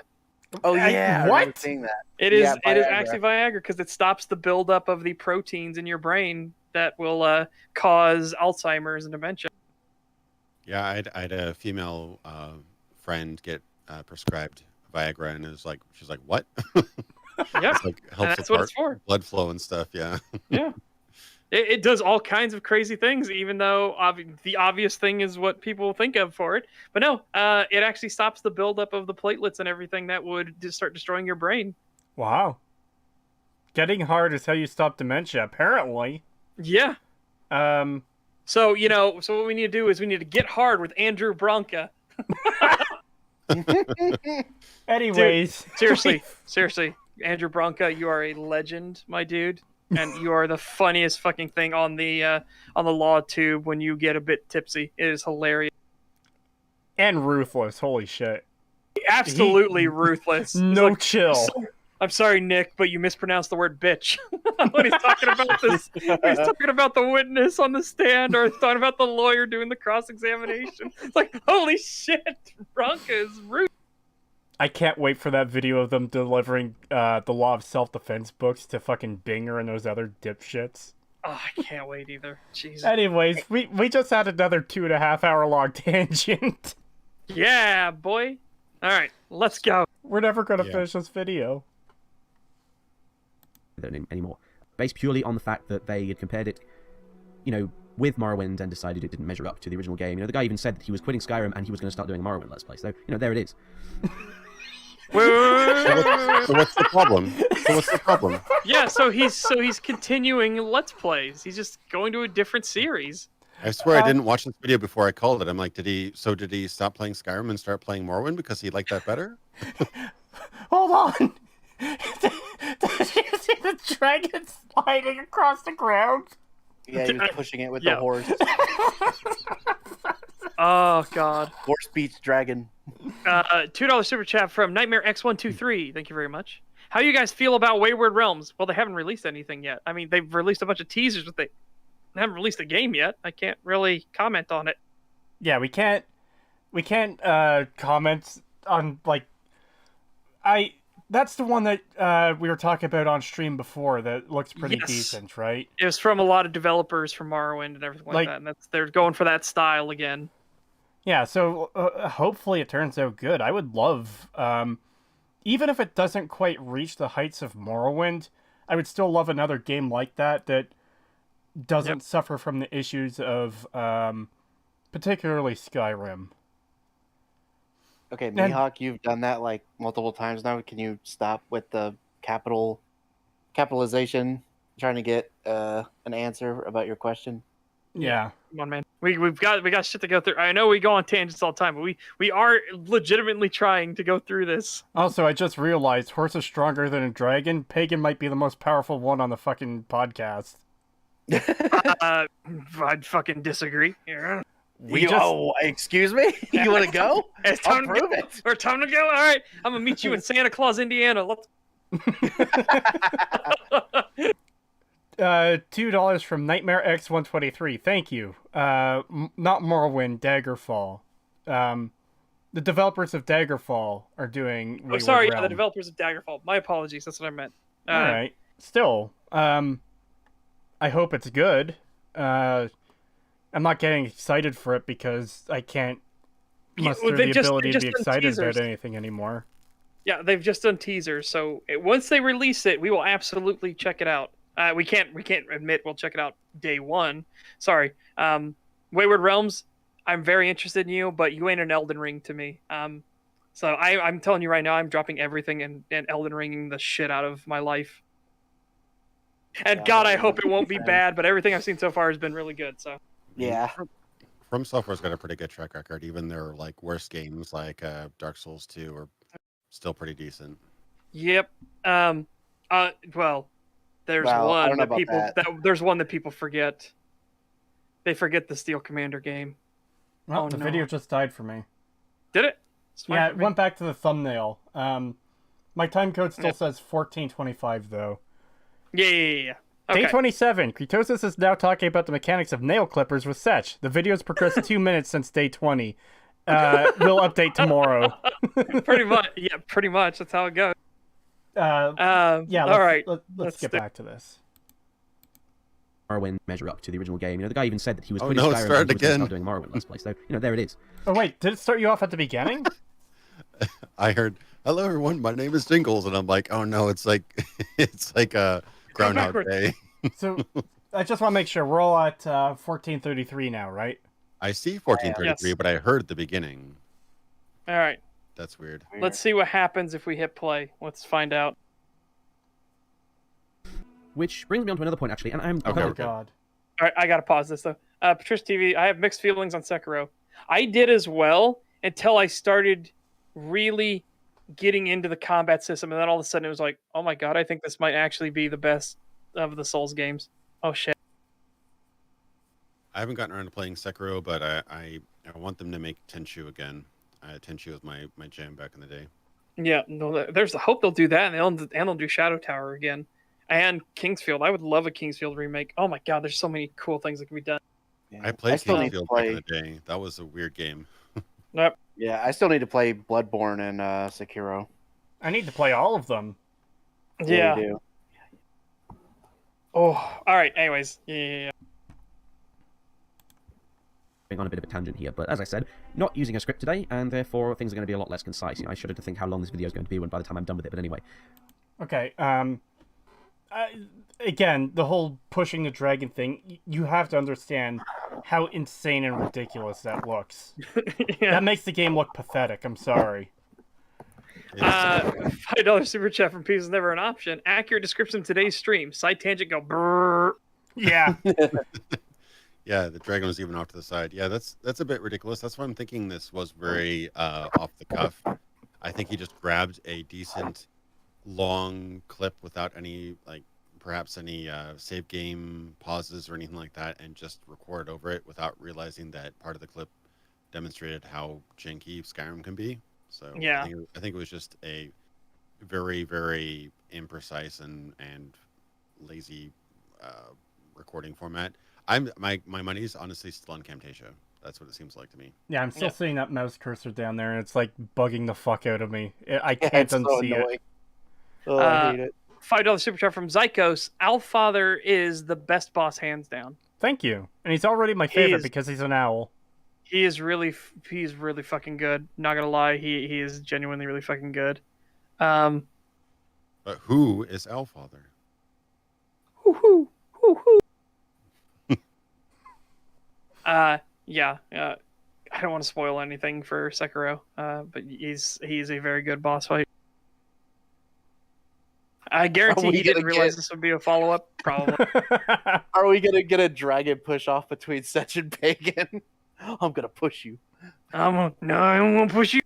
Okay, Setch, you have to remember, when Pagan starts pushing you, you have to slide across the ground.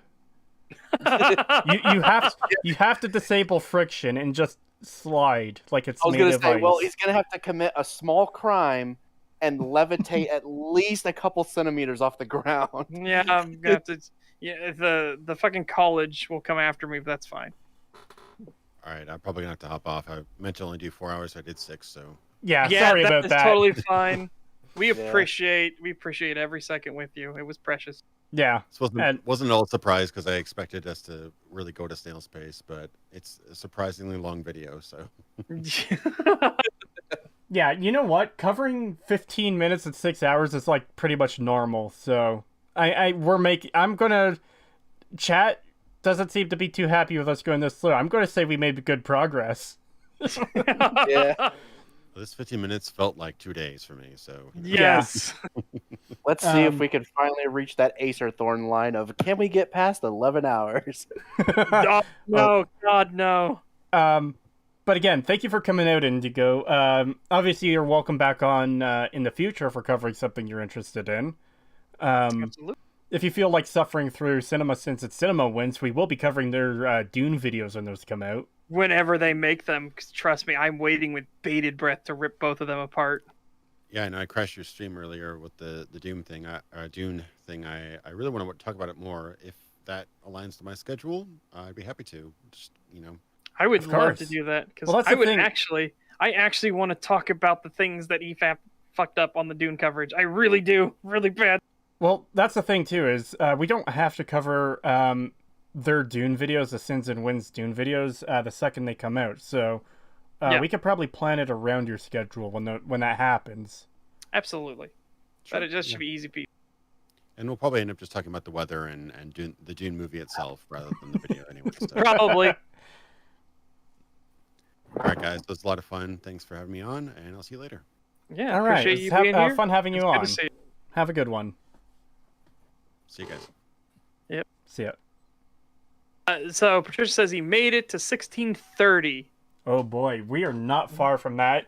I can see why you dipped out though. This video is fucking garbage. This video is really bad.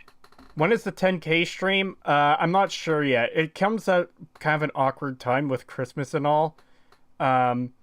Maybe sometime after Christmas I'll do the 10K stream. I still don't know what I'm going to do for that, but you know. Yeah. And me and Pagan, of course, will be jumping in and out and helping him get through an insanely long stream. Yeah. See, I put up a poll, and most votes were for some kind of non-gaming stream, but most of the suggestions in the comments were for games, so I have no idea.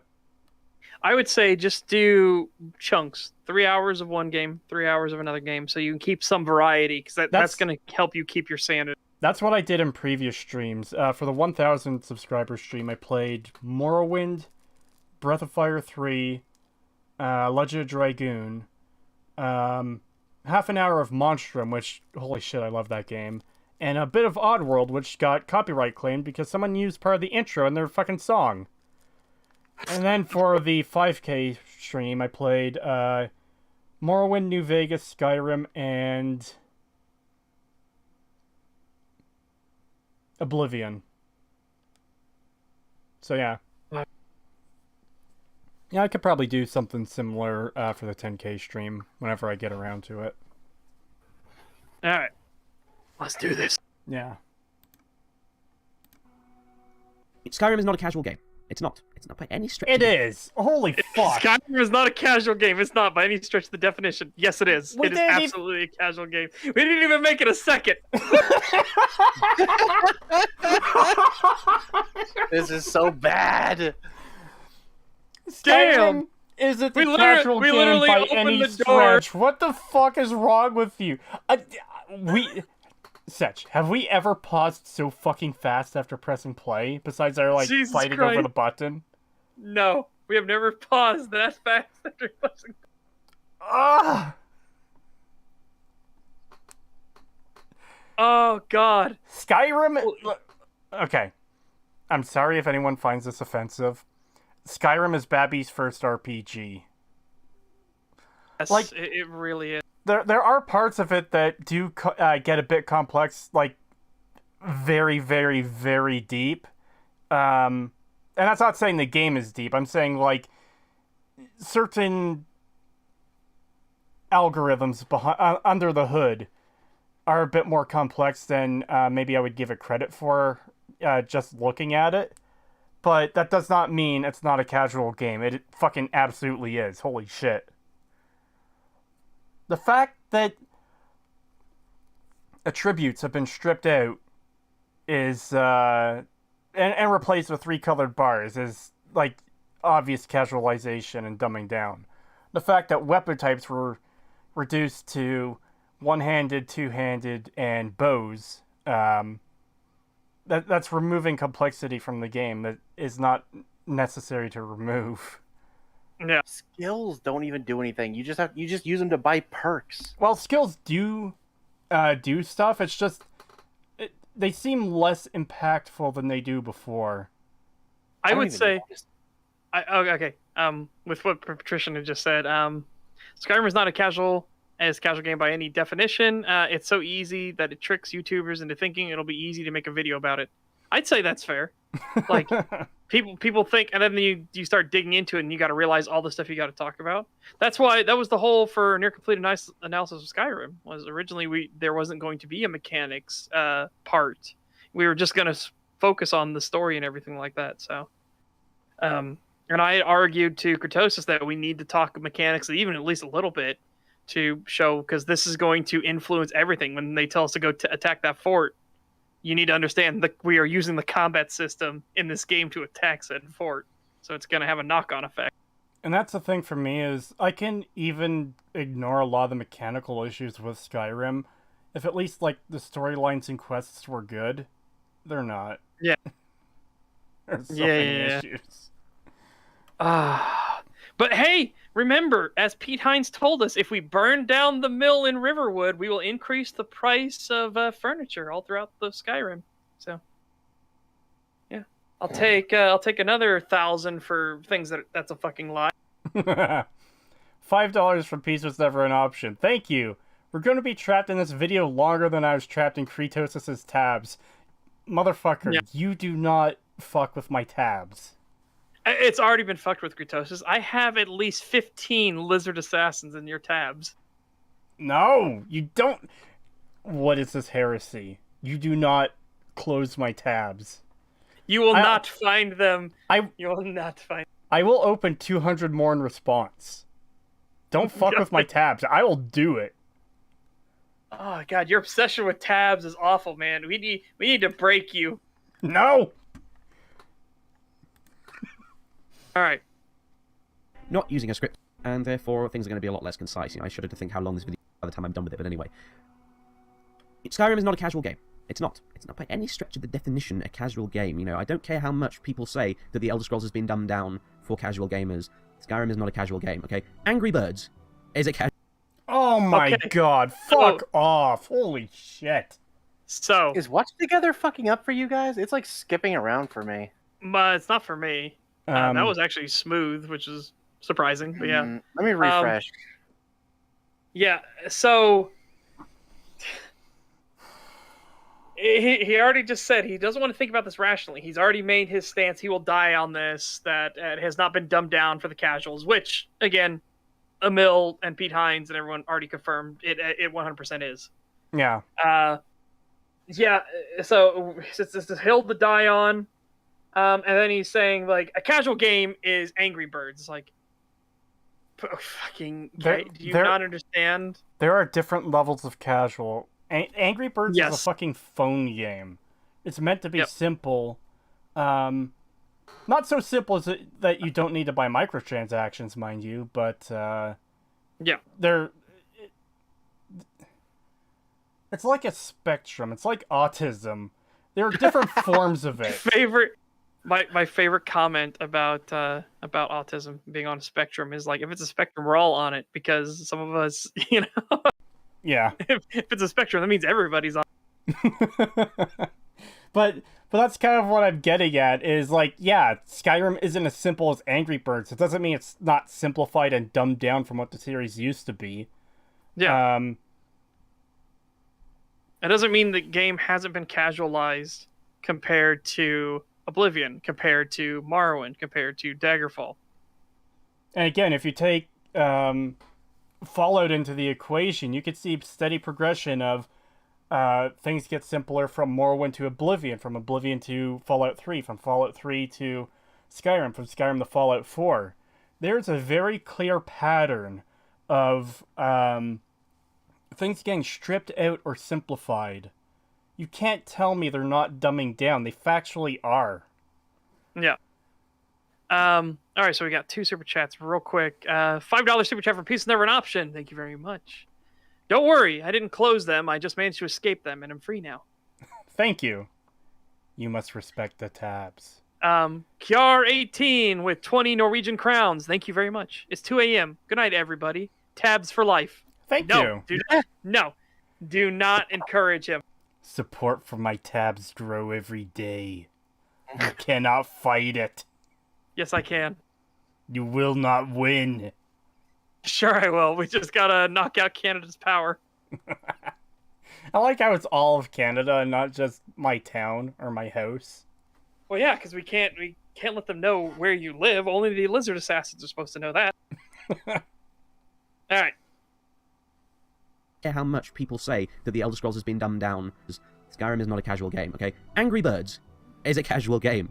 Skyrim is not. You should be able to see for yourself why Skyrim is not a casual game when you compare it with something like Angry Birds. Okay. You're comparing apples... No, it's not even apples to oranges. You're comparing a fucking AK-47 to an apple. Yeah, well, there you go. Like, just because What? it has You're the insane RPG thing. mechanics, it has skills, it has levels, it has, alchemy functions in a certain way, enchanting functions in a certain way. Yeah. There's algorithms behind, like, under the hood that changes how leveling works, or how the world works. NPCs have routines.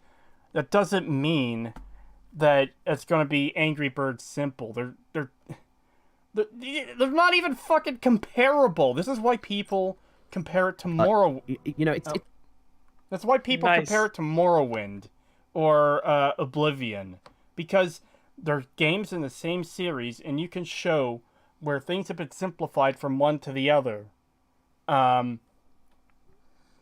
It's just such a fallacy to compare Skyrim to Angry Birds, saying Angry Birds is casual, Skyrim isn't. Like, yeah, if those were the only two games that exist, then sure, Skyrim is super complex compared to Angry Birds.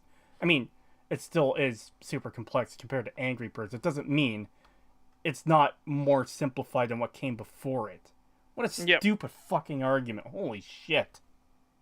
Yep, we can see why we're not far away from where Patricia bowed out. Let's see what happens. there's so many points. There's so many points where people don't understand what dumbing down actually is and what casualization actually is. So I'm sorry, but do you? That's gonna be a thing here. I don't think you understand what that is. So here we go. Understand what dumbing down actually is and what casualization actually is, or even understand what a casual game actually is. I mean, there are so many points, if you even think back right now in Samuel Online's video, where he talked about things like the value of artifacts in the game.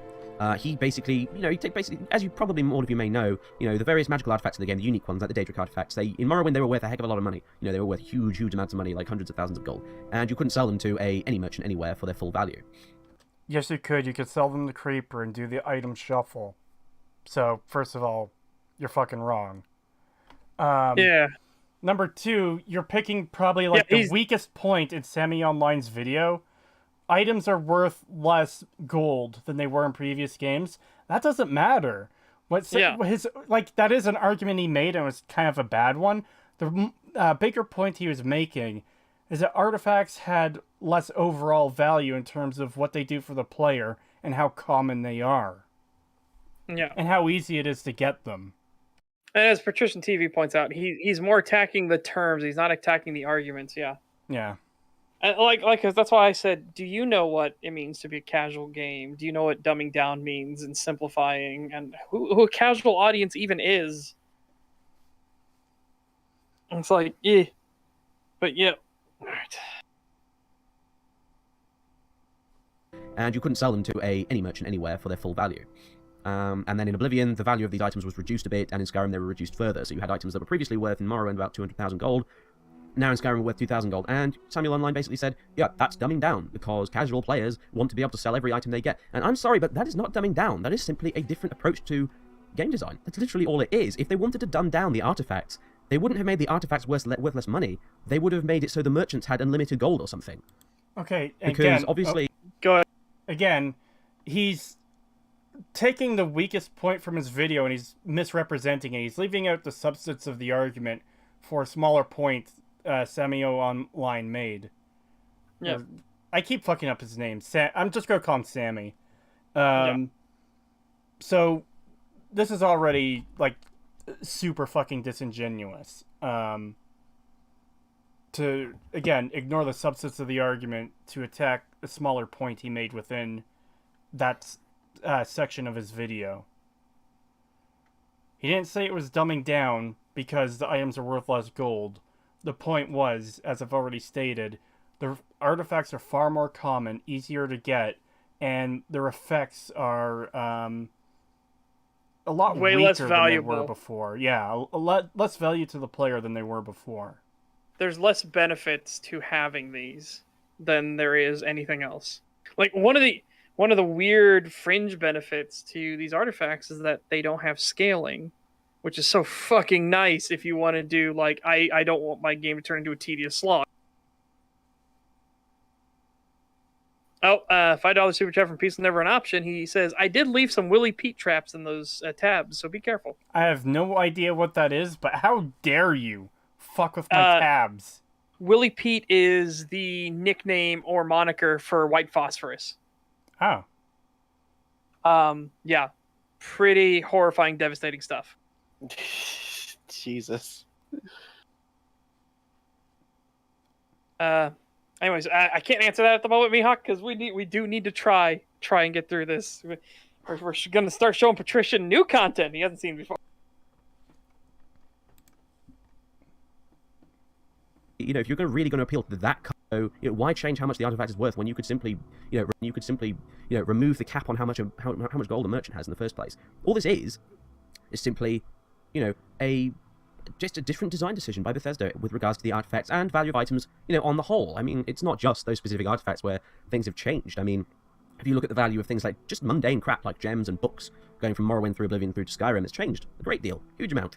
Just because they wanted a different way of doing the economy in the game. They wanted a different way of making it work. They wanted to try some new things. Nothing necessarily wrong with that. But what it isn't is dumbing down. There are so many complaints people have. Yep. Okay, your example for why it isn't dumbing down is because, well, they would just let the people do infinite money cheats. It's like, they completely simplified the entire fucking game and its economy. Its economy is fucking awful in Skyrim.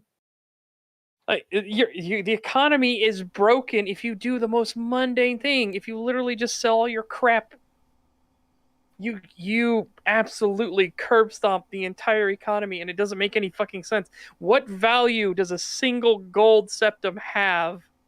And that doesn't even get into the point of why the fuck are the Stormcloaks using septums. But what value does this gold coin have? And in Morrowind and Oblivion, you knew more of what the value was, and things felt like they had more room between what an apple cost versus what a sword costs versus whatever cost. When fucking a wedge of cheese can cost more than a fucking sword, something's wrong.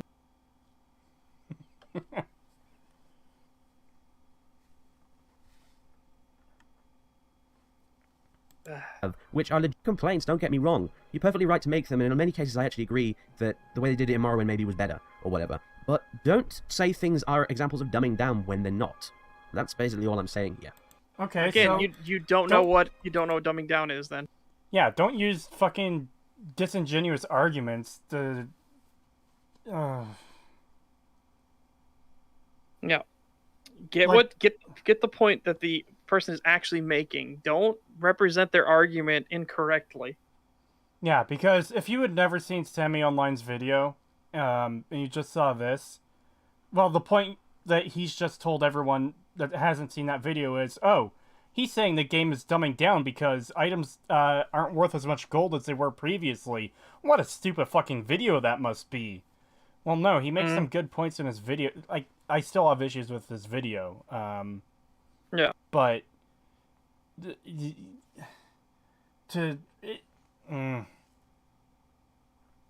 Take care, Mass RDF. Have a good time at work, man. Yeah, have a good one. All right. I just hate when people do this shit where they're very obviously taking something out of context and taking Huh? I said I'll be right back. 1 second. And taking the absolute weakest argument from the video and presenting that as if it was some big major point in the video. Like, no, it was a small point. In how long was this video? It was like a 10-15 minute video or something. Let me check that quickly. Oh, look, another tab. No. I had to open another tab to look in YouTube to see what the video length is. One of these days, you're going to open a tab and the stream is just going to die. Okay, OBS is going to crash. Everything's going to crash. Okay, so Semi-Yo-Line. So it's not online. Semi-Yo-Line. Okay. Semi-Yo-Line's video is 32 minutes and 51 seconds long, which... To take this one argument about the value of items and presenting it as if it's some huge argument in his video is incredibly disingenuous and dishonest. Like, holy shit. Yeah, that's pretty fucked.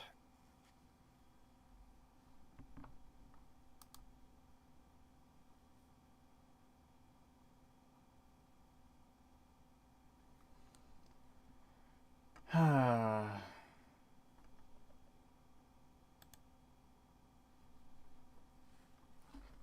you doing, chat?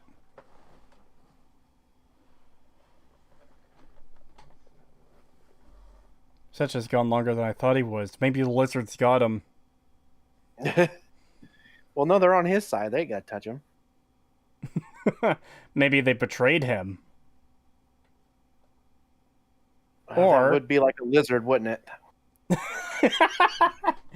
Or bunch now of snakes. Or now that you know horse supremacy over dragons, have you sent horse assassins out after him? My brain is beginning to melt out of my ears. How do you think we feel every week covering these videos? Alright, I am here. I exist. Ah, so Pagan's horse assassins didn't get you. That's good to know. They're horse assassins. They can't carry anything. They got hooves, for God's sake. Oh, you should have heard what Kree said, though. You should have heard what Pagan said.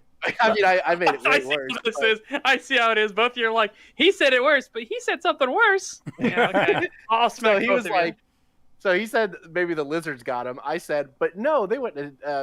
They're on his side. They wouldn't touch him. He's like, but maybe they betrayed him. And I'm like, well, that would be like a lizard, wouldn't it? Wow. Racism. Wow. Racism. Hippity hoppity, lizards are property. All right. When they're not. That's basically all I'm saying here. Anyway, bottom line here is that Skyrim just isn't a casual game. No matter how much you may wish to believe that is the case, it just is not a casual game. It's You're not just about wrong. wishing for it to be the case. It is. It's a fact. Yep. $5 from Here's Stephen the- Wright. Thank you. Quick, get the Lizard Spice to randomly play copyrighted music at Cree's tabs. I'll teach him. No. Oh, can't see. I forgot to turn the thing back on. You didn't miss Yeah, much. that's what I was going to say, yeah. Yeah, We you- didn't go very far. You just heard what we... Yeah. listened to. But yeah, this just seems like kind of a desperate pleading at this point. It's not casualized, guys. Stop saying it's casualized. That's just what's coming across as to me. We good to continue? Yep. Yep. Is not defined by how popular it is, or by non-hardcore gamers, if you like, are playing it. I mean, like, for example, just look at something like Dota 2 or League of Legends. Millions upon millions. You know, StarCraft 2 as well. That's a good example. Millions and millions of people play these games. But Notice how these are all different styles of games and different, like, needs. It doesn't mean that League of Legends is not casual. League of Legends is pretty fucking casual in comparison to Dota 2. Dota 2 has mechanical depth and everything to it that League of Legends doesn't have. It doesn't mean that League of Legends isn't casualized. He's also trying to counter the appeal to popularity here, which isn't not actually an argument anyone has made. That at least it's not an argument that Sammy O'Line. Just say Sammy. Just say Sammy. It's Yeah. not an argument that Sammy has made that, oh, it's popular, that means it's dumbed down or casualized. It's not. Yeah. So even trying to counter that point, this is just fluff. This is unnecessary. Also, Unrelated to the discussion. Yeah? and a lot of people would consider that StarCraft 2 was casualized and dumbed down for quite a while there until they started bringing back the complexity and depth that was in Brood War. Brood War was the big thing.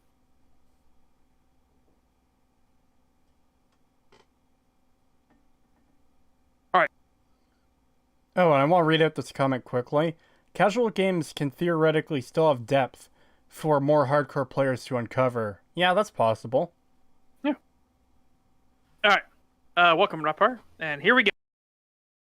But I think you could honestly say League of Legends or StarCraft 2 or Dota 2 are casual games by any stretch of the imagination. Yes, okay? I can absolutely say League of Legends is. And that's why it's so fucking... That's why it's exploded. It is super casual, super easy to get into, and can run on anything, even a toaster. I haven't played League of Legends or any other, whatever that game style is called. The only... I played MOBA. The only, MOBAs I've literally ever played were the custom games back in Warcraft 3. I think I played the original version of Dota once or twice. There's the Footman Frenzy game. And there's even that, like, anime battle thing in Warcraft 3 game mode. Like, way back in the day, obviously. But, yeah. He also represents the casual games argument in the original video. He's basically attacking some meme Sammy was using to deride Skyrim players. Yeah, I remember that from the original video, too. It's the image of, like, the family sitting there with controllers. Then this guy, you know, puts a red filter over it and angry faces, and, it just comes across as, like, super condescending and asshole-ish, so... Dude, but you don't understand. It's the conspiracy. But there's a conspiracy that they're doing it to the casuals. It's like, it's not a conspiracy. They confirmed it. Yeah. Sorry. And just the whole playing up the conspiracy aspect, too, is really annoying.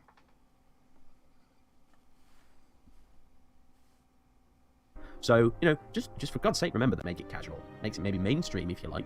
But there's a difference between something being mainstream and something being casual. You know, or being stupid or being dumbed down. Just look, take an example in film, for instance, Inception. That's a pretty good film. I quite like Inception. But the thing is, people didn't expect Inception to actually do very well at the box office because it wasn't your standard, you know, it wasn't Transformers or whatever. You know, it's a pretty intelligent film and it's a little bit... Okay, please. I wish this was a court and I'd be like, objection, relevance. Yeah. Please get to relevance of a movie that didn't have anything else that came out before it. It is not Inception 2 or anything. Please get to the relevance of this argument. Yeah, I don't see what relevance a movie has to video game dumbing down. Yeah, like if you were talking about Inception 1 versus Inception 2, and maybe like the movie got dumber or the plot was changed, something like that, sure, fucking... I mean, how about it? But we have examples of this. Fucking Star Wars. The original trilogy was well written. The prequels had some issues, to put it kindly. And then the Disney movies were all fucking garbage, like through and through. Yeah. There's a clear line of dumbing down from the originals to what we have now. And even then, I don't think comparing movies to video games is a fair thing to do. Like, it doesn't seem like an accurate comparison to me to make between movies dumbing down and games dumbing down, just because there's so many other things to consider in a game over a movie. It's not just story or visuals. There's the gameplay. There's literally all the mechanics to consider. Yeah, the interactive element is a huge game changer for video games. That interactivity, you are no longer passive. You have to be an active participant in your entertainment. Big game changer. All right. Game changer. Nice. A little bit difficult to follow for people, I imagine. And therefore, people didn't expect Inception to do very well at all, but it did. Loads and loads and loads of people went to see it. It was a huge hit. And I don't think you can honestly argue that it's dumb because lots of people went to see it. That is not the argument anyone is making. This is not an argument Samuel Lyon made. Yeah, and being dumb is not the prerequisite for being dumbed down. Being dumbed down means lesser than what came before. It has been stripped down. Inception is the first movie in its fucking... If it's a series, I don't fucking know. I doubt it, but Inception is a one-off. That it doesn't matter if people think it does. My brain is having a hard time reconciling this. Being dumb is not the prerequisite for having something being dumped down. It's just lesser than what came before. Yeah.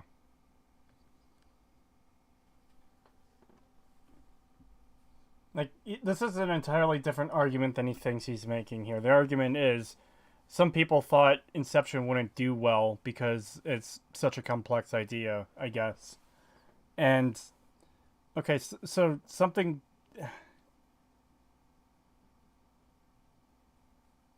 Yeah, I don't even understand this point. No, Forsaken, he can't be. So, Forsaken says, is he suggesting that because the thing made money, thing good? I object to that. He can't make that argument. If he is, he's a fucking hypocrite because he literally just said, thing make money does not mean thing good or thing dumbed down. He just said that right before this. That the popularity of it does not inherently mean bad. Yeah. It's that simple. What? That hold on. I want to listen to that Inception point again because he just went off into crazy land and didn't seem to elaborate on it.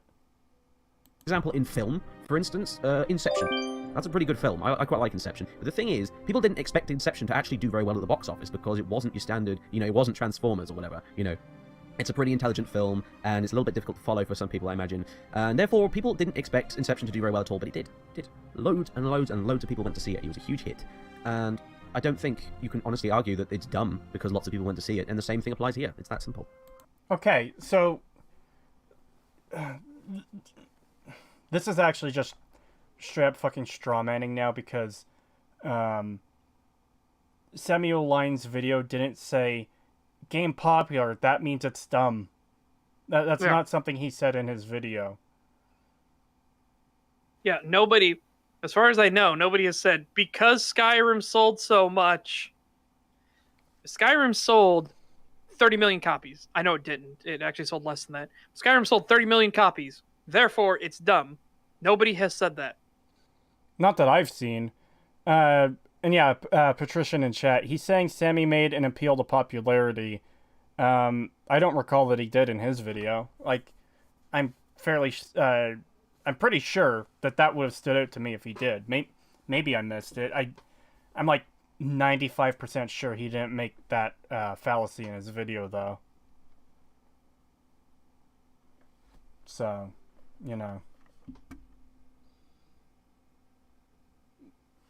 Yeah, this just seems to be coming out of nowhere.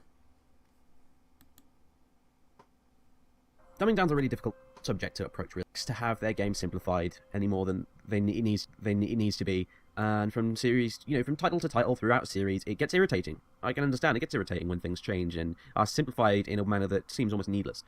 But the problem is, aside from the fact that a lot of changes aren't dumbing down, as I've just discussed, but the problem is, a lot of people, especially hardcore gamers, they love to complain about how video games aren't taken seriously enough as a creative medium.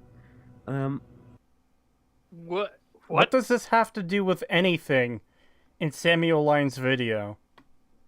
Yeah. This is fucking... What? Okay. A video game being taken seriously or not has no relevance to this argument here.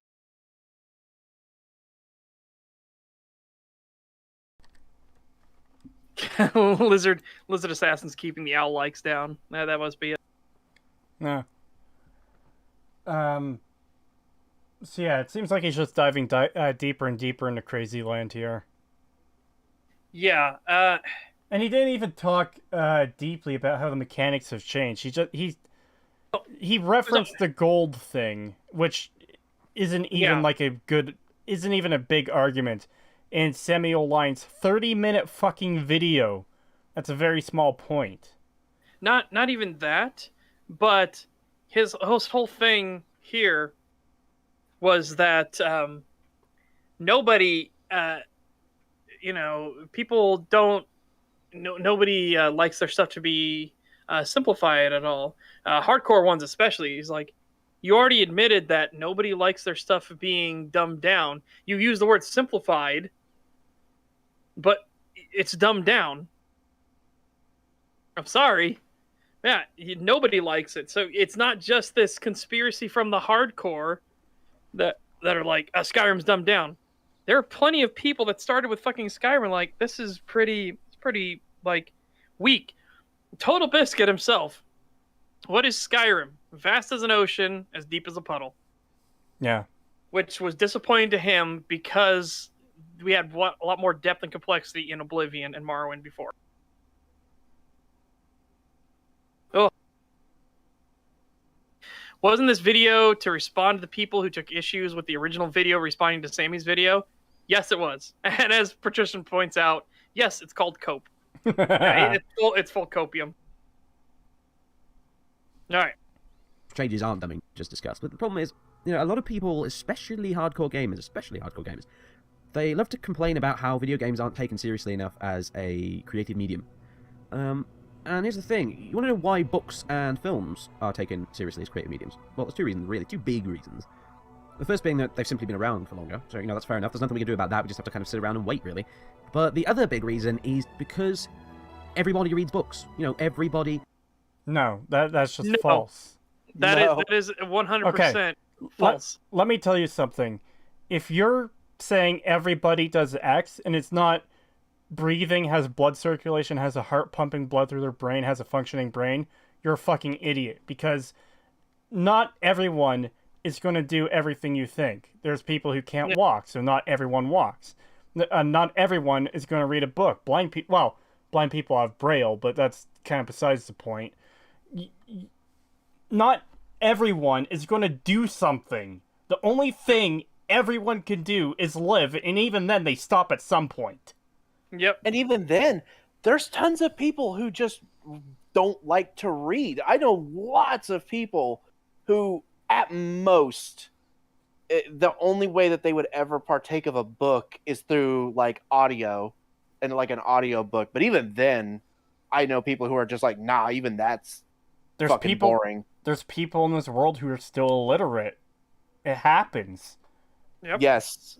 My uncle literally cannot read. $5 from Stephen Wright. Thank you. This is kind of random, but I remember first playing Skyrim on release, and the game crashed right after Alduin landed. It was trying to protect you. Yes. It was like, whoa, you're playing Skyrim? Bail, bail, bail.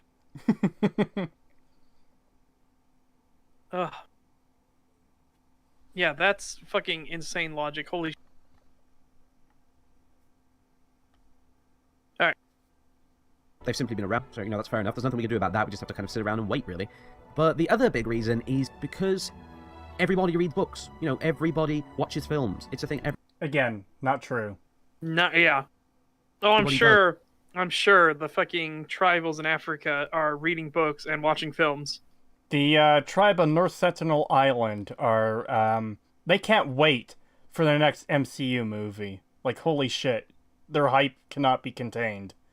This tribe... God, I was going to say something, but I was going to make a joke. Like, yeah, people on Twitter are reading books. That's fucking... God damn, is that not that's not as much of a shit take or a shit post as people think. Holy... Yeah, I know. That's why it's so savage. Yeah, I could count on one hand how many films I watch per year. Yeah. Like, I agree with you, Patrician. I agree. Like, what films have I watched this year? Dune, some really cringe. Hold on. Outback. Hold on. Be honest about it. Dune like 30 times. 9 times. Okay. I will be honest. 9 times.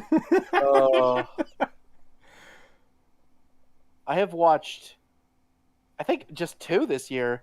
Dune and the Bebop movie in preparation for the god-awful Netflix show. Oh my I did God. not watch the Bebop movie this year. I watched Dune. I watched this awful movie called Back to the Outback on Netflix. It's horrible. Is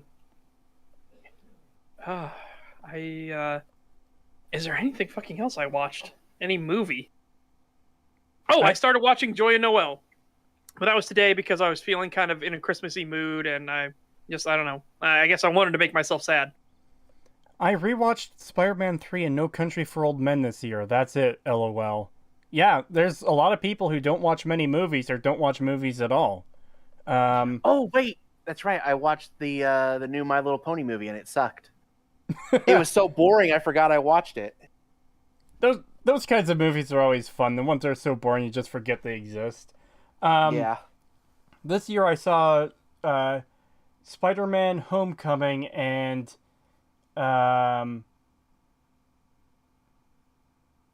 it's not No Way Home. It is Far From Home. Man, those titles fuck me up. I watched The Thing. I watched the Cowboy Bebop movie, which, holy shit, the movie is good. It is good. I'm Yeah, I so love glad that the show movie. got canceled because they were going to fuck up the movie. That's how the show Oh ended. yeah, they were going to Um, ruin the fuck out of it. And I've seen Dune.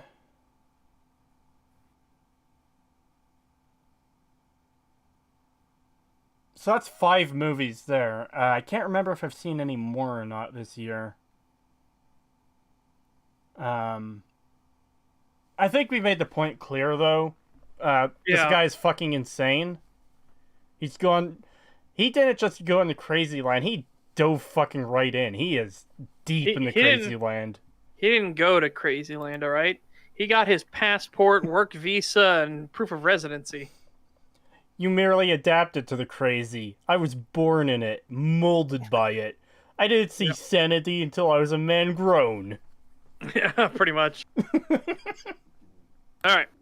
But the big reason is because everybody reads books. You know, everybody watches films. It's a thing everybody does. It is mainstream. Yeah, that lovely, lovely word that people love to hate.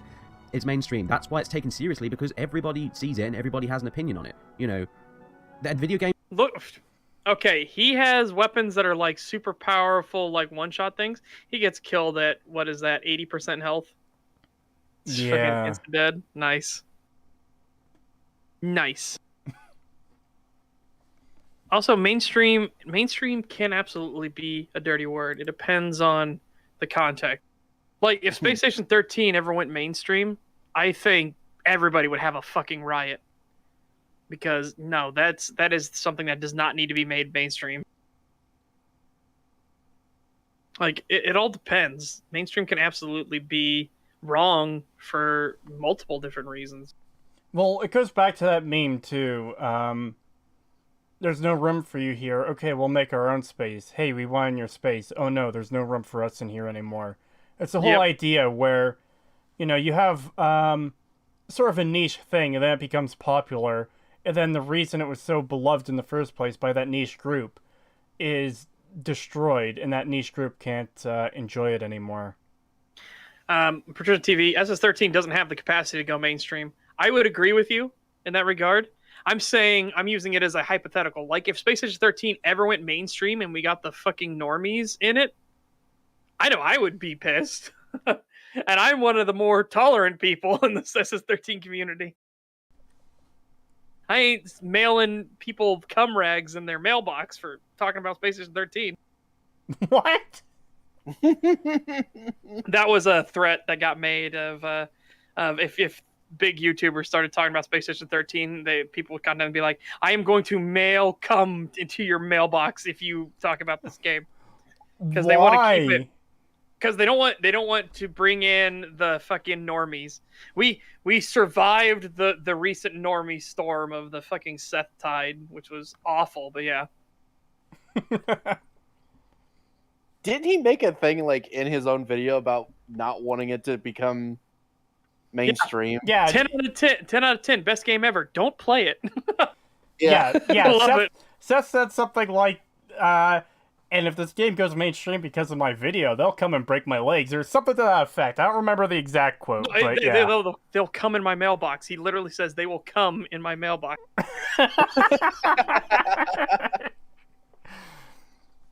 Yeah, please, Patrician, I would love to see you on Space Station 13. I would absolutely love to see that.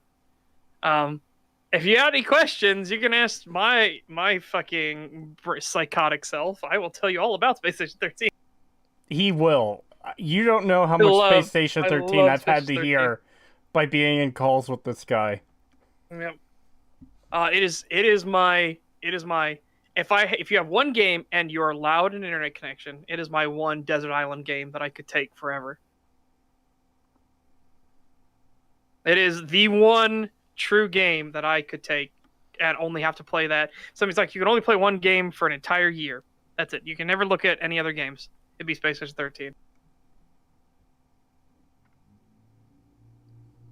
seriously because everybody sees it and everybody has an opinion on it. You know, that video games aren't consumed by everybody as a creative medium. Not everybody plays video games, for now anyway. They are gradually being taken a bit more seriously, but that's because video games are becoming more popular, and you can't make video games become more popular. Okay, so why is it so hang on, Meme Night, we'll talk about this too, but Meme Night says, why is it a bad thing that people get to enjoy a game more? It's the whole idea of there's not enough room in here for you anymore. It's not it's partly that. It's the thing we're experiencing with Fallout in particular, where the original game was a deep RPG with good storytelling and mechanics, 2 expanded upon that. And then 3 comes in and dumbs everything down. But at least it made the franchise popular. At least it revived a dead franchise. Yeah. The Fallout franchise wouldn't be where it is today without Bethesda saving it and resurrecting it. Yeah, I hate that shit. And it's the whole thing where, okay, but the fans of the original games, some of them can still enjoy the newer games, but a lot of them... Yeah, because we got New Vegas, thank God. Well... I'm talking. There are people who are fans of the original who are still fans of Fallout 4. And 3. Yeah. TKS Mantis, good guy. He likes all the Fallout games to a degree, and that happens. But there's also plenty of people who completely justified only love the first 2 games and hate everything else, or only like the first 2 in New Vegas, or even only like the first one. Double A 2015 says Bethesda did resurrect Fallout, though. Not necessarily, because there was a bidding war for Troika to get it. And if there's any company I would have wanted to get Fallout, it would have been Troika.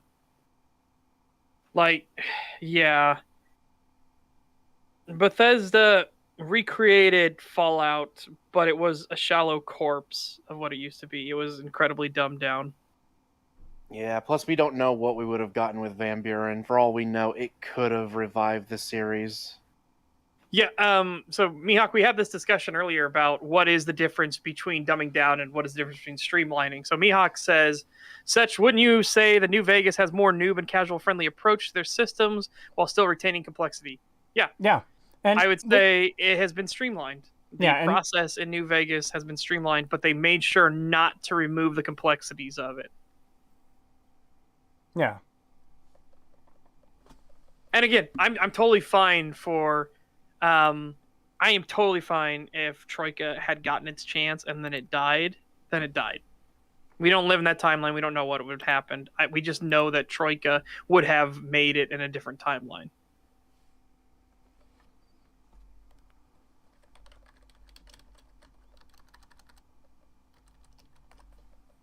Oh, you're trying to say it's a zombie now. I accidentally pressed enter before I could finish it. Fair. Okay, so that's why you retract the comment. That's fair.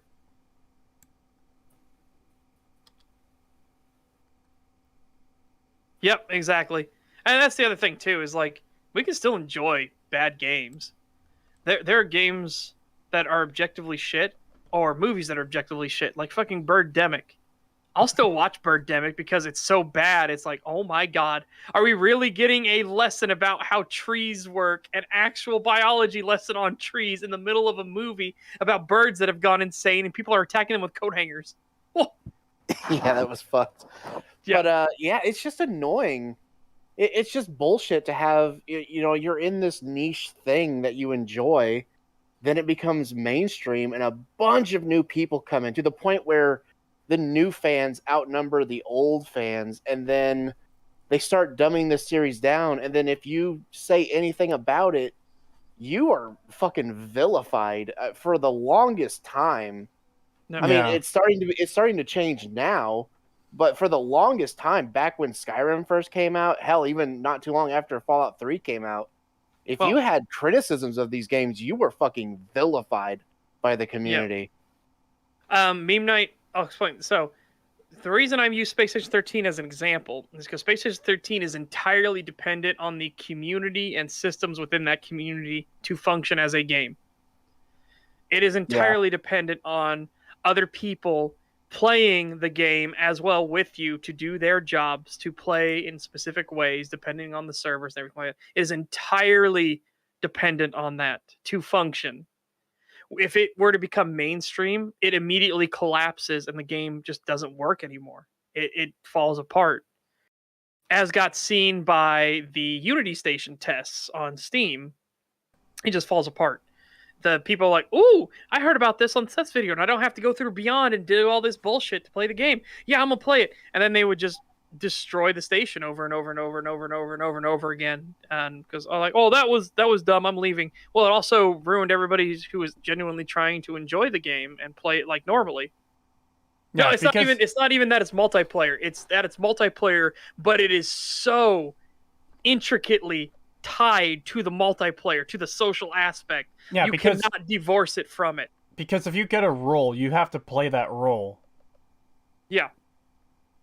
Yeah, and you have to actually be kind of interesting. You can't just walk through it and just not try to do anything interesting, which a lot of normies tend to not do. They don't really know how to do interesting stuff. They just kind of go through the motions, which, yeah, that's going to ruin the fun of everyone else, which is going to kill the game. Yeah, so like I said, that's why we're saying it's not mainstream is bad always. We're saying there are case scenarios where something turning mainstream turns it bad. That just happens. Or will just ruin something. Yeah. And in this case, we could argue that Elder Scrolls is going down that path, because to become more mainstream, to become more mass appeal, they have constantly dumbed things down and stripped out features and worsened their writing qualities and everything, which is very, very depressing. The thing that bugs me is you don't even need to reduce writing quality to get more people in. You could still have a really good story and still get people in, even with simplified mechanics. And that's something I think I said earlier, or was starting to say earlier, is I could have forgiven Skyrim so much more if at least the story aspect was really good, or at least decent. I could ignore some of the mechanical issues. I'd still have problems with them. I'd still complain about them to a degree, but I wouldn't be able to be as critical of the game if at least the story and quests were tight, you know? Yeah. Anyways, let's get back to this. Yep. Unless, to some extent, you appeal to a wider audience. And the only one of the ways to do that is, yes, to dumb down slightly. You know, you can't have your cake and eat it. You know, you can't. One of the ways to do that is, yes, dumb down slightly. So it's dumbed down. Yeah. Yeah, what the fuck is this? Oh my fucking God. Course. You just destroyed all of your past arguments, you fucking idiot. It's not They're dumbing not down. Dumbing the game down. But, I mean, they had to dumb the game down so that it could become popular. Yeah. You see? You realized it. There you go. You figured it out.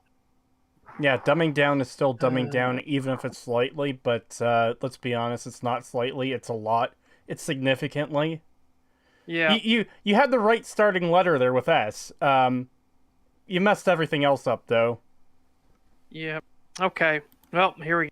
Audience, and the only one of the ways to do that is, yes, to dumb down slightly. You know, you can't have your cake and eat it. You know, you can't have games that remain as completely incomprehensible and difficult as they used to be, and still have games being taken seriously. How is Morrowind incomprehensible? Wait. No. Listen to what he just said. Listen to what he actually just fucking said. Hold on. That's way more shit than you think it is. Hold on. Alright, here we go. Audience, and the only one of the ways to do that is, yes, to dumb down slightly. You know, you can't have your cake and eat it. You know, you can't have games that remain as completely incomprehensible and difficult as they used to be, and still have games being taken seriously, because if... What?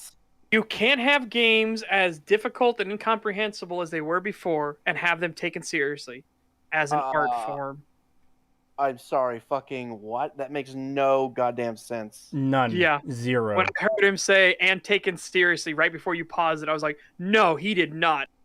One of the reasons the creator of Dark Souls made it difficult was so it would be taken seriously. Yes. You fucking moron. Oh, God. That's fucking amazing. Dude. of all the nuclear level shit takes we have heard, that is one of the most nuclear. Also, God, I hope Patrician was there to hear that one, because oh my god. he might still be in chat. He just might be mid-stroke right now, because holy fuck, that point.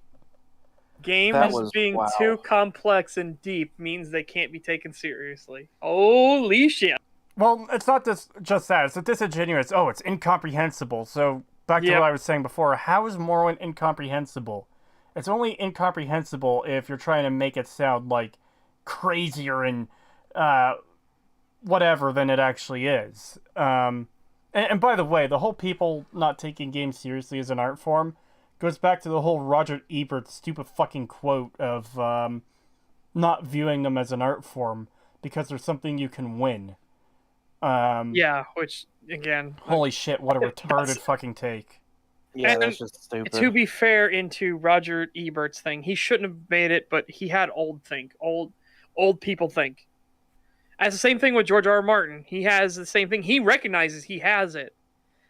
He even says that video games will be an art form one day. His only mistake is he doesn't think it's already happened, but he's already made clear he does not play video games. He doesn't want to play video games because he's afraid he will get addicted to the video games.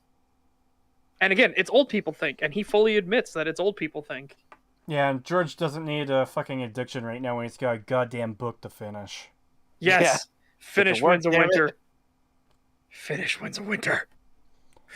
You know, if he pulls out some crazy bullshit like the Winds of Winter, and then 6 months later, we actually already have it. And he shows like both books finished. Oh my god! Like Winds of Winter and A Dream of Spring, both finished. I would love that. That would justify the wait somewhat.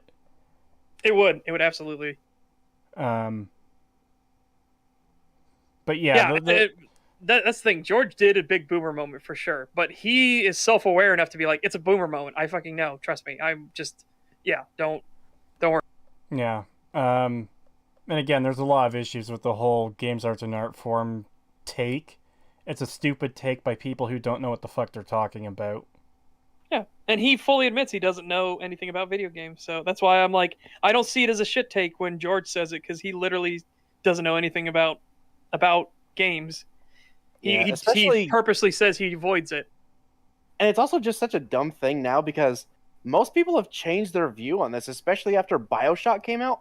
All people could talk about was how, like, this is proof that games can be an art form. Same thing with Deus Ex.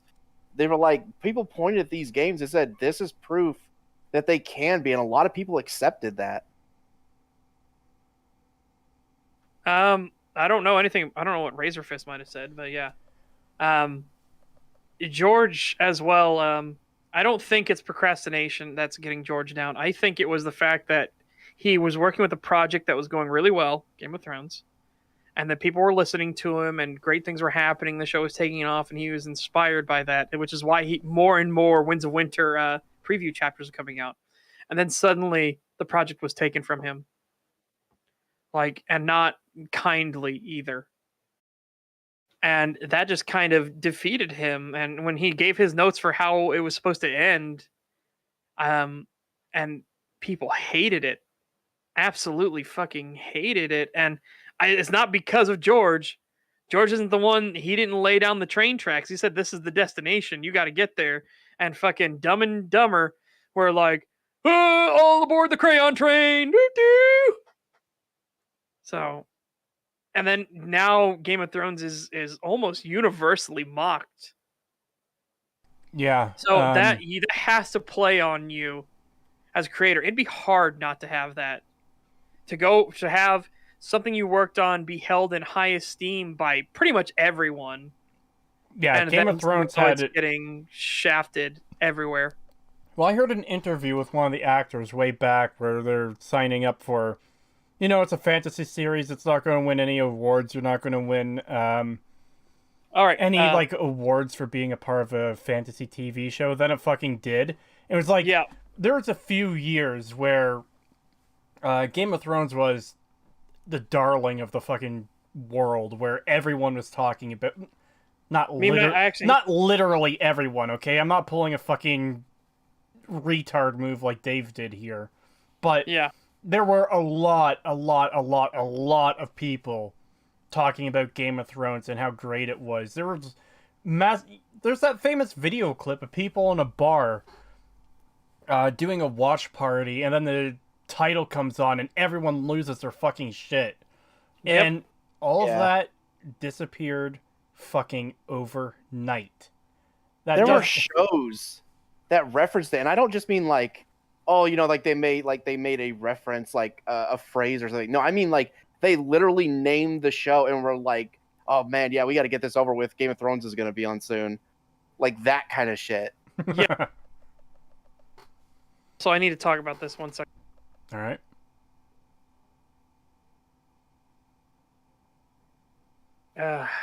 Now, I'm not going to be able to say his name properly, but I need to talk about this because I saw Meme Night. So Meme Night says, remember when the authors of Witcher sued CD Projekt Red for making his series famous? That is not why he sued them. Sorry. That is completely false information going right there. The author of the Metro series made fun of him for it. The author of the Metro series can go fuck themselves because he doesn't know the situation.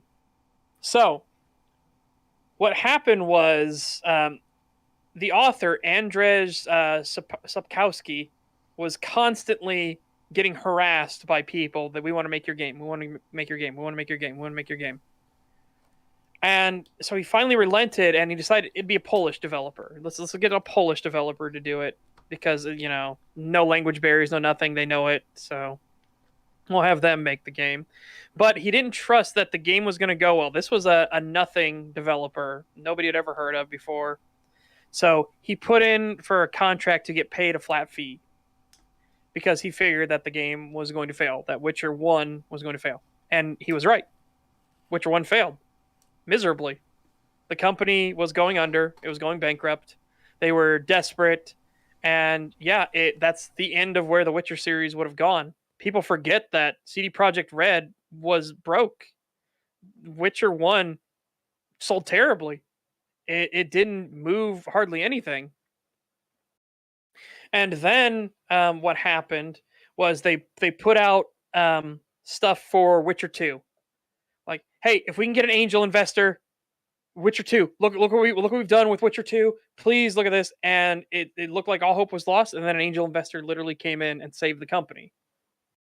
Now, in Poland, there is a beautiful law that is designed so that no party in a contract can be screwed over based off of the contract. It's bad faith contracting, and it is a law in Poland. So what happened was he argued now that, okay, with this information, the original game failed. Now they got an angel investor, and they're starting to take off again, and Witcher 2 has now done very well. So I want to have it updated because now these terms are no longer fair to me as the rights holder of the property. This is no longer fair. This contract is in bad faith, which is entirely legal in Poland and actually a good thing.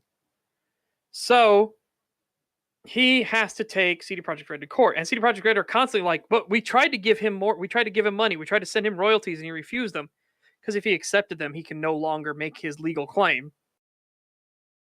So he had to renegotiate a more favorable contract, and this is the way you have to go about it.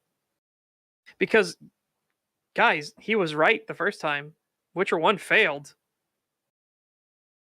And yeah, and as Tyler McDonald just pointed out, he got burned by an old shitty TV adaptation, called Hexer. It did not go well. Yeah. So this is just how it works. Again, and people crucified him for no reason. Like, you guys have idiots like Young they're talking about how he's disgraceful and everything like that. It's like, U.S. law is not Polish law. You need to look up what the fuck you're talking about.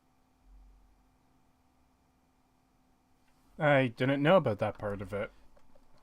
Yeah, that's why it's one of the things is like, this is stuff you need to actually look into before all this, because this whole idea of that the universal law is a contract is binding. It's like, not in certain countries, not in countries where they make sure that you can't be taken advantage of. Like if you're a child star and you sign a contract and then you realize your contract is completely fucked, you can actually protect yourself in Polish court now.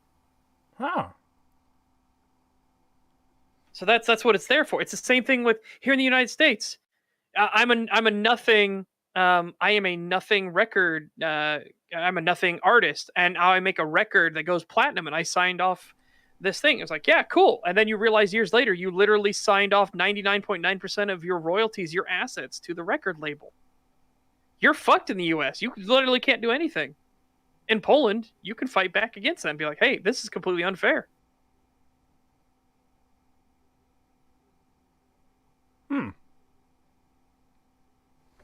Oh, so fucking of course a shitty 90s adaptation would call The Witcher something like The Hexer. Holy fuck. That's like the most stereotypical fucking adaptation I could think of already. No, Devilman Chaos, because that didn't work. He didn't get a new contract because of Witcher 2. He got a new contract because of Witcher 3. He had to keep refusing the extra payouts, because if he took the extra payouts, it means they would have negotiated without the need of the court in Poland. So he had to refuse those payments in order for his case to go forward.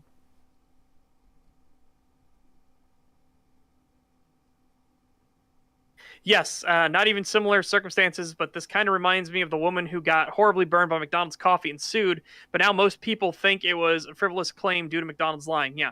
People think that the lady was too dumb and that the McDonald's coffee now has to be labeled hot because this lady was too dumb. That's not why she sued. She sued because they seriously fucking injured her severely. And she won. And same thing with the King Kong defense. Pirate Bay won its lawsuits. Pirate Bay won its lawsuits because of the King Kong defense. Like, if King Kong uploads it from Africa, are you going to go down to Africa and do that? Because we don't know where our users come from. And that's how they won. So people don't remember how they won it. They just know, the King Kong defense. Also, again, as I just explained, Devilman Chaos, if the contract was a flat rate, then that is what he agreed to. That doesn't fucking matter in Poland because it's called bad faith contracting. It doesn't matter what the contract originally said. You are allowed to argue to the court that the contract is ridiculously, unfeasibly unfair. And he argued it successfully and won. Anyways, if we want any chance of finishing this video today, because we are 7 hours in, we've got 5 hours left. I don't want to spend the next 5 hours on the next 25 minutes of this video, so... Yeah, as Daniel K points out, she actually needed surgery. That's how hot the coffee was. That is not the coffee is hot. That is the coffee is literally boiling. Yeah. One of the ways is, yes, to dumb down slightly. You can't have your cake and eat it. You can't have games that remain as completely incomprehensible and difficult as they used to be, and still have games being taken seriously, because if games stayed the way they always were, barely anyone would play them. And that's... It's not about games staying the way they always were, you disingenuous fuck. It's about mechanics being the complexity, good complexity being removed. It's about... Yeah. Depths and choice and player agency being removed in the name of chasing the mass market appeal. Well, it goes back to the Fallout thing earlier. That's probably the best example. Emil was fucking butthurt that people didn't pay attention to the choices he put in Fallout 3, so there's no choice in Fallout 4.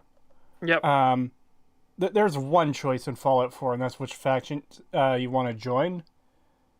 Which are the 4 factions, but even then it's like, it's not a moral choice, it's just which side do I want to pick. Yeah. And because and the reason I say it's not a moral choice, because they treat the Institute as the good guys if you join them. If you join the faction you join becomes the good guys, and all the other ones become the bad guys. That's how it works in Fallout 4. To an absurd extent as well. It is ludicrous.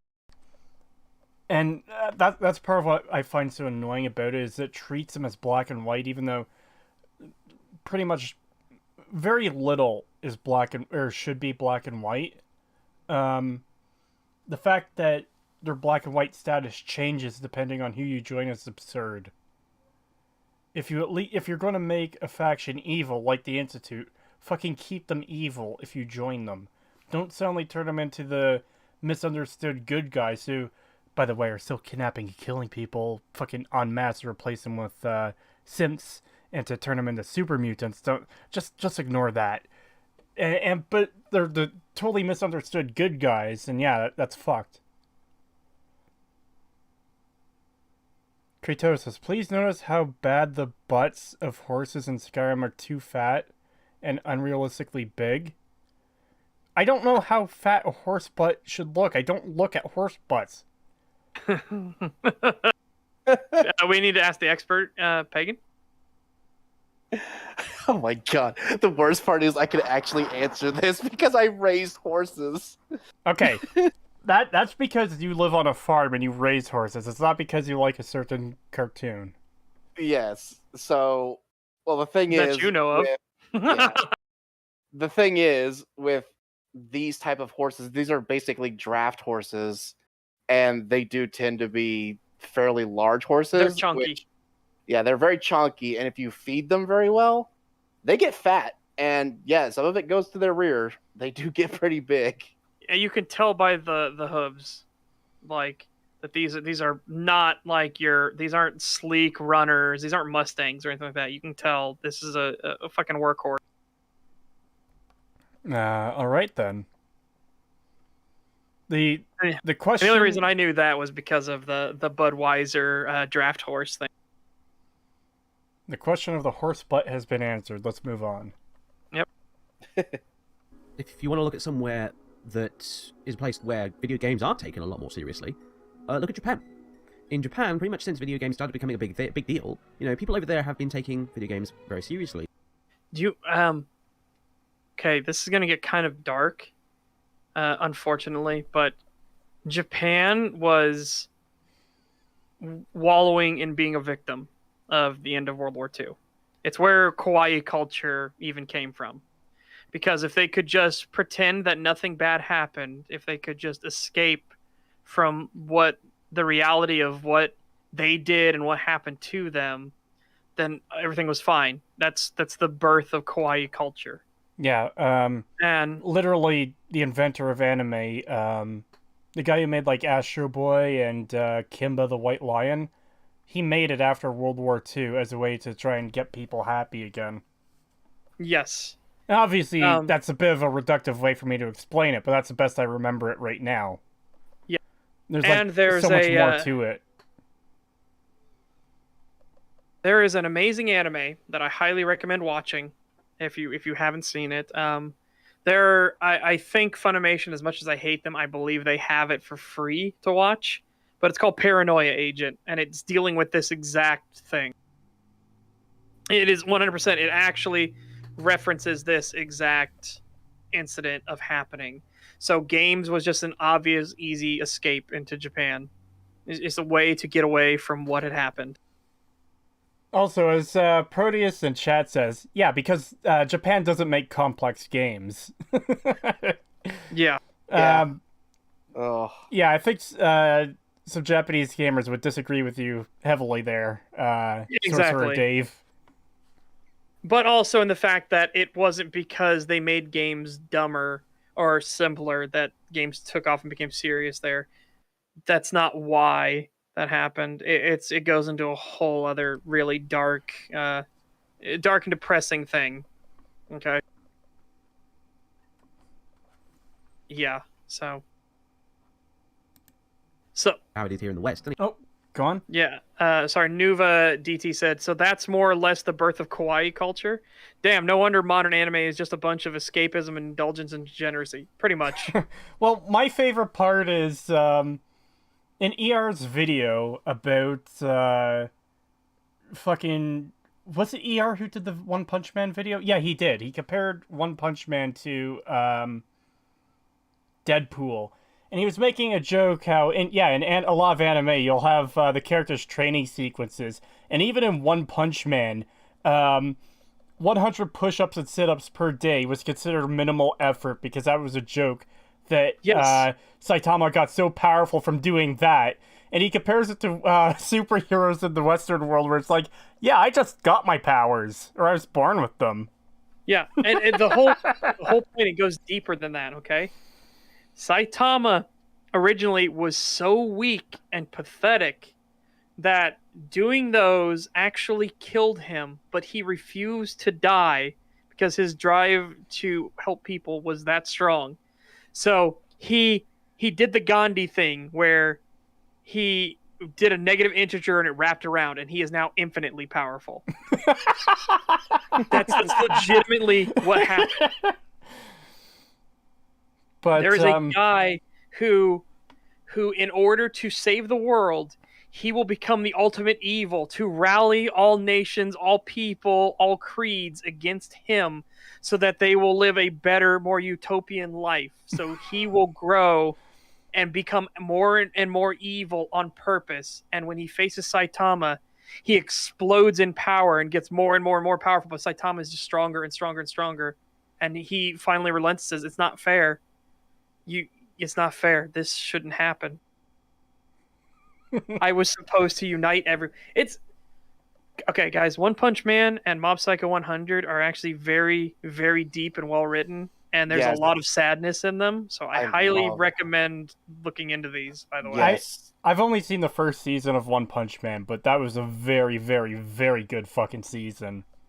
Yes, And you need to see the rest, and Mob Psycho 100. We have got to get you. Mob to Psycho watch. 100 especially. Yes, especially. The ending of Mob Psycho 100 is heartbreaking, but it's also it feels good. It's that kind of like, it's okay. He's gonna be fine. No, season 2. I'm talking about if you watch season 2 of the anime. I'm sorry, it's pretty fucking bad. For One Punch Man, because they're like, it'll just sell based off the name, so we don't need to wait for Studio Bones and all of their literal best of the best in anime cast they put together for. Oh no. Yeah, so they farmed it out to a really shitty anime studio, and it shows. I hadn't seen it yet, and I had been putting it off, but I was like, oh, I'm finally gonna do it soon. Now I don't know. I heard just read the manga. Absolutely, just read the manga. I heard that the showrunner or something called in a lot of favors to get season 1 he did together, because he literally a lot of the best talent. Yeah, he literally got the best of the best in the entire industry. And what was more crazy was that he didn't actually use up those favors, because almost all of them were like, to do it for One Punch Man? Absolutely. I'll do it. It's so fucking good. I mean, that's how much they respect the manga for One Punch Man. And the webcomic, too. So what people don't know is the webcomic came first, and then the mangas came second. Yeah. Because one, the creator is not very good at drawing. He's gotten a lot better, but he's not good at drawing. But he is an amazing storyteller. Yeah, season 1 of One Punch Man is some of the best TV I've ever fucking seen. It is great. And I still stand by it. My favorite part is Happy Starman walking up to him with a knife in the intro and just getting fucking obliterated. Yep. Oh, wow. I love when he's like, wow. Okay. Consecutive series of normal punches.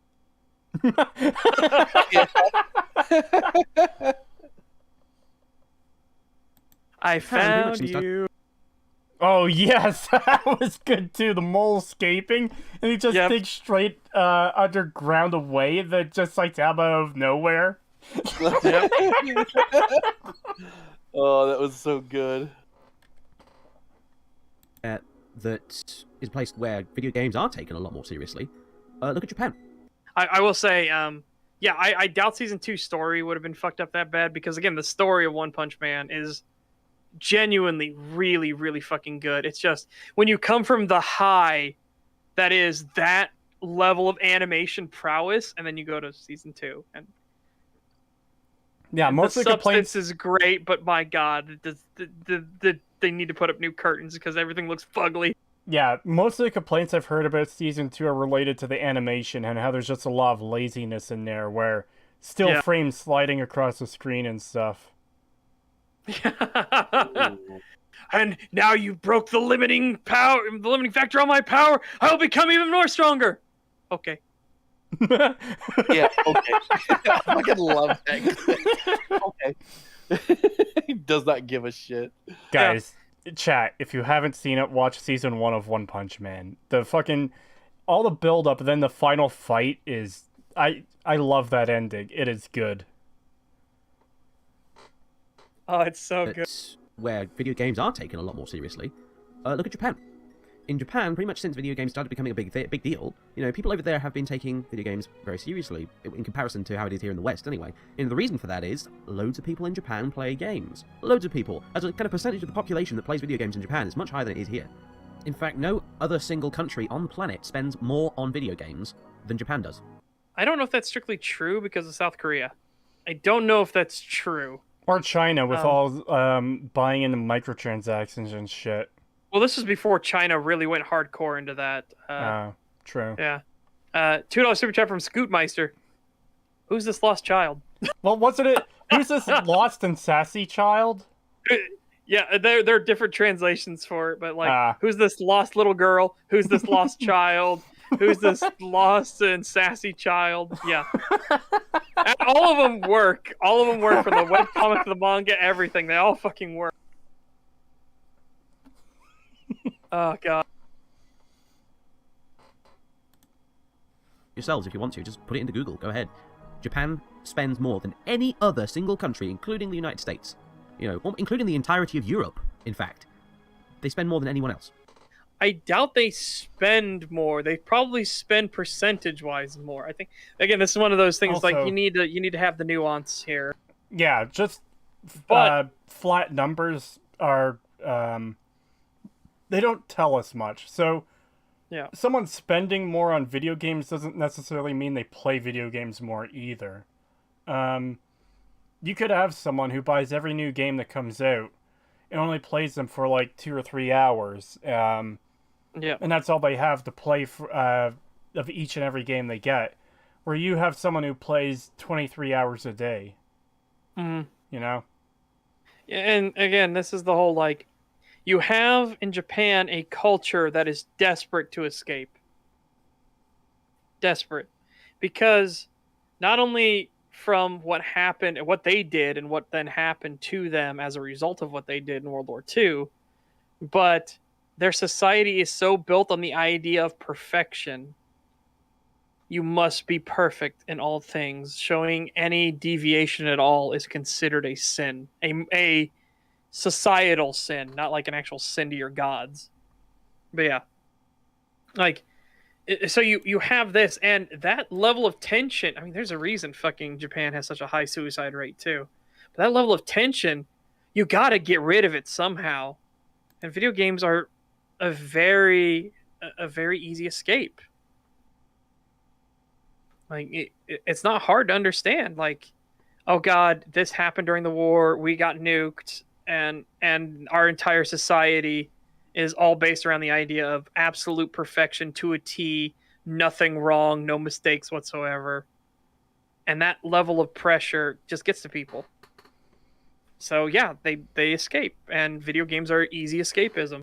And also, the Dragon Quest games are an extremely, extremely popular series in Japan, to the point where I've heard stories where people would start taking days off of work or weekends off of work to play the new Dragon Quest game every time one releases. And I've only played Dragon Warrior 7 for PlayStation 1, and a bit of its remake. And they don't seem like super simple RPGs to me. There's definitely complex. The first 2 hours of fucking Dragon Warrior 7 is completing puzzles to actually open the fucking game up. And they're not super simple puzzles either. There's a lot of red herrings and misdirection in those 2 hours. So, you know. Well, Nuva DT, Saitama is supposed to be boring for a reason. He is literally bored out of his mind because nothing at all can challenge him ever. So he has lost his ability to feel emotions. Yeah. But yeah, again, as got brought up, the '80s bubble bursting didn't help either. Yeah. There's no way that economic miracle was going to last forever. It had to slow down at some point. Anyways. Yep. And that's why video games over there are taken far more seriously. Whatever you may think of Japanese games, that's simply the fact of the matter here. They're not taken more seriously over there. Yeah, you haven't proven this, Sorcerer Dave. You've just proven that, you've made the claim. We had to have other people actually look it up for you because you didn't you didn't prove that at all. But yeah, just because they spend more on it doesn't mean they take it more seriously. There is an entire thing where they hate otaku over there. They created otaku and they hate them because they feel like they're degenerate basement dwelling creeps, these low life individuals. That's just how it fucking works. Yeah, they see them as like a drain on society. They're working and they're trying their best to be perfect, and you got these other guys who just spend all day inside playing video games and watching anime, and that's how they feel about it. Yeah. So it's just oof. Here.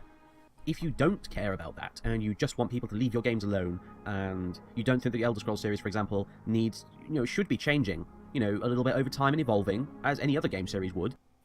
Holy fuck. Oh my god, we want it to evolve, but we want it to be like fucking Morrowind, where it had depth and complexity. Hold on. I could sum this up very quickly. Blow it out your ass, you cunt. Here's the thing. We want it to evolve, like he said. Evolve, not devolve. There's a difference. Yeah. Wanting more Morrowind-like game... Again, this is what we said fucking earlier. When people say they want a Morrowind 2 or a New Vegas 2, they're not saying, we want Morrowind exactly the same as it was before, but just in a different setting. They're saying they want these systems and mechanics built upon and expanded. They want... This is the thing I've said numerous times this stream and in previous streams. I like the faction interaction in Morrowind.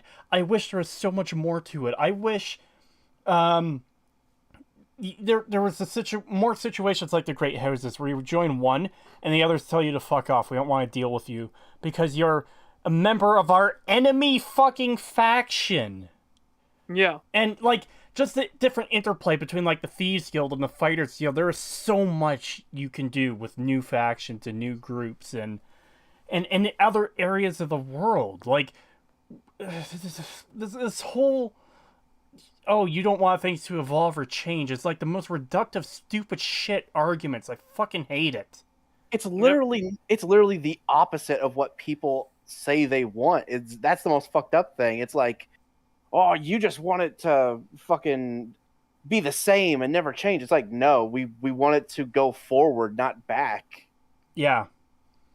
And that's the entire problem. This is why people like Samuel Line and us are making the argument that, Skyrim is dumbing down because it is simplifying things. It is taking the mechanical and storytelling depth out of the games that we liked and enjoyed. We want that stuff to be expanded upon, not simplified to the lowest common denominator. There's a reason attributes were removed from Skyrim. There's a reason skills were removed from Fallout 4. It wasn't to make the game deeper, I'll fucking tell you that right now.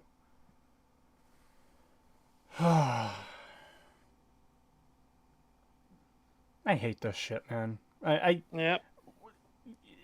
Just everything in this video is fucking garbage so far. This is really pushing it for me. Yeah.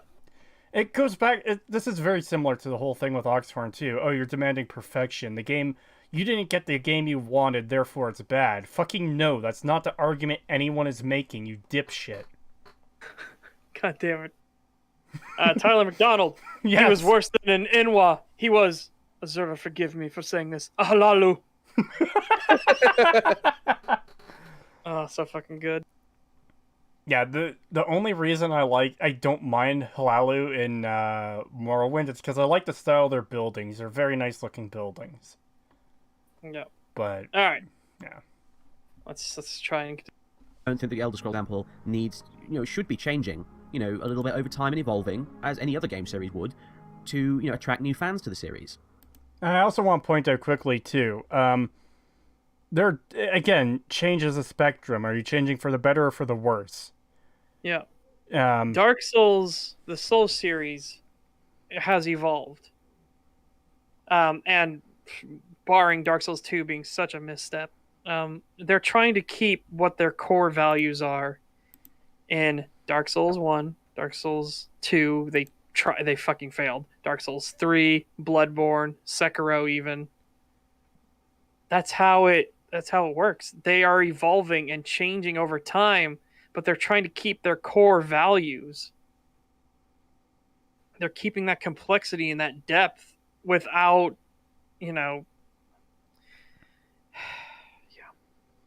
We're evolving slightly over time by eliminating complexity and player agency. Yeah. Yeah. And it's hi. Huh? What? Do I get a scam likely?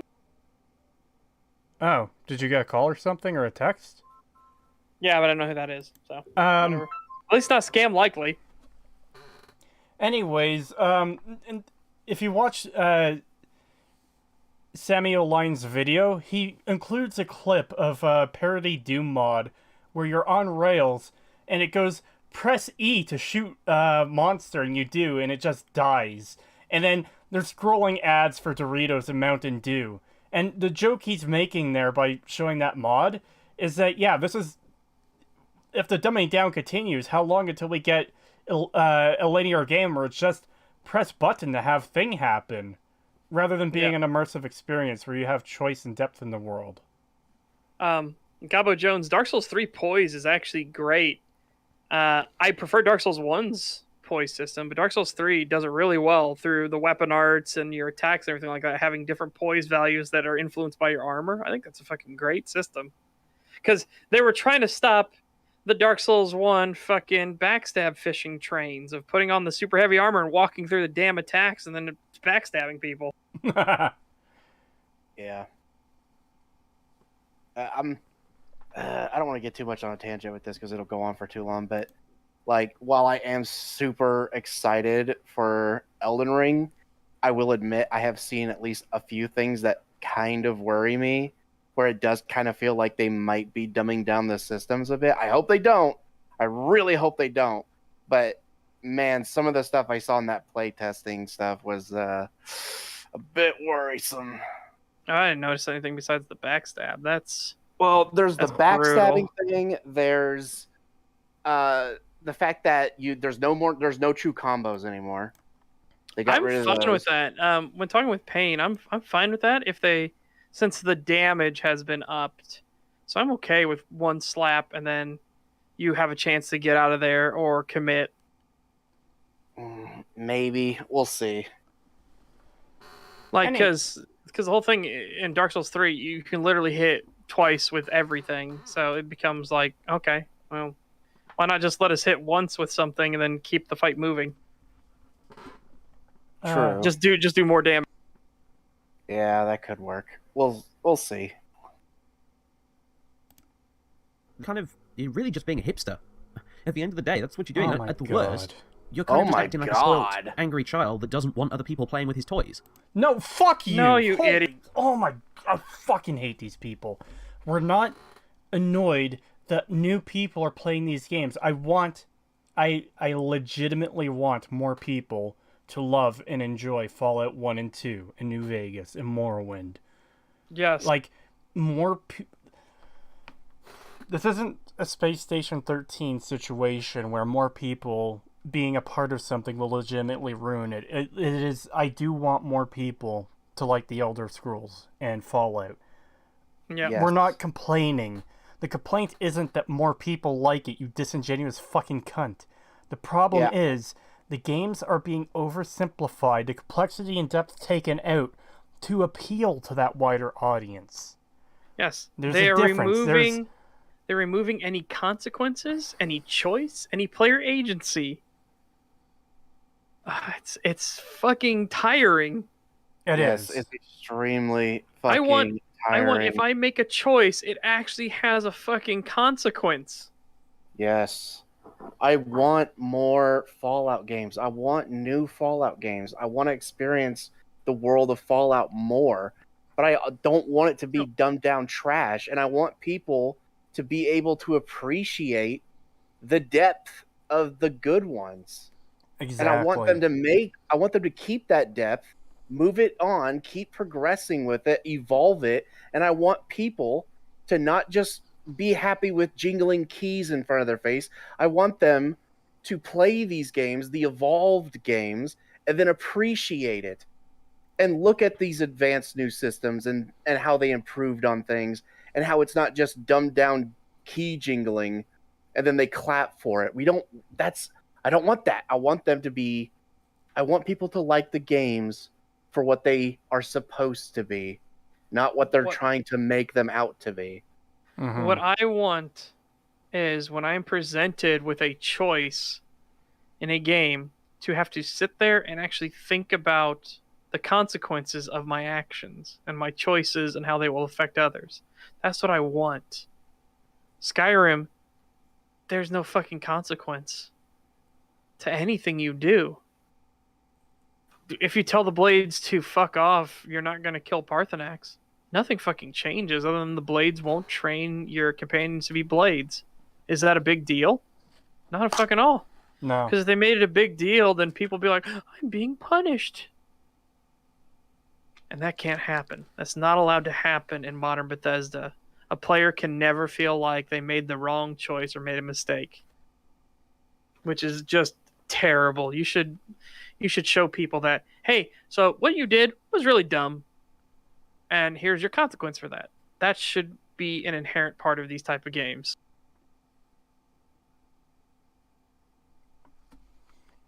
I've always despised this fucking argument too that you just don't want people playing with your toys.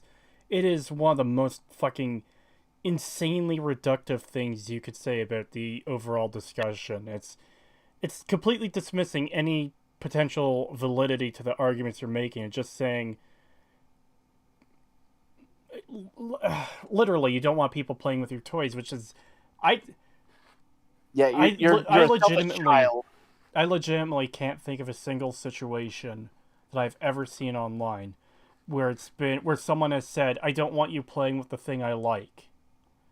Because even Setch with Space Station 13 will say, hey, yeah, I think you might enjoy this game.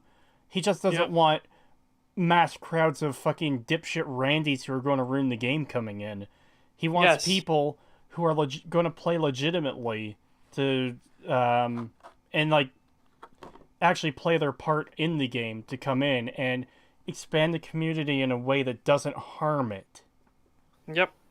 It's not that he doesn't want people playing with his toys. It's not that we don't want people playing Elder Scrolls or Fallout. We absolutely do. It's that we don't want to sacrifice the heart and soul of the experience to make that happen. Yes. Yeah, exactly. And this whole argument of, well, you want quality, so therefore you're a selfish child. Not just a selfish child. A selfish child that doesn't want anyone playing with their toys. Like, well, that's the thing. You're selfish. You're being selfish because you don't want anyone else to play it. Yeah. Okay. Well, let's try. We are halfway through. We are super long in the stream too. So here we go. Yeah. And if you can't see what's wrong with that, then people's enjoyment of a series that is just as much theirs as it is yours. Okay, that was skipping. Hold on, that was skipping for me quite a bit, so I want to replay that. All right. And if you can't see what's wrong with that, then you have absolutely no business dictating other people's enjoyment of a series that is just as much theirs as it is yours. Okay, so there's another point. Okay. So who is dictating who can enjoy what? Point them out to me. I would love for you, like, yes, there are going to be those crazies. I would love for you to point out somebody like us who are talking about how wrong you are and how terrible your argumentation and how fucking petty and childish your arguments are. Where are we saying you're not allowed to enjoy these games? Yeah, us asking for quality from them does not equal you. We don't want you playing them. It's not Yeah. how that works. And this is I want to get more people into Dark Souls because, okay, so Dark Souls is one of those games where the more people playing it is not a bad thing. I absolutely try to get people into playing Dark Souls all the fucking time. as Calbeck just said in chat. How is not liking a thing dictating whether or not someone else can like it? Yeah. The whole complaint about dumbing down for the casuals isn't saying the casuals are not allowed to enjoy this thing. It is saying this thing is being altered to be something it's not in order to appeal to people who wouldn't play it otherwise unless it was dumbed down. Like, Yeah, exactly. this is exactly why I say he's being reductive and disingenuous, because he's taking a point that no one made and applying it to and claiming that the people who are arguing against parts of this game are making that argument when it's not something they've ever said. If you go back to Semi-Align's video, he doesn't say casual gamers are terrible people and I hate them and I don't want them playing with my toys. He says Bethesda is changing these games to appeal to a different audience. Those are two very different statements, and to pretend otherwise is insanely dishonest and scummy and shitty, and fuck you, Sorcerer Dave, for doing so. God, I wish I could remember the name of that artist. Fuck. He's a comic artist. He does a lot of political stuff now, but he used to do a lot of game stuff as well. Honestly, this guy sounds very much like a Kotaku blogger from the same era. Yeah, it kind of comes across like that, because this is very much the take you'll see from that particular crowd of people where, oh, you don't like that something is changing, then you're just a toxic gamer, or fucking whatever. I am getting those vibes from this. The reason why I brought that up was because his argument right now sounds... I don't know why. It really reminded me of that comic that he made where it's literally like some friends trying to play D&D, and then this like... Oh, yes, I know the one you're talking SJW about. woman comes in and she's like, well, I want to be able to play this too. I should be able to, like, you should have to let me play and stuff. And then it's like, okay, fine, we'll let you play. And then they get in and then they start wanting to change all the rules and stuff. And they're like, well, we don't want to change it. We like it the way it is. And then she's like, well, then you could just not play it. You could just leave. And it's like, but it's our game. Like, we brought you in and you're kicking us out of our own thing. I know the comic you're talking about. It's by that guy who does the Screaming SJW comics. Yeah. Hold on a second. I've got it up here. 1, 2, 3, 4 panels. It's 4. Sorry, not 4 panels. 4 pages. So, I'll just show each individual image. Copy image address. There we go. And there. So, can I play? Sure. This game is too difficult. Can I change it? Or sorry, can we change it? No, we've been playing this ways for years. We've been playing this... Bleh. No, we've been playing it this way for years. Why are you excluding me? Copy image address. Yeah. You are not being inclusive. Let's play the game with simpler rules, which everyone can enjoy. I don't wanna. Then you don't have to join us. So, kicking out the person who is originally there. Or one of the people that was originally there. Great comic set, by the way, because this very accurately summarizes the point. The party encounters a gang of violent orcs demanding we hand over all our money. Oh my god, aren't you offended by this? No. Well, I'm offended on your behalf. So obviously referencing the whole orcs are black people fucking thing. Yeah. And the Yeah, final I one. love this guy's stuff. Yeah, this guy makes funny comics. It's good. Orcs are people too? No, they're not. The race is literally orc. Well, as a fan of this game, I'm calling for the removal of the term race. You didn't know this game existed until 5 minutes ago. If you don't like the rule...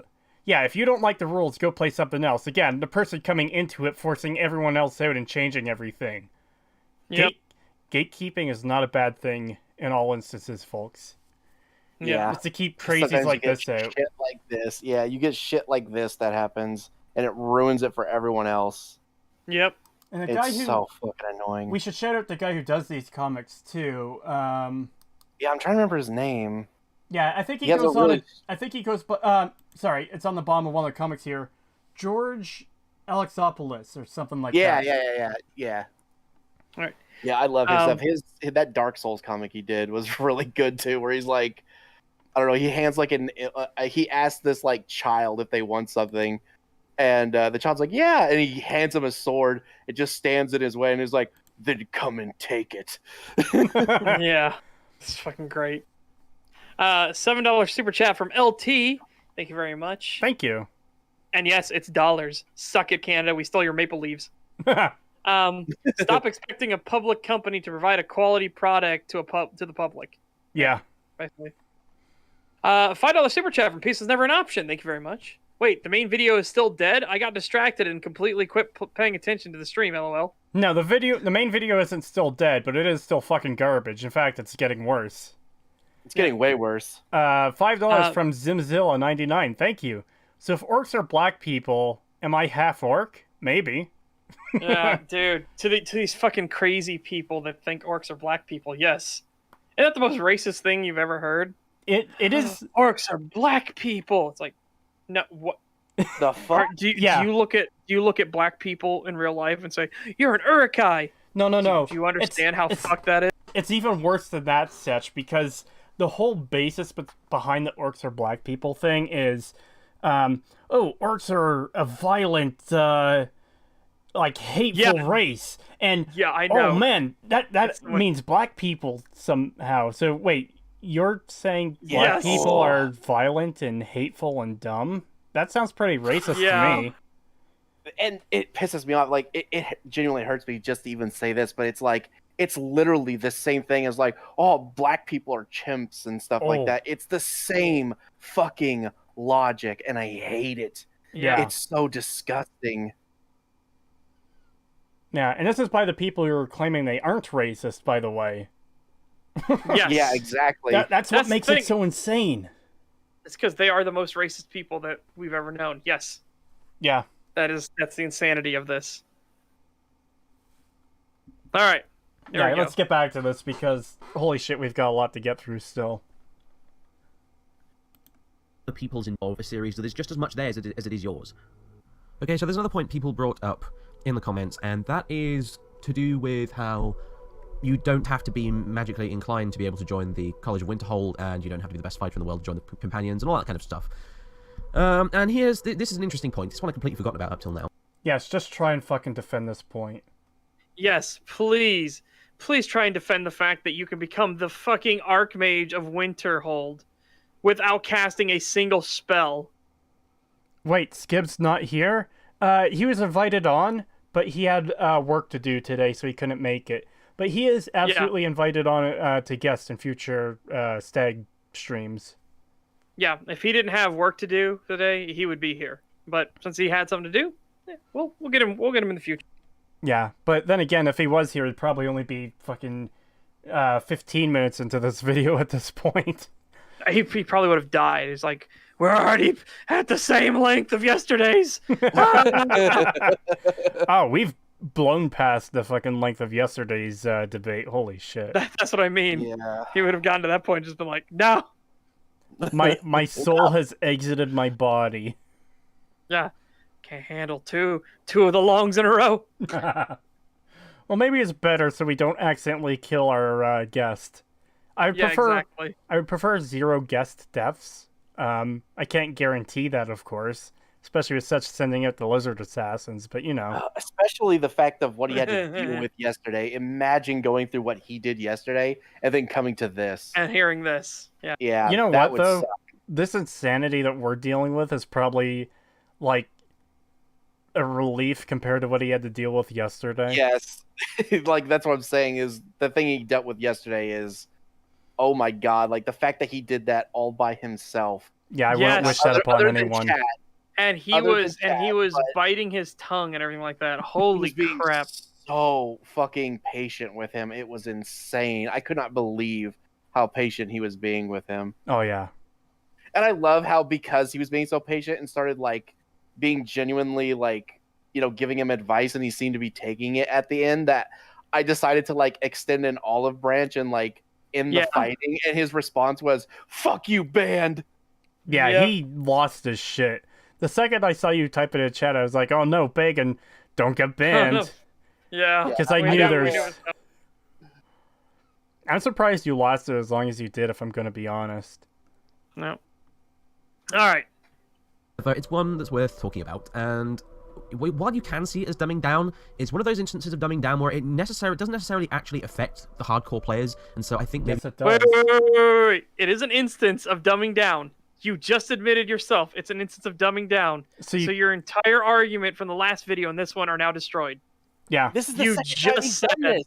He No, has now no. given 2 examples of the game dumbing down. while at the No, same last time he implied that dumbing down isn't necessarily a bad thing. He didn't say it directly to this. Now he has directly said Skyrim has dumbed down.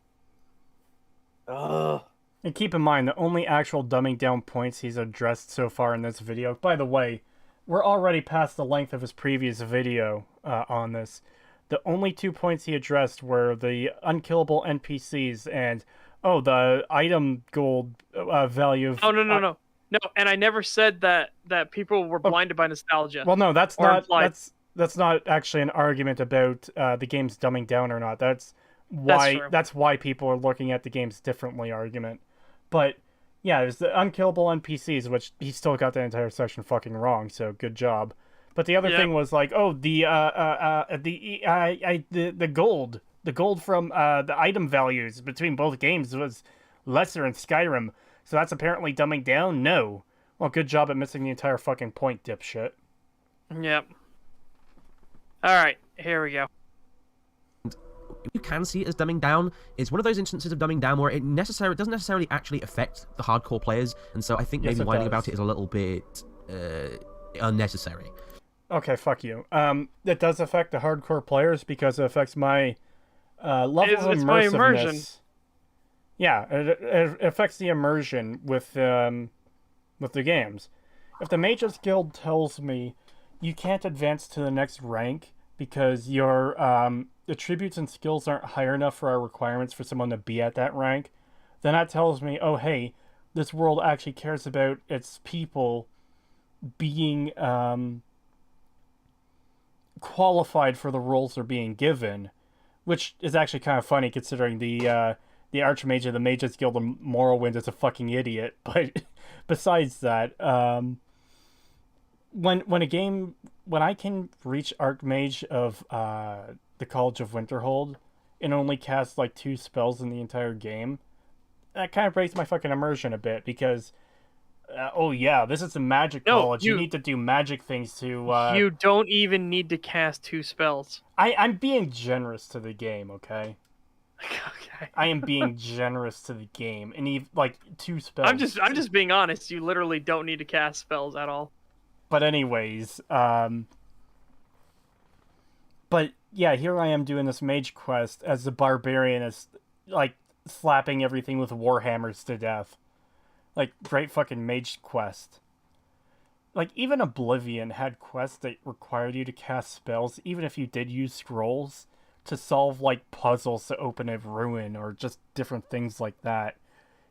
It required some level of magical knowledge to do stuff. All right. Basically, okay, so this is, I think, the angle Bethesda wanted to get rid of requirements for entering the different guilds.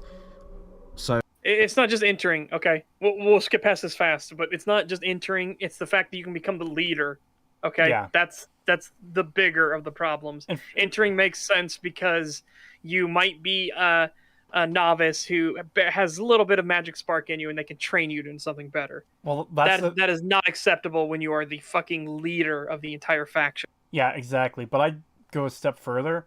Morrowind doesn't even have entry-level requirements to join a faction.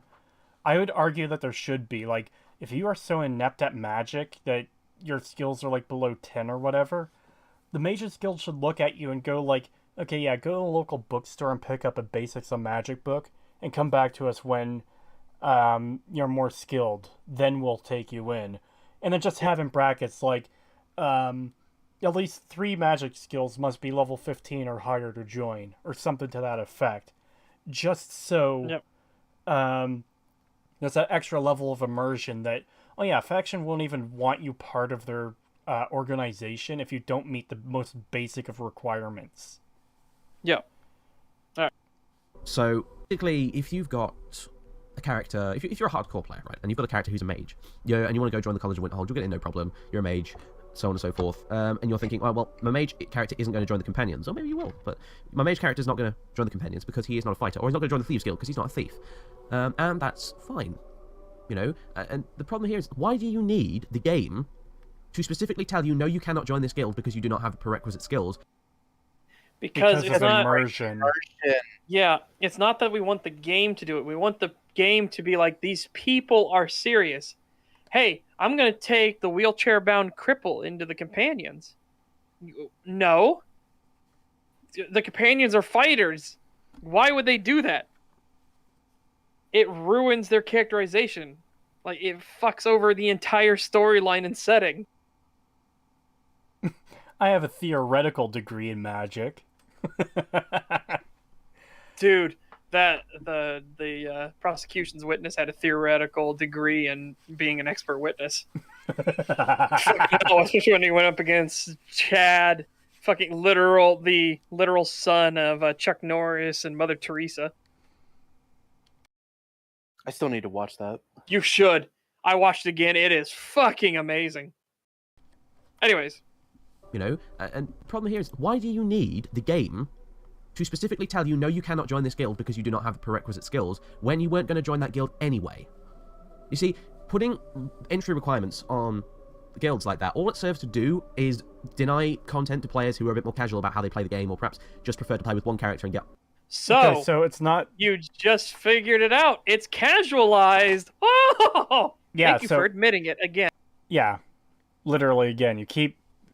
I've never seen someone destroy their own points so fast before, but yeah, it's casualization. It's dumbing things down. I have. His name was Gage.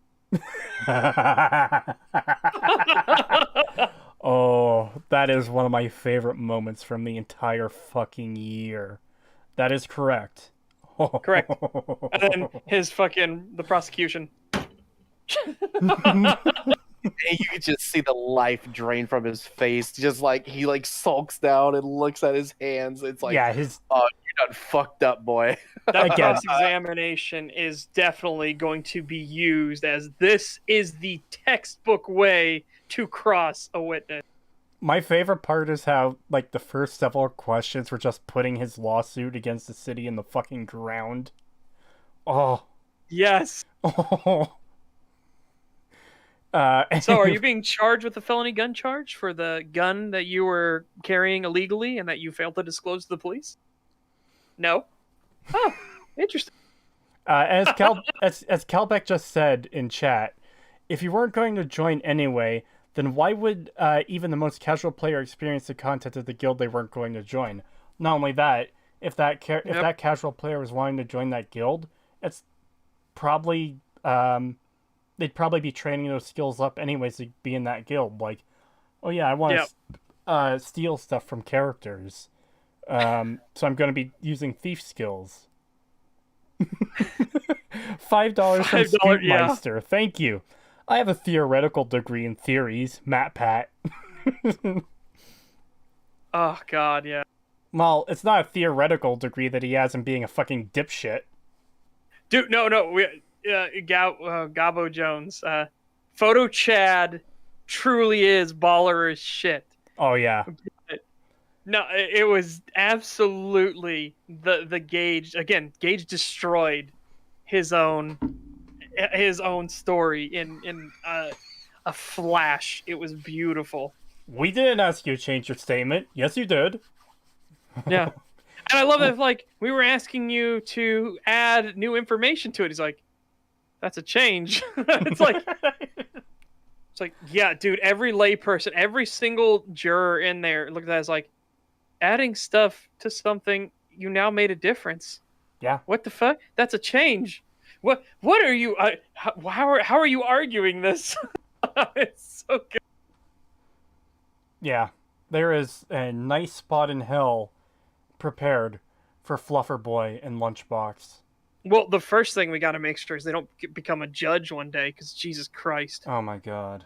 Because guess who's first up for getting put as judges? It's the prosecution. So yeah, yeah. Keep that in mind. Anyways. Like that. All it serves to do is deny content to players who are a bit more casual about the game, or perhaps just prefer to play with one character and in quote unquote complete the game in one run, because some people like to do that. Okay, so it doesn't matter if people like to do that. That's not an argument for why something should be one way or the other. Yeah. I'd argue it's better to have replayability where the game introduces situations like the Three Great Hoses where you can't experience all the content in one go. It encourages you to play the game numerous times in numerous different ways. And this is why even the Great Hoses have their specializations the way they do. One is based around being a warrior, one is based around being a mage, and one is based around being a bit more stealthy and talking to people. It's not and that even if you could, huh? Go ahead. It's not even that they're a copy of Mages Guild, Fighters Guild, Thieves Guild. It's that they use the same sets of skills or similar sets of skills to different purposes in a lot of cases. Like, it's encouraging different ways to play the game, is what I'm getting at. Yeah. And the thing is, even if, let's say you still could do all that, like if you wanted to do every faction quest, and they made it so that you could still do that, you should still have prerequisites to get in. There should still be things like, well, if you want to get in and do this part, despite having done all this other stuff, you still need to prove that you can do this thing. Yeah, well, it's like my example of joining the Mages Guild earlier. If your skills are too low, they just basically laugh you out of the guild hall. It's just like, yeah, go learn the basics of magic and come back. When you're worth even a little more than dirt, then we'll consider you. Until then, don't waste our time. Yeah. Because let me tell you, if I encountered that in a game, I'd be like, oh boy, that is some immersion right there. That I'm so low they don't even want to deal with me. I'm going to work my way up to be the faction fucking leader. Yeah, and it feels so much more satisfying when you could rub it in their faces later that, like, hey, you laughed at me. Guess what, bitch? I'm now your fucking leader. I'm your boss, yeah. Yeah. Also, there is a level cap. Back when this video was made, it should have been level 81. And that is ridiculous because that's literally every single skill at 100. So, yeah.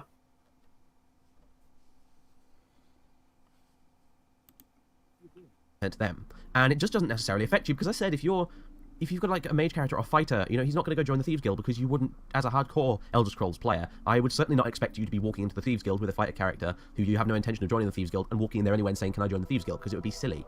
So what if I'm doing a role play where my character hasn't decided their path yet, and their experience in dealing with the guilds is what leads them down different paths? Yeah. There's so many things to consider. It's not like, yes, this is my warrior run where I only do warrior things. There's so many possibilities. To just write it off like that seems a bit silly to me. What if you want to be a spell sword? What if you want to be a corrupt warrior who's a member of the Thieves Guild and the Fighters Guild, who, you know, they'll help people defend their homes or take care of monsters or whatever, but, you know, on the side they're stealing things from the jobs they're doing. Again, so many options. Requirements doesn't actually affect you if you're one of those people who's bothered by it, because chances are you're not going to join them anyway with a character that's not meant to join them and doesn't already have that kind of skill set. If you make a thief character, if you want to join the Thieves Guild in a playthrough, generally speaking, you'll make a thief character, won't you? That's what I do. If I say, Again, not necessarily. Yeah, again, you're painting with such a wide brush, and well, this goes back to setting up. This goes back to the whole thing earlier. Oh, everyone who went into Oblivion and Skyrim were immediately comparing it to Morrowind, and were looking at it through that lens. It's like, my dude, not everyone is you. Just because you did it doesn't mean everyone else did. And he's making this argument of like, oh, well, you're going to hurt everyone else's thing because you want it this way. It's like, well, your way also hurts stuff. Literally, his thing is, well, if you're going to be this certain character, just don't ever talk to any of these other factions. And it's like, well, that's cutting off a huge portion of stuff that I can't even talk to these people. I can't even approach them. That's fucked. I should at least be able to talk to them. And then if I say, oh, hey, can I join? And they tell me, fuck no. Well, at least I can talk to them. Whereas your fucking thing is literally just don't engage. Just don't engage with that part of the game. Just don't even go near it. Here's an interesting idea, too. What if you are playing a warrior character and you decide to pop by the Mages Guild and, oh, we have a job for a non-mage to do. We need something done on the side. We need you, a thief, to go steal something on the down low from the Telvanni because we don't like them and we want one of their things. Or, hey, we have a job that only a warrior can, not only a warrior can complete, but we'd have better luck getting it solved if we did have a warrior go complete it. You know? Yeah. You can introduce dynamic ways for player build and different factions to interact that would work really well. Just saying, oh, I'm playing a warrior, so I'll never even talk to a mage is silly. Yeah, and that's so dumb because now you can't do any kind of like specialization builds. Like, oh, what if I want to be a shaman? What if I want to be a barbarian who knows magic? Nah, you can't do that. You can't be a fighters guild and a magician and a mage at the same time. No, specialization is bad. Fuck off. Again, that's another dumbing down. Yeah. He's literally advocating for dumbing it down. Which shouldn't be a surprise at this point. No, not at all. Oh, here's a good one. I hate how Brynjolf always says I get my money dishonestly when I'm playing a paladin. It just annoys me. That shit is fucking infuriating. Yeah, that is really annoying. Oh, you couldn't have come by that honorably. What the fuck do you mean? What? I didn't steal any of this money. I earned it. Fuck you. Yeah. I'm pretty sure he even says that if you fucking beeline it for Riften after Helgen. He does. I've talked because I always do the Thieves Guild stuff. So, yeah, no matter what character I'm doing, he always says the exact same thing. A character whose skills are kind of engineered towards being some sort of stealthy assassin. Don't know. You see what I mean? I'm not going to make a barbarian and then say I'm going to join the Dark Brotherhood. If you see what I mean here. So I think that's where Bethesda will... What if you want to be a barbarian who joins the Dark Brotherhood? There's a whole joke about that in Oblivion where the orc just like smashing people's heads in with his warhammer. And Skyrim literally does it. You got the fucking werewolf guy who's all about, crushing skulls and shit. He's not stealthy. He goes in, he turns into a fucking werewolf and massacres everybody, and not just the target. Literally anybody who's in the area gets slaughtered by him. So even in the game he's trying to defend, he's fucking wrong. Yeah. And like this whole idea also just all around limits roleplay potential. His example of the barbarian. What if I do want to be a barbarian who goes assassinates people? What if I do want to be you know, a high scholarly mage who on the side contract kills people. That is entirely something someone can do if they so choose. Yes. Brynjolf the wage cuck.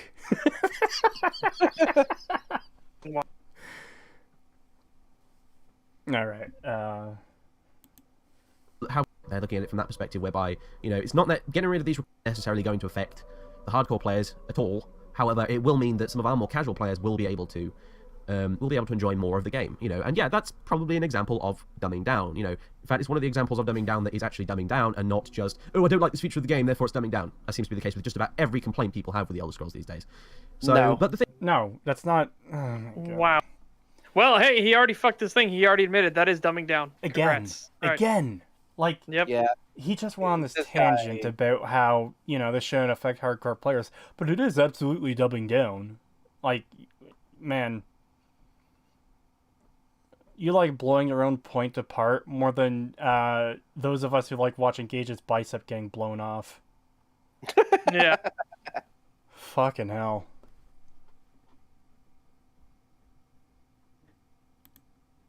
But it just doesn't affect you that much, so I don't think it's something that's really worth complaining about. Now, on the other hand, having requirements in place for you to reach different ranks, like the way in Morrowind, like you had to have a certain amount of certain skills to advance the next rank instead of Temple or the Fight skill or whatever, like they did in Morrowind. Okay, getting rid of that is, on the other hand, is annoying. And yes, you are right to complain about that, because I too think that was perhaps a bad decision.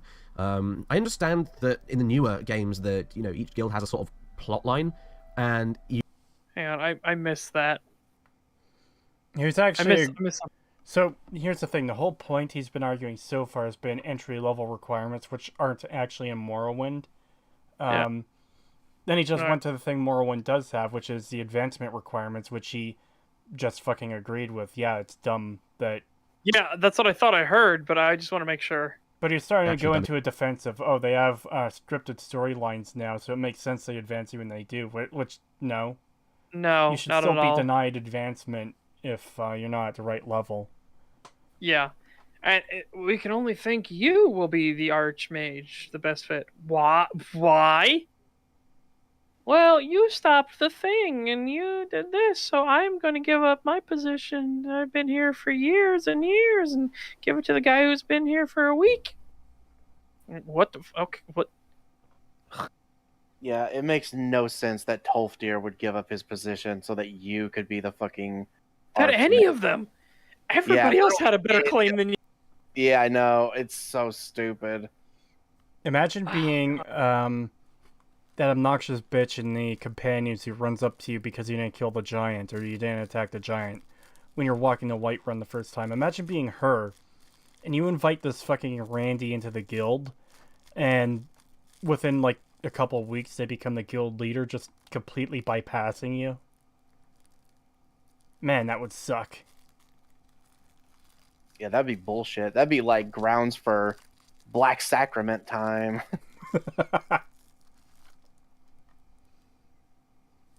What do you mean the Dark Brotherhood won't kill the leader of the companions? Why?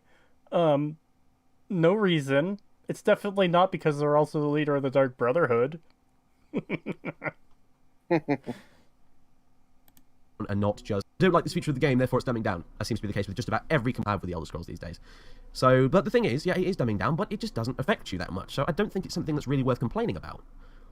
Now, on the other hand, having requirements in place for you to reach different ranks, like the way in Morrowind, like you had to have a certain amount of certain skills to advance the next rank instead of Temple or the Fight skill or whatever, like they did in Morrowind.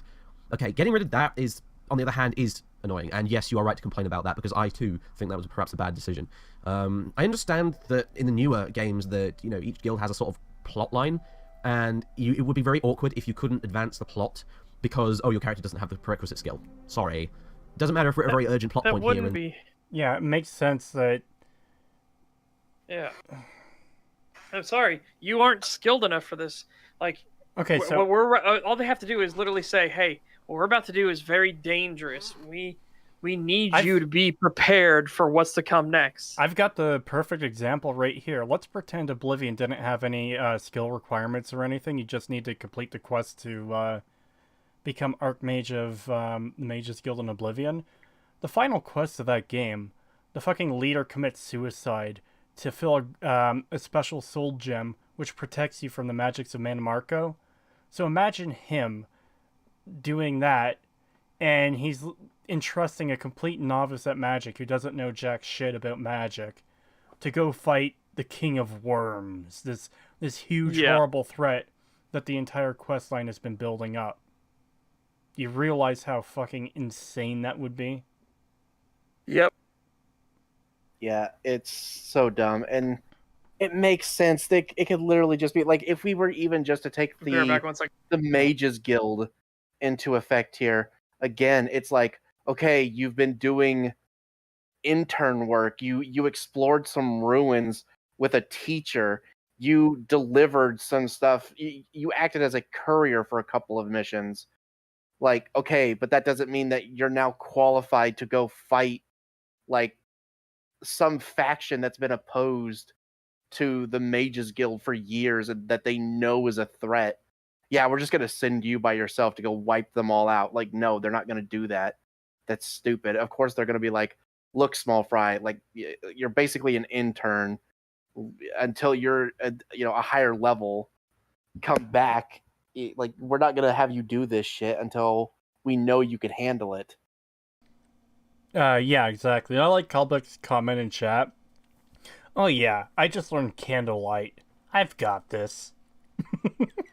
Yeah, exactly. Can't you complete the College of Winterhold questline without casting a single spell and still become Archmage anyways? Yes. Yep. You can. Now, I haven't done it in a long time. I've actually forgotten most of the College of Winterhold questline, but Sesh played it somewhat recently, and he says, yeah, you can absolutely do it without casting any spells. Yeah. Unfortunately, I've played the game fairly somewhat recently before I completely uninstalled it forever, and God, remembering the fucking College of Winterhold questline is fucking painful. It is so bad. It is one of the worst side quests that you can do. Yeah. In your guys' opinions, when did Game of Thrones start becoming shit? Except Season 8, of course. Season 4, Episode 10, where they butchered the death of Tywin Lannister, and everything after that is downhill. See, in the books, Tyrion goes into a really dark place after escaping from jail, due to the reveal from Jaime that Tysha actually did love him. She wasn't just a whore after his money. And he goes to such a dark place, he kind of hates the world, he kind of wants to die. He's just miserable for quite a while after that. And I think that's the reason they introduced Penny into the story. She's sort of the anchor that is going to bring, keeping him,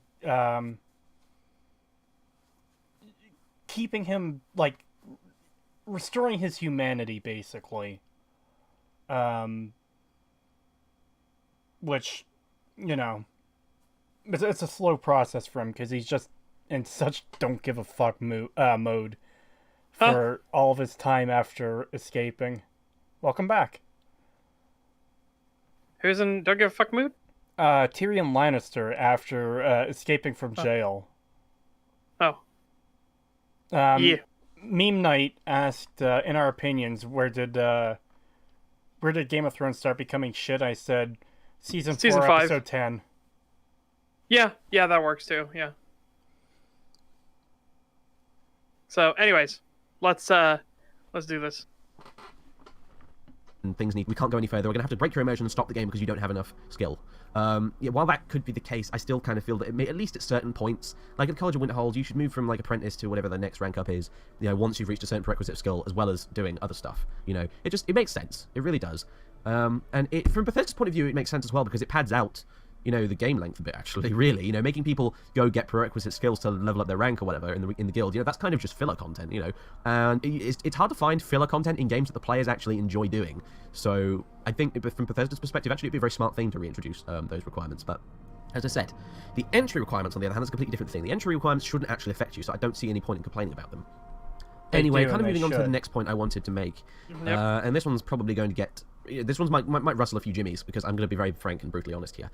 You guys love to talk about how Bethesda are changing the way they make their games to appeal to casual gamers, to make lots of appeals to the dumbed-down casual gamers. And but what nobody ever seems to talk about is how Bethesda have been appealing to hardcore gamers. Because Name Bethesda one. doesn't talk about that. Point out an example of how they're Yeah. appealing to hardcore gamers. Give me one from Fallout 4 or Skyrim. I'll be Yep. waiting, and fuck, it's just going to be that image of the skeleton on a bench with cobwebs on it, waiting for Yeah. an example of how they're appealing to hardcore gamers. Because I can't Man, wait. Hopefully, he'll actually give us any example because, yeah, what Bethesda's told us is no, we're absolutely dumbing our games down to appeal to the casuals because they're a large audience. They give us more money. I can't think of a single thing in Fallout 4 or Skyrim that appeals to more hardcore gamers. Like, Yeah. Let's see what fucking happens. And you'll be like, don't, when have they ever done that? Well, let me point you, ladies and gentlemen, towards a little DLC download they released recently called Dragonborn. Yeah, okay, for those of you who don't know, which... Dragonborn was an appeal to hardcore gamers. Are you fucking serious? How? so I haven't played Dragonborn. That's actually the point where I dropped Skyrim and didn't pick up again until I started working on the analysis. And that was just before Fallout 4's release too, by the way. Or at least the same year. Steam used to say last played 2015, so yeah. What part of Dragonborn then, I guess? That's something you have to do a lot of work to fucking elaborate on. Yeah. Yeah, fucking. I was Alright, hope- let's. I was hoping he would say Hearthfire just for the meme. That would be hilarious. Dude, yeah, I would have fucking died laughing. But no, he uses the last DLC, Dragonborn. All right.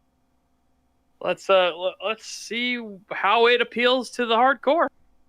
which is like all two of you that don't know, Dragonborn is set on the island of Solstheim, which you may remember from previous expansions such as Blood Moon.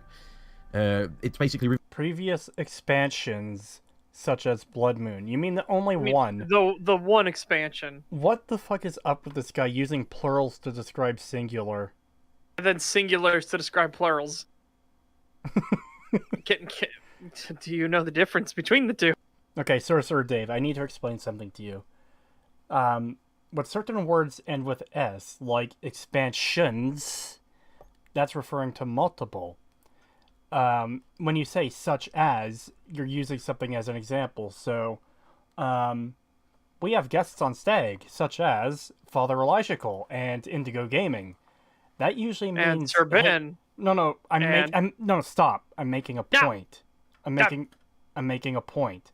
Go ahead. The idea being, such as so-and-so and so-and-so are examples of a couple people we've had on, but there's more than the ones I'm listing, because, yeah, we've had Sir Ben and Prometheus Prime on. The whole idea being such as refers to a couple out of a bunch. So, when you say expansions, such as Blood Moon, then that implies, okay, there are more expansions than just Blood Moon that feature Solstheim, when it's literally the only other appearance it's ever had in the entire series. It works on many levels, mainly one. This is almost old Tonold territory. Yeah. All right. There we go. which you may remember from previous expansions such as Blood Moon. It's basically revisiting an old location, which Bethesda have, hence before now, they've never done that before. They've never revisited old locations, they've always insisted on doing brand new ones, which I think is a good idea, by the way. The whole thing with the Elder Scrolls games is, part of the thing that makes Elder Scrolls games so good is the joy of exploration of new worlds and lands and such so on and so forth. So, by going back to a previous location, that kind of defeats the point of that somewhat. However, they did it anyway, and the game is the whole DLC is a blatant appeal to Morrowind fans. The whole bloody thing is, you can see... Okay, No, and as a no, Morrowind fan who fucking loved Blood Moon, I despise Dragonborn for the dumb changes they made to the island. The dwarven ruin that was never there before. The square towers of the Imperial fort now being round because you're too lazy to make new models to keep it accurate with what it was before. Yeah. The Draugr ruin that has a tower sticking out of the ground that just didn't exist in Morrowind. So I guess this like thousands-year-old tower was built in the 200 years between Morrowind and Skyrim. Yeah, I don't believe so. I'm gonna press X to doubt on that one.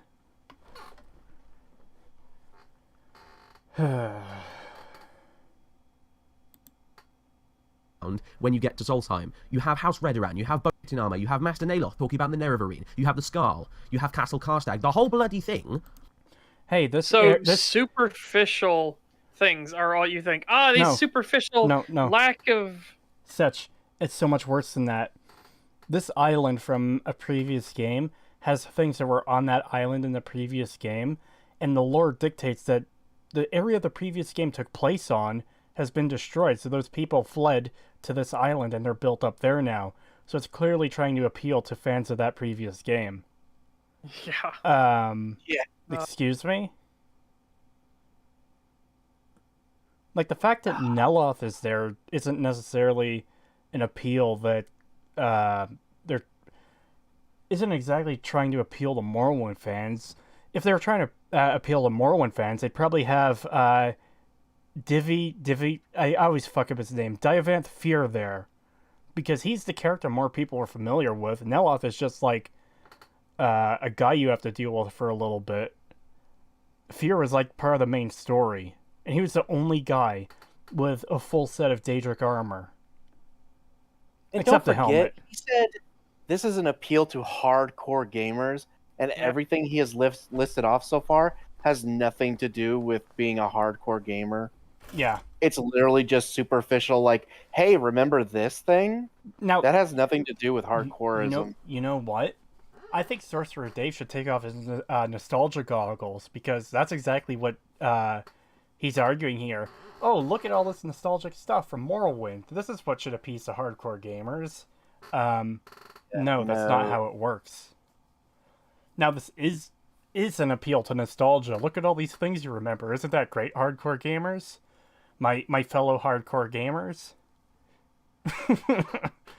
Yeah. That's just fucked. This argument doesn't even work unless people agreed with him that somehow, like unless he could find people like, I guess, us, who could agree that, well, yeah, I like Dragonborn DLC, but everything else still sucks. But the thing is, you're not going to find anybody like that. Yeah. So his argument doesn't even work here.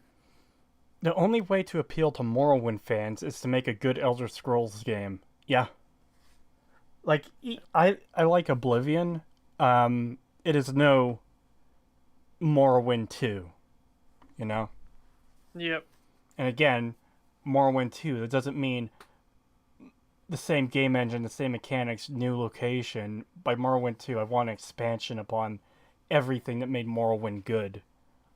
Not the dumbing down.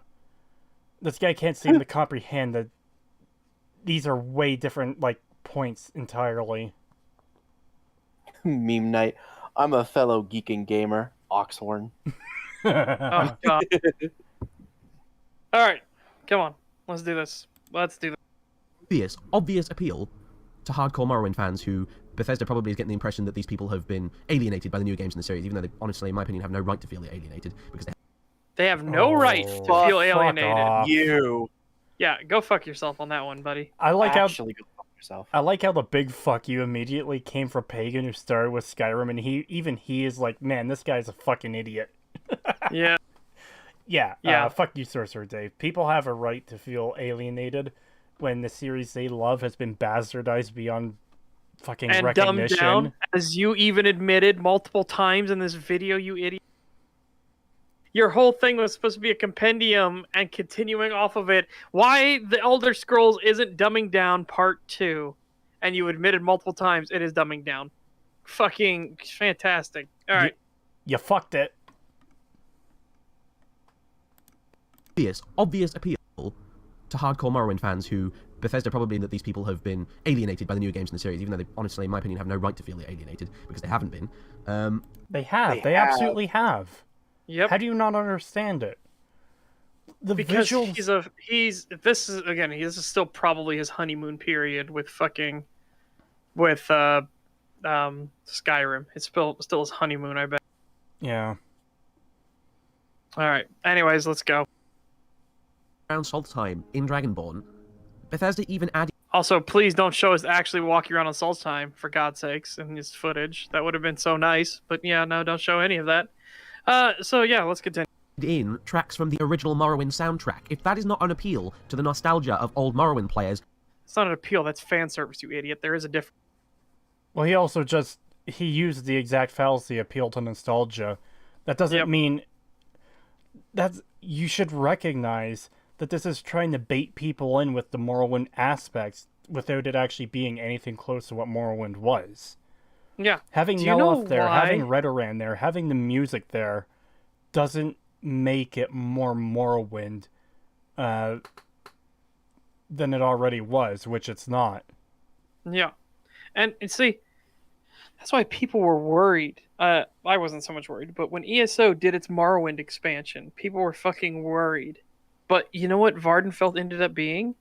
They explained everything. They went deeper into the culture and lore of it. You actually got to see the cantons being built and understand why they did the things they did and how it's all like this scheme for Vivek to be like, oh yeah, no, sure. And so that way the houses can be next to each other and he can keep an eye on them and under his fucking thumb. And you got the idea that the people from ZeniMax Online Studios who made Morrowind actually knew what the fuck Morrowind and Vardenfell and everything would be.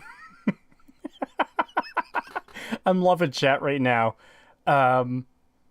Okay, a lot dumbed down, but it's not a big deal. So his argument is nostalgia bait and key jangling. Chewie, Lando, pointing at a fucking black person. It's just like Morrowind. Yeah. Oh god. But yeah, this is pretty much Mandalorian. Oh my god, it's Luke Skywalker. Holy shit. Like, Mandalorian. Oh, Boba Fett. I remember Boba Fett. Do you remember Boba Fett? Yeah, I remember Boba Fett. Whoa, Boba Fett. ATSTs, ATSTs. I'm gonna come. Yeah. All right, come on. Let's do this. But hold on. Come on. It is the whole key jangling aspect he's appealing to here. It is Luke and Mandalorian. Luke and Mandalorian doesn't make Luke good. It's obviously a fucking fan bait moment. Yes. Doesn't say anything. Doesn't even look like him. Doesn't. Oh god. Oh no, he says something. He says, "May the Force be with you," which a lot of people fell for. So fucking stupid. Oh, I hate it. Yeah. All right. Anyways. So tracks hungry. from the original Morrowind soundtrack. If that is not an appeal to the nostalgia of old Morrowind players, I don't know what is. You know, and it just annoys me sometimes, really, when you it's so blatantly obvious with stuff like Dragonborn that they are making an appeal. And the thing is, it definitely... It's so blatantly obvious that with Dragonborn, they're doing fan service and nostalgia baiting. They're trying to bait... for the most basic and fucking surface level bullshit. They're trying to bait people in by making them think it's something that it's not. Oh man, you know what pisses me off more than anything? Is being falsely advertised to. By telling me something is not what it actually is. Starbound! Sorry. Yeah, oh god. Sorry. Oh god. I had to cough there. Alright.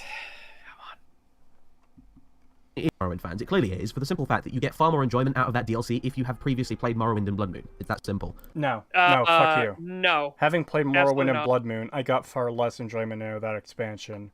Again, that expansion is what made me drop Skyrim fucking forever until I started doing my analysis. And if I wasn't doing my analysis, I might not have ever picked it up again.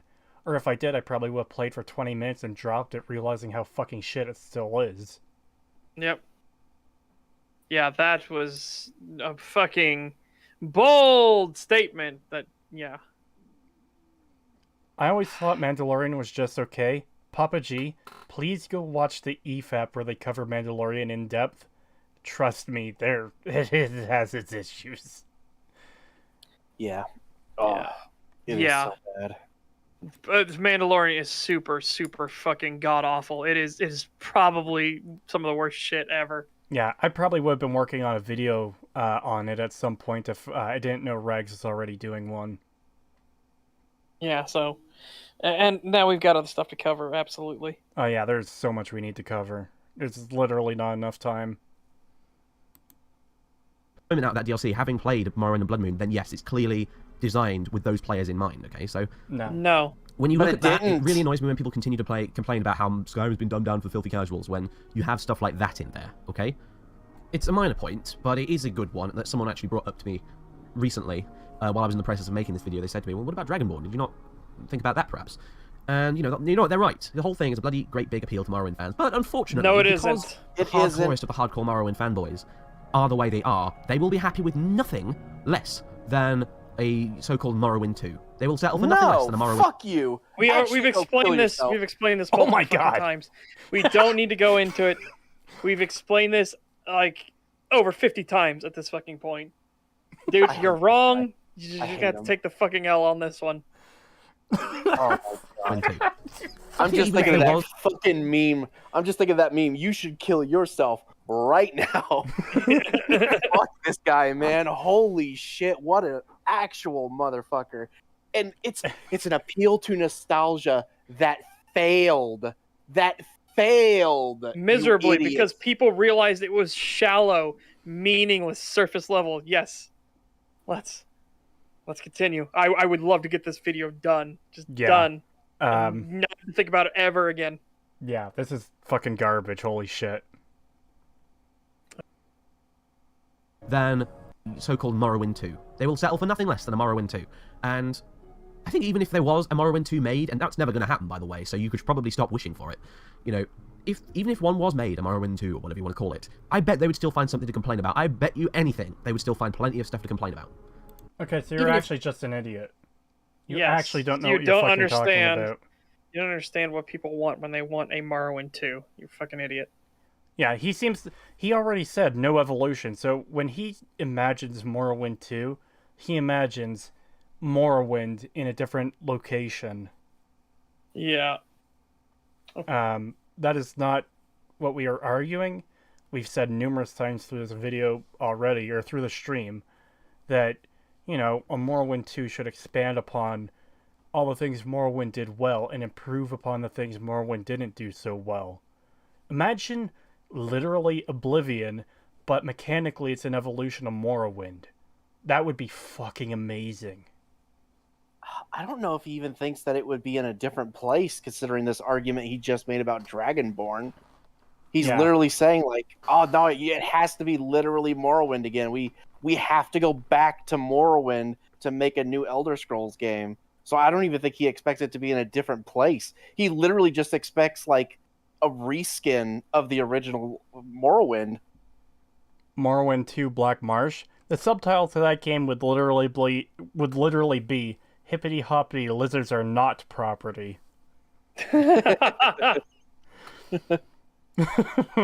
To Oblivion and back again as the fucking, like... To Oblivion and back again, as they say. Yeah, I would love that if they actually made that the fucking, like, bottom text part of the title. All right. A of Morrowind was made. I'll talk a bit about that later on, actually, by the way. But Wait.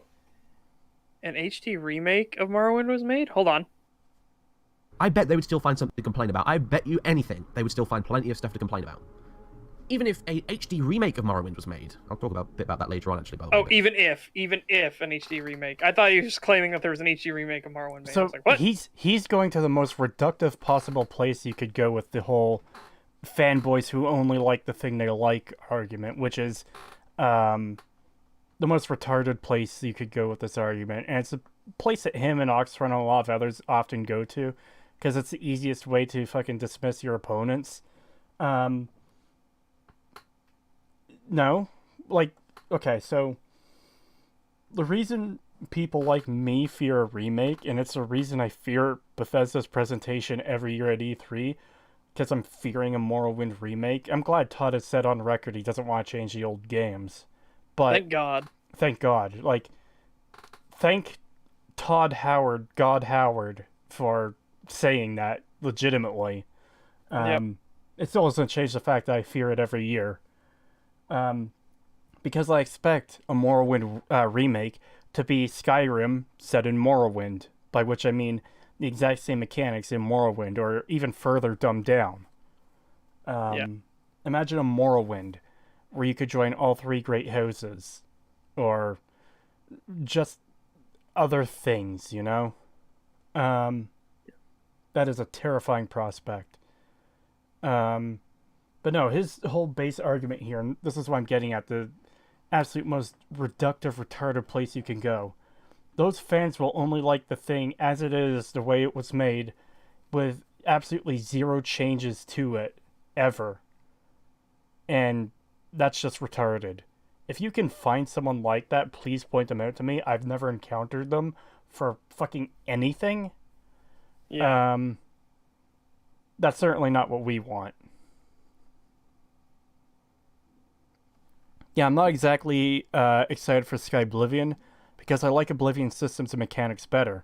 Yeah, there's a video I saw a while back, I don't remember who made it, but he makes an argument something to the effect of, I applaud the Moral Rim team because they're taking on like a massive project to remake Morrowind and Skyrim, but I feel they're missing the point because Morrowind just isn't the same without those level of mechanics they have in Morrowind. Skyrim is a completely different beast mechanically, and that is a big issue when it comes to translating Morrowind faithfully.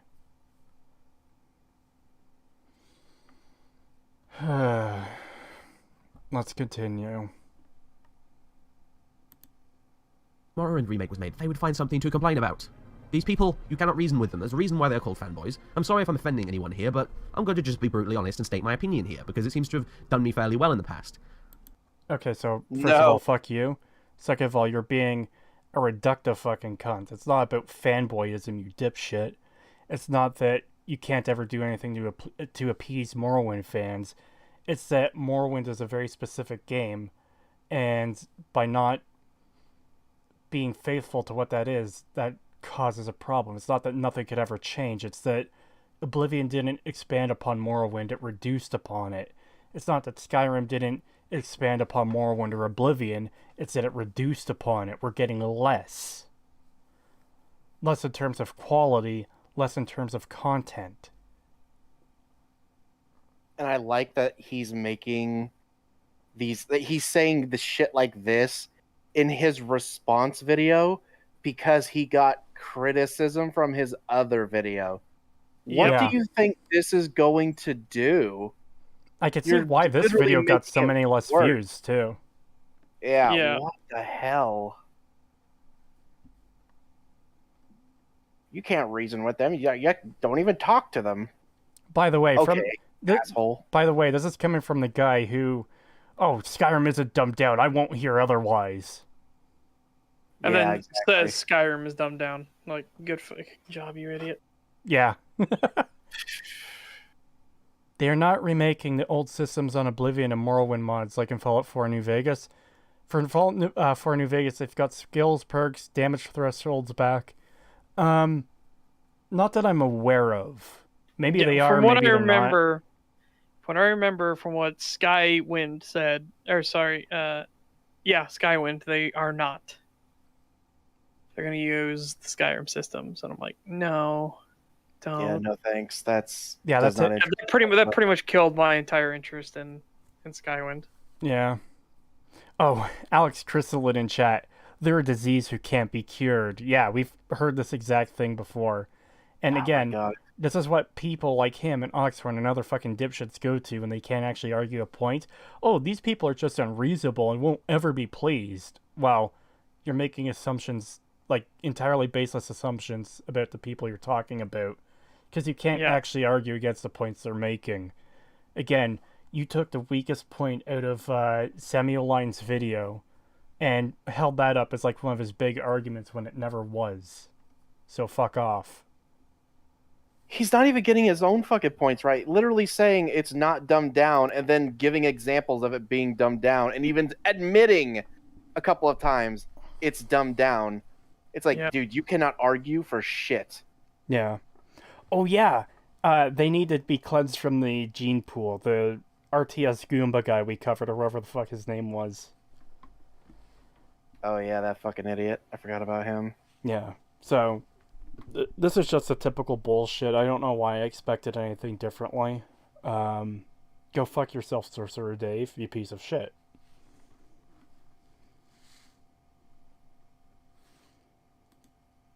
With those people. You just have to ignore them. It's that simple.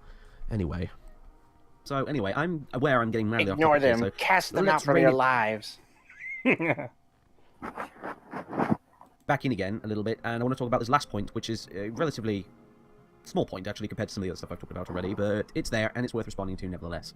A lot of people scolded me, if you like, for when I was talking about the quest markers and quest directions and stuff like that. They kind of had a go at me for only using the one example and then saying that because of this one example, the whole system was broken.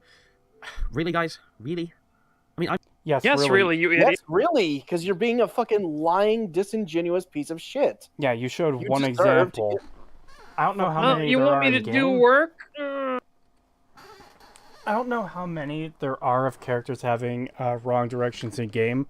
I know of 2 out of the hundreds of NPCs in Morrowind. It is Even not... better? And keep in mind, I've completed every faction questline in Morrowind. It is not a common issue.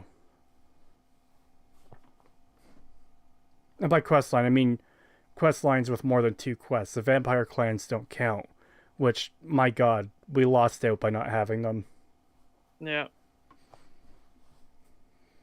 But yeah, this is just fucking Really, insanity. guys? I didn't put the effort into the video to prove my point? Yes, that's an issue, you fucking dipshit. Yes, and Fucking also, hell. like, if you didn't realize this, like, your double standard of, oh, you can just mod out the things you don't like in Skyrim, but then you say that you can't do that in fucking in Morrowind. Like, do you understand how insane this is? Well, he didn't say you can't do that in Morrowind. It's that he's making a point that's something that's easily fixed by a basic patch mod. And he doesn't even consider it for that. Yeah. It doesn't even come up, if I recall. Yep. So, All right. I'm going to assume one watching this has in fact played Morrowind and is familiar with many, many, many examples of, the quest directions being very, very iffy, if not outright broken. Two. hold on a second. Turn off watch together there.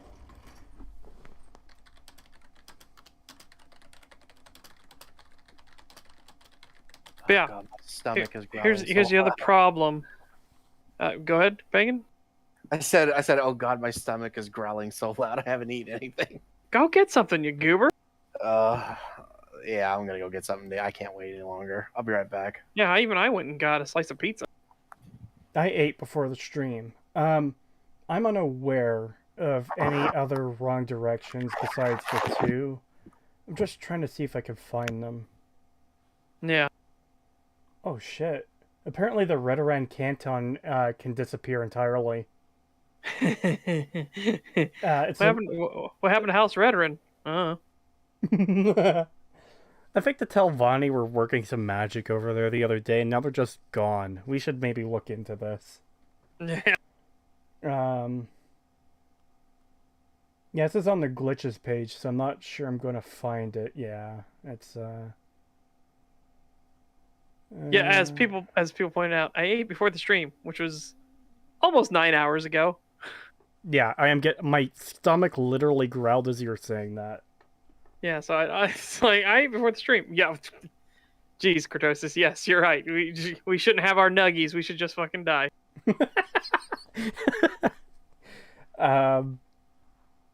It's hard for me to find how many characters do have the wrong directions, but again, I'm only aware of 2. No. Maybe there's more. Maybe there's a list somewhere. I can't find it right now. Which quests give wrong directions? Oh, journal quest location errors. Okay, let me go back to that other page.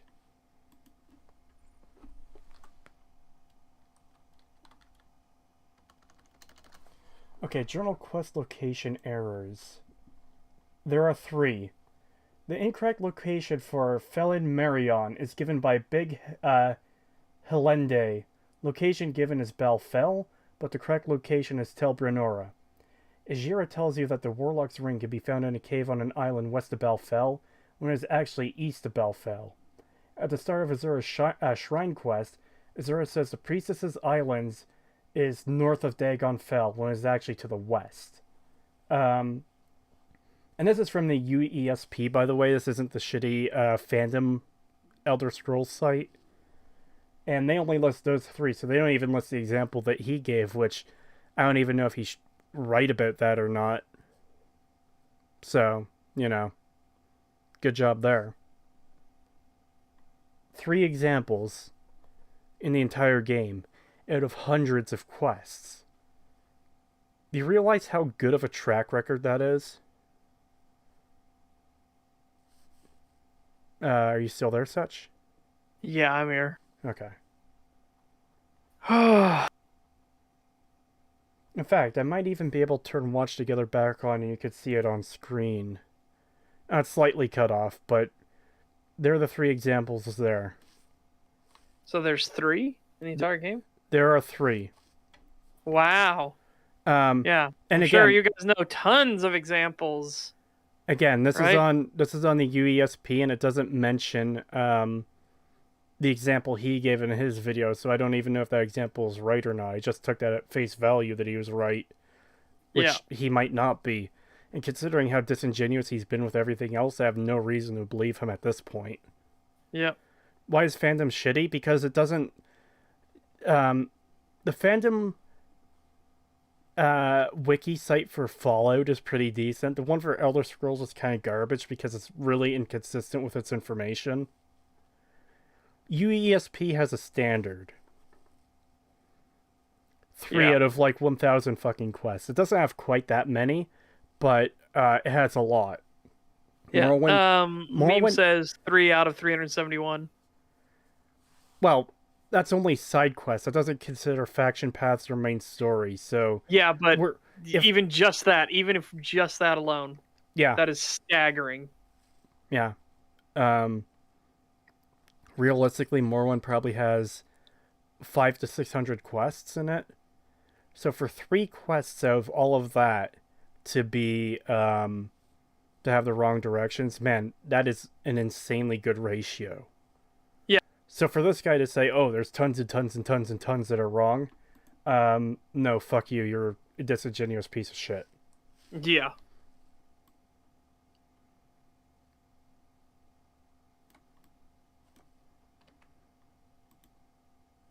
I'm guessing Pagan isn't back. Should we wait for him? Do we want to get this video done in time? We have 3 hours left to get through 12 minutes. Yeah, but I'm also getting fucking exhausted. Yeah, I didn't think we'd spend this long on this video. I knew it was going to be a chunky, but I didn't think we'd spend this much time on it. Random question, but would you ever be willing to respond to one of H Bomber Guy's videos? Maybe. It depends on the video. Depends how interested I am in the topic. Yeah, let's just go. I don't think Pagan will fault us or be upset with us for missing any second of this amazingly high quality, wonderful video. Yeah, we'll hold it against him so that he can pay us back later. Yeah, we suffered through more of this video than you had to, so... Exactly. You got off easy. Kind of goes without saying, almost. I picked that particular because it's one of the most memorable ones. No. Not because it was the only one I could think of, for God's sake. I mean, look, if I was going to go through every example of a quest that had difficult directions and was... Wait, difficult directions? So, no. Okay, so there's a difference... It was wrong. There's a difference between wrong, incorrect, and difficult. Yes. There is a huge difference there, you disingenuous fuck. In your previous video, you said she has the wrong directions, not difficult directions. So hey, I guess she didn't have the wrong directions if he's now saying they were just difficult. Yeah, well... So, double go fuck yourself, I guess. And again, he's getting really scummy and disingenuous with it. Oh, I'd be here forever if I had to list every single one. No one is saying you have to list every single one. List a couple. You don't have to go super in depth on it. Just say, they said to go here. The character is actually there. They told me to go west when I actually had to go east. This isn't fucking difficult, you moron. Yeah. It's just one example looks really bad no matter what you're doing if you're trying to prove multiple of something. If you're trying to prove multiple of something, you don't need to say every single example. Bring up like 3. Three is good because it's the same thing. One is is a a fluke. Yeah, 1's a fluke, 2 is a coincidence, 3 is a pattern. Yes. But even then, let's say hypothetically there's only 3 quests in Morrowind with the wrong directions, which, according to the UESP, there fucking is only 3. Out of the hundreds of quests that are in Morrowind, again, that is an insanely good ratio. That's like within the margin of error levels there, that they've got 3 quests with the wrong directions. That is insanely good. And it's not a reason at all to dump the entire system of in return for being led by the nose to every single thing in the entire fucking game. Yeah.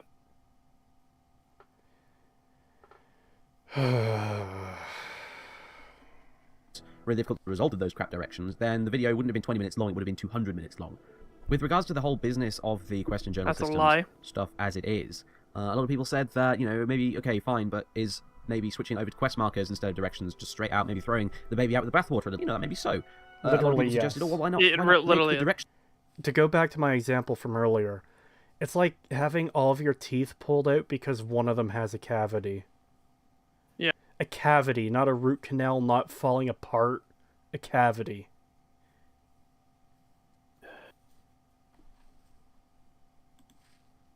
Write better directions and there won't be a problem. But look, this is the thing here. This is where I take issue with the whole thing just simply being dumbing down and not simply a different design approach. Not everyone's good with directions, no matter how good they are. Fucking oh well, cry about it. Yeah.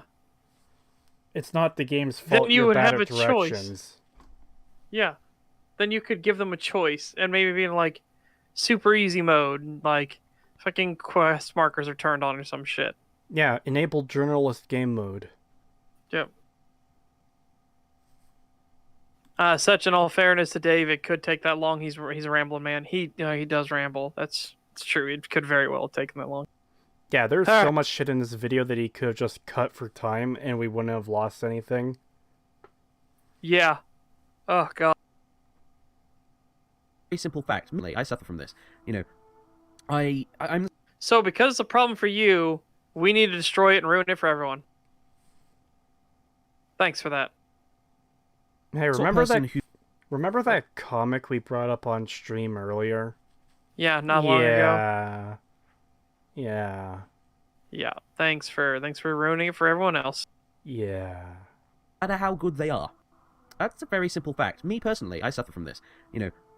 I'm the sort of person who will prefer to have a map drawn for him, literally a map drawn from him. If I'm trying to get around a new town I've not visited before, I'd rather have a map or use Google Earth or some stuff like that, rather than ask someone, how do I get from here to wherever? Because I'm crap with directions, I can't remember them, I'm rubbish at following them, and it's as Morrowind proved, it's all the more awkward in a video game as well, so that's one of the reasons I think Bethesda decided, you know what, we can't do this whole directions thing anymore. All right, I'm back. What did I miss? What retardation have I had the mercy of not hearing? Because he was bad at directions, it was a good thing that they removed this, because he personally is bad at directions. And also, really, guys, you were upset that I only provided one example? There are tons and tons and tons in the entire game. There's only 3.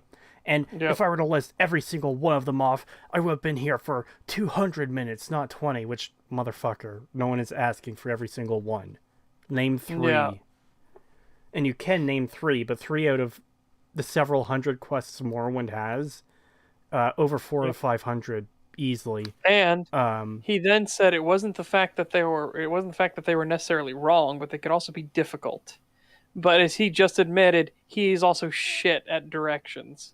Yeah, so are the directions actually difficult, or are they difficult for you? For you, yeah. Yeah. Wow. And as what a fucking idiot. Meme Knight said in chat, I am terrible with directions, but Morrowind helped me a lot.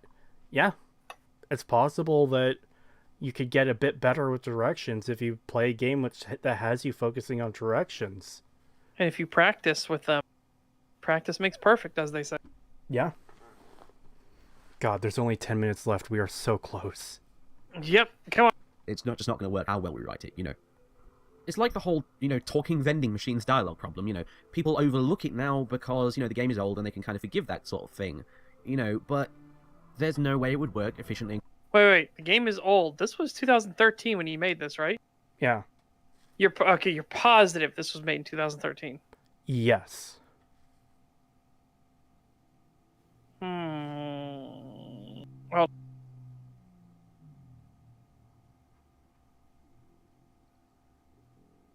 What? Looking something up or what? yeah, I need to make absolutely sure. Okay. Okay, so if you want to get to the video, you could just click on the March title. 24th, 2013. The game isn't even 2 years old. No, you mean Skyrim? Yeah, he's talking about was he talking about the other thing? Did I miss the fact that did he jump tracks again and I missed the jump?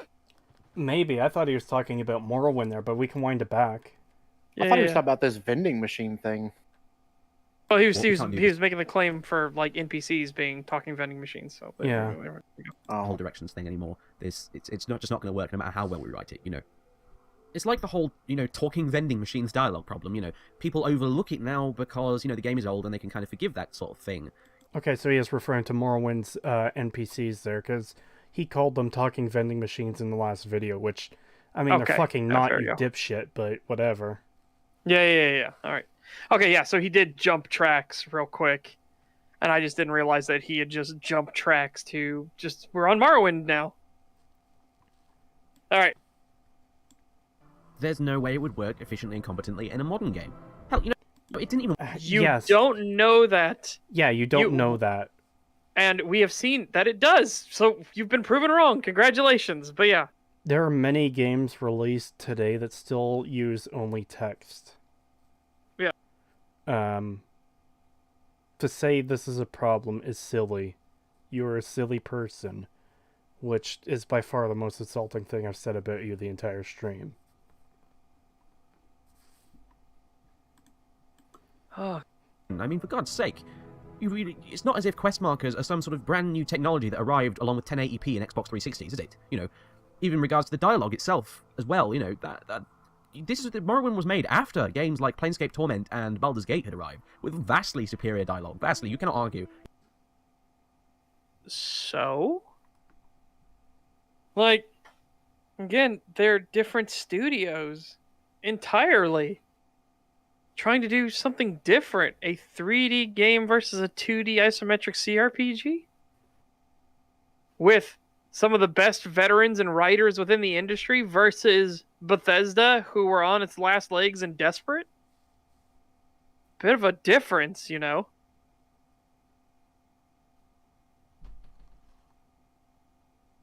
It's not as if quest markers are some sort of brand new technology that arrived along with 1080p and Xbox 360s, is it? Even in regards to the dialogue itself as well, Morrowind was made after games like Planescape Torment and Baldur's Gate had arrived, with vastly superior dialogue. Vastly, you cannot argue in any way, shape, or form that Morrowind has better dialogue than Planescape Torment or Baldur's Gate and Baldur's Gate 2. You just can't. It's not. It's almost an objective fact that Morrowind's dialogue is worse than those games, and yet Morrowind came out after them.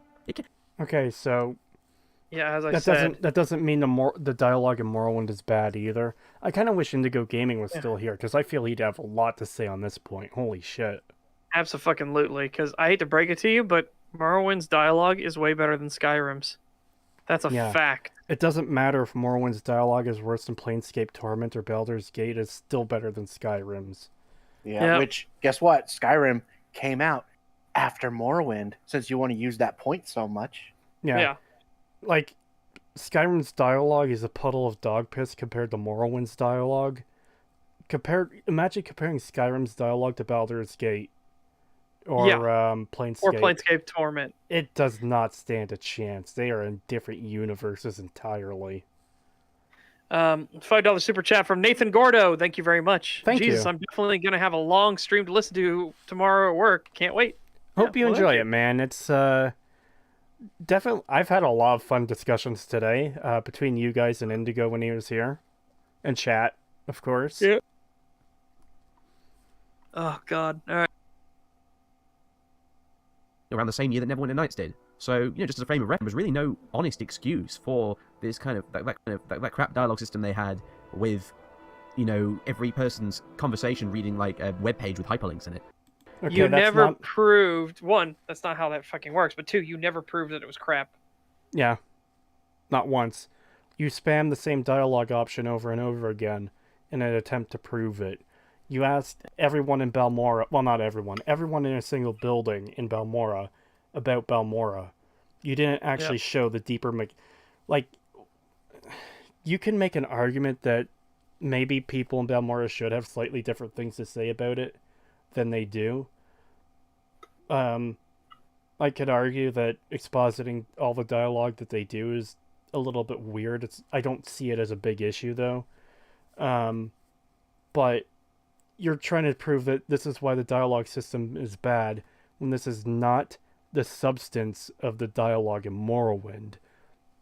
The substance of the dialogue is in the quests.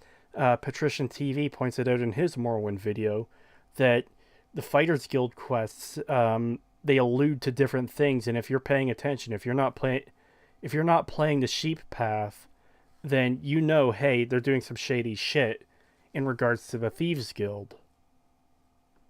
And you can learn about it by exploring and asking about it. That is not a bad or dumb system. That's not bad dialogue. You just suck.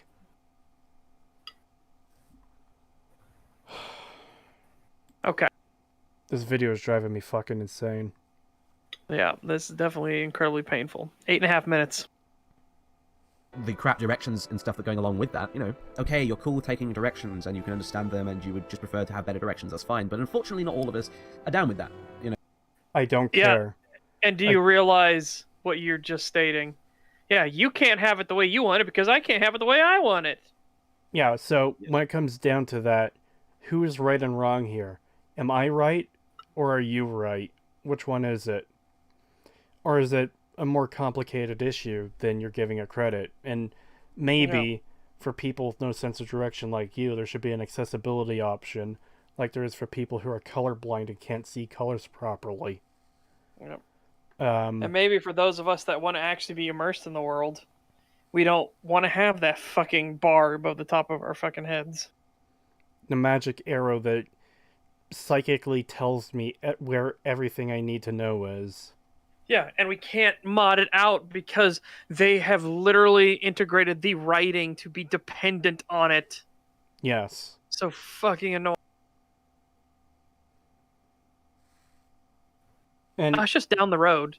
Wait, so I follow the road and I don't go up the mountain path that actually would lead me up into the mountains and to the Bleakfall Barrows where it is. I have a better example. Yeah, there's a settlement nearby that would make a good place for people to settle down if you clear it out for us. It's on the entire fucking other side of the map. Yeah. Okay. Nearby, eh? That's my favorite kind of nearby. Yeah. My favorite... See, I live in Canada. My favorite nearby is Japan. Because it's probably the farthest fucking thing from me right where I am. Yeah. And one final point I want to make here. Sorcerer Dave, at this point, I don't care how much it fucking inconveniences you with what a fucking disingenuous dipshit you've been in this entire video. Fuck you. And a liar. Just an outright liar. So. Yeah, that too. But yeah, so I couldn't give two shits that, oh no, you have to learn a skill you're not good at.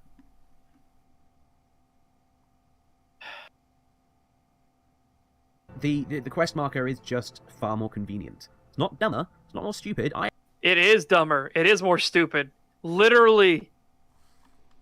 It actually is. They don't give you appropriate directions because they're like, oh, you'll just have this psychic quest marker on the screen. They'll let them know exactly where to go. I can prove how it's dumbing down very easily.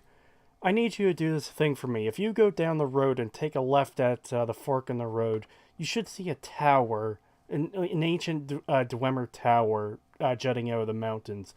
If you see that, you're going the right direction. You continue down the road and you turn left at the next fork in the crossing, and this will bring you to such and such a place. Inside, I need you to get me this item, as opposed to, hey, go do thing for me. Here's an arrow. Yeah. There is a world of difference there. It is factually dumbing down. There are people. If you're playing Morrowind, you cannot complete it if you're not paying attention to the dialogue and if you're not reading your journal at all. It is impossible to complete if you do not engage with the game. People can complete Fallout 4 and Skyrim without ever fucking listening to any of the dialogue, skipping through all of it that they can, because the arrow will always tell them where to go. If that is not the fucking purest essence of dumbing down, I don't know what is.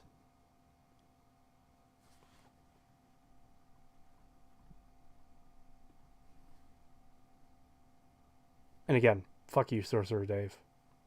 At least I'd like to bloody well think so. You know, I am not stupid, but I don't like having to do the directions bollocks. A quest marker is just so much easier. And if you insist on keeping the direction... Is this guy British? Because Yeah, I didn't hear it in the it might accent. be. I didn't hear it in the accent before, but he just said bollocks, which is Yeah, like an obvious probably a British thing. slang. So,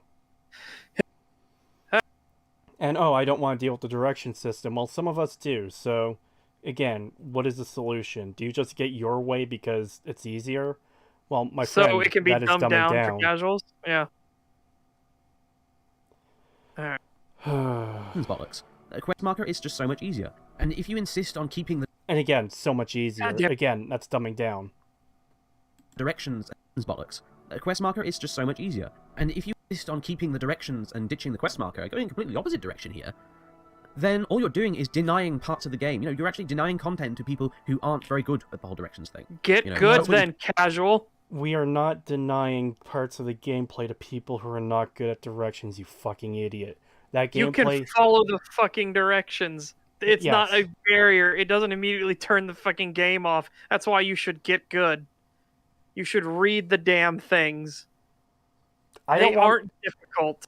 I don't want to try. I want everything handed to me. The essence of fucking dumbing down. You know why the games are dumbed down? For people like you. Just because you like it doesn't mean it's not dumbing down. You dumbing down piece of shit. Yep. $2 for peace was never an option. Thank you. British equals instantly wrong. No. No, there's a lot of... Look, there are a lot of good British people. It's just... Mahler is British, technically. Yeah. He's part of Britain, though he's Welsh. But the thing is, we have covered some British YouTubers who made some very bad videos. Yes. Yeah. British. British. doing that. You could just, if you get stuck, you could just look it up on Google. And no way, no, sorry.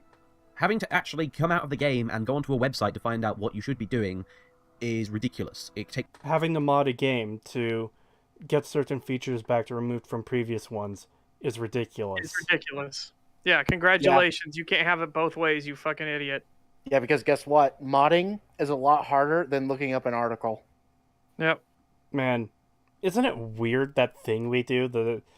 It's almost alien. The standards thing is holding people to a standard. It's dirty. Yep. Yeah. These are called standards, you dipshit. If you could say, hey, you can mod the game to remove essential NPCs or whatever his other point with modding was, I can't remember what it was from the first video. Yeah, this is actually a lot easier to Google directions for Morrowind than it is to mod something out of Skyrim, so go fuck yourself. Game experience and is far more immersion breaking than having a little quest arrow on your screen. It really is. I am sorry. However, this kind of it is literally not. If I get the wrong directions, even if it's a developer mistake, the in-world explanation is, oh yeah, the character got it wrong. there is no in-world explanation for the arrow. That is absurdly immersion breaking. Is my character psychically knowing where everything is that I need to do? That is insane. Yeah. As I always said, it's down that road, in that cave, in that door, in that nightstand. It's like that is ridiculous. One of my favorite examples is the investigation quest in Fallout 4 where you have to find the missing guy, Nick's case file.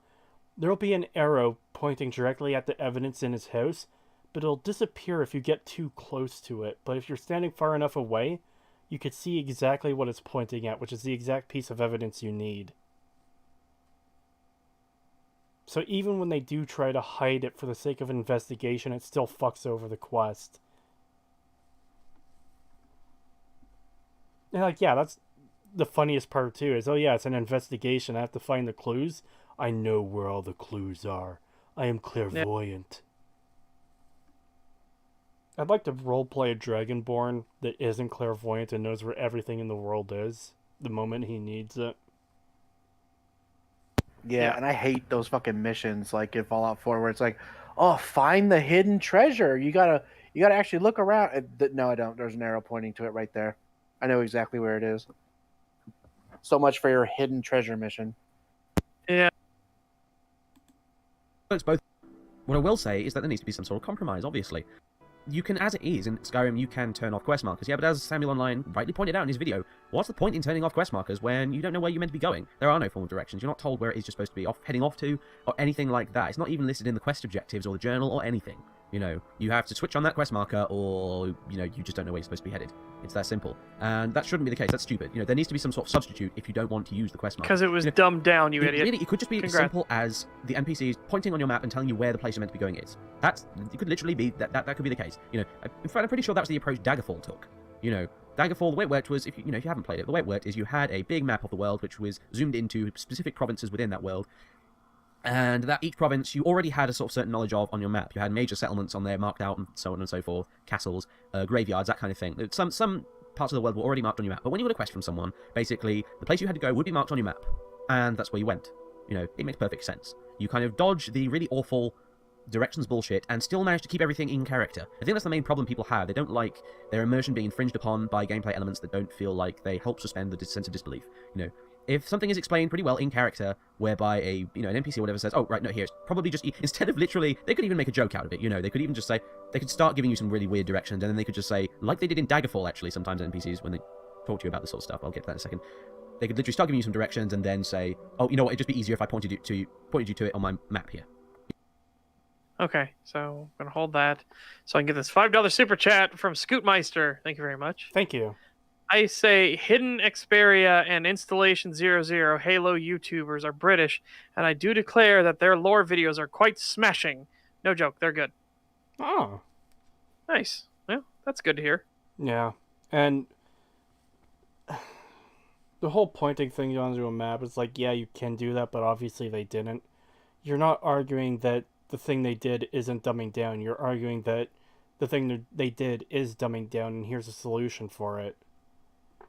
This is supposed to be a defense that the game isn't dumbing down, and you're still coming up with a solution for the thing they dumbed down. They very clearly dumbed down.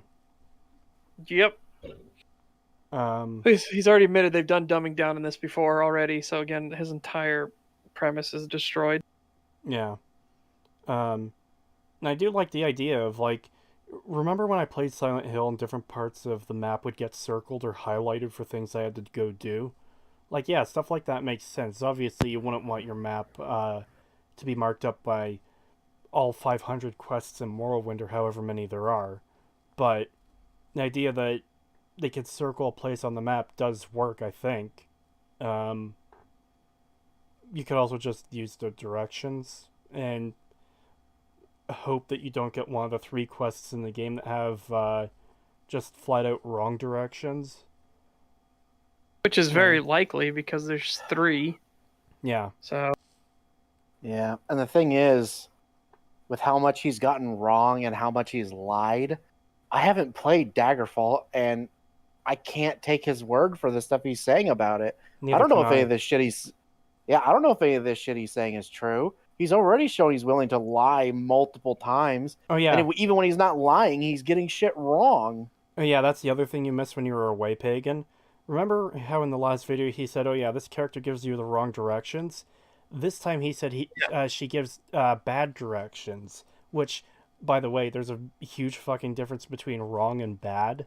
Yeah, between difficult directions and wrong. Yes, he said difficult directions there.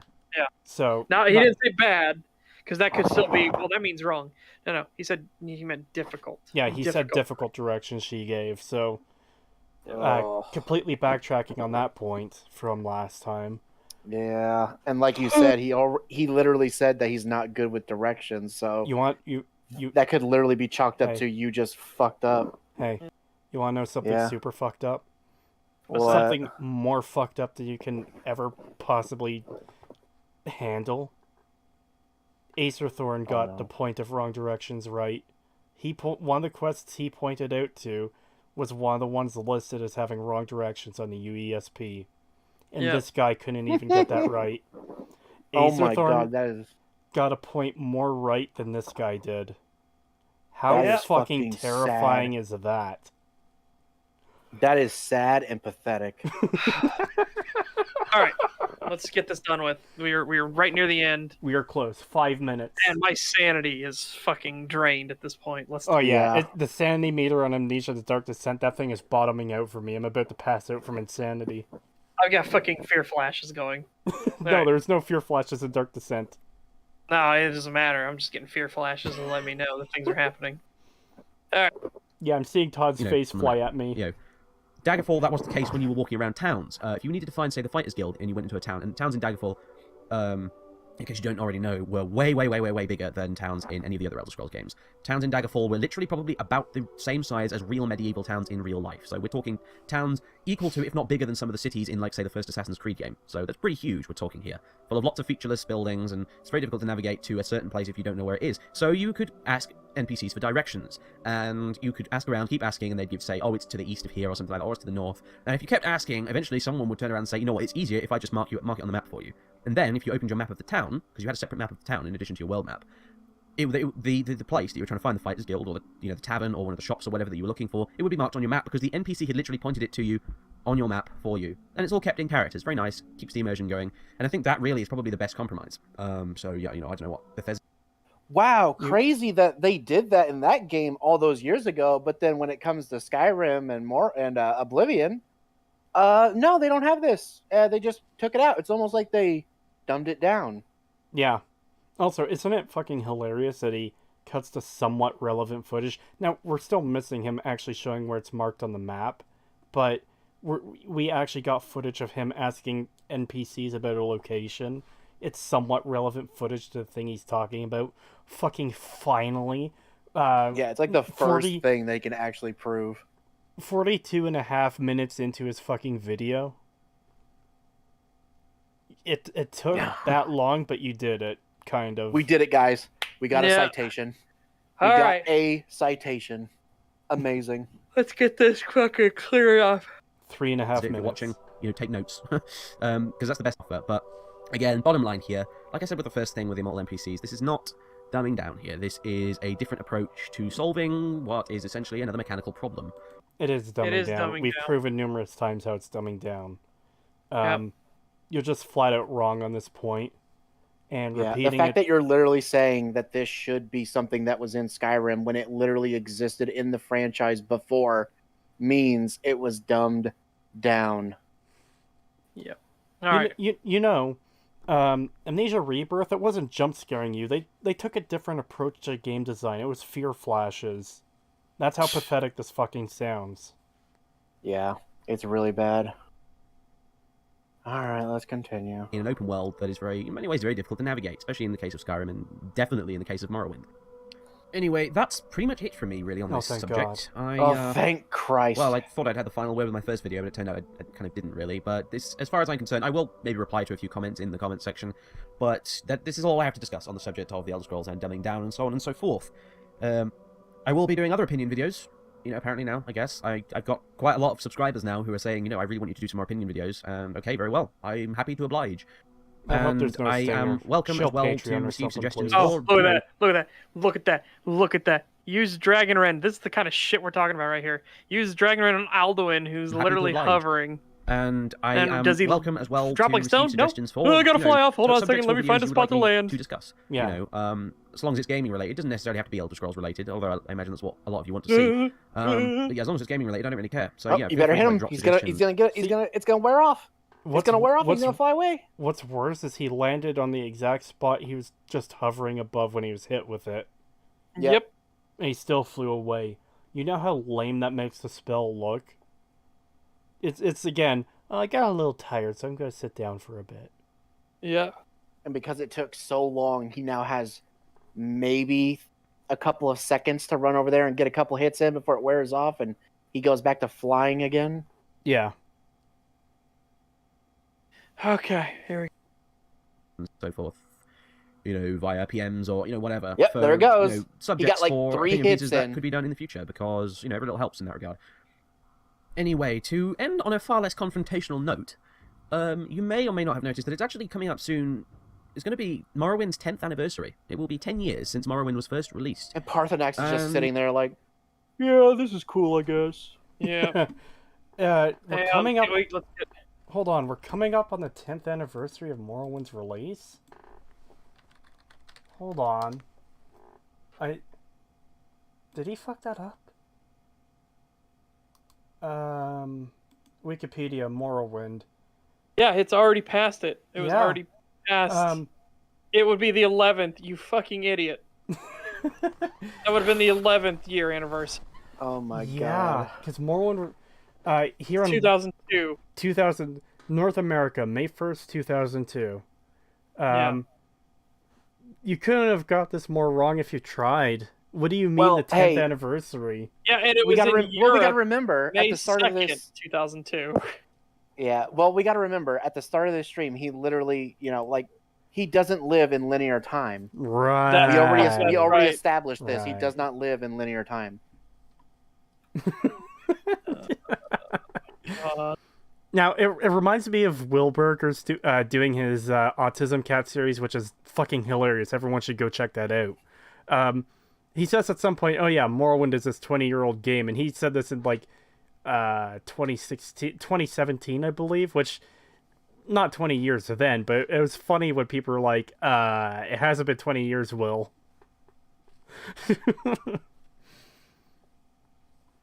Oh man, we are so close to Morrowind's 20th anniversary. Yep. Holy I hope they don't shit. do anything for it. I really do. Same. I don't want them to touch it and acknowledge it. I just want don't even try to butcher something like that. Autism Cat is amazing. Autism Cat is powerful. Yes. After we're done here in a few minutes, go watch Autism Cat. It is a beautiful series. It is amazing. When he compared Angry Birds to Skyrim and Morrowind to Planescape and Baldur's Gate, I choked. Yeah, see? That's what I mean. That shit is insanely disingenuous. Oh yeah, Skyrim isn't casualized because it isn't Angry Birds, but Morrowind doesn't even have dialogue on the level of Baldur's Gate or Planescape Torment. Like, fuck off. You fucking, oh my god, that is so retarded. Is if Bethesda have anything planned for it. And, what with there having been the Baldur's Gate Enhanced Edition coming out fairly recently, and very soon there's going to be the Age of Empires 2 HD Edition, I'm just thinking Bethesda, maybe something along those lines might be a good idea. Please God, no. Maybe Bethesda, you should do something for your 11th. Because I'm an idiot and didn't realize that the 10th anniversary had already passed. Please God. Fucking idiot. Please. Yes. Please Fucking- God. Yeah, Do Bethesda. not let them touch Morrowind for the 20th. Yeah, we don't want you anywhere near Morrowind. Never Yeah. again. Dear, not as if there isn't a demand for it, let's be honest. And, you would make a big, I mean seriously huge truckload of money if you were to do some sort of HD remake or whatever of Morrowind, even if you just No. re-release where Morrowind No. worked in, modern screen resolution. Fuck off. No. I absolutely No, not. absolutely not. I want a Morrowind remake not made by Bethesda. The only reason Bethesda's name should be on the box is because they made the original, and not because they had anything to do with the remake. And when I say remake, I mean quality, faithful remake. If Bluepoint did it, that could be really fucking cool. But yeah, I definitely don't want Bethesda to touch it. I forgot to put the video back up. Sorry, everyone in chat. You didn't miss much. Yeah, you didn't. He just showed us literally the box, or sorry, not even the box, some art for Baldur's Gate, and then he showed us this, which is from Skywind, old Skywind video footage or picture. Yeah. Unmodded, Morrowind still had a maximum resolution of like 1280 by 720 or something like that, but the field of view is all wrong for it and everything like that, and seriously, the game needs updating, and while there are mods that do this sort of thing, I think we'd all love to see something official, really, wouldn't we? No. It would be so much easier for Bethesda to do it than the video. modders. No, it'd be so much easier for everybody else to do it, because Bethesda are incompetent at this point. I'm sorry. Like, they do have good people working there, but they have a mill, and they're not going to get anything done with a mill at the helm. Yeah, there's no way. And anyway, Bethesda, if you're... The scarier part is, man, imagine all the things we could fix with Morrowind if we went back to redo it. Yeah, no, fuck off. Yeah, no, I definitely don't want to even think about them doing that. No. Yeah. The only thing I can give Bethesda is if they did do a remake of it, if it was just the visuals. If it was just the visuals and maybe some of the animations with like spells, but nothing else. Yeah, that's kind of the position it might be okay. But anything else, no, absolutely not. That's kind of the position I'm in with Legend of Dragoon. Update the visuals, update the jank translation and voice acting. Keep the fucking music, keep the fucking story, don't fuck with it at all. Yep. Keep the combat system for Legend of Dragoon. No, Todd Howard is the face of the company. He gets rightfully blamed for being a liar, but it is not his fault that the lead writer, Emil, will bully him into decisions and is a fucking absolute moron when it comes to writing. Yeah. Emil is absolutely the part that's shit. So is Pete Hines. We need Emil and Pete Hines to both fuck off out of the company forever. Yeah, seriously. They need to at least Todd said, I don't want to touch Morrowind again because it's his baby. Konami did some shitty things. I like the idea of reassigning people to janitorial positions because that's what Pete Hines and ML deserve. Yeah. Oh, boy. Okay. What note? You are missing out on a whole truckload of money. Throw hundreds of dollars at you if you were thinking of making one of these things. So anyway. Because you're fucking now, folks. Thank you very much for watching. Shallow. I'll see you all again soon. Thank fucking Christ that it's over. My God. Thank God. Fuck this guy, man. That was terrible. Yeah, that was god awful. Oh my God.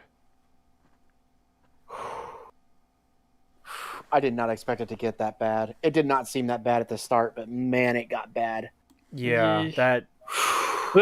Patrician is lucky he bailed out. Oh, yeah. I'm actually gonna say in Discord, I'm like, dude, you are lucky you bailed out on that video. Because that was fucking insane. I have never... And notice he didn't last too much longer in chat. Maybe he was busy, but he wasn't in chat for much past where he stopped. It was like, he probably couldn't take the fucking insane stupidity from this video. It just got worse and worse and worse as it went on. Fucking hell. That was so fucking bad. Oh my God. It always gets worse. What is this trend? Why do things keep getting worse?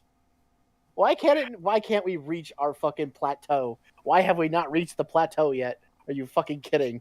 See, that's the thing is, we could cover videos that are not worse than the ones we covered the week before. It's even happened once or twice, but the depths we keep reaching is pretty awful. The fact that Acerthorn got the wrong directions point more correct than this guy is just sad. They can't keep getting away with it. So do we have anything to wrap this up on? Or should we just say bye to chat? I realize I can't talk in any of the channels. Fuck! I forgot he did the fucking weird thing. All right. Well.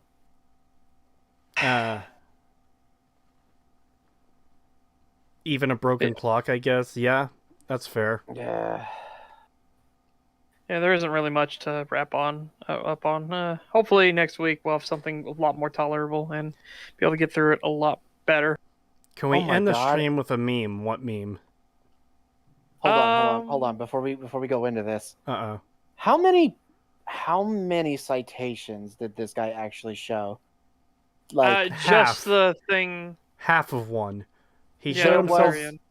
He showed was himself the- asking for directions, and yeah, he was talking about how Daggerfall would circle the place on your map, or NPCs would point on your map. Yeah. And Yeah. he showed himself asking for the directions. He didn't actually show the map.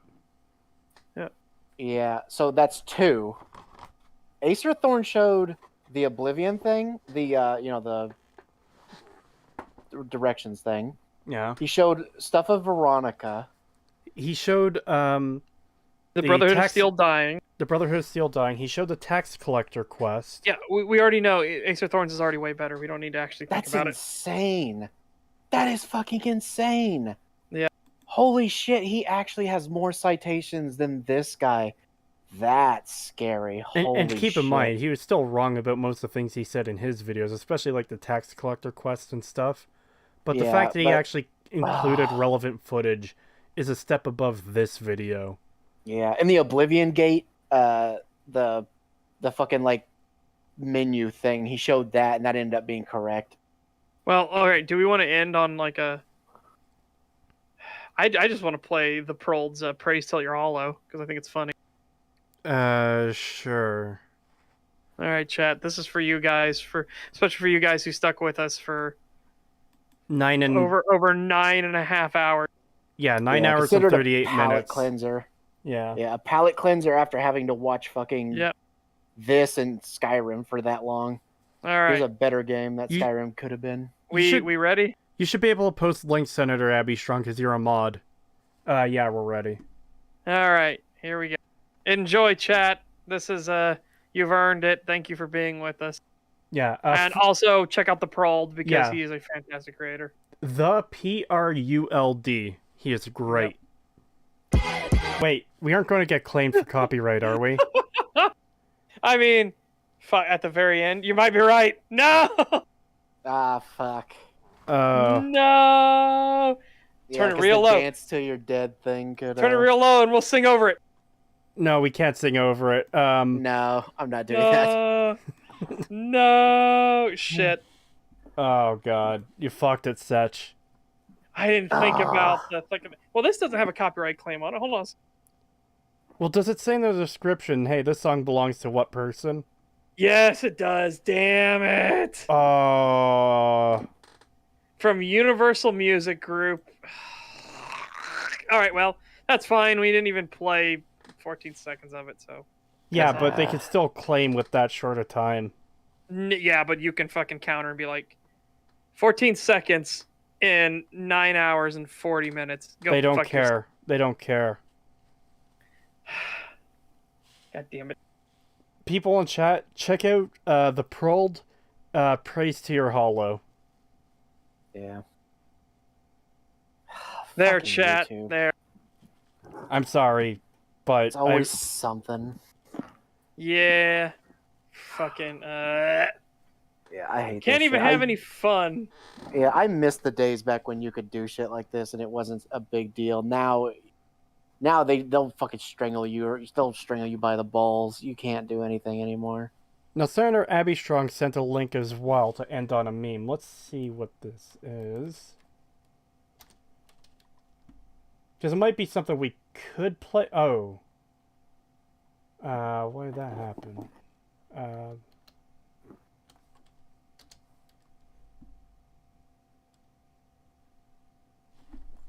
Just loading this up to see what it even is first.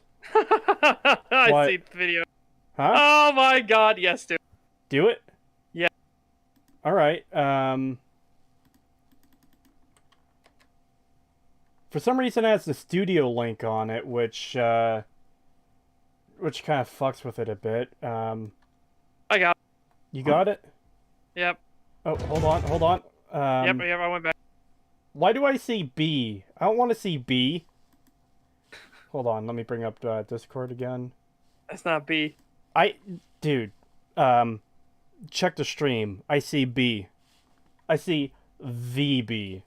And I don't want to see the B. I can't see anything on the stream. Oh, yeah, more videos. Remove B. Nice. Remove. Get rid of that. Get rid of it. All right, you ready? All right, yes. Why won't you die?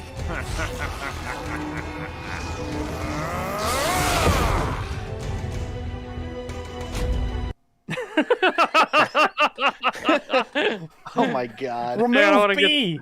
Remove! Boom. There. Perfect. Alright. Set streams weekdays in the morning. Pagan Yep. streams 10 from Eastern time to time. Both their links are in the description. Check out Indigo Gaming. His link is in the description. And check out Patrician TV, who makes good fucking videos. Yep.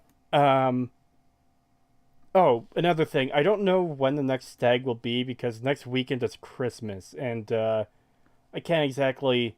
I don't know what everyone's schedules are going to be. I don't know what Pagan and Setch are doing for Christmas for themselves. I'm free. I'm free that next day. I'm free on next Sunday. I'm going to be busy Sunday because we're having Christmas dinner on Sunday. Oh, you don't.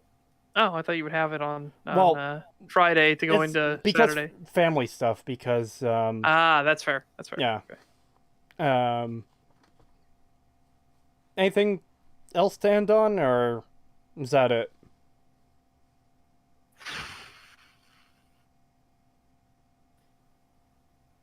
Well, I can't think of anything. well, we found one that's worse somehow. Somehow we dug deeper, and we found something worse. I will I don't know how to say. keep doing it. I will say the rest of his content probably isn't worse than Acer Thorn because Acer is on Yes, a whole different absolutely. level. Yeah. But this video is worse than his Morrowind video Yep. by far. Okay. I think that is a good one to end off on. Yeah.